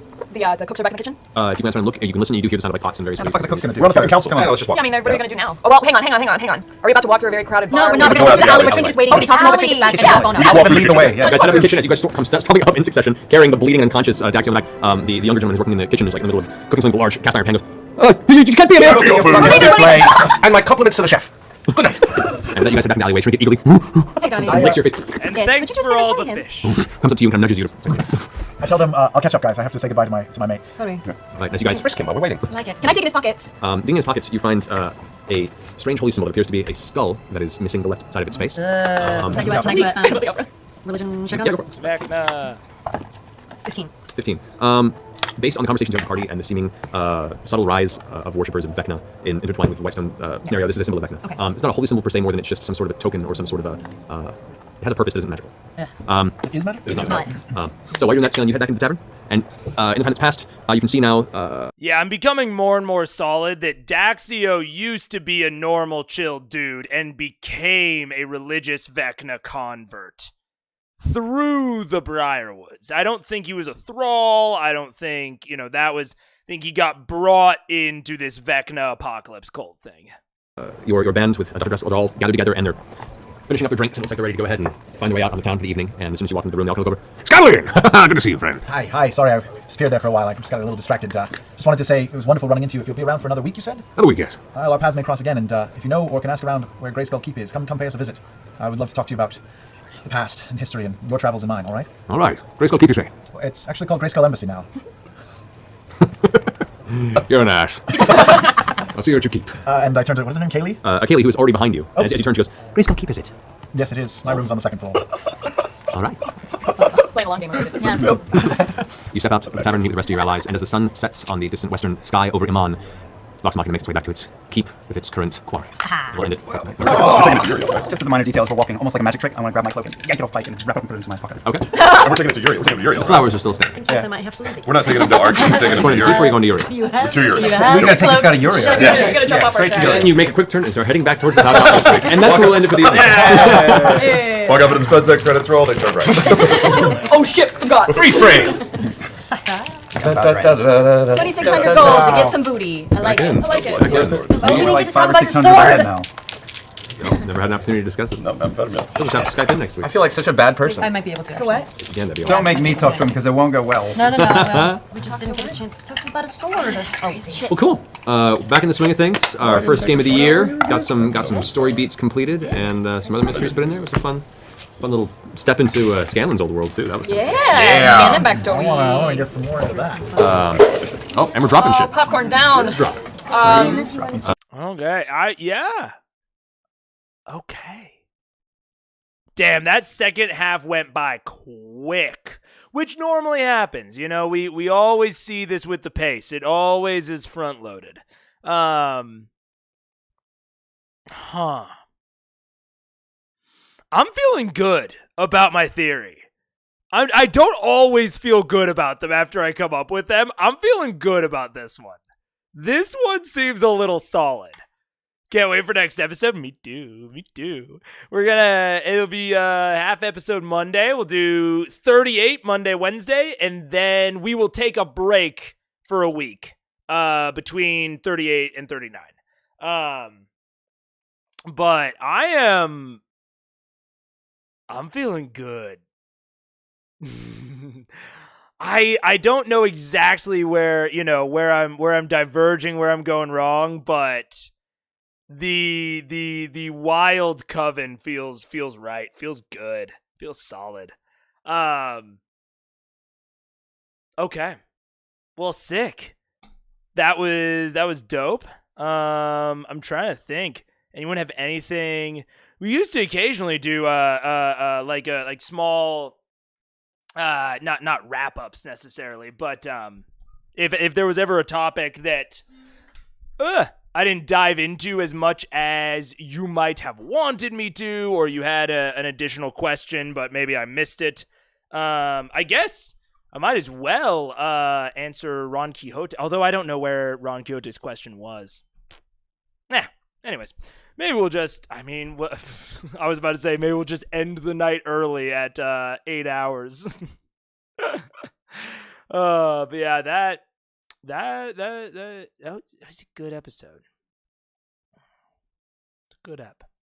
I'm liking the Wild Coven Woven. I like woven.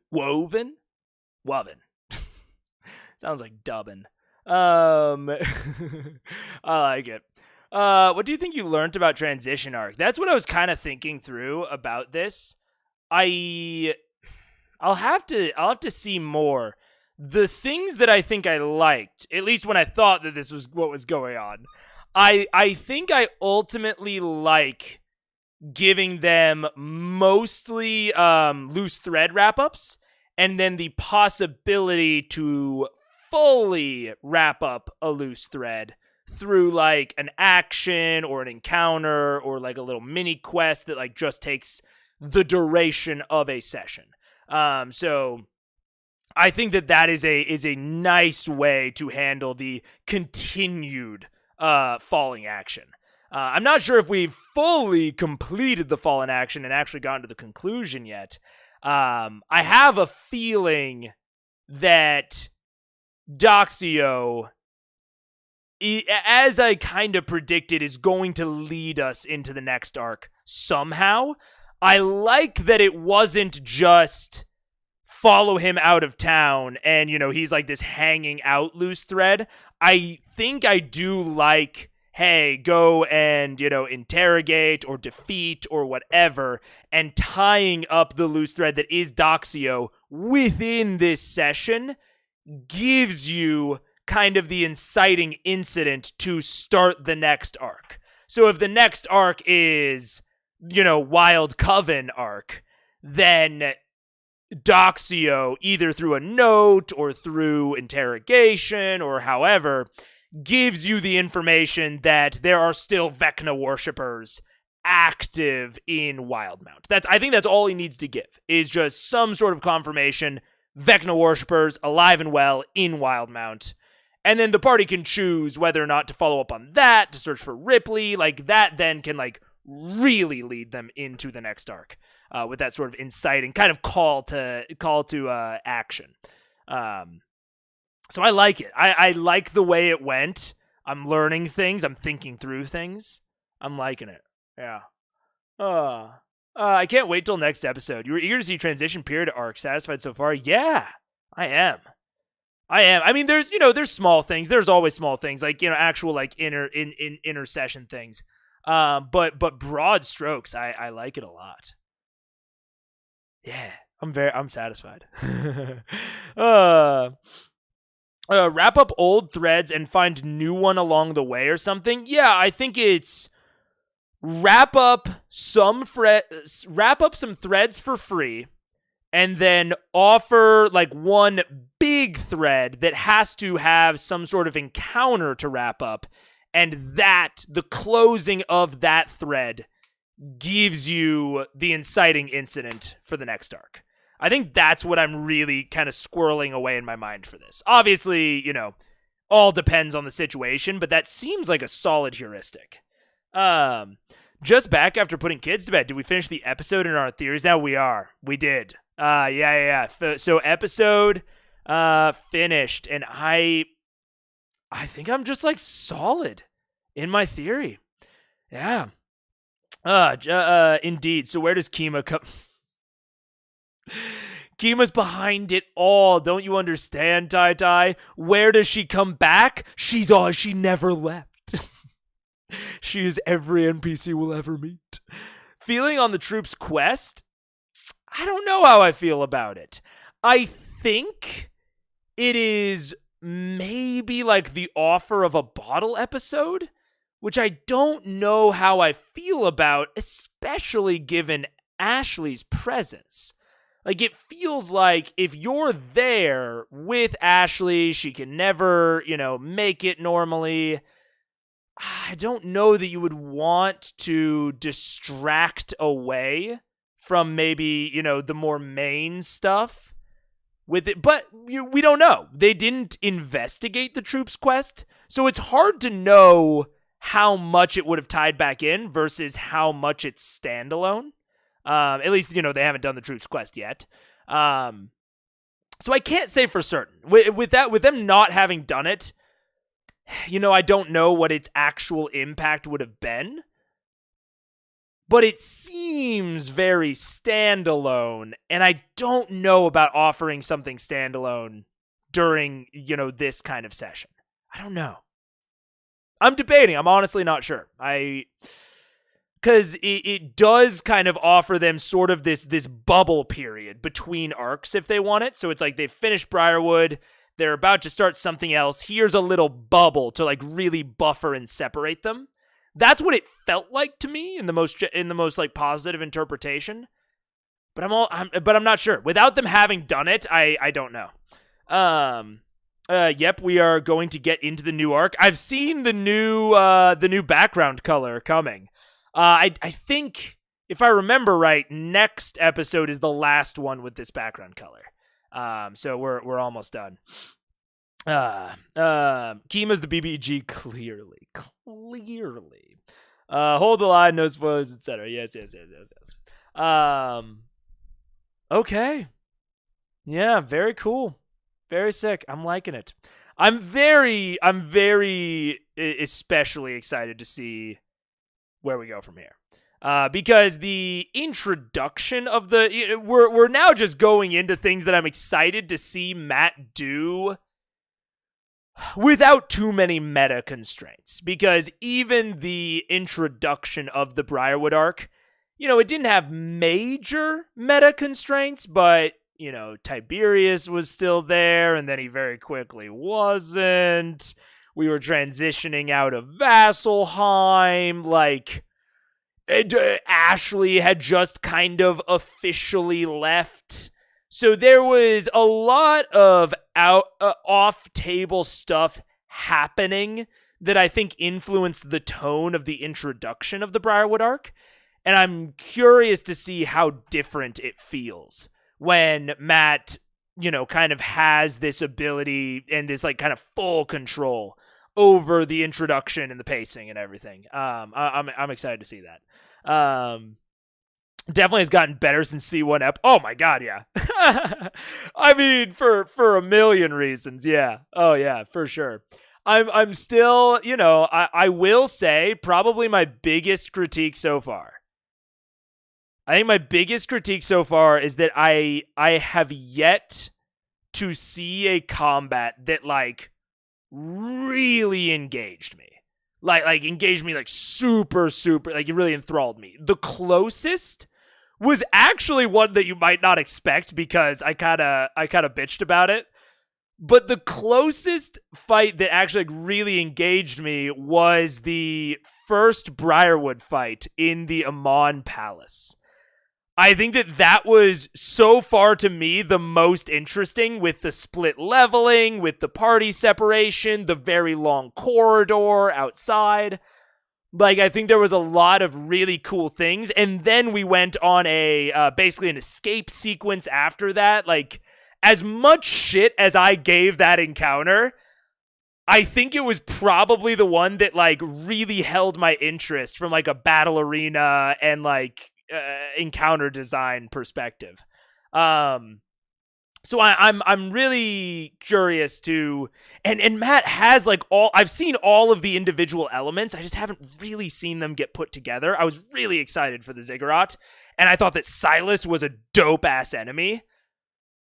But then the fight itself just kind of fell flat to me. And the fucking arena was cool with the fucking hand, but then it kind of just turned into this long range slugfest. I don't know. They've been so close. So I am confident that it will happen, and I am excited for when it does.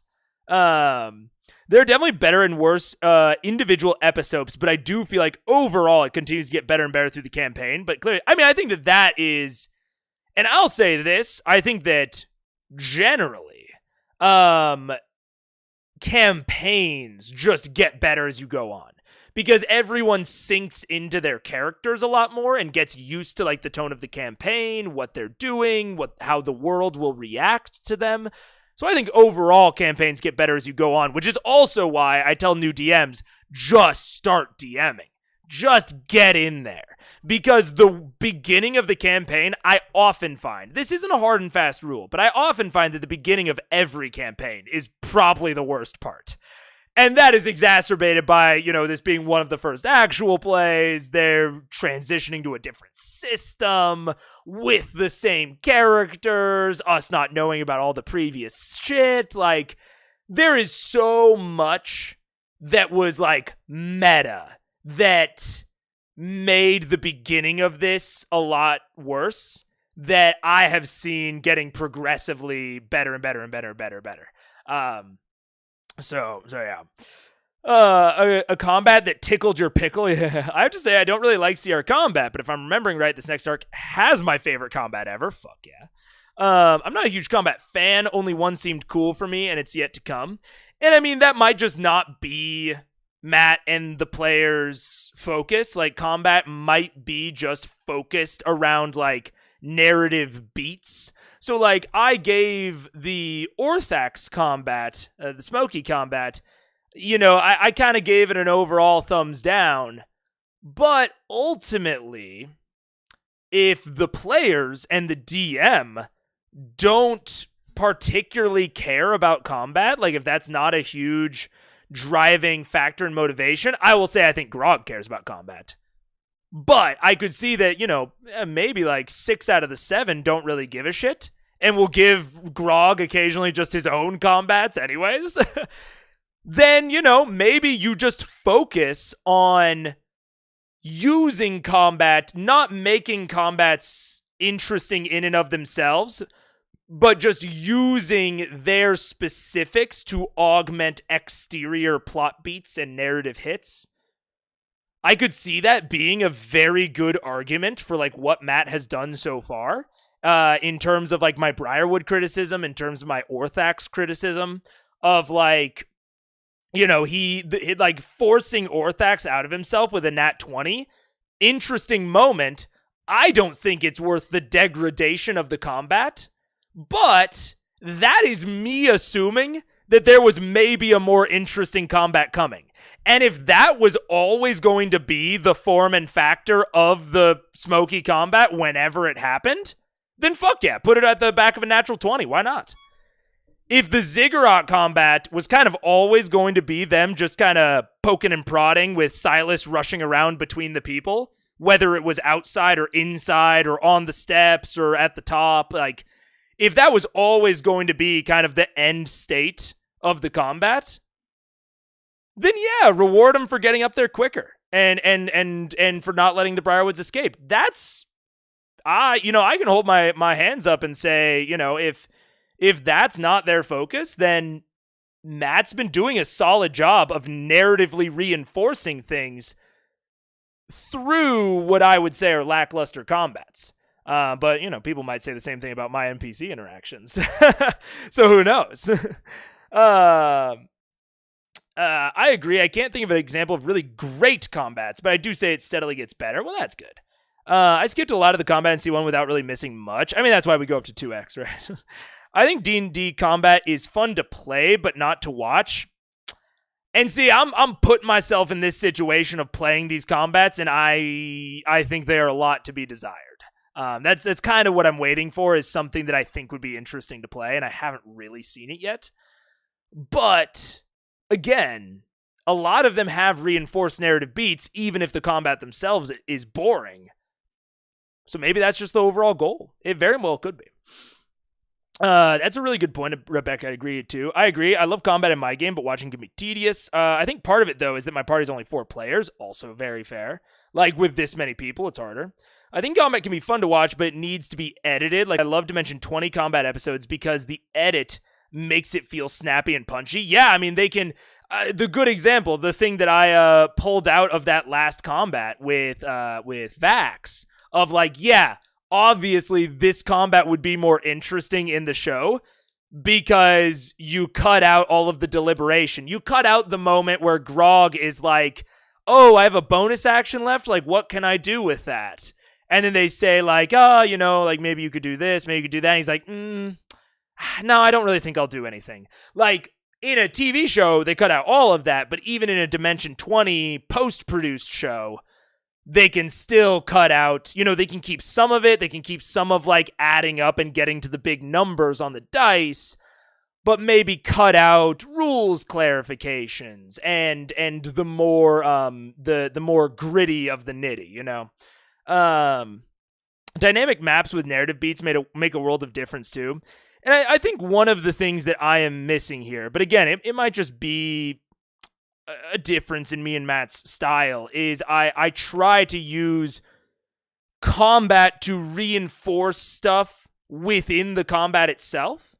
But, generously, I do think that Matt has used the introduction of combat, how combats end, certain, risk factors within the combat. Like, it feels like the combats have all been very static. I would not call most of these combats dynamic by any means.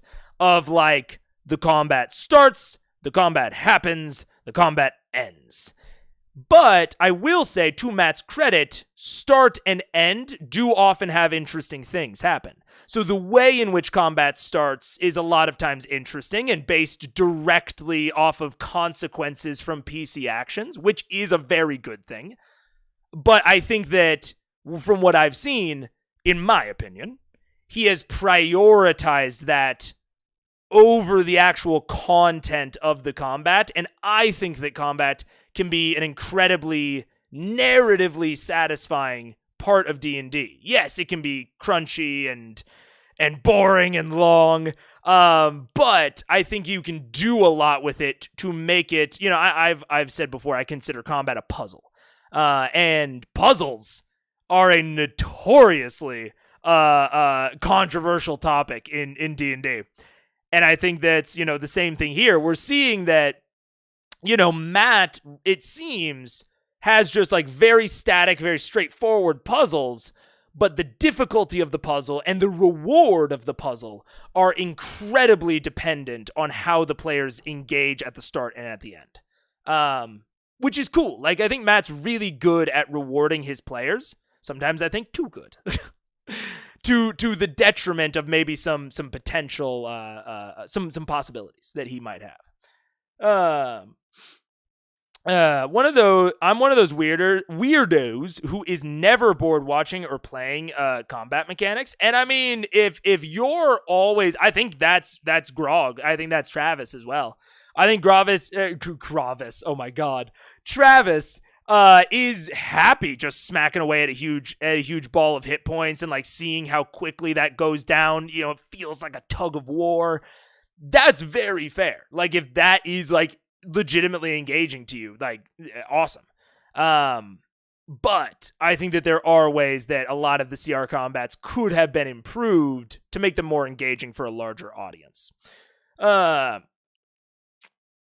Autist? I think autistic? I don't know about autist. But maybe I'm wrong? I think autistic. A friend of mine adores combat in CR. He really likes rules and resource management about the game, even counting rations. And I mean, that is like D&D is a resource management game. And so the idea of how do I like, you can sort of think about the big bag of hit points as a punching bag, legitimately. And there is a certain interest in how efficiently can I fight? Like, if I am learning MMA or if I'm engaging in mixed martial arts, there is a certain level of interest in how efficiently can I hit that bag. You see that with the speed bag. So I can see how that would be engaging to some people, to see how efficiently can we get Orthax down. Like, are there clever ways that we can not use our resources, even if that's not really dictated by the encounter as a whole at all? I think that can be more engaging I think that there's a lot of more things, but to be fair, those do increase the level of factors and maybe the deterministic nature. Like, I think some people will really like the, like, oh, they set things up, now they are in motion, and they will go this way if the dice go their way. I also tend to tune out, but combat is how I've learned most of what I have of actual mechanics. Oh, that's fair. That's totally fair. Gravis. I'm more focused on the social aspects, learning about people and feeling that is as far away from the numbers with my dyslexia. I mean, and that's very, very fair. People come to TTRPGs for a lot. I think one of the lovely things about TTRPGs is the marriage of those two things is getting the social cohesive with the combat, with the exploration. Like, I consider harmony to be a really big goal of mine. And there's a chess pro that always talks about, like, that is like her number one priority in her games is harmony on the board, that all of her pieces are working together to tell the story. And that's how I view combat, social, exploration, everything in D&D, that they should all be working together in tandem to support each other. And I feel like right now combat is not pulling its weight in CR is how I would say it. But for some people, it might be. Combat is already so crunchy, and adding more mechanic density from dynamic maps can really slow the pace further. Do you think the D&D combat struggles over a certain number of players? I mean, I think the D&D in general struggles over a certain amount of players.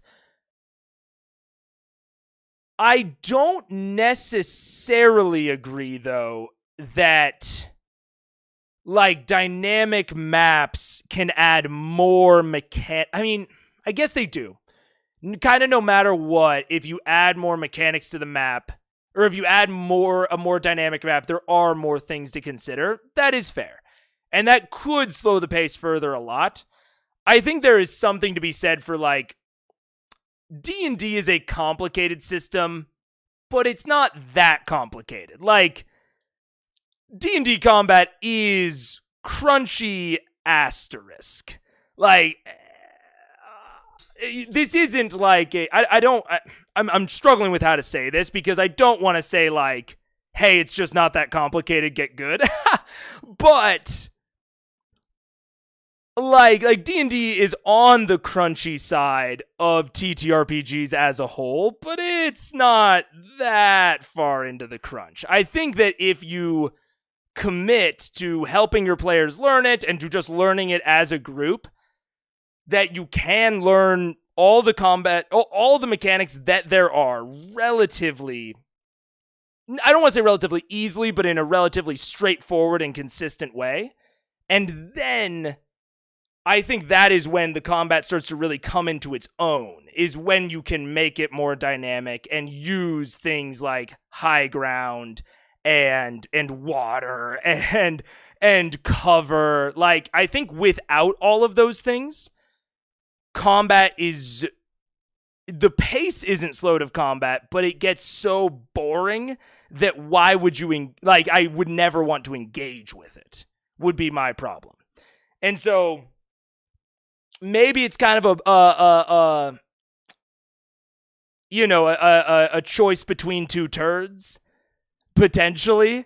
I do think one of the turds is shinier, though. I think that dropping a lot of the mechanics, making the combats not that interesting, not putting a lot of mechanics into them, does make it simpler to engage with. And it is, like, why I generally scale up the dynamicism of the combats as the PCs get higher and higher level, because hopefully they should be, kind of like working their way up in the mechanics. But I think that the alternative to that, to easing them into it, is it just always being a boring thing that they don't really want to engage with, even though it's where most of the rules are. An autistic person is an autist. Oh, interesting. I didn't know that. I messed up the spelling. Gonna blame the dyslexia here. I think the reason I was drawing a little question mark is because a lot of times I only see the word autist used derogatorily. I think I've only seen it used that way on the past, but that is fair. It might be the proper word. I'm not sure. How are you not tired right now? I am. But I have a good performance face. I was 20 minutes behind. Heard you mention the question and jumped to live. Oh, yeah. Let me know if that's on a specific episode. I can look that up right now and answer it. Yeah. Just let me know where it is. I'm on the spectrum too. Maybe that's why I enjoy CR's combat and the crunchy stuff more than the average critter. Yeah, maybe. I know exactly what you mean. Not the crunchiest in terms of absolute crunch levels, lol. Yeah. I suppose part of it is just working within the pace of your player ability to make decisions instinctively. Yeah, and I think one of the things that I think a very...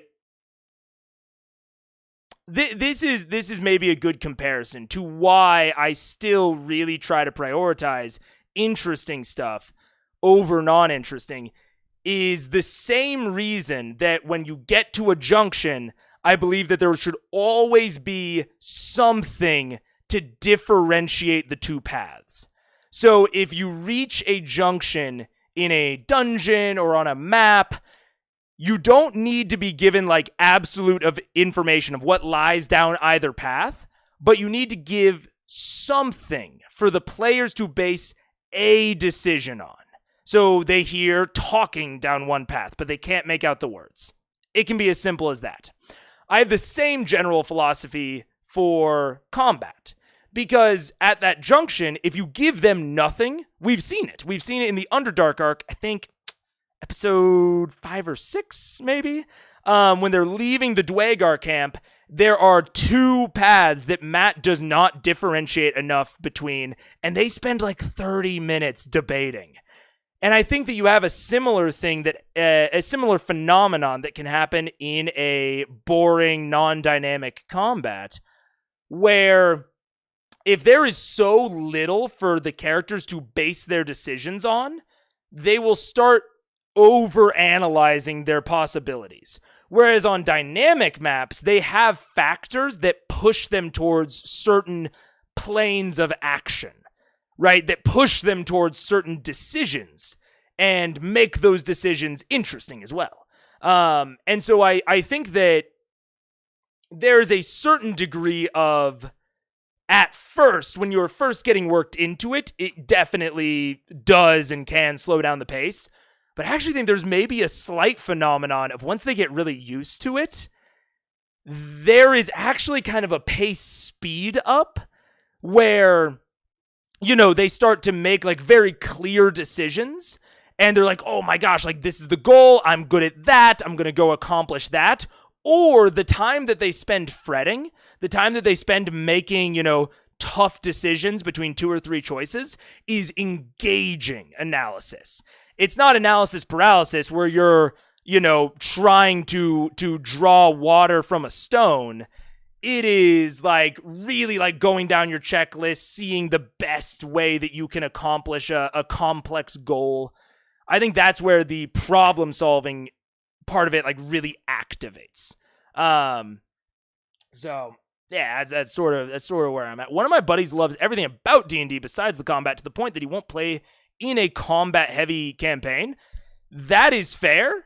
And again, I don't like to be the guy that's like, just go and play another system. But like, that's one of the reasons I like BitD, is because BitD has combat, social, and exploration all handled within the same system.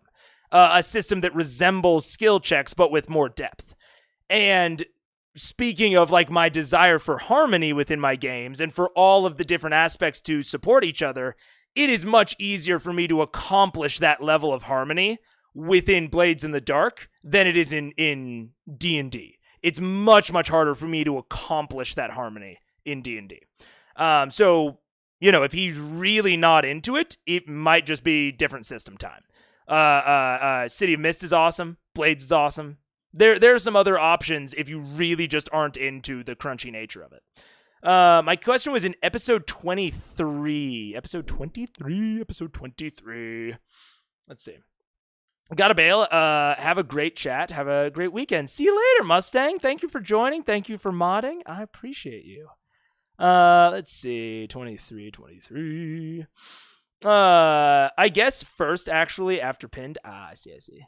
Blah, blah, blah, blah, blah. Matt Mercer never had a choice. Okay, let's see. Comment. Actually, I'll just open it up. Straight up. Let's see. Okay. Put it up there. A good way to think of it is like video game level design. No modern game has a split path that looks identical. There will always be some twist or turn or visual cue. Yeah, I agree. I totally agree. I'll have to bring Bitty up and see if he would like to play it. I think it's awesome. Oh, thank you, Timpanist. I think that's AKL. There we go. My Prime sub freed up. Fuck yeah. Thank you.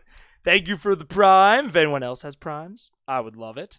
Great pause. Straight out pissed. No. And also, Blades in the Dark is, you look phenomenal. No notes. I will say Blades is very, very heavy criminal themed. You know, you are some sort of scoundrel, scallywag, criminal asshole. If you want to play Bit D mechanics, but outside of that flavoring, you can look into Forged in the Dark. Forged in the Dark is a more flavor agnostic version of Blades in the Dark. Of course, neurodiversity doesn't affect everyone in the same way. Yeah, sure. But I was using it as an extreme example that different people are drawn to different things. Oh, very much so. Yeah. And that is why, like, again, I think a lot of times the just go play a different system is used to shut down conversation, sort of like go touch grass, right? Like it's used to shut down productive conversation, and that sucks. You know, so that's why I hesitate to say like go play another system, but legitimately, if like you are not drawn to combat as a whole, whether it's constructed well or poorly, like other systems might just be a better use of your time that will make you happier and more fulfilled. Like not everyone is drawn to everything. D&D is not for everyone. TTRPGs, I think, are for everyone. At least everyone that's into games. But D&D is not for everyone. Yeah. Current bucket list now includes live long enough for Mega to get Candela Obscura for Bitty comparison analysis rants. Oh, I would love to. You know what? We'll get there. We'll get there someday. I believe. I run Masks, which is focused on self-image and emotions with teen superheroes. If that interests you, you can PM me in Discord to know more about it. Ooh, yeah, that sounds cool. Sounds sort of similar to like Kids on Bikes. Kids on Bikes is also cool. Yeah, there are so many TTRPGs out there. Like just the TTRPG space is filled to the brim with really quality shit. That like if you just decide like I fundamentally do not like D&D, especially D&D's combat system, there are other paths and options. And it can be intimidating to go and learn a new system, as you've seen with Critical Role. But it can be very worth it. Very, very worth it. The chat isn't... The multi-stream chat turned off. Let's see. Ooh, let me look up a quick look over it, then I might hit you up. Hell yeah. Just dropping in after a long work day to say hi to everyone. What up, Perfunctionist? It was a good one. It was a long one. 8 hours, 30 minutes. But I think it was a good one. This is one of the most like I think Matt like prepped the best, and like I learned a lot from this one. I learned things from Critical Role all the time, but this was one where like it really had my gears spinning because I was really going into this like I want to like watch how this works and see what I like and don't like. So that was really cool. On the video game level design point, I think there are a lot of great lessons on combat and encounter design we can learn. Great example is multi-stage boss encounters. Certainly. Like, people make fun of, you've gotten to the boss's, like, second hit bar. But that happens because like that is legitimately engaging. Like you look at like you really want to look at like boss encounters. Like I think I've never played Dark Souls, but I know that there are so many engaging Dark Souls bosses. And a lot of them are phased, where like their attacks, their patterns, their strategies change as the combat goes on. That was something that me and Ryan were talking about with the dungeon that we just made. We didn't actually come to a consensus on like what more and later stages would look like in that combat. But also it was supposed to be a lower tier combat, and we still did talk about lair actions. But I think that's a amazing point, John, of some of the things we can learn from video games. Using a couple of multi-stage blocks for my Curse of Strahd game, and it provides a lot of opportunities to manage the pace and satisfaction of combats. Nothing is worse than your players nuking your BBG. Totally. Like, the multi-stage block can also be a nice thing, like, if the combat is getting stale. So, like, if they maybe aren't figuring out a certain part of it, maybe you end that stage a little bit early, so that you can keep the pace up. So, like, both protects the BBG from getting nuked, but also provides very easy shortcut opportunities if you want to reinvigorate the combat, if it's getting a little boring, if you're seeing people tune out. So I think that multi-stage combats have a lot of uses. Decent episode, excellent stream. Thank you, AKL. I think. Timpanist Moth, I believe, is AKL. Thank you. Not even my funno form. Just play another system can get annoying, and something similar I personally find annoying is an overabundance of homebrew or overtuned setting. Yeah, it can. And that, again, that's why I hesitate to say it. Sometimes it is the right answer, but I do think that it gets employed to just shut down criticism mostly. Like, I think a lot of times that gets employed as a very negative thing to shut down criticism of D&D. And, like, criticism of D&D is good and should be levied and understood and analyzed. But sometimes, like, if, like, there is just, like, fundamentally, like, you just don't like the, like, a good example. There are no ranges in Blades in the Dark, right? There's no 30-foot, 60-foot, whatever. If you just fundamentally don't like that there are movement speeds and ranges and gridded combat or hexed combat, D&D just probably isn't for you. You should probably just go play another system. There are ways to minimize those factors, but fundamentally, spells have ranges. Like, people have movement speeds. And those are differentiators between a lot of classes, weapons, like, that is kind of just a fundamental part of D&D. So if you don't like movement speeds, if you don't like ranges, you should probably just play a different system. And I think that is the more, at least I would identify that as the more valid reason to tell someone to go play a different system.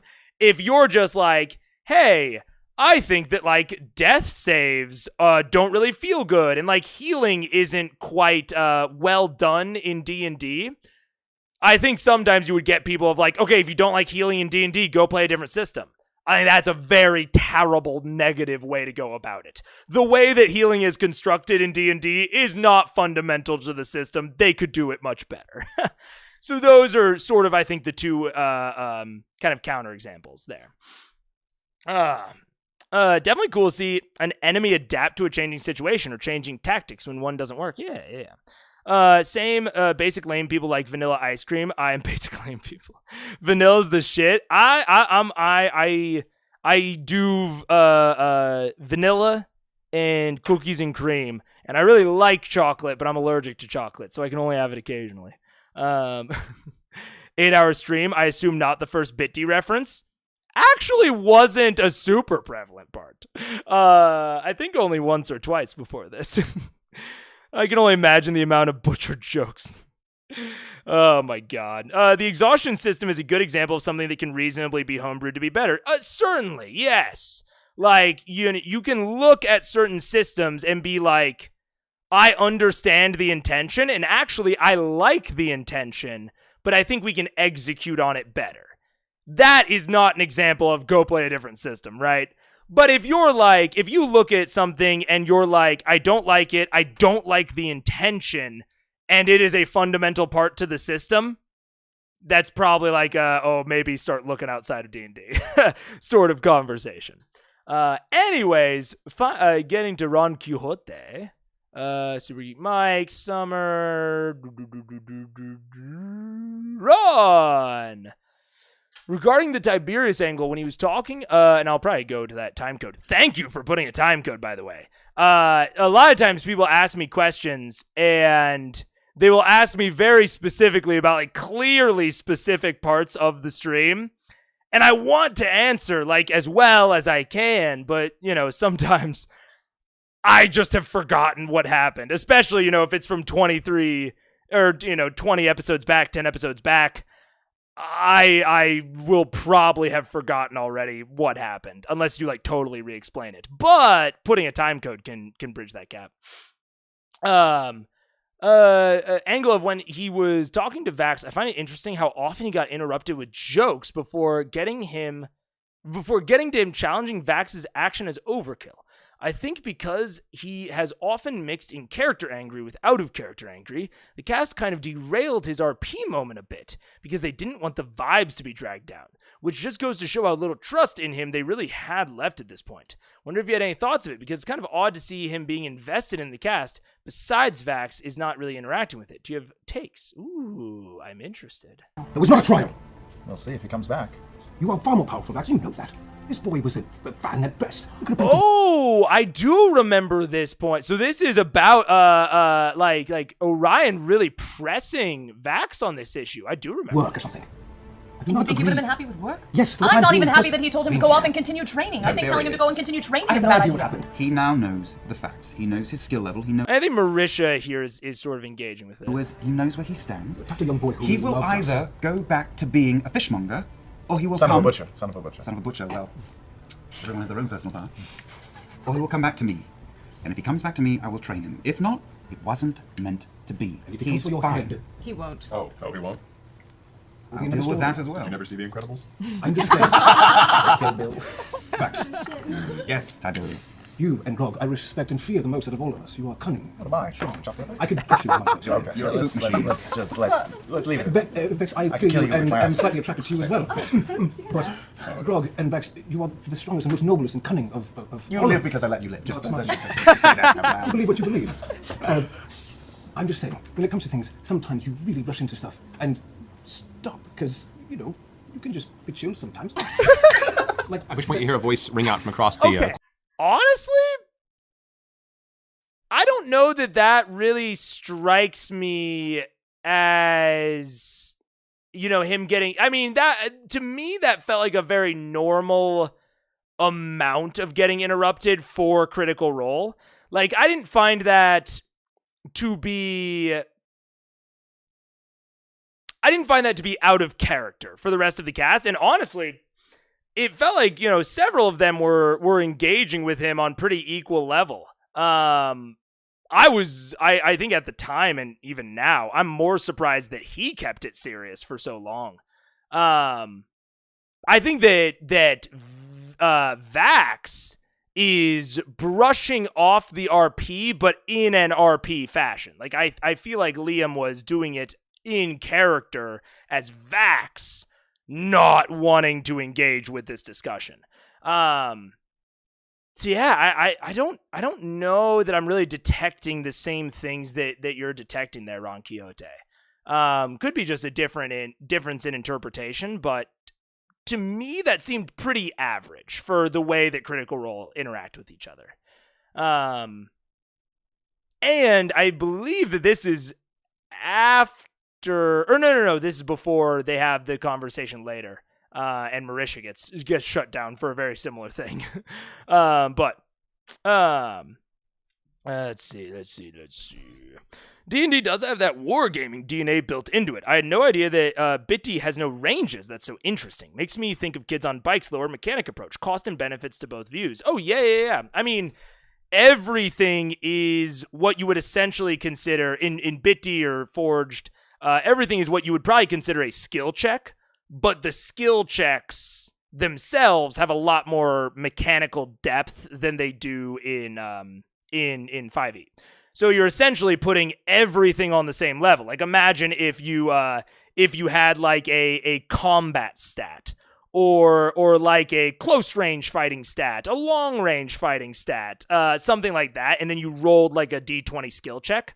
That's sort of the vibe in BitD, where everything is skill checks, but the skill checks themselves are much more dynamic and interesting. Which, by the way, I like the skill checks in D&D. Just, different systems, different strokes. For people searching for the right fit for their TTRPG desires, it's important to choose either changing homebrewing D&D or going outside Wizards of the Coast and finding another system entirely, and recognize the benefits of either option. Yeah, there definitely are benefits. And I think that large amounts of homebrew can be bad, can be good, but I do think that there are legitimate benefits towards the significant homebrewing of Dungeons and Dragons, of you're still basing it in something that all of your players know, right? So it's easier, it's an easier learning curve of you're not all learning this new system like they are with D&D, right? So taking a bunch of people that already know D&D, even heavily homebrewing it, can still make that learning curve a bit easier, even if the system as a whole is probably more unwieldy. So I think there's a significant benefit there just off the top of my head. It wasn't a huge thing. I just kind of thought I kind of thought it was kind of like when you can't finish a sentence. That and like how rare it is Tiberius to stay in character, as long as that stood out. I will say that is something that really stood out, is like that I very much understand why that stood out to you. I wonder if I say it right afterwards. I think that was the best, one of at least the best examples of Tiberius homebrew or Tiberius roleplay that I had seen that far. Courtyard of the keep. Good job. I'm glad I didn't tick it too many times. Saved, fixed, repaired. I still don't like the way that Orion the player was totally disengaged during the big dramatic points. Yeah. I mean, I think that was a good bit of RP from Orion, and I think it was sort of I think that entire situation with the kids or with the kid and with the combat outside with the old lady, I think it was something that the party in general, like some of them tried to engage with, notably in this case, Orion, and later Marisha, try to engage with the rest of the party on it, and the rest of the party just kind of shuts them down. Like pretty much all of the other players at the table shut down conversation of those two things. And so I do think that this scene is very notable for that reason. And I think that later, next episode, Matt kind of gives them some consequences for that. Kind of gives them some moral consequences for that. But I do think that the scene itself is very notable. I just don't know if I found their level of interruption maybe that outstanding. I won't say that I find it good, but maybe not totally different than normal. I think it was just unfortunate that one of the few times Orion tried to have an extended RP moment, they just kept cutting him off. Yeah. And I think that was a lot of their attitudes towards that entire sequence. Like a lot of them just didn't want to engage in the moral dilemma. And yeah, it is really unfortunate that the one time Orion was actually wanting to engage with that, it kind of lined up with when the party 5 out of the 7 did not. Yeah. It's like there's definitely areas of D&D rule sets that are softer and more conducive to homebrew. I think chase mechanics are a good example of something undercooked. Yeah, certainly. I mean, most exploration stuff, yeah. It's like Lost in Potential. You can see it encased in glass, obscured below the surface, but it can't become reality. Yeah, react content to your own reactions. It's reactception. I'm experiencing something similar with my DM. He tried to modify Homebrew 5e to create the kind of tone he's searching for, while I remind him of other systems out there to try and pull from. And I think that's a good example, Shatterwood, of why learning other systems can be very helpful, even just to your D&D play.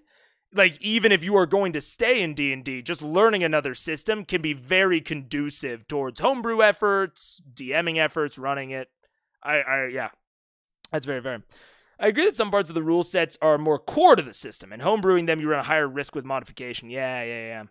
Haven't seen your reactions to the old lady thing, but from my memory, a lot of the cast was all for killing the old lady, but when it got serious, some players flipped to we can't do this. You'll have to get there on my reaction. I was very critical of that combat and the way that, I'm not even critical of what they did, but Marisha tries to engage with it, like, as a kind of moral dilemma afterwards, and the cast shuts her shit down. And I really didn't like it. So that's what this reminds me of a lot. It seems like with these moral dilemmas, the cast really isn't comfortable interacting with them yet. And I think that has clearly even changed up to this point. I don't know if it's Orion leaving the table or what exactly changed, but I do think that they're more comfortable with those sorts of things now, like addressing them. The Laura Keela child killer moment really rubs me the wrong way. From my understanding, she was attacking the kidnapper and the kid dropped dead. Yeah, I mean, and that's what I'm saying is like the cast was not kind to Kiki Marisha when she tried to engage them on killing the old lady. They were really like, bah, we're not talking about that. And they, in my opinion, kind of patronize her towards the end. I think it's one of my less favorite RP moments, and that this is another example of in that same kind of sequence of events. Of, I think, kind of the rest of the table's attitude towards this. And then Matt doesn't explicitly get involved, but like implicitly has Uriel kind of chew them out. And even when Uriel is chewing them out, Vax/Liam and Grog/Travis are still being really flippant about it. Like, it is very clear that they are not taking the repercussions to their we'll call it chaotic generously, evil less generously, actions. Like, they're not taking the consequences seriously. And when the other players try to engage them on it, they do not engage. But that's also player joy versus how characters would reasonably react being divergent. True. Yeah. There is a bit of divergence there. I've been in some D&D games that had so much homebrew that it didn't feel like D&D anymore. Yeah, it happens. At a certain point, I wonder how much D&D can you change while still calling it D&D? It's a TTRPG of Theseus. We need to ask, is the system built for this kind of story I'm telling you? How much can I modify the system for my vibe? Yeah, and I mean, at what point are you doing more work than you need to? Because, again, I think one of the benefits of homebrewing is that you can get more of what you want with relatively less work. And I think that the real simple, well, I say simple, it's a simple dividing line. Finding it is hard. I think the very simple dividing line is this homebrew causing more or less work than just learning a new system? Right? Like, is learning a new system harder and more disruptive than introducing, learning, and playing with this homebrew? If it's harder to learn the new system, you should probably do the homebrew. If it's harder to do the homebrew, learn the new system. But that, it can get very slippery very quick. Actually determining that line is incredibly difficult. So, it's hard to say in any given situation where you are on that spectrum. But anyhow, I think that might be doing us. That might be ending us. I think I will leave it off there. Glad to have some time to chat with you guys a little bit at the end. Haven't had that in a few streams. Hi, girl. Oh, Bird says goodbye. Pupper before bed? Yeah, we can get to Pupper before bed. Hi. Great stream as always. Thank you. I appreciate it. Pupper, stay right here. Hi. Oh, you're sitting down here.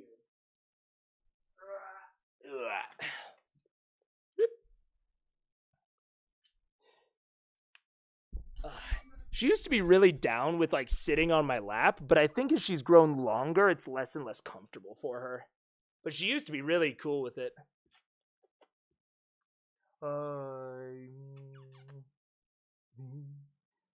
She's the cutest.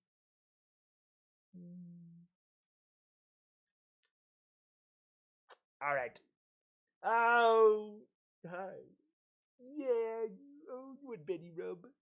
Okay, we're gonna go cuddle for real, for real. And Bug is my lady. She is too old to be manhandled for no reason. I respect you too much, Bug. You get to stay in peace and quiet. But stream, you can see her and you can respect her from a distance. Great stream. Thank you. Thank you guys so much. All right. That'll be it.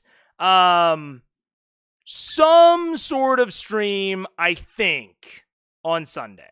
Maybe. I don't know. It might be a Baldur's Gate 3. I might try out that new members, that new stream game that I was looking at where we can all play it together. I might go vertical live because YouTube started that where you can go do vertical live streaming from your phone and you'll show up in the shorts feed. Did somebody say discoverability? So I think there's going to be something this weekend. I'm just not quite sure what it is yet. So I will see you in some way, shape, or form. But Critical Role will be back with episode 38, part 1 on Monday. I will see you all then. Thanks for joining.